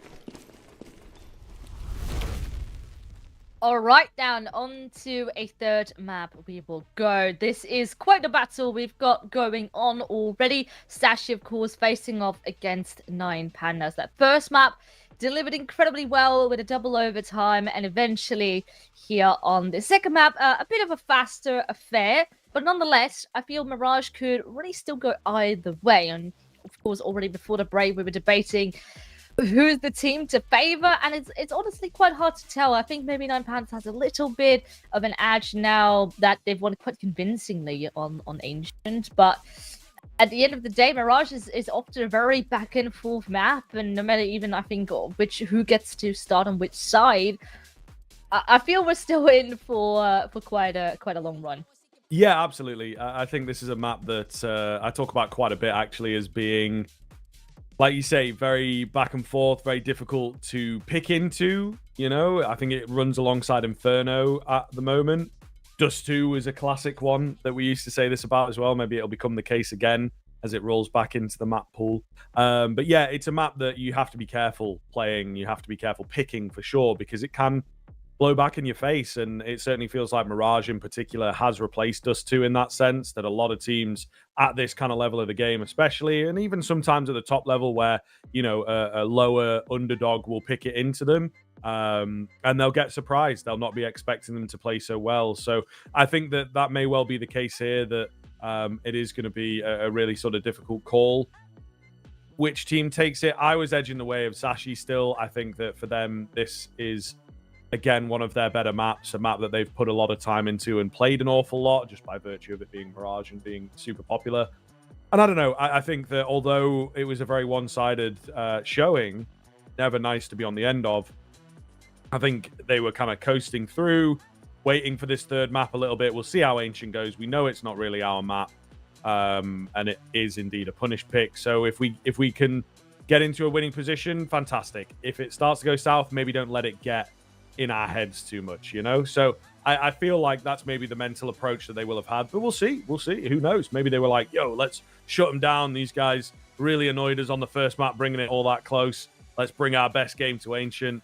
And if their best game looks like that, then it's quite worrying. So, you know, I think this third map, like you're saying, is a very unpredictable affair now for these two teams. But hopefully the competition continues from this.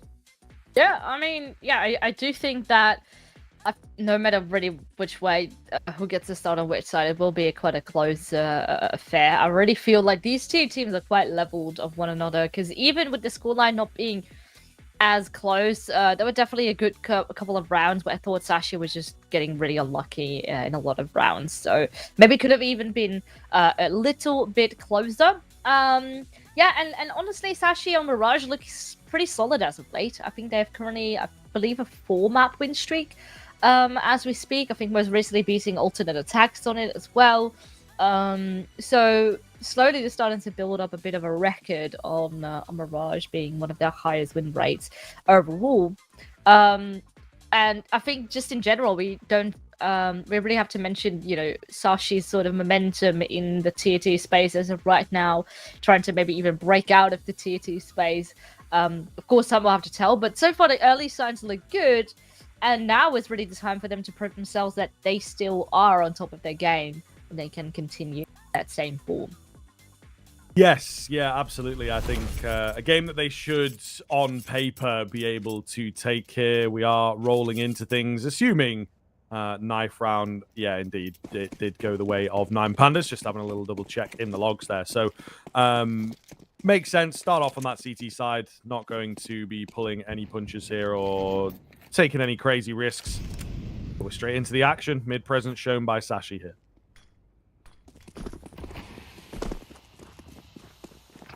And just when they wanted to pick up the pace, smoke comes through. Not going to be stopping Sashi here, though. Diligence might, but his head gets taken off as well.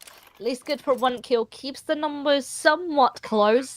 But Clark has to wait for his teammates to come about from short before he can peek and enter the site as well. Now everyone on Sashi is pretty well positioned. Player on top of, I believe it's Cup. Couple tucked deep into the side, and Mr. just fighting from short, keeping everyone at bay. No one yet fallen on this Sashi side post plant, and they're not even gonna go for this. They're just gonna save their armor, run away. Oof. Oh my, Mr. in midair as well.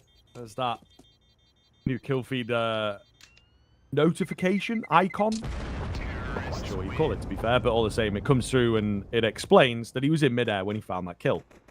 No more questioning around that Vilis. You know, was he in midair there? What's going on? You know, we're obviously going to be sure of it now.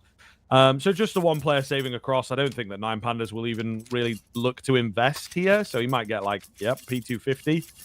Or even get the words out, of course. So Sashi starting off well. Nice clean pistol from them.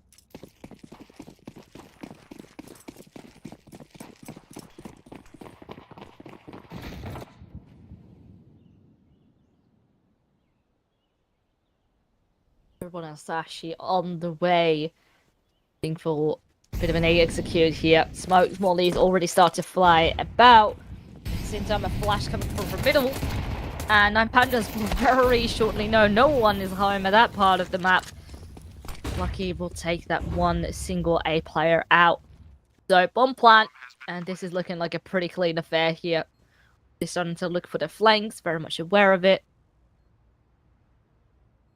This is quite the opportunity, because 4 players coming your way. Even though with it being USPs, good damage dealt, and 2 kills trait will come through, but Mr. definitely not shy of a clean up. Fast quest comes to support. With that, no rifle is transferred over. She can hang on to all of it. Oh, try to get the eagle little to Cabby, but nope. But quite little too far away. But conversion secured. It's 0. And now 9 Pandas can buy up.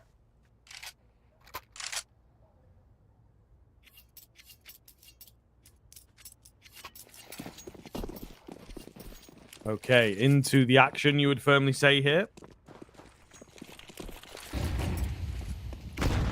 Cabby, or eating a nade early on. Maybe not the best of starts, but Ultimately, no sweat off the brow. What is the move here for Sashi? How does their first gun round look? Some mid pressure for sure.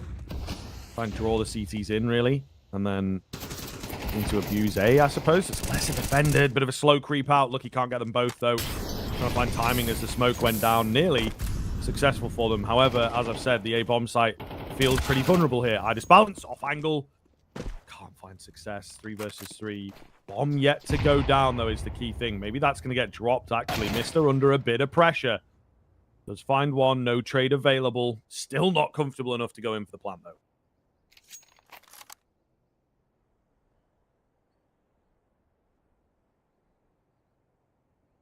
Like, only Flash is ready to account for a couple of angles. At the same time, maybe I want to create a bit of mystery as to where Sashi at the moment is at. Well, never mind. Not that much more mystery. At least Quest taken out. But where's the rest lurking? Oh, Seas will deal with Iceberg. Maybe now Mister gets activated. His position already looked out for. Seas does it all. Great stuff coming through. And that is Time Partners getting that first round up on the table.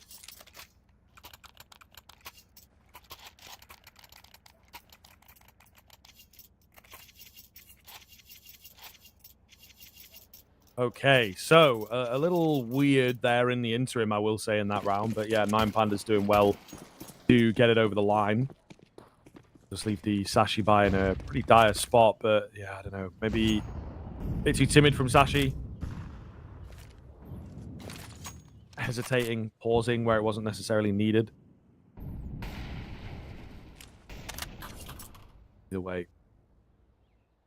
Good start here for 9 Pandas if they can keep this rolling. Should be able to take over things. And they execute coming round, but it's kind of a fake out. They've got the con play for the most part, and there's a bit of readiness from 9 Pandas, but will you expect them on this kind of timing? The answer is no. Diladez gets dropped. Tech 9 found in the smoke, but it's the rifles. You know, they're doing the damage. They're doing their job.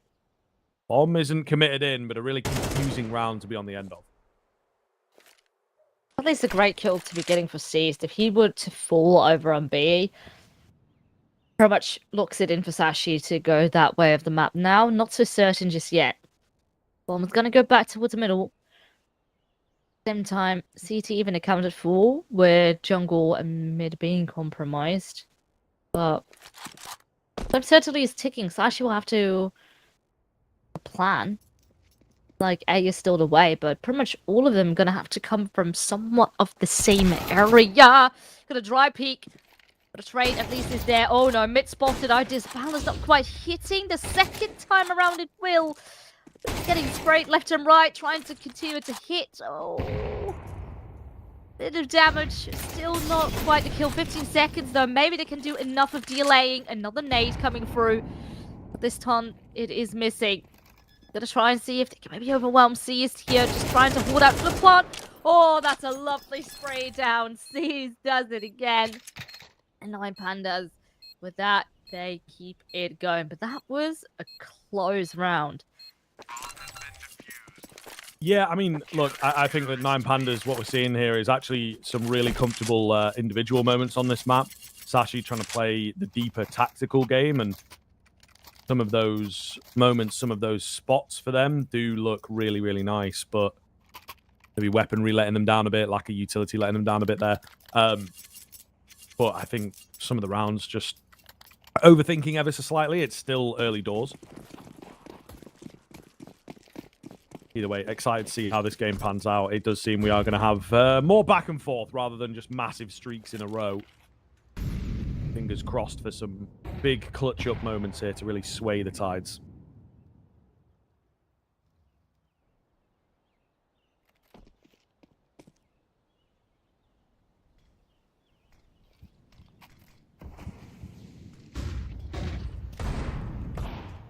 A lot of noise being made. A lot of util dropped.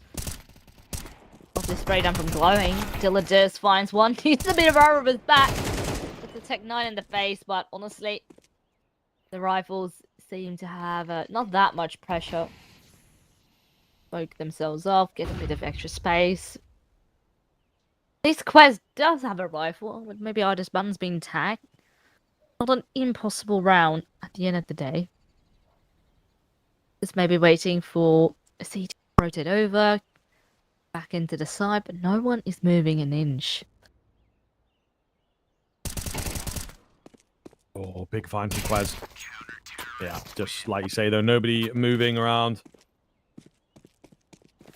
Therefore, not giving him the info, therefore he doesn't really know where to look or how to react.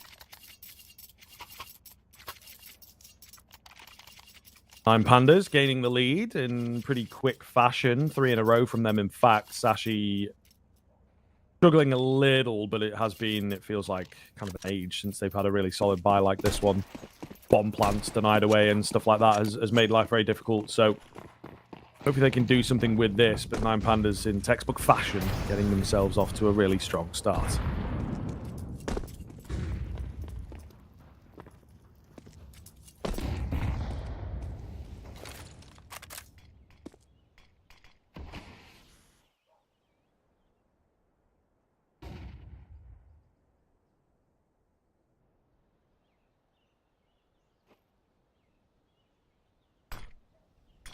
Playing up close and personal, Clax.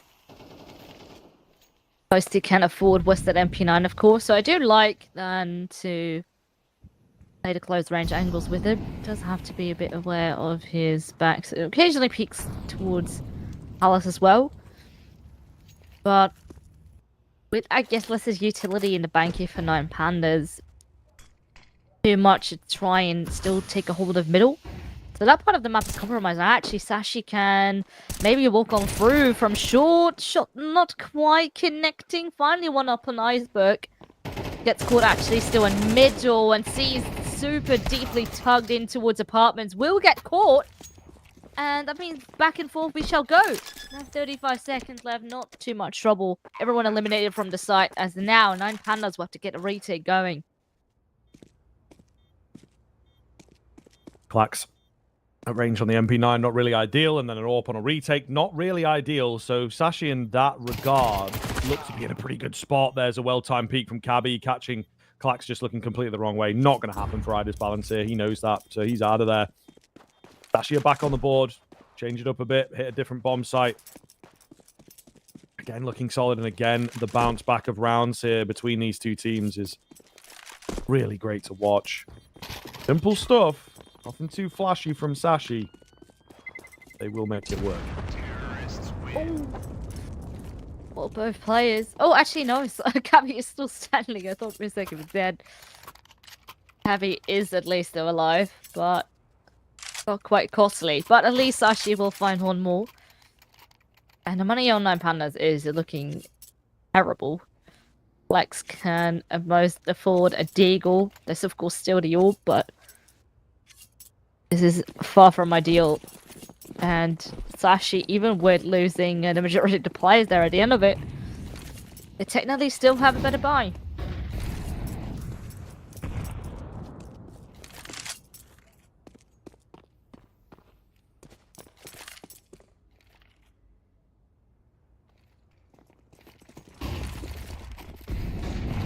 Blowing. Oh, they're on top of each other. It's so awkward. He was in a nice spot on that Deagle. Seized, I thought, was just immediately going to get taken down. He does well to find a kill there. Finished off through the smoke meanwhile. Another B hit. Or is it the recipe here for Sashi? So far, so good. And you would assume with the weaker weaponry, they should be able to get through this post plant. Waiting for fights to come their way. Idis Balance. Not able to find anything. Clax. Oh, and it's Dilla Dez rolling round. Solid stuff, but 2 kills out of nowhere. Where the hell did they come from? Sashi just standing strong, playing the post plan, looking really, really comfortable on B once they've taken it.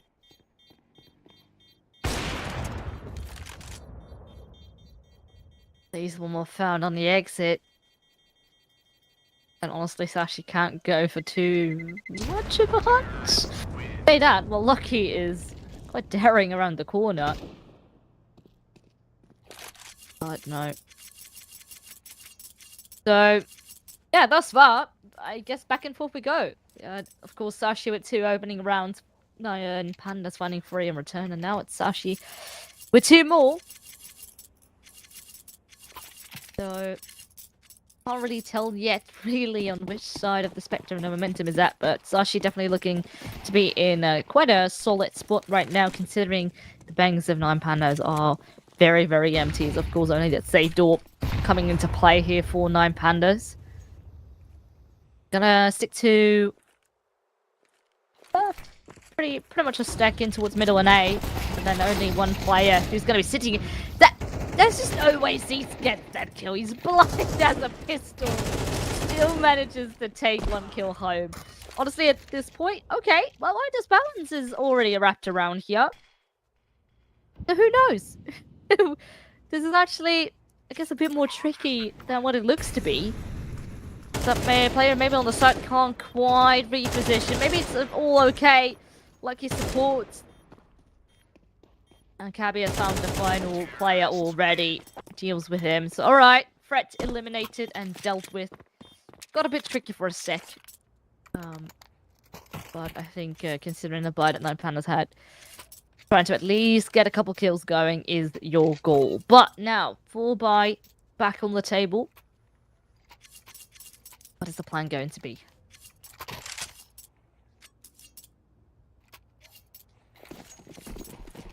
Okay, let's see. 9 Pandas, they've got to give us some kind of a defense here. This could very quickly get out of hand. They've done so well in this series thus far, playing from ahead. I'm very curious to see what happens when, you know, the game gets close, when it gets tense, when it is down to having that one good round to just give you a little spurt, and then you maybe back to an eco because you get returned upon. You know, they not really played a game of Counter-Strike like this in this series. Cabby up through window very quickly. Idis Balance is checking it, but the timing just not there for him. Great stuff from Sashi. Fantastic find.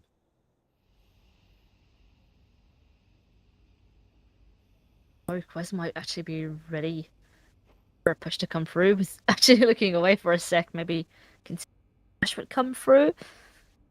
But now, is it going to be expecting 2 players around the corners? Definitely. Oh, trying to take it into account, but Glowing just has the advantage there. And with that, an AK even retrieved. They can just fall back. Actually, well, seems they do want to leave actually a player deeply tugged in. So it's good for early information, but at the same time, there's only 30 seconds left. Sashi will have to make a move. But the bomb is still in apartments, in fact. It looks like C's might be in for just a bit more action. 2 players coming his way, maybe in a third. Alright, Flash not doing anything, and C's grabs 2. And honestly, with so little time, there's just no way. He has the bomb.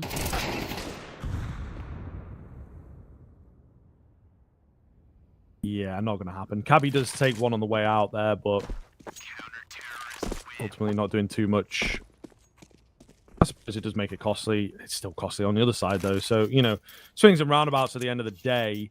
9 Pandas, as I said, really important round for them to find. They do so. Exciting times ahead. The game just continues here, and it's really hard to split these guys at the moment.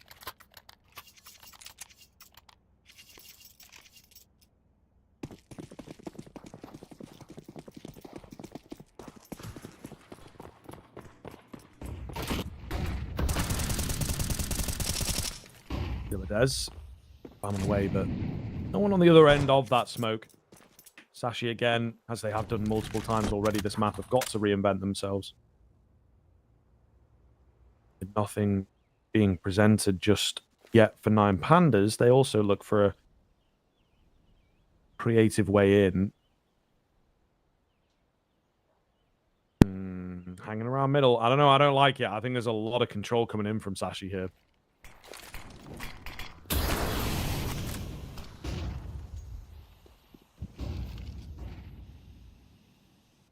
Very hard to try and get something back inside his balance, but he is about to get overwhelmed. Players left and right. Steez does help out with the MP9 though. Maybe he gets for more now that he does have an AK. Oh wow, almost catches the spray through the smoke too. Player advantage secured now for 9 Pandas. How does Sashi find a way back? With the smoke at least still there. Maybe good for a plant, but want to just wait out. Get in prime position, and now Iceberg with 1 kill to his name. He is so low and seized. He is on a roll. 14 in 5 as we speak. Already did a very good job over on Nuke. For example, holding up for ramp. Getting multi-frag after multi-frag, and now he does the same.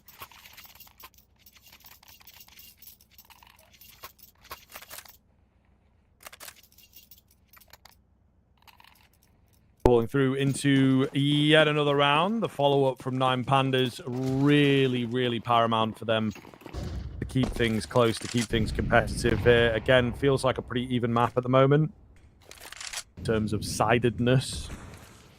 But the Sashi CTN, usually you would say a really scary one to get through, you know, lucky on the AWP and whatnot. But I think 9 Pandas are one of the few teams out there that can match them individually. I think very curious as to what 9 Pandas opt to do. Obviously, we've had a very slow, well thought out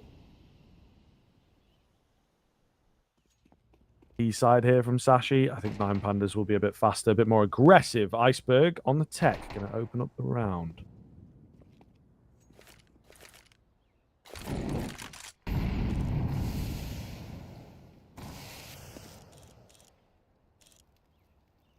Everyone pretty much sandwiched here up in connector. Oh, I just balanced good for the first already. Make it a double. Has to fall back, but there's, well, no, never mind. There's not really that much of a support. Clax falls towards ramp.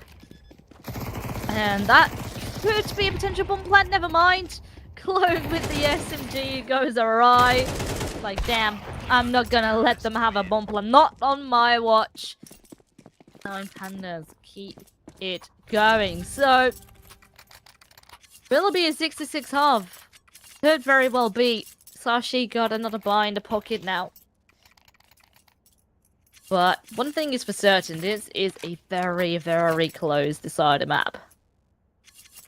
Yeah, absolutely, and definitely what we were banking on, definitely what we were hoping for, and we definitely get that. So, a great third map here, deserving of a really solid series all round from a viewer perspective. Maybe if, you know, you are a fan of these two teams, it's been edge of your seat, biting your nails type stuff. But hopefully they deliver for us as it continues. I just balance. Super aggressive angle here. Is there a flash for him? I don't think so. They're just going to try and roll in a double peek.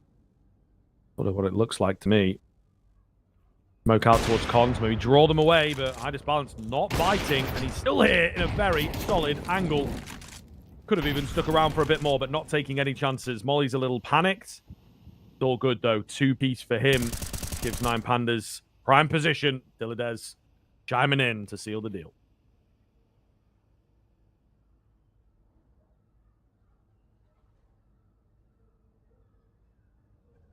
We've seen Sashi sort of being stuck with middle. At the beginning, I thought really it was maybe a bit of a weak sign. 9 Pandas not going for too much mid control, but feels like they've started to figure things out. Give Sashi mid, it's all fine. But the anchors on the side doing a very, very solid job. 9 Pandas make this last round of the half a clean one with that.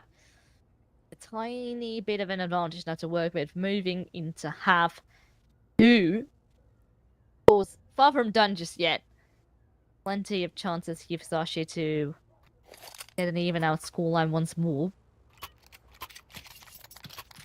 Let's see, we've seen 9 Pandas be very explosive up on the T side, not really wanting to wait around. Will they bring to the table this time?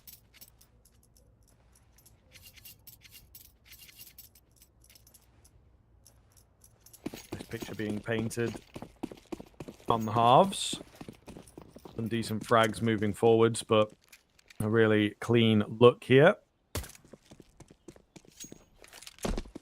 Cabby moving slowly as things will continue for 9 Pandas, hopefully. Rolling in towards the site. Cabby to find the first.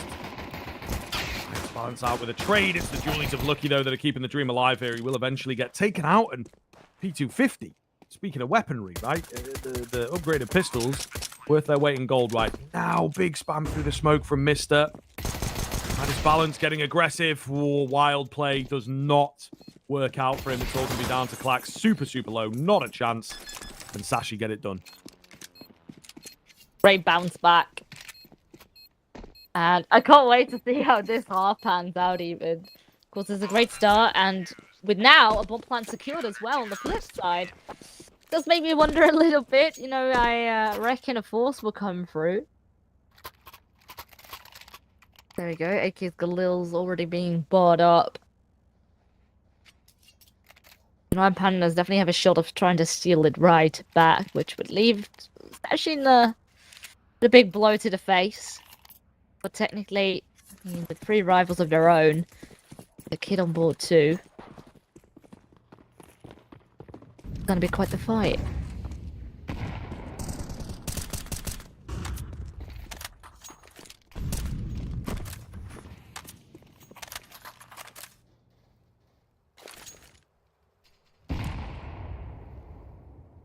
Utility raining on in as Mr. Iceberg just going to hold here. Quite passive again from Sashi. But I say that, I mean, Nine Pandas barely moving. It is a draining T-side style that they like to play.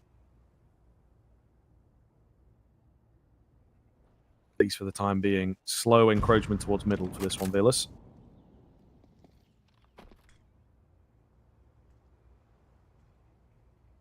Similar fashion.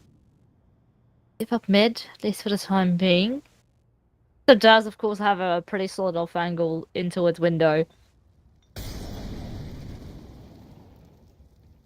Hold off. So middle will have to come down. Up on Cabby, and he gets swung. At least a great trade by Mister. Was a bit of trouble trying to get through a hole back. But, oh, actually finds a follow-up kill. This is massive right now. Sashi looking strong when it comes down to the CT side. 4 against 3. And the time certainly is not quite in Nine Panda's favor. Gonna have to get a move on. Gonna be guessing on A. Quez is still here. Will his position be accounted for? Lucky at least will deal with CT. The MP9 not quite good enough. I'll give up the plant. Maybe try to swing now that they still are not quite well positioned here in post plant. Flax from ramp gets one. Now tugged in on the palace. But can't escape. And with that, it is yet again Sashi that will keep it going. And with that, it's all tied up. Back and forth we shall go. Okay, let's see the CT side for me getting off to a pretty decent start, right? That's a scary round. You know, you have to admit it's a really, really nice looking round from Nine Pandas from the get-go, from the weaponry perspective. Know how effective those force buys can be, especially on a map like Mirage. I think that type of a round is actually a bit more T-sided sometimes. You know, you don't need the deepest amount of utility to make some of these bomb sites work and to get the bomb down in particular. It's actually doing a good job of fending them off. I do worry. You know, Cabby, his mind for the game is really, really solid at the moment. And the Nine Pandas T side, as we saw there, as we may well see again, they just play slow, group up, and go in for a burst. A bit faster in this round, so that might be unexpected for Sashi, to be fair. Looks are not the best, however, they don't have all the options available on the Nine Panda side of things. Glowing though will open it up. Quez left very low. Problematic, potentially. He's going to go down just as the bait, though. Can they make it work? Oh, no. Iceberg with a team kill, and then he gets taken down as well. That's rough. That is very rough indeed. And Nine Pandas, a pace change is enough to catch Sashi off guard. I think that's the two things in those rounds. They're buying again, which, you know, you'd surely think that they're ecoing. And they go in a bit faster. So Sashi caught off not just on one count, but 2. And obviously, it works really, really well.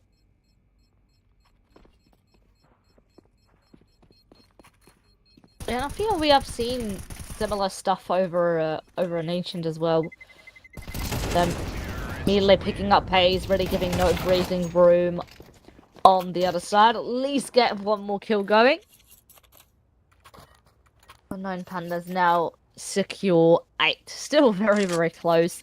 But this is now a bit of a tough round coming up next for Sashi. Lucky, and I think Mr. as well, in forced territory, so everyone will buy up here. But a pistol, then a single MP9. This is not going to be the easiest job to try and stand your ground. Not quite a stack coming through, but looks like maybe a peek in towards ramp to get a bit of information earlier on. Try and see who is home and where is 9 Pandas awaiting. Iceberg has a smoke. Maybe when contact has been met, can throw it, cause a bit of delay. But at the same time, I'm not too sure if 9 Pandas are going to be too scared of a single smoke.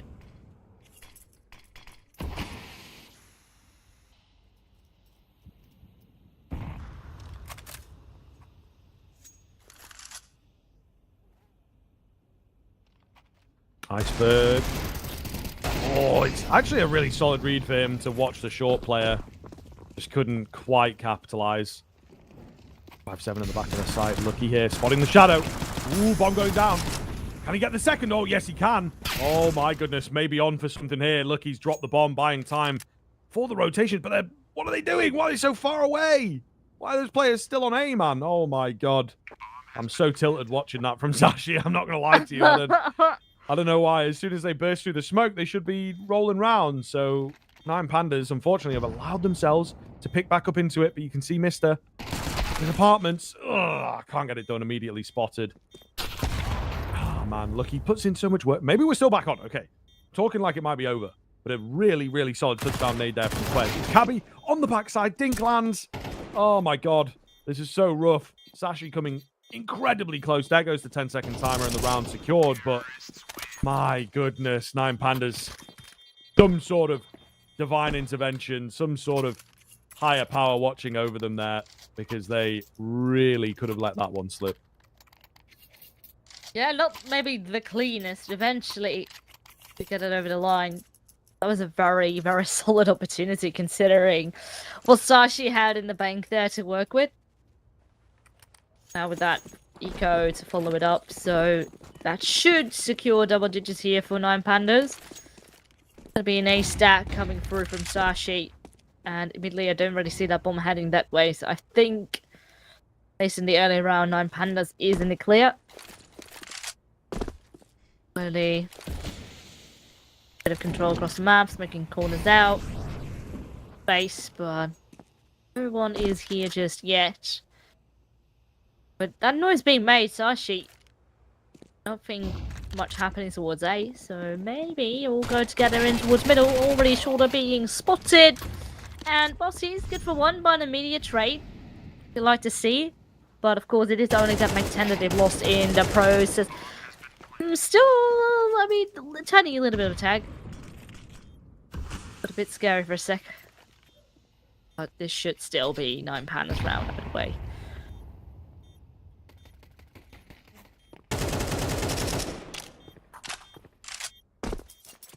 Yeah, looking good. We're maybe on the Sashi side for an exit or two, but even that, actually, they're not really sticking around, are they?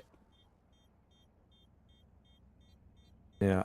Double digits for 9 Pandas, then. A slow-moving Mirage, one must admit. But ultimately, 9 Pandas looking good.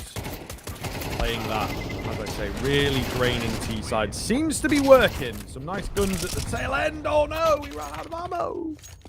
Could have finished them all off. It's Clax, the lone survivor of that post-round carnage. Either way, double digits now for the T side. Yeah, even with a little bit of chaos, there is still enough money in the bank for 9 Pandas. Not too much here to worry about. And a tactical pause coming through. Honestly, I feel we haven't even seen that many pauses throughout this entire best of 3, considering how pretty insane this best of 3 has been. But yeah, Sashi, of course, feeling the heat, still being now 3 rounds down, and you've got a chance to bring it back. So better try to make it count. Bring you can to the table. You have that orb also coming back into play. Luck is actually doing a pretty solid job. He is on top of the board for Sashi with 19 frags. Showing that the orb still has a lot of impact.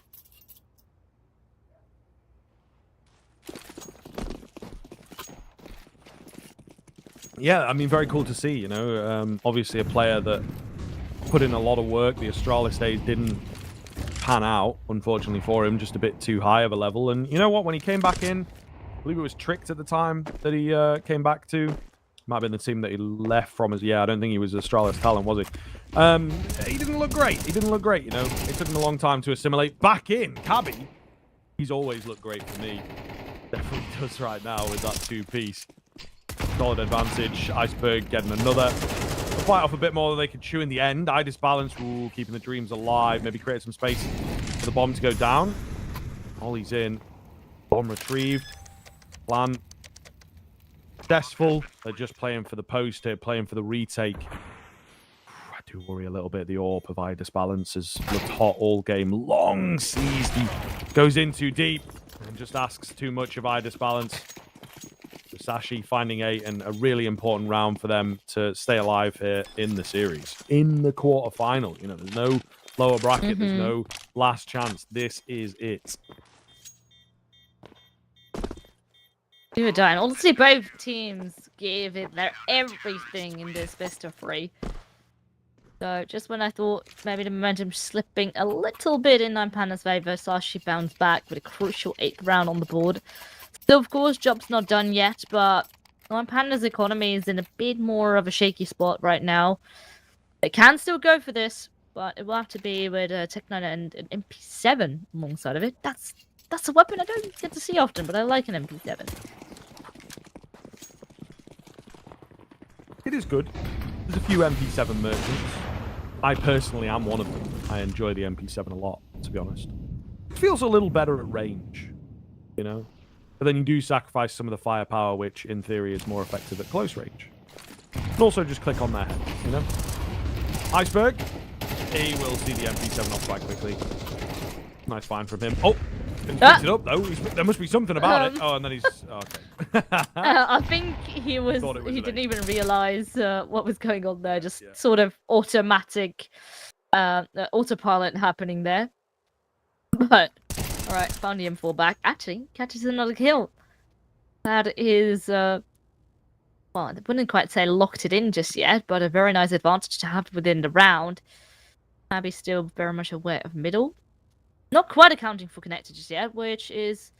They do have a play that will really creep through and actually surpass Cabby's view. What can Glowing do from jungle? Bomb. So far. The bomb in Palace, though. Keep your eye on that on the minimap. Yeah, fight goes down. Mister wins it. Glowing getting another. It's a shame. There's only 30 seconds left. He's dealt with quickly. So Sashi will have this one in the bag. Idis balance, opposite side of the map. He's gone a little under the radar, actually, but ain't no way they let this one slip. Now just a case of making sure that they keep the money. He'll go down to the AWP in the end. So Sashi, he bounced back, denying the bomb plant. Nine Pandas got no money. Probably an eco here. So Sashi should be able to even things up, and man alive, we might be in for another damn overtime here. Very well could be. And of course, this is very classic for Mirage, of course, super back and forth. And especially if you then have these two teams facing off against one another. Really as to who has the longest breath out of the two of them. Now, it's just Glocks alongside one Deagle for Glowing. Nice nade, bit of chip damage already. Trying to soften them up a tiny bit. And honestly, Sashi have a good chunk of information. Have a player deeply pushed out in towards middle, but Quest is taking about. They have to be careful, especially with a Deagle coming into play.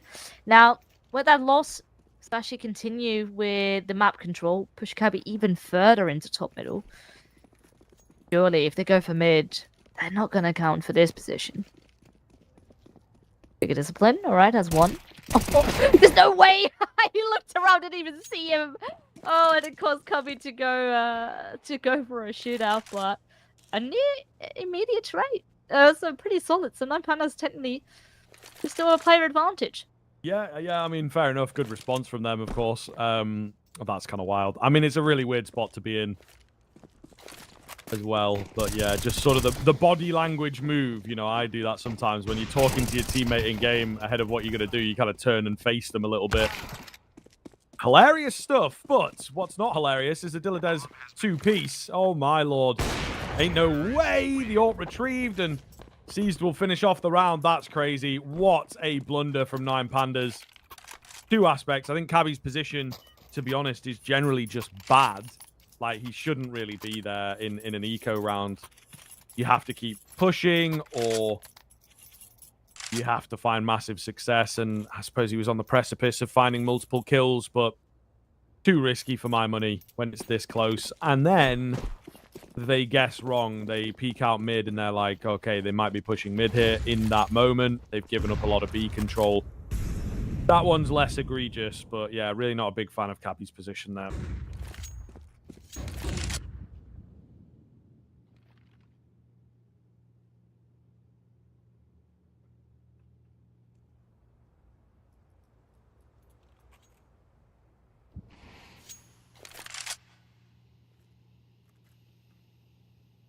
Around another chance though. They honestly can go for too much map control here. Limited amount of util to work with. Be a bit more of a passive approach, just trying to anchor. I waited for the right timing. A lot of questions. In fact, well, why I say that, not a lot of map control. They did manage to push for apartments. And it gets punished. Iber gets taken out on that mission. Oh, well, and Lucky gets taken about in middle. This is not a great start for Sashi. I get they want to make something happen, try to at least get an edge over 9 Pandas, but every single occasion goes punished. At least Quest will find one. But DMP9 up close. 9 Pandas still have such a large advantage. Gabby does mow 2 of them down. How has things completely flipped up its head? Oh, this balance miss is a very important shot as well. And now there's only 20 seconds. Uh-oh. Problematic. Glowing. Yeah, panicking. Caught out in the open. What is going on in this game? Idis balance. Nothing he can do, of course. Absolutely crazy. Absolutely mental stuff. Really, really wild. Counter-terrorists win. And the mind boggles. The mind absolutely boggles at what will continue to happen here. I mean, there is money available for 9 Pandas. Do they want to go for it? I don't know. You've got Clax in a pretty bad spot. Oh, they are actually going to go. Oh, I don't know if I'm a fan. I don't know if I'm a fan. Timeout coming in for Sashi, but 9 Pandas for my money also need it.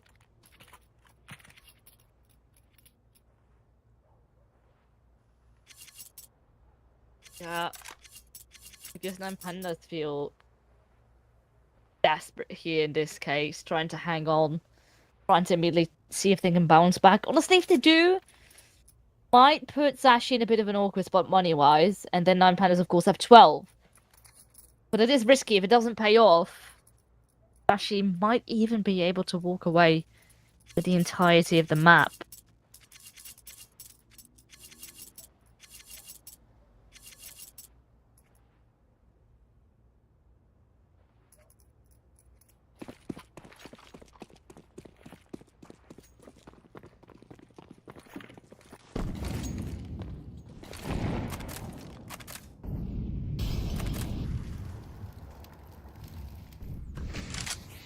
Hugely important round. Potentially, it's not potential. It is the biggest round of the series.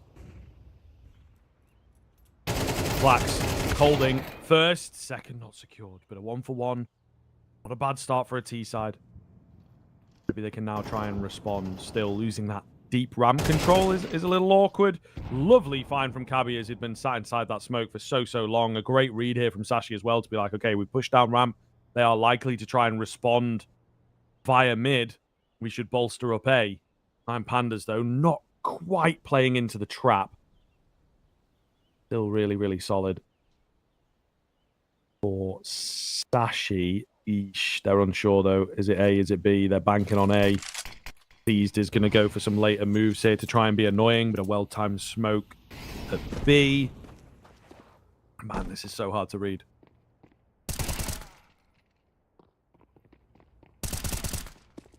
Oh, that locks it in. Just when you thought maybe there still was a chance to get the round back going. Absolutely not the case. A lovely push in Palace. Really did the trick. Opera immediately out. Nine Pandas, what do you do right now? You already went for 40 here. And now you have about 2k left. God, this has to be an eco.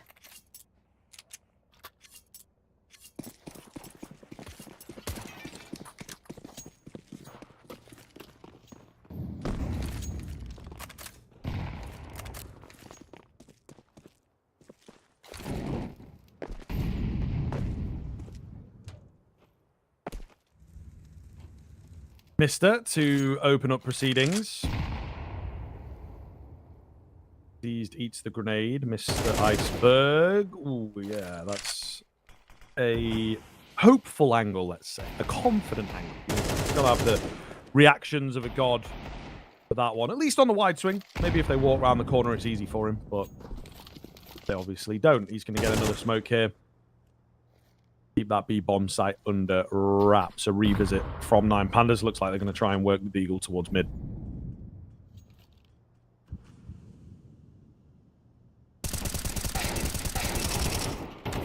Oh, couple of dings coming through, but never mind that. Sashi make it a clean affair as they grab 12. Now in prime position to take it all the way. At least there's a bit of cash now for Nine Pandas back on the board. But not going to come easy. They have to give it their all for another overtime.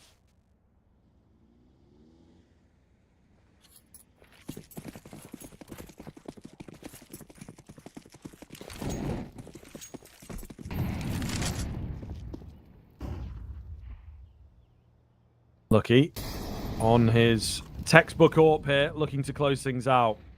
Nine Pandas ready for the ramp push this time around. Seized. Oh, stays alive just about. And Quez, rightfully so, is apprehensive to go pushing into what could be the Lion's Den. Little does he know, there's nobody else in there apart from Seized. They will look to reapproach here on the CT side of things. Seized, still alive. Nade surely finishes him. Oh, it does just about. Looked like he'd maybe gotten away from it. All the same. 4v4, maybe a bit of info in there. Is there another player? They've rushed up short here. And that is the one gap for Sashi. Lucky is here. He's got to find us at least one. Blast going to come in. Oh my goodness. Risky to stick around. He takes a shot, misses it. Stays alive just about. Bomb plant going to come in. It's Iceberg, though, who pushed in deep. The Molotov gets the bomb off the plant and allows for a frag to come in. Bomb hits the deck. 45 seconds. And now Nine Pandas, the makers of their end, caught out in the open. Where can you go? You've got up short, but they've stopped you going any further than that. There's no cover anywhere, no headshots anywhere, and Sashi will take it. They move through to the semi-finals, and Nine Pandas, in heartbreaking fashion, once again drop out. Two very, very close maps for them in that series that they could have won, but couldn't in the end. Yeah, just so difficult for them, I think, to stomach that one. Yeah, 100%. This was incredibly close yet again. I really thought another overtime was awaiting us. But that last round really showed how their team gels together, and that whenever things do go right, Lucky was in a very scary spot there to be in, and I thought, okay, he can very easily lose his life right now and it just all goes awry. But for situations like that, they had a very good protocol coming into play throughout the incendiary to hold up the pump plant and eventually the follow-up flashbang as well to just basically take everyone off guard. So with that, very, very well done. And just at the right moment it needed to happen, they let it click. So congratulations to them. They move on to the semi-final. And with that, we have 3 of our semi-finalists secured and 1 more to go. We can maybe take another look at the bracket as to what it looks like right now. So yeah, we had already Granny's Knockers as well as Namiga at the other side. But now Sashi will join them, and there is 1 more best of 3 awaiting us here today. Another quarterfinal that is Bleed versus 1 Win. This is, I think, a very exciting game as well. What do you make out of this? Yeah, I think it's going to be a lot of fun. It's going to be a lot of fun for sure. Bleed have been on a solid upward trajectory recently. 1 Win also looking pretty decent. It's new look 1 Win. They've gone a bit more international-ish. I think there should still be Russian communication coming in here, but ultimately, a really sort of interesting looking 1 Win that I'm excited to get to the bottom of. But indeed, that one will be getting kicked off soonish. It is listed for 25 past. Obviously, we've been pushed back a little bit there, so not 100% sure what the break time is going to look like here, whether we're rolling in super quick or whether the players are, needing a bit more warning than that. But we will be taking a bit of a break after that one, well needed for everybody here on the production side, on the broadcast side of things, of course. So make sure you stick with us, and we'll be back with that second quarterfinal in a bit.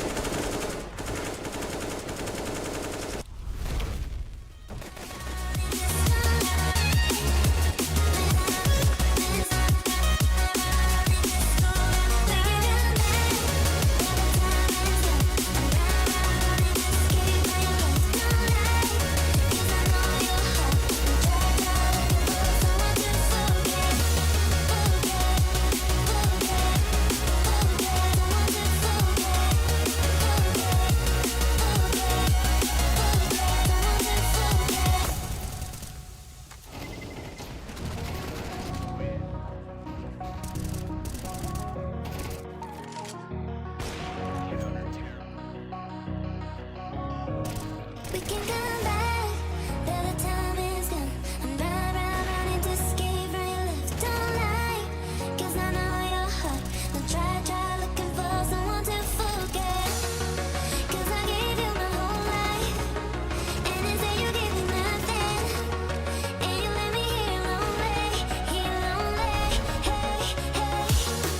I was lost on my own way. I will never be the same back. But someone told me never love stay. We can come back.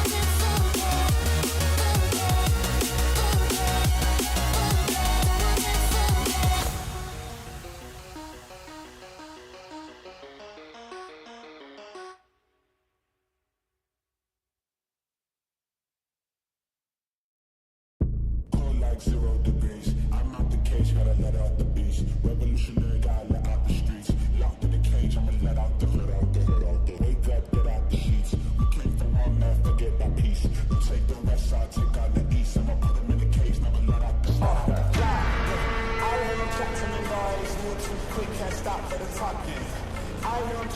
boys, man so tough, but man's keep walking.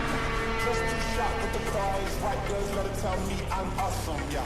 Hot like fire on the pine. If you wanna touch me, please use caution, caution, caution, caution, caution, caution, caution, caution, caution, caution, caution, caution, caution, caution, caution, caution.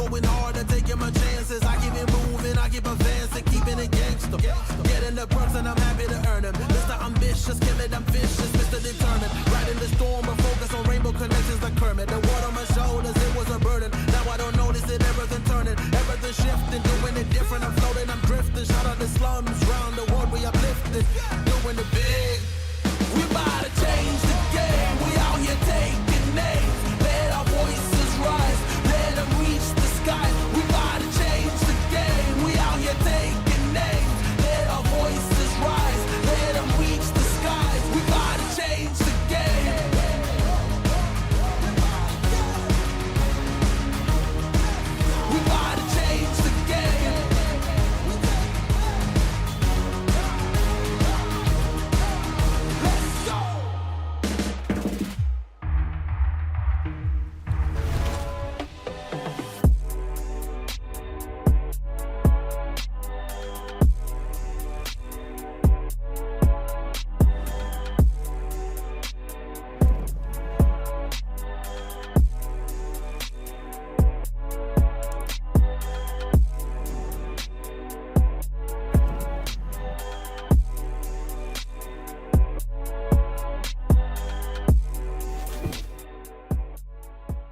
Hellcase is going back with 3 more editions of Hellcups with a $30,000 base prize pool each, plus crowdfunding. You can increase the prize pool by opening crowdfunding boxes on our website. We have also prepared a special giveaway for you worth $2,000, a Huntsman Knife Doppler Sapphire, and Hand Wraps Caution. You can also use the special code HELLCUP9 to give yourself a $0.7 welcome bonus and a plus 10% to refill. There are also special Twitter giveaways where you can receive a gut knife lore, a Huntsman knife lore, and a Bowie knife tiger tooth. Additionally, by watching the streams, you can get points that you can use in our special store. But for now, sit back, relax, and enjoy Hellcup 9.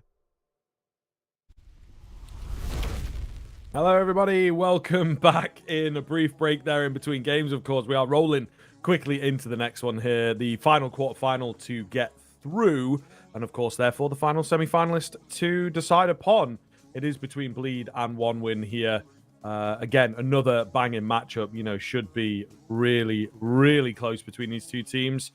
And I'm looking forward to it. You know, I've said that a fair bit today, but the games have been really, really solid. And yeah, on paper, Bleed, this team that have just had this upward trajectory, spamming out the games, started kind of weak for this team for sure. A lot of eyeballs on them, I suppose, didn't help, and everyone was picking apart each and every mistake that they were making. But very recently, the past month or so, they have been kind of unstoppable.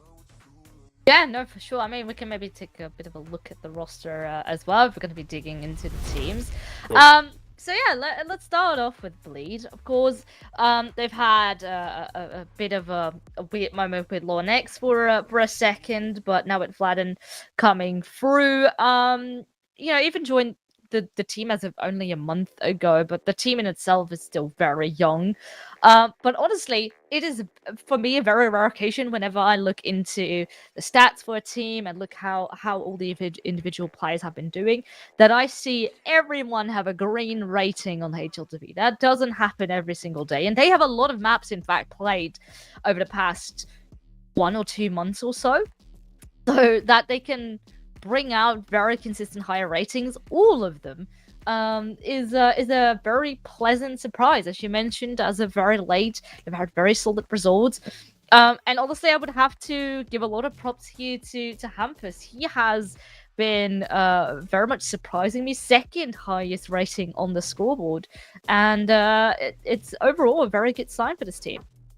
Yeah, man. Yeah, he's always been, you know, a fragging in-game leader. That's the way that he likes to approach things. The interview that he did recently with Thorin was just brilliant. To be honest, if you've not seen that, if you are a fan of Counter-Strike and the goings-on behind the scenes, definitely go give it a watch. And it just gives you a bit of an insight into his mind and also NIP when he was there and how messy it was. But really does just go to show how effective he was. So we'll see here moving forwards if he can continue to deliver those kind of numbers at this sort of level. You would expect it because this guy's a tier 1 player ultimately. You know, he was in interim, like I said, had a weird time at NIP, didn't really go to plan there, and just I feel like maybe a few teams not really knowing quite what to do with him. Were they in need of IGLs? Is he the type of IGL that they need? But in terms of being a player, he is actually a really solid player, to be honest with you. You know, just regardless of role, I think he's a great talent, and that much is showing at the moment. So we'll see here. Favon, a name that a lot of people watched for a long, long time, and he had a bit of a taste with Big. Bleed could probably get to a level that's similar to Big, though, if they continue on this kind of trajectory. So, you know, I don't think that it will be, again, a massive sort of drop-off for him. And he was with Big for a couple years. They didn't really do all that much. The one Rubet Cup in 23, or was it even 22, I think, potentially, for Big there. Yeah, it was 22, in fact. So, you know, not an awful lot coming out from him with Big, but beyond that, prior to that, I think is what I'm saying, a fantastic individual. And again, has been proving that a little bit here. Cypher takes a lot of the limelight, super aggressive. Him and Hampus, I think, together are a really, really scary prospect if they can get going. But it is Vladden, I think, that comes in as the player that brings this whole team together, like you say. Difficult time with Blaunex, not quite sure what was going on there. And, you know, Vladden a little bit in the contract jail, maybe, or just not having the opportunities come his way by nature of maybe being Serbian, maybe teams not wanting to take a chance on him on English speaking and whatnot. Played in our nation for a very long time. But obviously, with Kasad also being Serbian, I think the eyeballs may well have been on him for quite a long time in Kasad's mind. So yeah, very, very curious to see what this team can do here on the server. Let's flip over to One Win and have a look at their roster, because I think there's also a lot to talk about here. A lot of well-known names on Bleed. But when you come to One Win, it is a bit of a ragtag bunch, you know, a solid rebuild here from One Win as well. As they obviously had sort of the same sort of players for a long, long time, but after they lost Deco in sort of November time, they didn't really look the same. Obviously, Boomic went around that same sort of time as well, and they just didn't really want to rebuild around the players that they had. You know, Forrester, for a long time, really solid tier 2 rifler for me, but just not enough in it anymore. There was maybe a time where, yeah, you'd build a team around him at the tier 2 CIS sort of region, but unfortunately not the case. So they have gone and picked up players that remain, that are ultimately still here. And yeah, Buster, Taste of the Top, Neelan, Taste of the Top, but like maybe not the hottest players within their high-end teams. And I don't know, it started off relatively well, then a big dip in form, now back to winning ways. So I don't know, they're still finding their feet, but I think a really scary team on paper.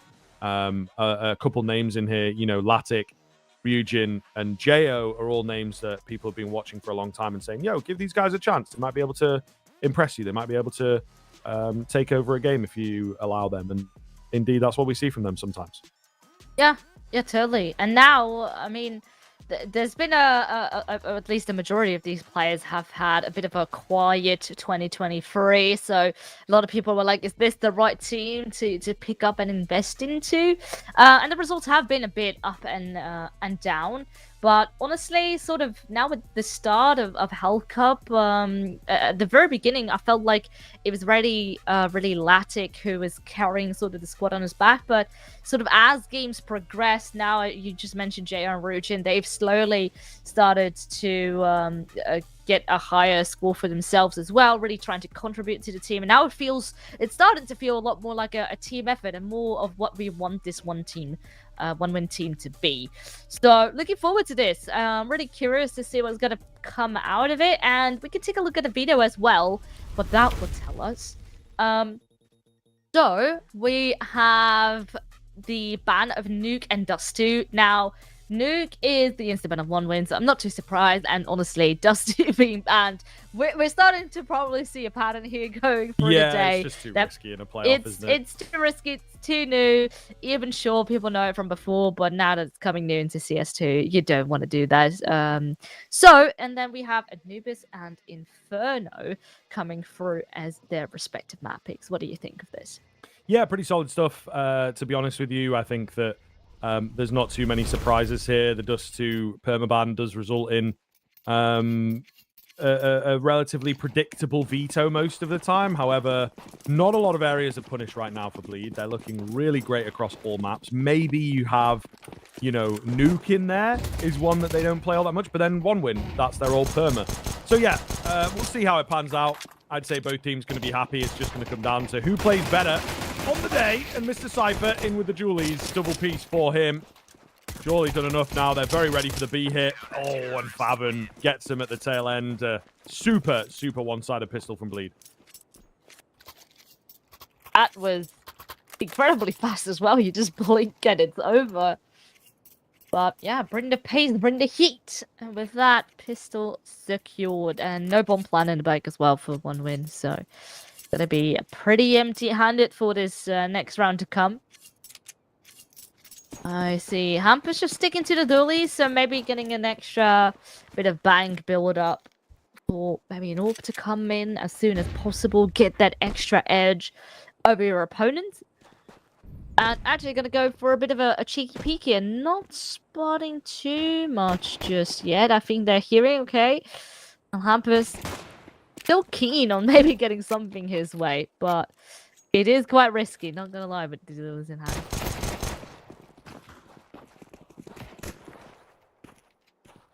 Neelan. Trying to find that crack angle. Hampus, though, as we talked about, fragging IGL, aggressive IGL. Super cheeky here. Bleed just looking to lay down the law early on. Could be a difficult game. If Bleed are going to play like this and get in your face and just roll through you, you got to watch out if you're 1-win, you know what I mean? Yes, we're only a couple rounds in, but just already the energy from Bleed looks super confident. Anubis is a pretty decent map for them. 1-win trying to play their own game at the moment on Anubis. And they absolutely have to win this. You know, the Inferno up next. Yeah, Bleed, I think, should be in with a really good chance over there. I don't know. I do worry. I do worry. 1-win. Have to give it something here.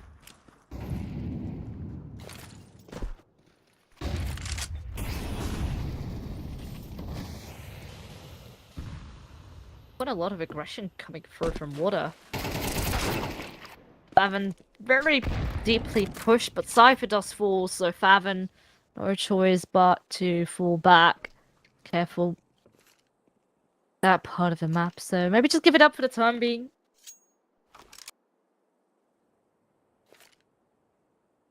But maybe want to get a bit of extra mid control going at the same time as smoke is heading their way, as well as a Molotov. Yeah, or are able to sit tight. I'm just tugged in the corner.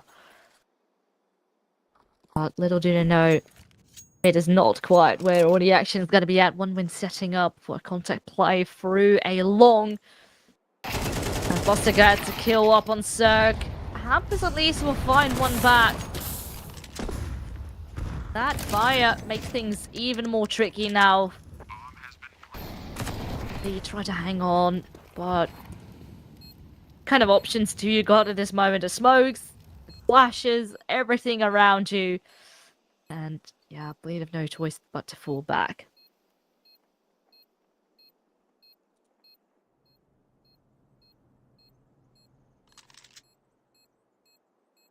Not much they can really do there. So 1-win able to present themselves pretty solidly right at the start here. Neelan, it's a bit rough. Yeah, needs some cover if he is to make it out of there. And he should be able to get far enough away here. But yeah, a really nice look. Very simple. A take, you know, roll forwards with the utility.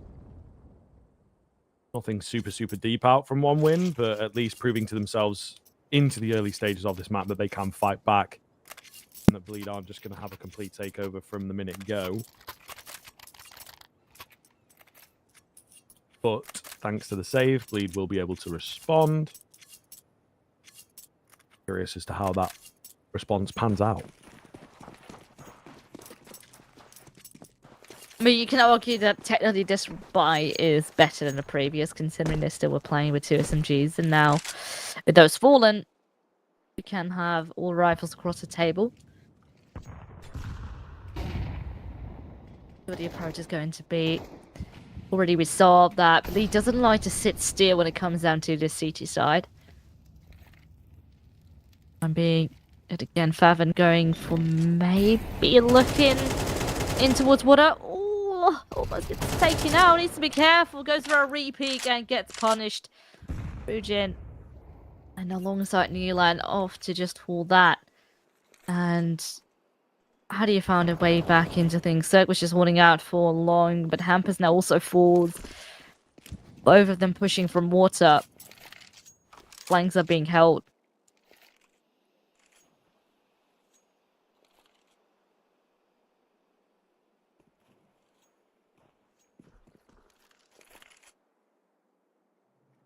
Quiet here in the mid round. Bleed taking a gamble. A or bust. Oh, the double nades. Somehow Vladden is able to stay alive. Might be an angle that they overlook, but laying down all this utility, not committing in, and instead going to roll towards B as, you know, with the 5v3, they're able to get some of their other players, their extra players, as it were, just working. Can we find anyone? And indeed, B bomb site completely open there by the lurkers.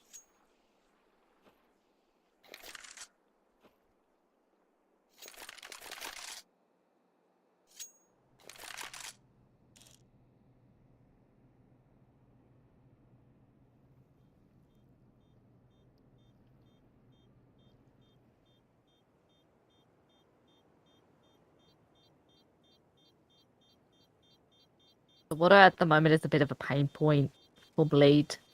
Continuously try to peek, but fights do not end up going in their way. They continue to get punished. So, be it asked for a bit of a different approach coming through from that CT side. Of course, they do still hang on with a majority of the weapons, so they can go for one more buy. But 1min is starting to pick up a bit of pace. Yeah, indeed. I think that they'll be happy to have found a couple rounds. You know, one while working A, one with a solid man advantage, getting in the heads. You know, conditioning Bleed effectively. It's some nice calls and some good discipline here. You would figure after finding a 5v3, they're set up for A. They've got plenty of utility left. They maybe just try and charge into A, but not playing super instinctively. You know what I mean? There's a lot of ideating going on, a lot of voices giving ideas.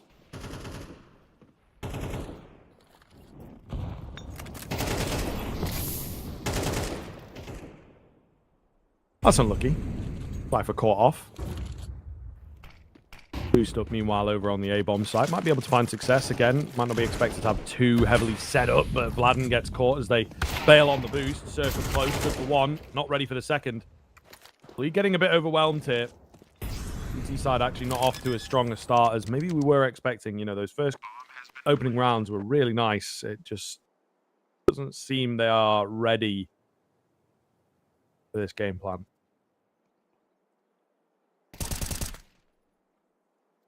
Got on the exit.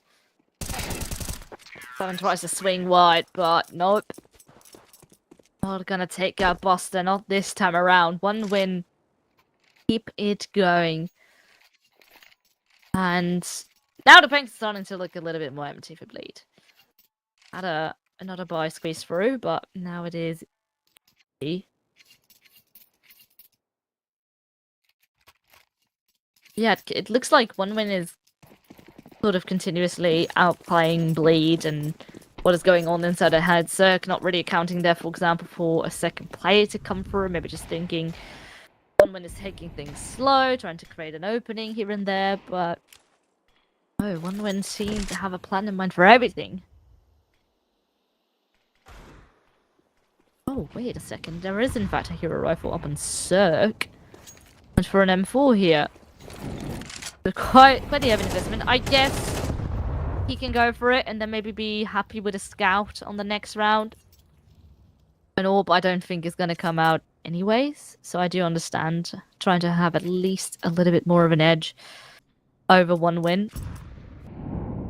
There's not that much early contact. Maybe you're going to be actually rotating a couple players off towards A. Maybe a bit more of a gamble. Honestly, 1win are taking it slow. Not too sure yet where to want to go. Perugian is creeping closer towards Hampus here. Oh, timing will be everything. Head caught. And things open up. Bomb immediately on the way. And Bleed will be left empty-handed.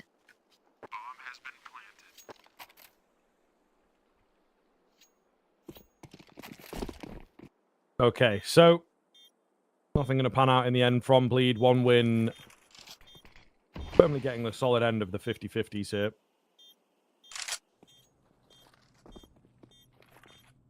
It's a good look for them. Bleed struggling. I would probably take a timeout here, you know what I mean? Get some voices involved and figure out what is going down. Does it show view model now on the... No, I don't think so. Okay, it just looks... look kind of messed up. His left hand view model looks a bit messed up, and I wouldn't put it past Cypher to have a wacky view model going, you know? I don't think so, no.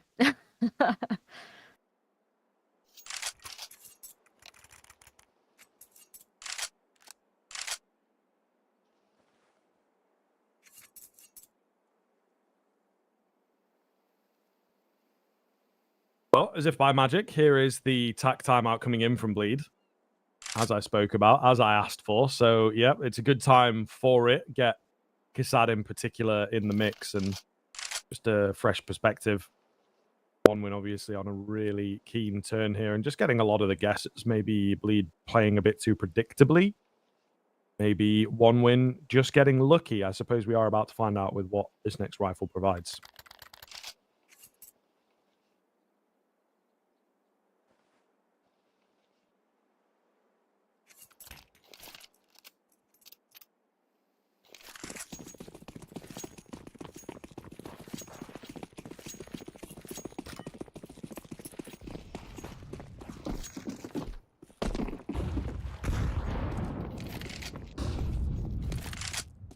The incendiary into its water. At least no one there to peek early on. Latic sorting out for him with an orb though. Just being a bit more patient. Did get caught by a nade early on. That certainly will sting a little bit.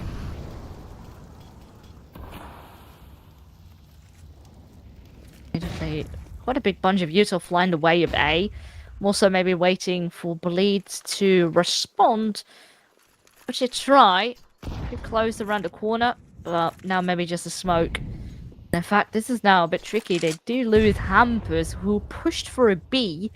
Talk about, of course, an aggressive IGL. Wanting to go for information. But gets punished. They leave a lurker up on that B bomb set still, in fact. Maybe just in case when things do go sideways. Vladin with that gets impatient, wants to go for a push, wants to find a way back into the round. But now pretty much everyone, almost everyone goes down. Cyber at least get for 2. But how much can he do? Has now his teammate to support. But technically one win can still go back. Water is open, mid is open, and a very easy path to get that bomb over towards B.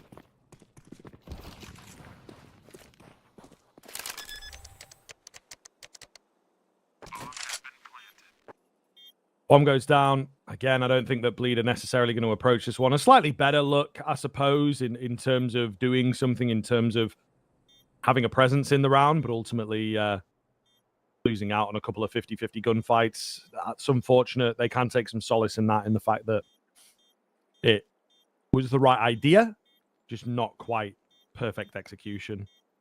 Hopefully we keep seeing some more of those ideas pan out.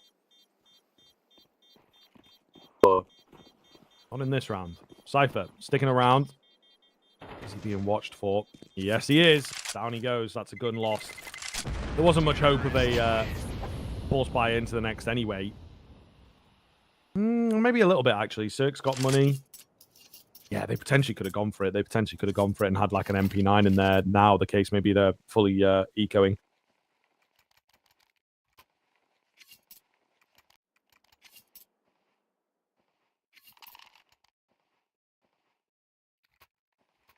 Yeah, so apart from, of course, the pistol and the conversion, Bleed have been a bit in trouble with finding their pace on this CT side. We've seen continuously sort of like, on various part of the map, really, try to go for information peaks. But one win seems to be one step ahead pretty much every single occasion. Once more, very heavy noise being made towards A, and look at the rotation it caused. 3 players here, almost technically a 4, with Fevin being top mid. And one win is not there this time to exploit that. But they are going to be falling back a bit.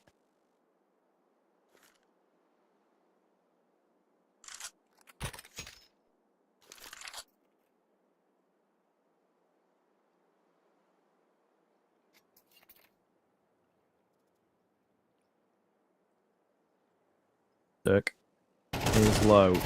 Nealon, however, is 6 feet under now. Both players spotted in towards mid. Cypher eventually dealt with, but a very strong hold.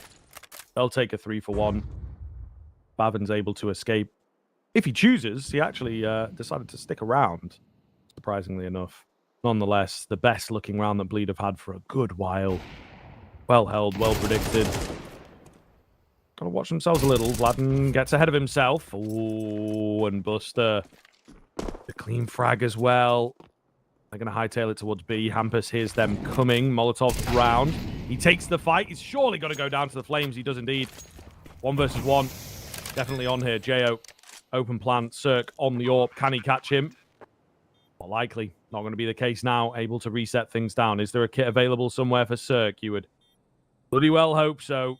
4 versus 2 turned 1v1. 1 win. If they get this, if the clutch comes off for the old guard of Jo, it would be devastating for Bleed as time ticks on. Kit retrieved. Smoke as well. Maybe it gets a bit interesting. Smoke going to go down.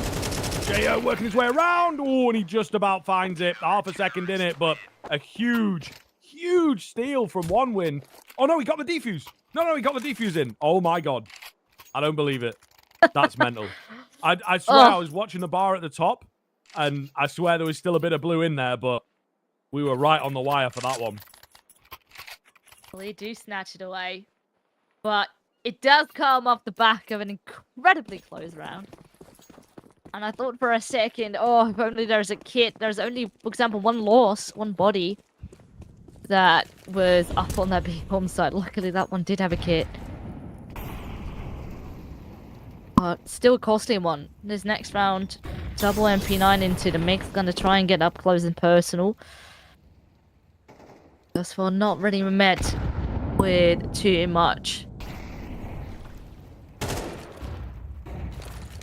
A lot of guesses as to where 1win want to go.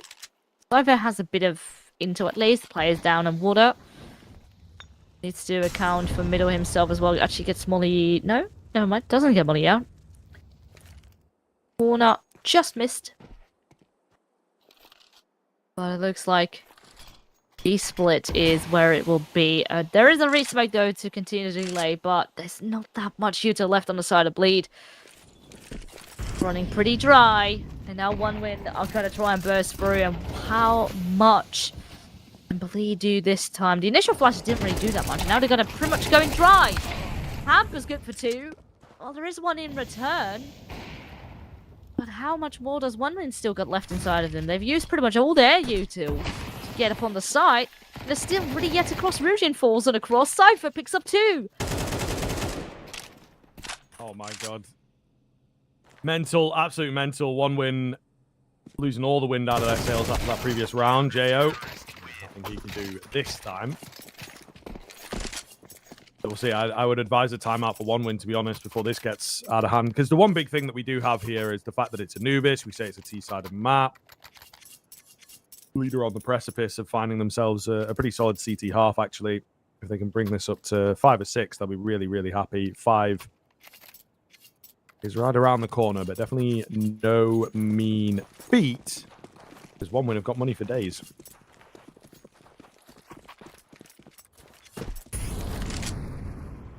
Yeah, of course, that streak they had early on. Definitely helping out a lot here for 1win.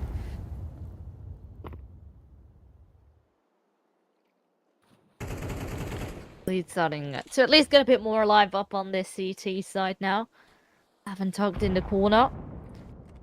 But is he going to be accounting for Rujin's position once that smoke will fade? Actually ready to try and see if he can re-smoke. Has a flash in his face, but escapes at the right time. Oh, gun barrel spotted, and with that, lovely flash as well. Great stuff coming through. Force out Hampers, but not before he grabs 2 kills. The man does it again on this B-bomb site. Now, 3-on-3 bomb planted. ETs are getting close. Latic, big frag from him.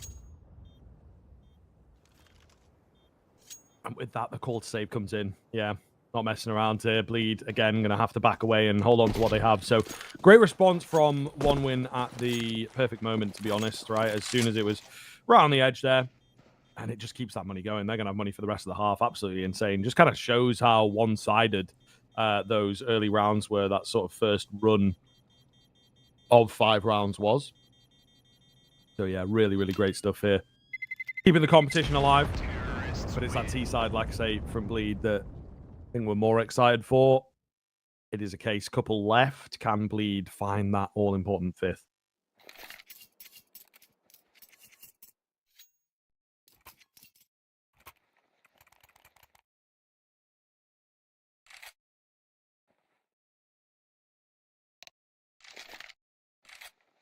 Of course, coming through on the side of 1win.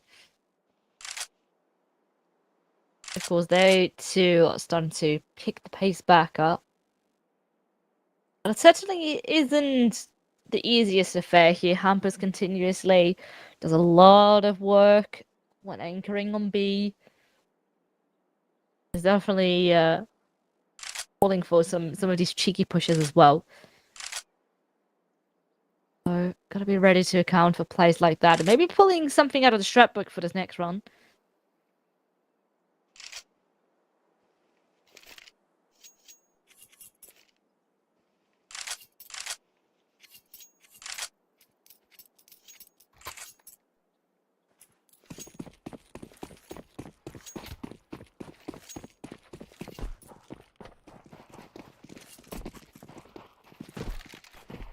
Ooh, a bit of an aggressive move here. I like it. Get the AWP into the action.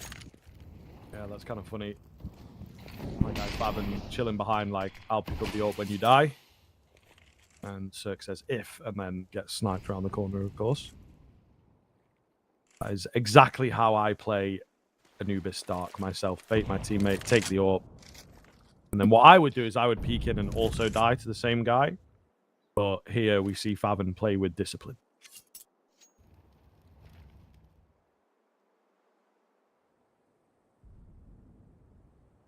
I get tempted, of course, with had a player down, and now, in fact, Hampers continues to push. We have seen this history played out already a couple of times, and yet again, one win is accounting for it. Maybe the push in the side is a bit more tricky, but even with Jo being so low, well, Faven, oh man, can't even take Jo out. 4 of them stand tall. One way to make this one count big time. Now, final round of the half and bleed. Well, it's in fact their economy that seems to be bleeding. It's very empty. They can scrape by with the FAMAS MP9s probably here.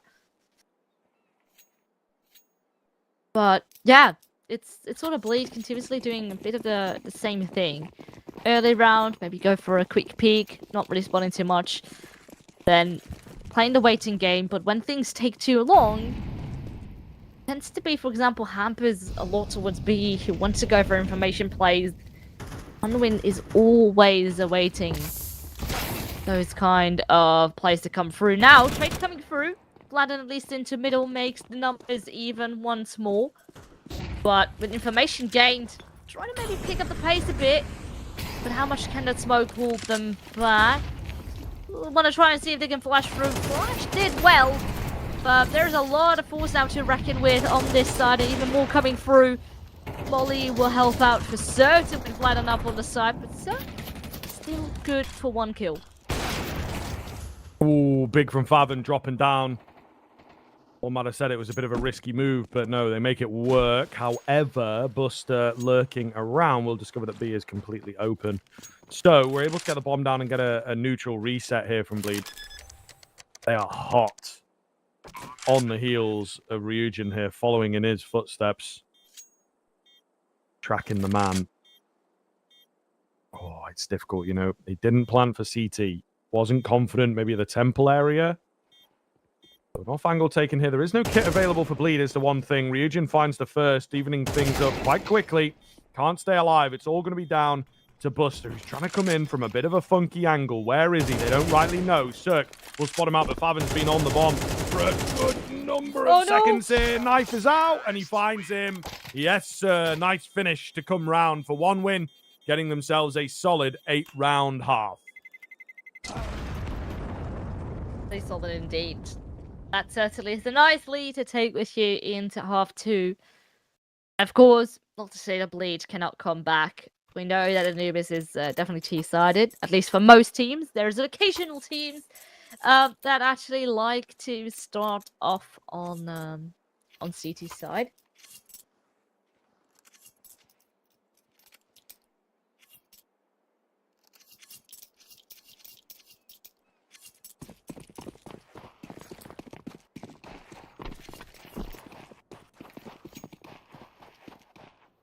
Actually, did I give it? But this being the map pick of 1 win, surely that means Bleed actually picked to start on CT. So them starting off on C2 quite confidently. Maybe not the best scoreline that they were hoping for. Let's see. Maybe on T they can get a way back going. Already not the greatest of start. Hampers gets taken out. Vladal at least will get one in return, but it's definitely a lot of damage dealt upon 2 players. But do manage to cross now towards a main. Bit of backup is called in.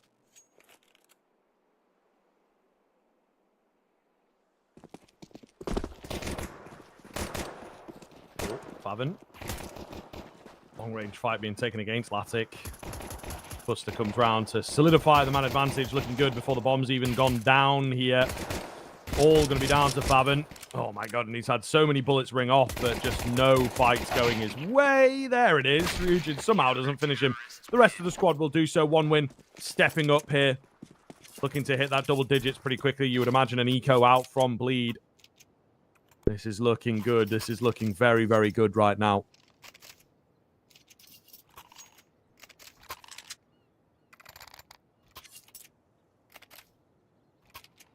And with no bomb plant secured as well, this is starting to look quite dire for Bleed here.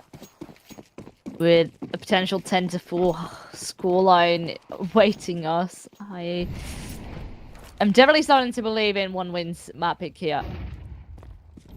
A good start. Go for an early peak.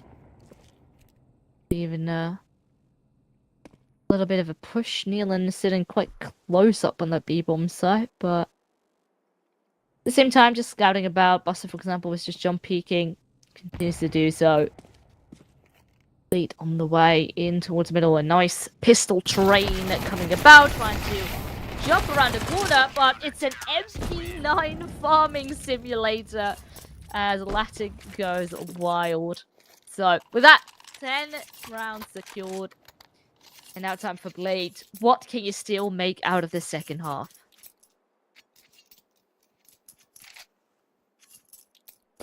All right, here we go. Going to have to hit the ground running, man. This has got to turn up immediately. Because 1 winner in prime position. Super heavy bonus buy coming through for 1 win is the one thing here. 3 MP9s. Curiouser and Curiouser. But we'll see here. Lead. Looking pretty good. Looking comfortable rifle-wise. Decent default to begin. Nobody going down, but 1 win at the same time. Not really looking to give them any fights.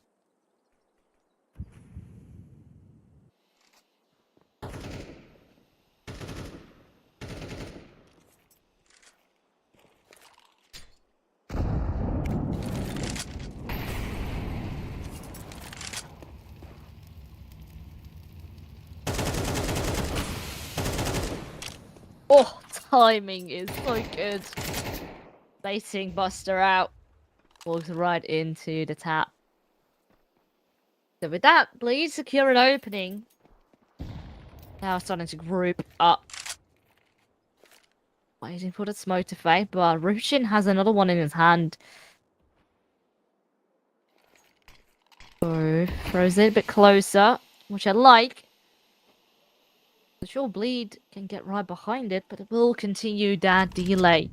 And in fact, there's a lot of players here, 3 of them, waiting and guessing, actually doing a right guess, sort of separating the tiers, making this push even harder. Cyvic only good for 1, and the rest will crumble on that push. Cypher maybe can do a little bit more, but has the bomb on his back. Wants to go for a plant. The smoke will fade. He gets taken out. And now there's only 10 seconds. Zerg actually locks it in. There's no way to Bleed still secure it, but somehow they do. That's kind of mind-blowing. I mean, maybe the sense of the time, sense of the clock getting away from 1 win slightly. Maybe thinking they had the cards for the trade, but it doesn't work. Bleeds a silver lining round. Quite lucky to get away with it. What now? What now is the big question, of course. Low buy-in from 1 win. As said, it was a very heavy... Whoa! Bonus! Dirk, my guy. What the hell? That's wild, to be honest. If there was an automatic weapon there, he's dead. But maybe just a question of timing. Cypher sort of watching it. Says it's clear. And then maybe that's when the guy peeks round, you know? Early tag, Latic trained in. Cirque will manage to find the frag, but still some decent damage done in the early stage for 1 win.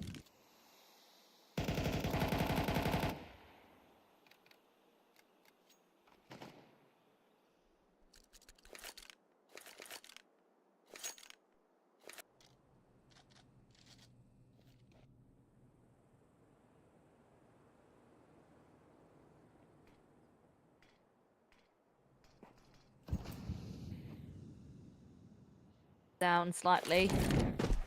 Need to get a bit of space across the map. That one is home though, overall towards mid. 1 win continue with a push down on A. No one actively spotted yet, but maybe can catch a timing up on Cypher if is alright. Same time though, Bleed will go the way of this. B bombs. Hold on a second, Joe and Buster get a kill each and continue to make things a bit harder, in fact. Oh, that's so awkward. Neelan pushes with a decoy in hand, getting caught. Oh my lord, this is awkward. Just when you think Police can still get onto the side, it's tricky with 20 seconds, but grabbing the bomb out, not having the support from your teammates, and it all falls apart. 1 win with that will get upon 11. Have that gap still ever so big, and Bleed have just nothing in the bank. They just have to go for a force trying to prevent them from going to 12.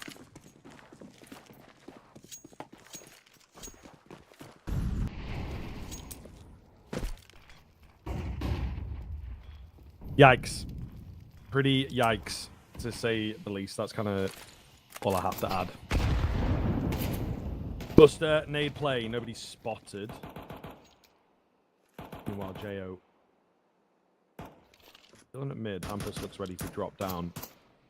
Cypher in the smoke. Will manage to find the first onto Buster. Huge kill from him. Could keep Bleed alive here. We'll see.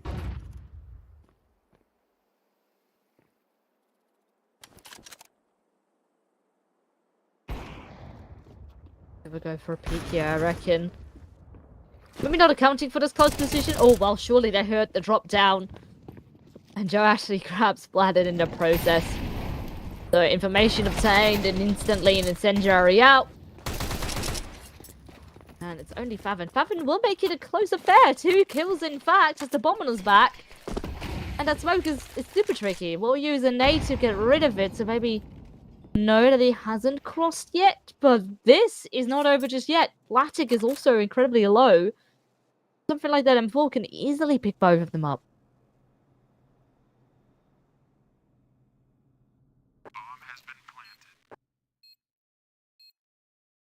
Haven't. Good spot for him to be in. Definitely a winnable situation in the 1v2. Going for a clear, and he sees no one around. Gonna stick to it here, though, in case they do come his way. The bomb sort of semi-planted for him. Maybe not the cleanest, but definitely doable from here. He has to guess correctly, however. Smoke on top of the bomb. Latic does come off it. He finds the healthy player. Latic off it again, and Favin gonna take him down. Really well played in the 1 versus 2, reading it well, panicking them, keeping them under pressure, and just a fantastic find.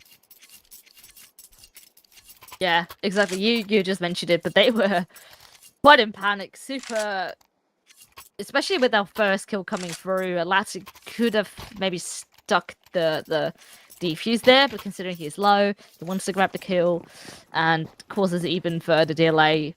So, Bleed will bounce back, find 6, but there is still a large gap to make up for. At least this next round should be around going the way of Bleed, considering the divide at 1 win half. This is a force, just with pistols though. But you never know. You never know what a cheeky CZ or a Deagle can do. Especially up on CT, if they do guess right, and if they get a weapon in their hands on the back of a kill.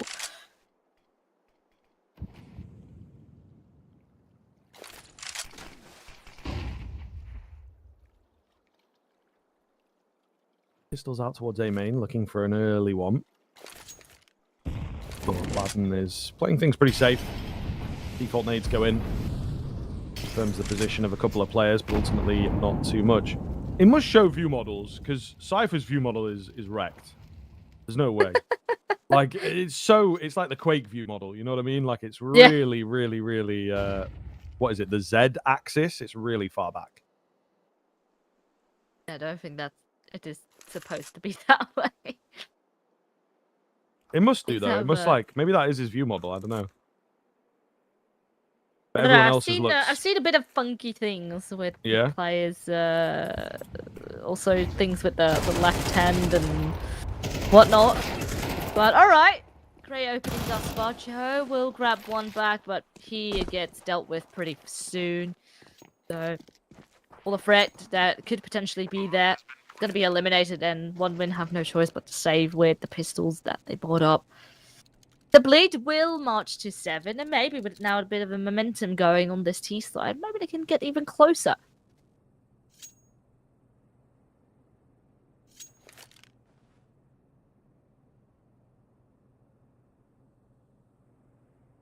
Nealon hanging around. Buster covering his backside. I don't think anyone's really going to come their way. Ooh, maybe. Maybe Hampus. Hampus having a look. He's going to get the kill though, isn't he? 5-7. Gets it done. There you go. Take some guns away. Get myself a free Galil. Thank you very much. Bleed closing the gap. Still would be a hell of a thing here if they're able to turn this one around, but ultimately, One Win. Just going through the motions at the moment. Eco to come through. It is the next rifle that you really worry about. You know, they have to get that 12th. Otherwise, the game could slip away.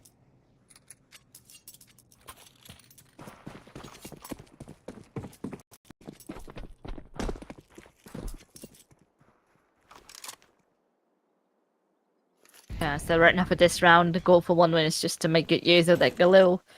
Try to get a kill or two.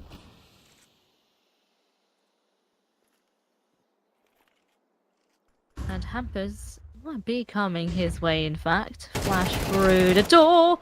And, well, that is a weapon secure. Needs to be careful. There's a lot of util flying his way, and they will become the better of him. So that's a nice bounce back coming through from Bleed. Keep the damage at a minimum. Still a lot of guesses for One Win as to how to play this one out. Looks like they might want to stack over towards A, which is in fact not where they're going. Already people creeping out from this B bomb site, so the wrong guess made. Maybe they can still wrap through. There's not that much to lose in all fairness. Well, maybe now. Galil and 8k recovered. Let's see if the hunt can continue. Would be nice, to be fair. I think, you know, any weapon taken into the future gives them a nice pocket of cash.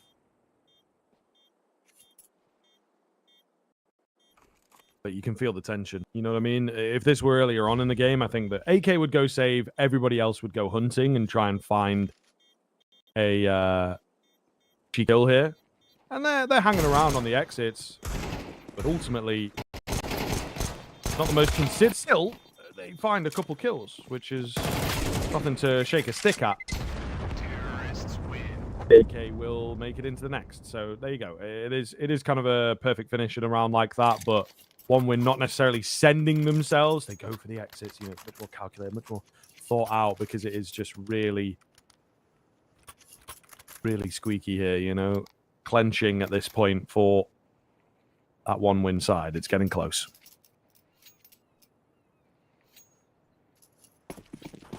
They had the pistol here going their way up in half 2, but now Bleed finding that momentum to go on their side and trying to break it when you're up on CET definitely isn't the easiest task. So what is the approach going to be? So far, just a couple of early smokes to keep them at bay.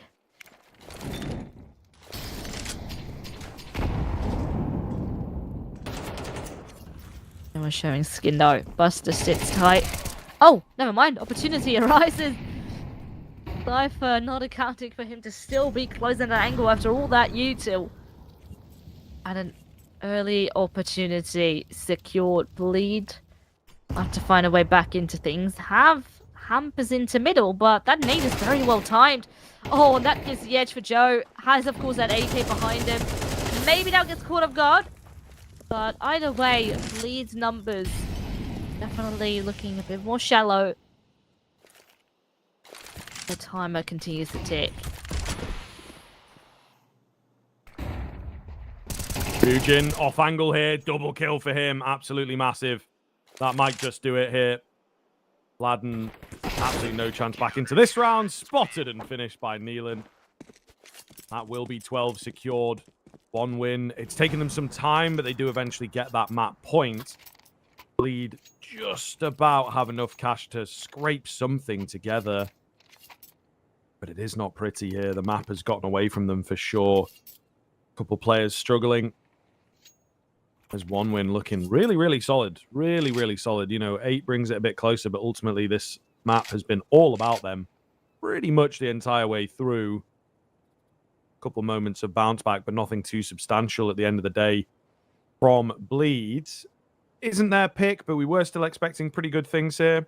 Inferno feels more of a direct punish, to be fair, but difficult to say. It's difficult to say. 1 win playing a really confident game right now.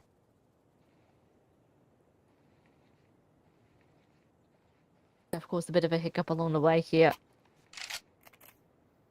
This spy is far from ideal on the side of Bleed. At least you do got Cirque. But honestly, Cirque has been getting a lot of frags in the early stages back on CT. But I feel like he's fallen a bit more quiet, even though still on the top of the team. Definitely not having as much impact this T side just yet.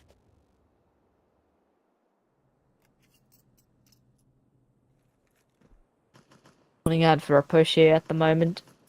If Neelan gets tempted, be an easy pickup, but I don't think one win will just give things up for free. Neelan just waiting for contact really. If a shadow is spotted, technically should have a bit of an advantage in regards to that. Uh-oh, thought that. Oh no, Cirque! Oh, waits for the right timing and hits it perfectly. So, Buster merely is feeling the hit, dumps a lot of util left and right, pretty much on his own here. Has a bit of backup now coming through. What is the plan? Looks like everyone grouping up towards this. The bomb side, Buster goes for an aggressive peek. And Bleed absolutely not ready for it. We'll see, though. Still definitely on the cards here. Rotating around to strengthen up the B-bomb site at the moment. 1 win. Very, very prepared for this move to come through. Buster finding the first and the second in at dark. Great angle for him. Will be traded as the smoke fades, but surely has been done. 20 seconds. Unchecked angle of Jo. Seals it in for me. Hampus would have to go absolutely insane. No bomb for him to work with here. 10 seconds remain, and down he will go. 1 win finding it in pretty convincing fashion, to be honest with you. We expected a decent map out from Bleed. Didn't really get that. Even the 8 rounds feels a little deceiving. You know, they come late on into the game. They come after 1 win. Had essentially done it enough to take it over the line. But yeah, really, really great luck coming in from the underdog in this matchup. Bleed obviously on a hell of a streak at the moment.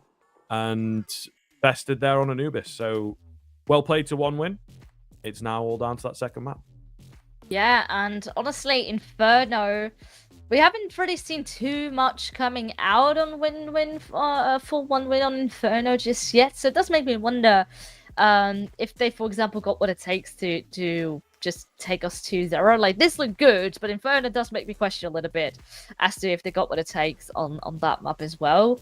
We know Bleed has a solid track record on it, of course, hence their map pick. But what do you reckon? Do you think that after this loss right now, that Bleed can still recover themselves and bounce back on that second map? Yeah, I think so. It would be kind of wild if they don't now, you know what I mean? Like, not only is it a good map for them, it's a pretty dire one. Unfortunately, I think this is one of the things, you know, with Dust 2 getting added in, You then also have like another permaban in a way, and they get a little bit lucky, I believe, in the veto, if I'm remembering correctly, that Bleed banned out D2, so they could still ban Nuke, right? So you sort of have an advantage at the moment if you are the second banning team, as it were, because a lot of these teams are just going to remove Dust 2, you know? Sure, it's great to have it in. There are other tournaments, and there might be an opportunity for it to roll round, but at the end of the day, in the playoffs, there's money on the line, you know, it's just too risky. It's just way too risky to pick into the Dust 2 or even to leave it open. So this is the way the veto goes down. It's the way the veto pans out, and it means that there is, a very vulnerable spot now. So I think that OneWin are going to struggle on the second map, but we'll see. We'll see. I honestly thought we'd be done in 2. You know, I thought that Bleed would easily be able to find Anubis there, but it wasn't the case. So it does raise some questions moving into the second map, but I just now think instead of it being a 2-0, it should be a 3-mapper instead. And indeed, you know, the decider's going to have a lot to say for us. But of course, that is us for a little bit here, folks. We'll take a break.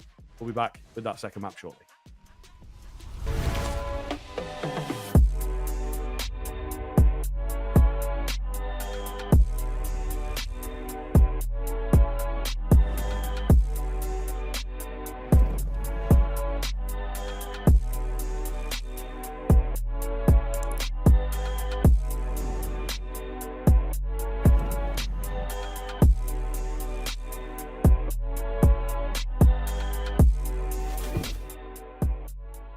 You look into your inventory and there's only...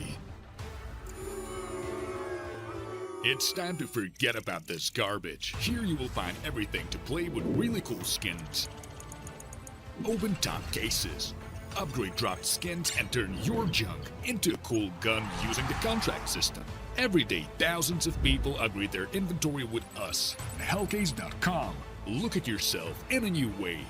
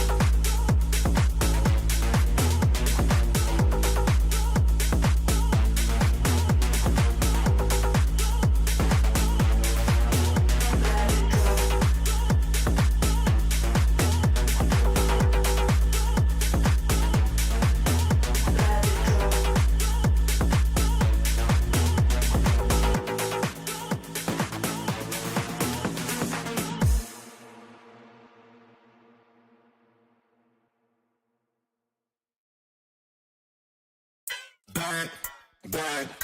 Keep bringing it back, back, back, back. Keep bringing it back. It's all like swinging.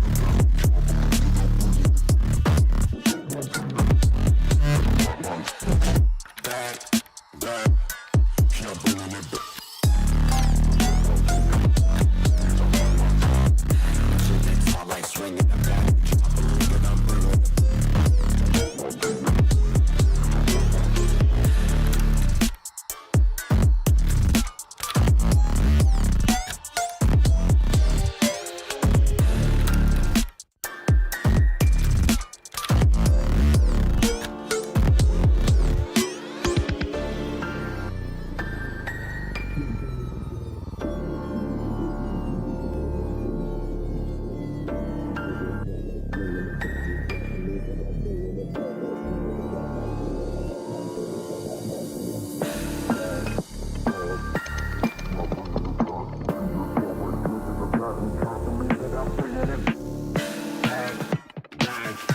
Keep bringing it back.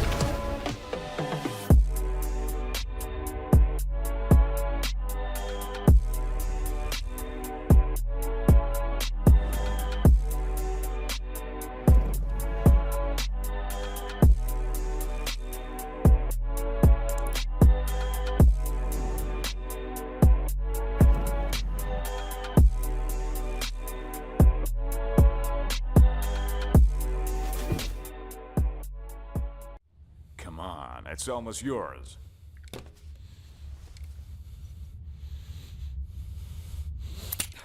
When are you gonna get another chance like this? Go ahead. Go ahead. Why are you slowing down? You almost got him. Come on. Whoa, whoa, whoa, whoa. What's going on here? So, this is what you decided to do to me, to all of us, for pixels?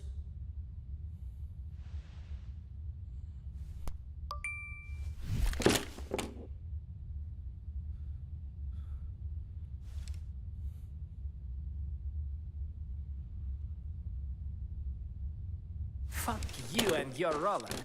Let's get out of here, bro. Have you seen how many scammers showed up? Alright, first map we got out of the way. That was the newbies, and now up next we will be moving on to Bleed's map pick of Inferno. This is honestly quite interesting. We had a good fave, you know, 1-1 being a solid team, but Inferno is not necessarily a map they like to pick into. In fact, often quite ban it.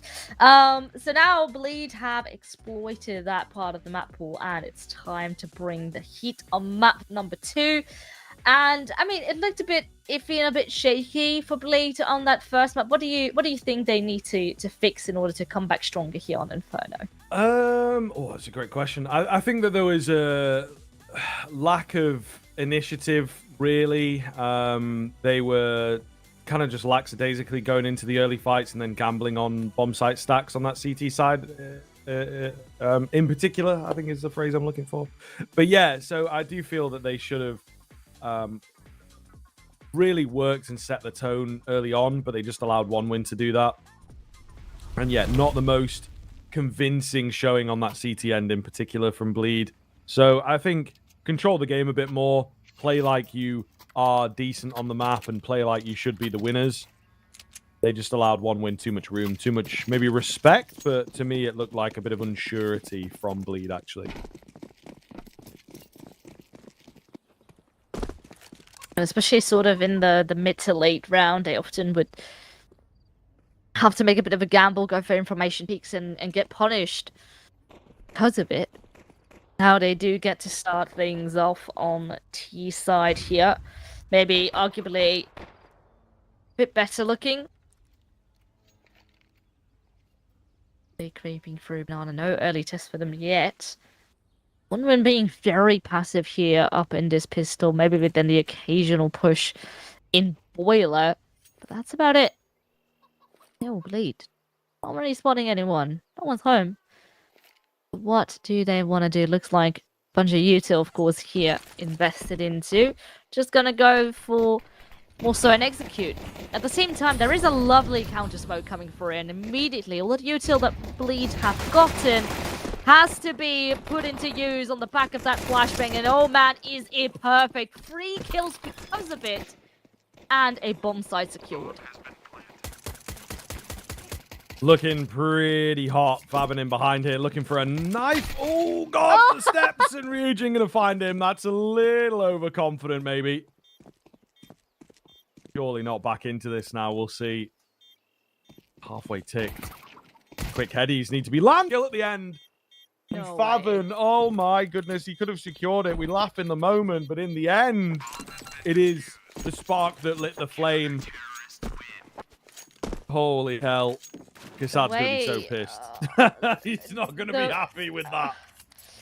There's no way that it went from trying to go for a knife because we have a bomb plant and we are 5-2, ha ha ha, to just this absurd comeback coming through for one. And that has to sting. At least please secure a bomb plant, of course. So a buy is still inevitable. But yeah, that is definitely not the way Bleed would like to kick things off on their map pick.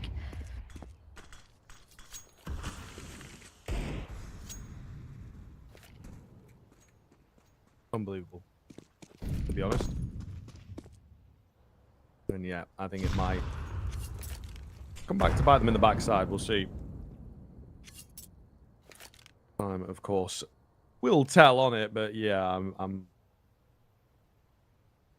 so surprised. And also, you know, when the map's gone down like that, maybe it is just a better idea to secure it. I get the knife presenting itself, but come on, man. Big round.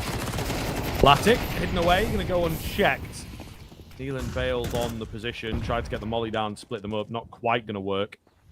Long wrap can be difficult to deal with, can often be super effective. Nealon dropped. Nice little nade plate. Now it is just Jo in the pit. Rotations are on the way. Actually, no, Ryujin in the pit, excuse me. Either way, only good for the one. Still a man advantage coming round here for the CT side, and I don't really see them working their way back in on the one-win end. No, I reckon not. This, of course, is quite the investment that went into this. Goes getting out of there. Bust, of course, has an M4-2. Out of all the maps, you do need to be careful, I think, with Inferno and Bomb Radius. For example, someone like Cirque. Oh, maybe an opportunity there. Maybe waiting for another player. Now, this more so is just about getting the kill because there's no weapon on that body. Cirque, on the other hand, gets caught. To go a bit further back, is able to stay alive. Runs far away from that MP9.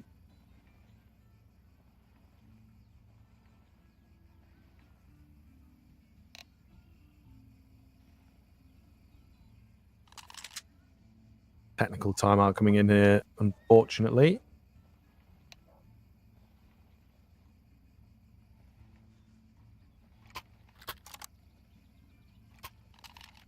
But we'll see.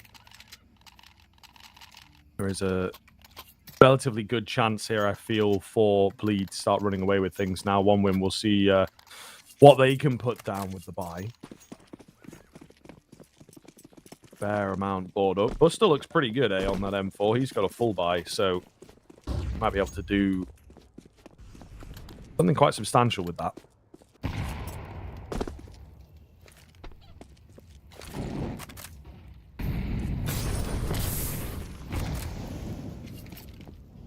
Keep utility going a bit back and forth here towards that B-bomb site. Not necessarily anyone really spotted, but at least pushes one lane a bit further back. And banana with that one in favor of Bleed. Of course, you're gonna have one part of the map. How will you account for the rest? You still have SMGs and an M4 into the mix. That pharmacy being actually on that B bomb side, Jo out the cross, and that flash comes through, but on the timing, counter smoke.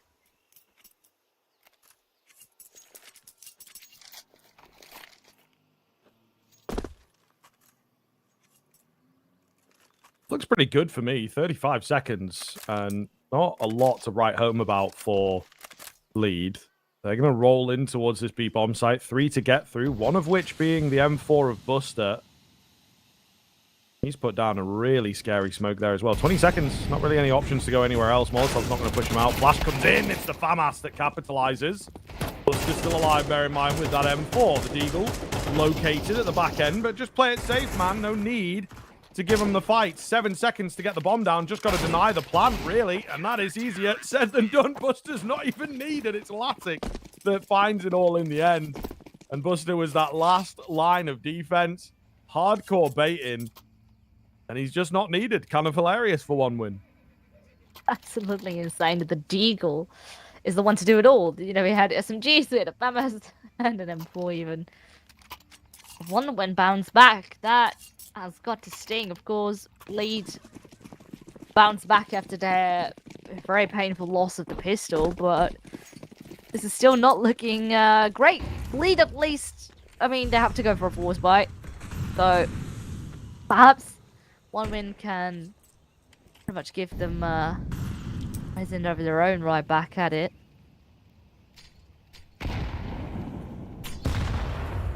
Ooh. Needs to do a lot of damage. Cypher may be tempted to go in a bit more aggressive. Try to maybe at least go for a bit of information. But I'm not too sure if Banana's the way to go. They have 2 players up in Boiler as well. One of them being the rifle.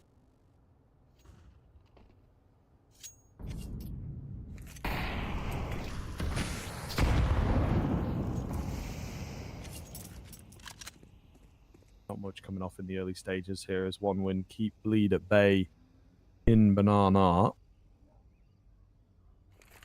Quite a quiet round. Oh, and it will be an A lean. No. Nealon heading on back. Should have been an A lean, because it looks like they are going to head towards A in the final 40 seconds of the round. Out via long, trying to really get this AK working in the middle of the pack, but they're actually wrapping B, so it is one win who have made the correct call, I suppose. Ready for this to come their way. Jo goes down quickly. It's just the one player in at Church, and it's not going to work. Yeesh, that's rough, though. Look at the HP bars. Definitely doable here. It's just a question of whether they'll actually want to go for this on the CT side. 0 utility to work with here. At least there's a kit, which make this a bit more viable. Haven't already just sort of baiting around. Actually gets a kill. That is so massive. Continues the delay, and actually Latic is not really seeing anything. So I think they're just going to bail out of that.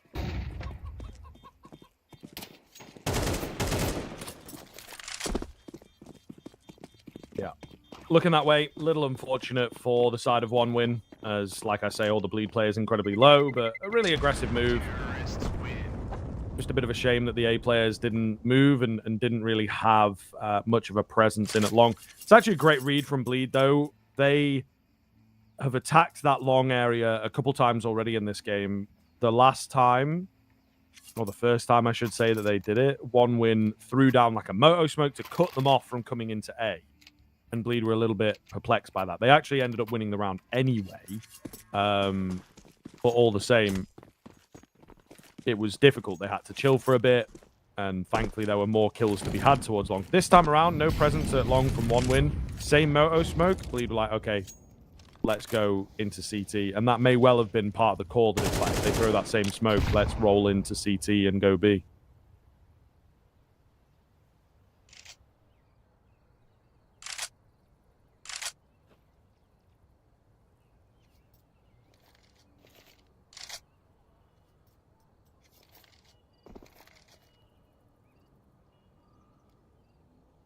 Slower approach this time, coming through from Bleed, slowly creeping through middle. Now a couple of spokes. Trying to count for Brakarujin is still standing tall. That's a great crossfire. Latic is yet again the man to do it, up on 7 kills already. Rujin had the right idea, but pretty much just left empty-handed. His teammate got all the kills. Now, gets taken out. Latic adds a 4. This is so well done. Complete lockdown. And yeah, just great anchoring work coming through from one win. And honestly, you know, Bleed tried to flash their way through. They had the smoke set up as well, a bit deeper actually in the side, but not necessarily accounting for long, for example, to at least get rid of one of the two angles, just hoping the flash was going to be enough, but there's plenty of ways to try at least find cover or look away for a sec. One win, still have the edge over Bleed, but it's only a small margin, of course, to work with. At least now Bleed's money is empty. So one win should be able to get him per 4. Actually, I thought for a good second maybe Bleed would actually eco, but I guess considering some players' money, it's have to be a force once more.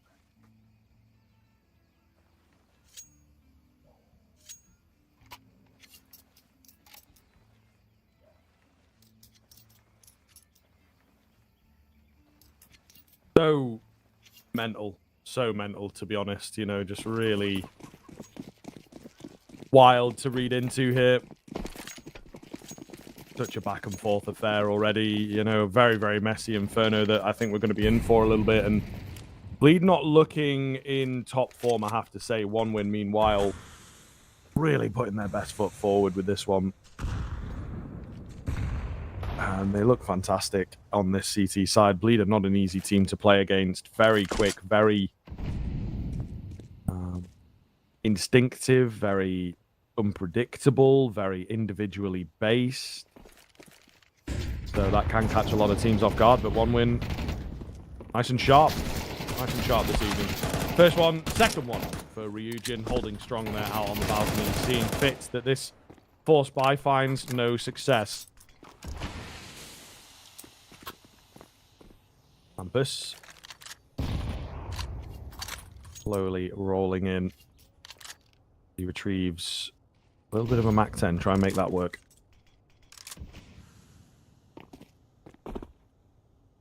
There's that long smoke. Oh, and an over-aggressive Neelan here, going for information. Gets caught. So actually, with a 3-on-3, not impossible to believe can make this round work. The timing is going to be everything. Going to be creeping through the smoke, it seems, or waiting. Never mind, faded. Accounting for this position. No one actively looking. I think Joe is sort of from the side. That will be his job. But 15 seconds now, and a lot of noise will be made. And surely, almost a mowdown from Joe up on the rifle. Good damage dealt, and now it's just Cirque. You just have to blow on him, and he falls. There we go. Rutin will catch him. And one win. Got scary for a sec, but the timer definitely working in their favor, and they lock in full.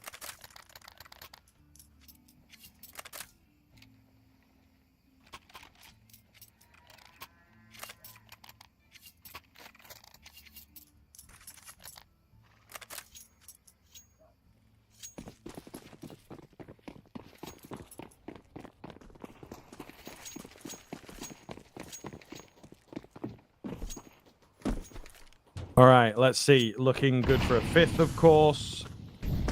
Lead, though. It's pretty scary stuff here, I would say.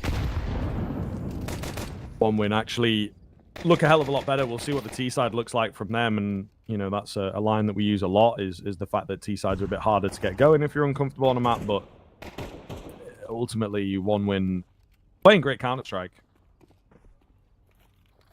Go up close and personal here. There it is. Super clean. Mechanics are definitely on point. 29 years of age, trying to show that age is indeed just a number, as he is one of the better players on the one-win side, to be honest with you.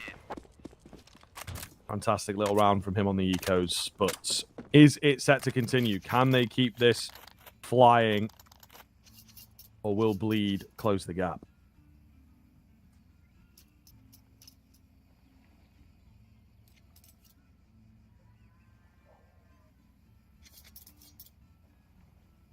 Money as well now being in a very good spot for one win to at least make this first half work. Therefore, there's a lot riding on this next round coming in from Bleed. Of course, their economy has been a bit sort of going back and forth. A lot of rounds got close. Oh, but now almost trouble for Cypher. And that's a perfect flashbang. Joe completely white. Nothing he can do but to meet his demise. So, Banana is in control of the lead, and Buster merely has to rotate around. Does have a bit of extra util alongside of him to maybe keep those players over towards B of B, and actually, they will fall back. So maybe a 1-win with the three players. They still got strong actually on this A-bomb side. Oh, that's a great kill. Flatten falls in apartments, and immediately Virgin, who will fall back, comes to support on short and long. This is great. They play with two players here. Surely they're not going to count the second rifle to be there, but he's blinded. So now 3 on 2. Favin is incredibly low though. Only one nade can become the better of him. Oh! Misses. So he's still standing tall. In fact, actually, Latic now quite heavily tagged up too. So how will 1-win approach this retake? Billion-dollar question. On top of each other at the moment, though, for Bleed. I do quite like that setup. Favin drawing attention his way. Cirque also revealed. A lot of time left. They've got to start moving in quickly here. Favin, they're not quite sure of him just yet. Someone's got to get on that bomb, and soon Favin revealed. Buster finds the frag, and indeed Nealon gets off it. He didn't have a kit, so well played here. It's a little close, and 1-win certainly panicked there, but a huge round. Huge round. Another area where teams can fall behind on maps they're not as confident with are the retakes. You know, those super difficult moments, really high octane. You have to be able to comm well. And maybe sometimes you have to be able to trust that there are things that you can't comm. You know, you just have to know this is how my teammate likes to approach these situations. This is what he's done many times. We've played this map a lot. We've scrimmed it a lot, etc., etc. And it looked like their 1-win, some of that uncertainty, some of that lack of deeper experience comes into play, but they still get it over the line. So these are big, big moments for 1-win right now. 1-win did have a tiny bit of an edge over Bleed with having the player advantage locked in. Honestly, the 8 approach was very well done coming through from them. Now, flash is perfect. So the AWP can't quite get the timing. In fact, goes for a swing. Oh no, and now gets caught by Hampus. This might now go awry. Bleed to pick up the pace. Rujin is in trouble. At least has a bit of timing. There's nobody not accounting for Hampus in a position like that. Thinking everyone has just forced himself through. But no, accounting for rotations, and honestly, might want to try to see if you can escape with an AWP. Yeah, just about. Even that, Jo nearly goes down to some through the smoke spammage. But yeah, absolutely wild stuff. Crazy sort of round coming in there. Bleed proving to themselves they can get it done. As they answer back. Super fast round, super aggressive round. A lot of it does come down to Hampus, who up to that point, by the way, had no kills. Okay, Fladden, hello. That's a really keen find. But either way, you know, Hampus gets himself into a lucky spot, so not to immediately be a Debbie Downer, I think is one of those phrases you can use for that. A negative Nelly. All the UK slang I am not familiar with. Of course. Well, to be fair, I gotta be real. I think Debbie Downer comes from across the pond from America. So I see. yeah, Okay, negative well, Nelly, not. definitely a bit more UK. But yeah, you know, all the same, you get the point that I'm trying to get across. Absolutely, you know, someone yeah. who just immediately brings it back down to reality is the fact that I don't know whether Bleed will be able to replicate Hampus getting a lucky moment like he did in that round. Yeah, for sure. So let's see. Let's see if 1-win can bounce back immediately. They've been able to do so already in the early stages of this half, and similarly on Anubis 2. Blatic spices things up. This time Rujin in apartments. Blatic with the AWP up on short. But at least breakdown's more so a warning sign. And then to support with the rifle from long. No one there just yet. And in fact, apartments is where the majority of the team is sitting. Oh, and Latic with that in a very awkward spot. Leland can't support. Rujin falls. And everyone is just busy looking at too many angles at the same time. There's no chance. And they're all running away.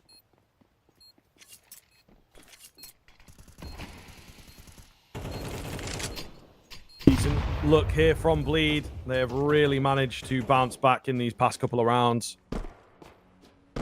Still a gap close going on. Still 1 win with the save here. Will have a bye moving forwards. Nonetheless, a really fantastic couple of rounds here from Bleed to indeed close that gap and keep the hopes of the Inferno alive. 1 win, as mentioned. Going to need the best possible cushion here into the T half. Looks like it should be able to survive. They actually take 1 away with them. Yeah, T-side not quite close enough to fully hunt those guns down, nor are they healthy enough quite yet. So, 1 win. They'll keep the players. They'll get a bye going together. Absolutely got to find this one, though. Otherwise, Bleed are going to even up this half.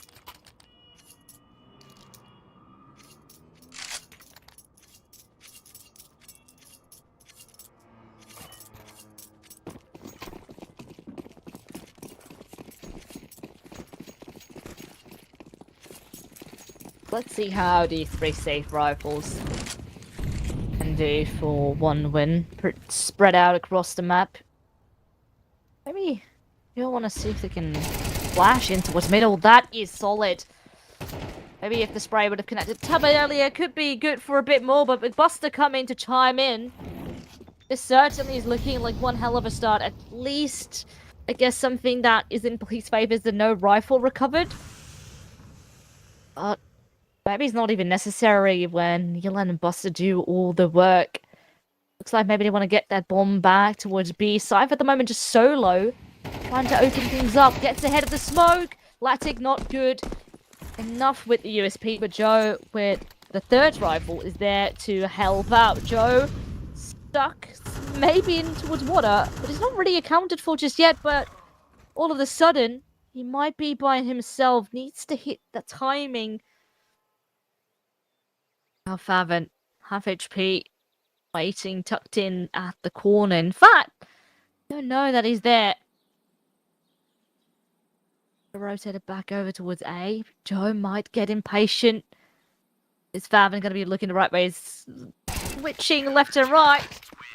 But with the gun barrel spotted, Joe looks it in. 1 win. Even with 3 rifles, still make it happen and get 7. Oof. Tough round. Tough round to beat. There's no way they eco that and then they win it. You know, that's mental, to be honest. I figured they'd put a buy around the save weapons, but no. Go for the passive option and it works. Really well played. But yeah, key turning point there was the Cypher moment for me. You know, he went 1 for 1. Not worth it. The thing is, right, sure they don't know. They would probably assume, like we did, that there would be guns around the save weapons, you know, that it would be a buy. But the fact of the matter is, I think you've got to get all 3 together and just roll in. And even if there is a buy, it's going to be weaker, it's going to be lacking utility, etc. So I think you just have to try and work as a unit. They may well have gotten away with it if they did that, to be honest. You know, find those couple players that are unarmored. But yeah, Cypher rolling in by himself just sort of threw those chances to the wind. Ryujin going to open up with, I believe, a bit of a mid-room push. Finding the first kill. Able to back off, so a really nice look for 1 win.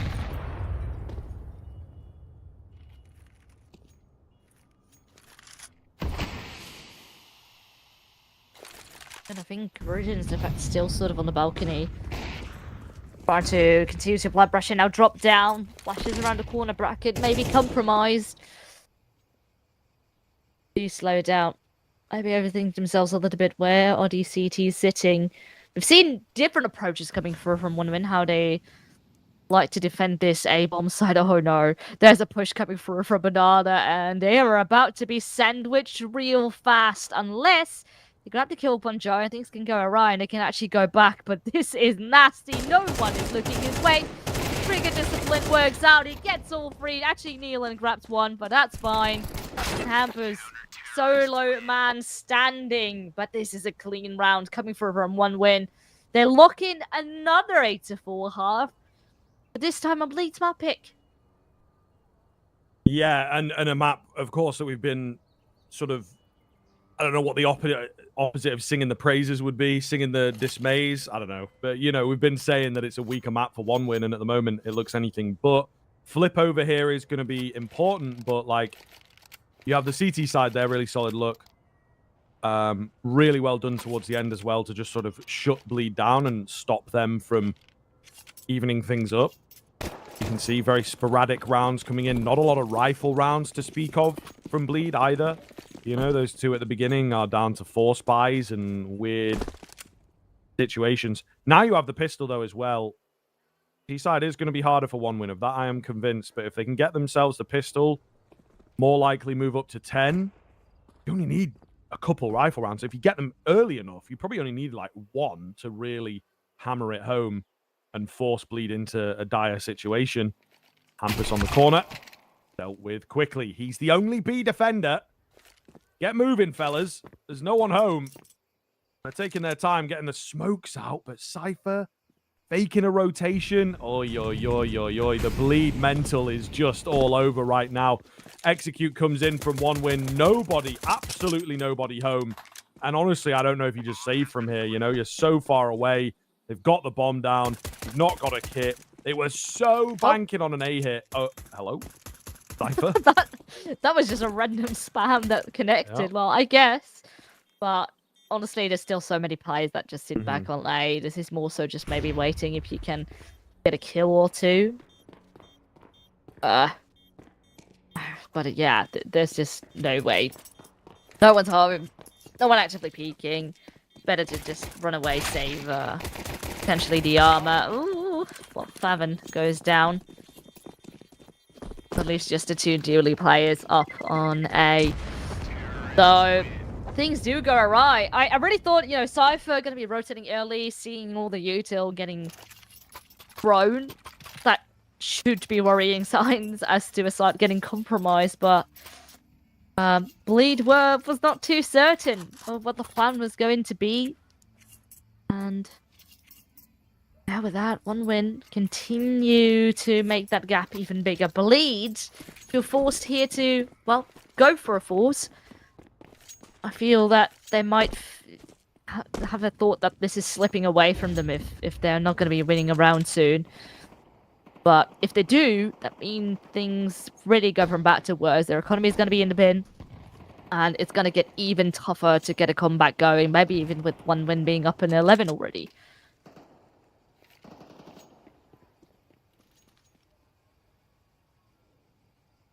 Yeah, it's a really incredible prospect if 1win are able to take this into against Bleed, who I would have said with the crop of teams that we have left, potentially the favorite of the tournament. But not looking like the favorite right now. I'll give them that at the very least. You know, I don't want to be mean or anything, but yeah, we had plenty of time waiting into this game, preparing into this game. Mental, absolutely mental. Neelan creeping on through. Will get dropped early on. There's a lot of players here. Still confident to go for it on the 1win side. Latic with the entries. Beautifully done, well held, good composure, despite the fact that I think, yeah, with that molly coming in, they have good info that there was, in fact, 3 there. Bomb plant going to come round. Nothing coming off here for the Bleed end, so they will be moving to save as 1win, move up to the double digits. Yeah, a strong start. Not getting too surprised here by that force buy. And pretty much just deal with it calm and collectively. And with only a single loss, this is a pretty good recipe to win out this second map as well. It's not over yet, of course, with especially the saved weapons coming through on Bleed's side. A bit of extra firepower now to work with, but it's still far from ideal. 1win definitely can smell the victory.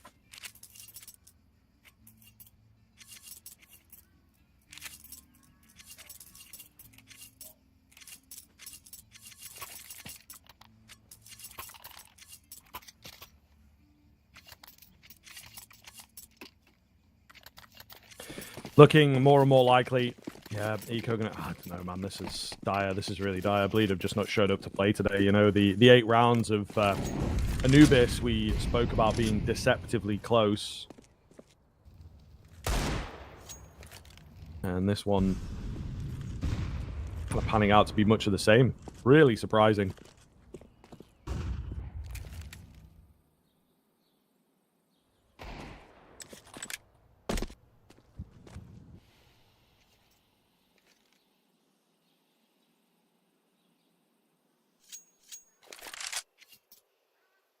Low build up into this round.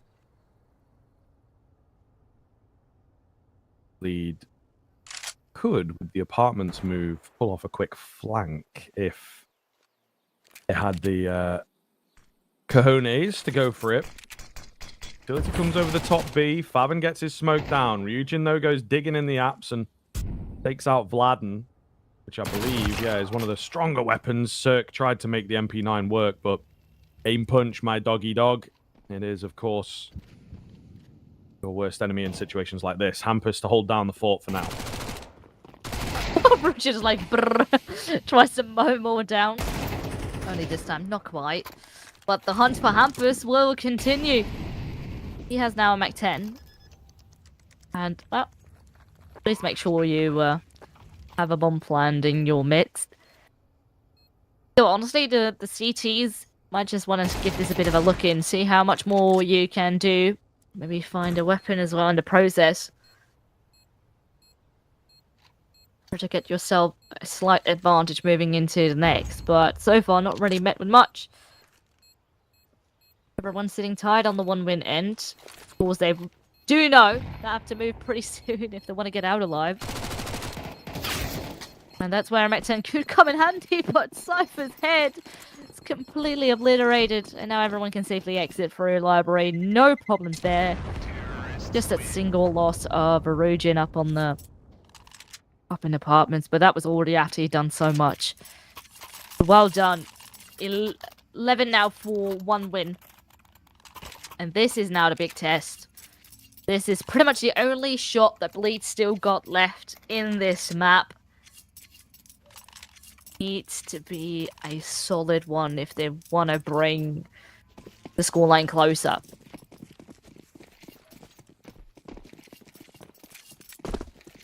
Okay, here we go.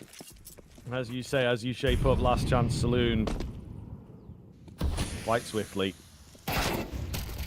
Oh, okay. Jo going to find the first. He's managed to creep in. They were not banking on him at all. Trading of nades. It's Hampus who comes off the worst. So, a nice opener for 1 win. Perfect way to kick off the round. However, Cypher with a trade back. There's aggression down Banana, trying to pick things up. Again, a gamble stack coming out from Bleed here. Banking on B. They've killed 1 guy. They've got to push down and find the information quickly because the A bomb site is suddenly open, right? It's just Vladden out at long. He does well for 1. Pushing down Banana now. He's going to fall quickly, but they've dropped the bomb. This is a weird round.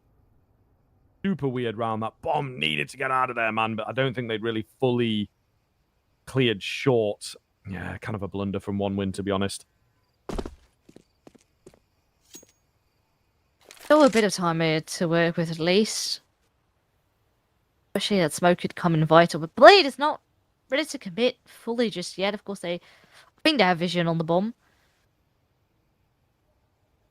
When this is really a situation where you are getting in your head that smoke now. I do wonder as to maybe be able to retrieve it. Still take a lot of time. 20 seconds here. I still get on it.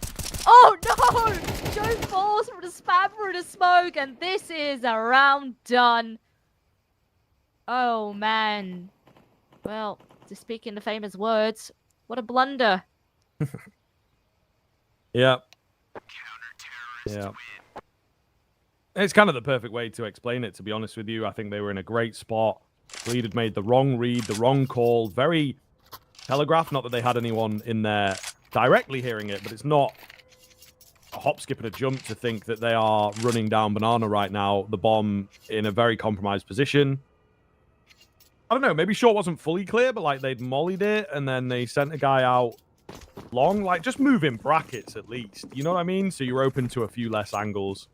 And that could have been the difference in the round. 3v3, bomb gets planted. They're miles away, all coming in together. Bay bomb site notoriously difficult to retake in CS2 in particular. But one win, still plenty of rounds to work with. So if they can answer back in this, then we're obviously in a very, very good spot. So far, so good. Latic finding the head of Mr. Cirque.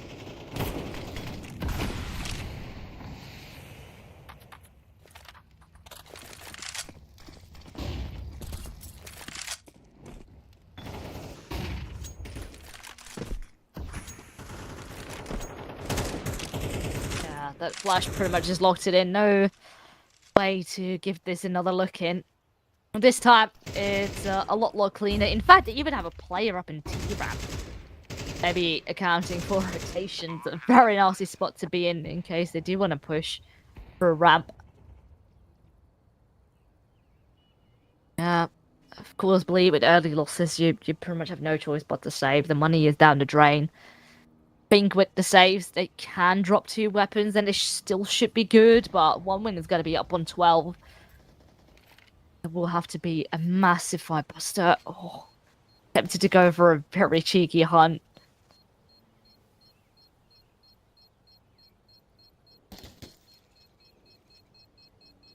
Ah, man.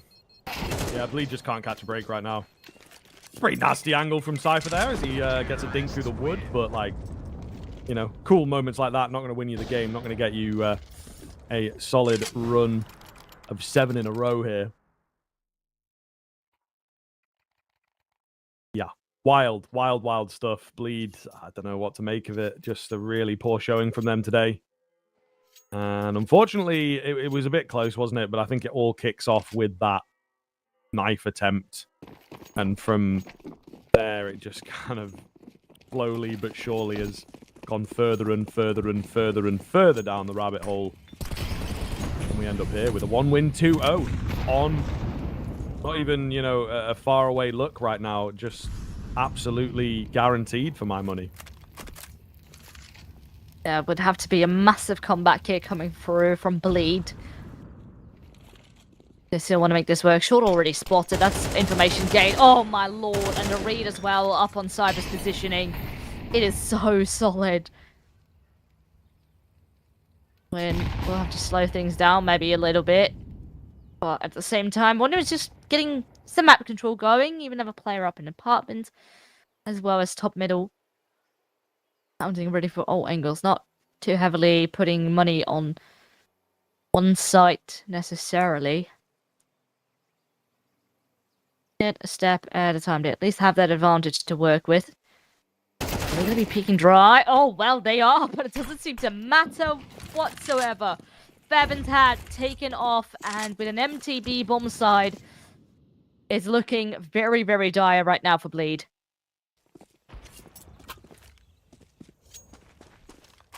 One point going down. There's Hampus in pretty close proximity for the game here, for the semi-final spot. Bleed looking to keep themselves alive. Hampus will find the first. Latic round the corner. I think they're aware of it. Maybe he's been heard. No, he's not going to get fully checked. Ooh, he will on the second time of asking, but it's too late. Latic is locked in. Cirque on the AWP. Position known. And this is not looking good. Down he goes to the AWP that he doesn't have time to check. And one win have done it. 2-1. And an insanely one-sided Inferno coming in there. A really poor map for the 1-win team, typically speaking. We've been saying it all series long. We said it right at the start. It's like their worst map right now. They have hardly any reps, only the 1 win. And it just is a complete flip of the script there from them. 13-5 on that is a really keen look. But at the same time, I think Bleed will be kicking themselves as they didn't look the best here. Yeah, no, I would have to agree. Honestly, I am pleasantly surprised with what 1-win pulled out of this. This looks pretty solid, pretty clean, had protocols coming into play. Now, of course, I don't know what's going on at the back end with this team. Maybe now with Dust 2 coming back, that they're putting a bit more investment into this map and they will make Dust 2 their in spend. I don't know. But maybe they can. Maybe they can give this map another look at it. It looks pretty solid, at least now against Bleed. But yeah, we can now take a look at the bracket, because unfortunately it does mean we will have to say goodbye to Bleed, as their run is quite short-lived, unfortunately. But yeah, one win will move on to the semi-finals. And in fact, they're going to be playing first thing tomorrow, which is going to be happening 11:30 in the morning, and they will face off against Namiga, as you can see on the right side of that bracket. Yeah, so Bleed had a pretty solid run against Incilio, not the easiest still, but now just getting completely wiped up the map. One win secure it, and of course one win had already quite a tough battle, having to battle it through the main stage as well. So already quite a long road behind them, and they're definitely not done with this one just yet. Yeah, I mean, a few upsets certainly coming through, it feels like. Gaming Gladiators, we expect them to take the victory against Granny's Knockers. Not the case today. Sashi, clean enough from them. That one's not too unexpected, but Nine Pandas got close to taking it, in fact, twice. So a surprising kind of day all round, I think it is safe to say. The Bleed upset there speaks into that. But yeah, so a really interesting 4 teams making the top end here. Again, the old classic that we love in Tier 2. Anybody can beat anybody. And I think it should be an absolute banger over the next couple of days. I believe it's Jay and Dweg covering all of it from the semi-finals onwards. So yeah, a really, really nice look. And some decent games for the boyos there to cover. Who's your money on to take the whole thing? Maybe I'll not, pick your brains for each and every matchup, but what do you think? Oh, I don't know. I mean, I have been pleasantly surprised, honestly, with what one win has been able to pull off. Like in the group stage, I was a bit worried that their team in itself is still relatively young. So I feel this is a lot. There's a lot on the line for them to prove themselves in this tournament. But especially with this win right now up against Bleed, I have faith that they might be able to take it all the way. Yeah, I think that's fair. I'm kind of in agreement. I feel Sashi are the team to beat, as it were. Yeah.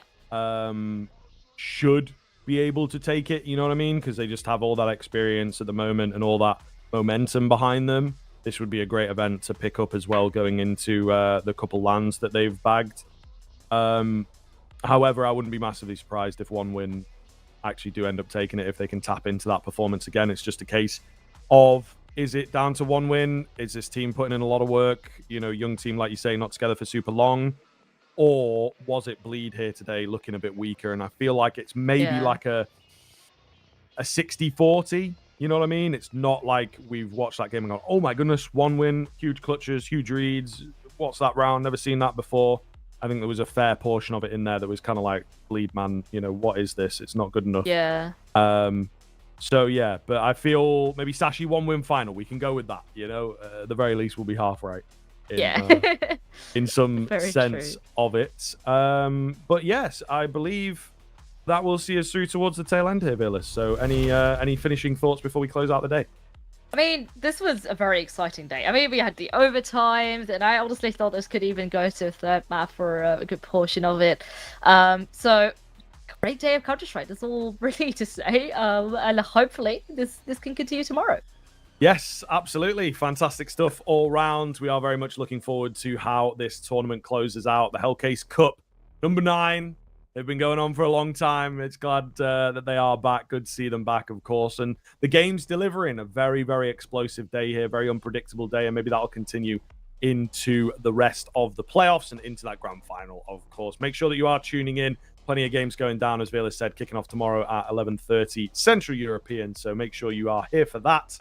For us, though, that is going to be it for today. Thank you very much for watching, and we'll see you here tomorrow.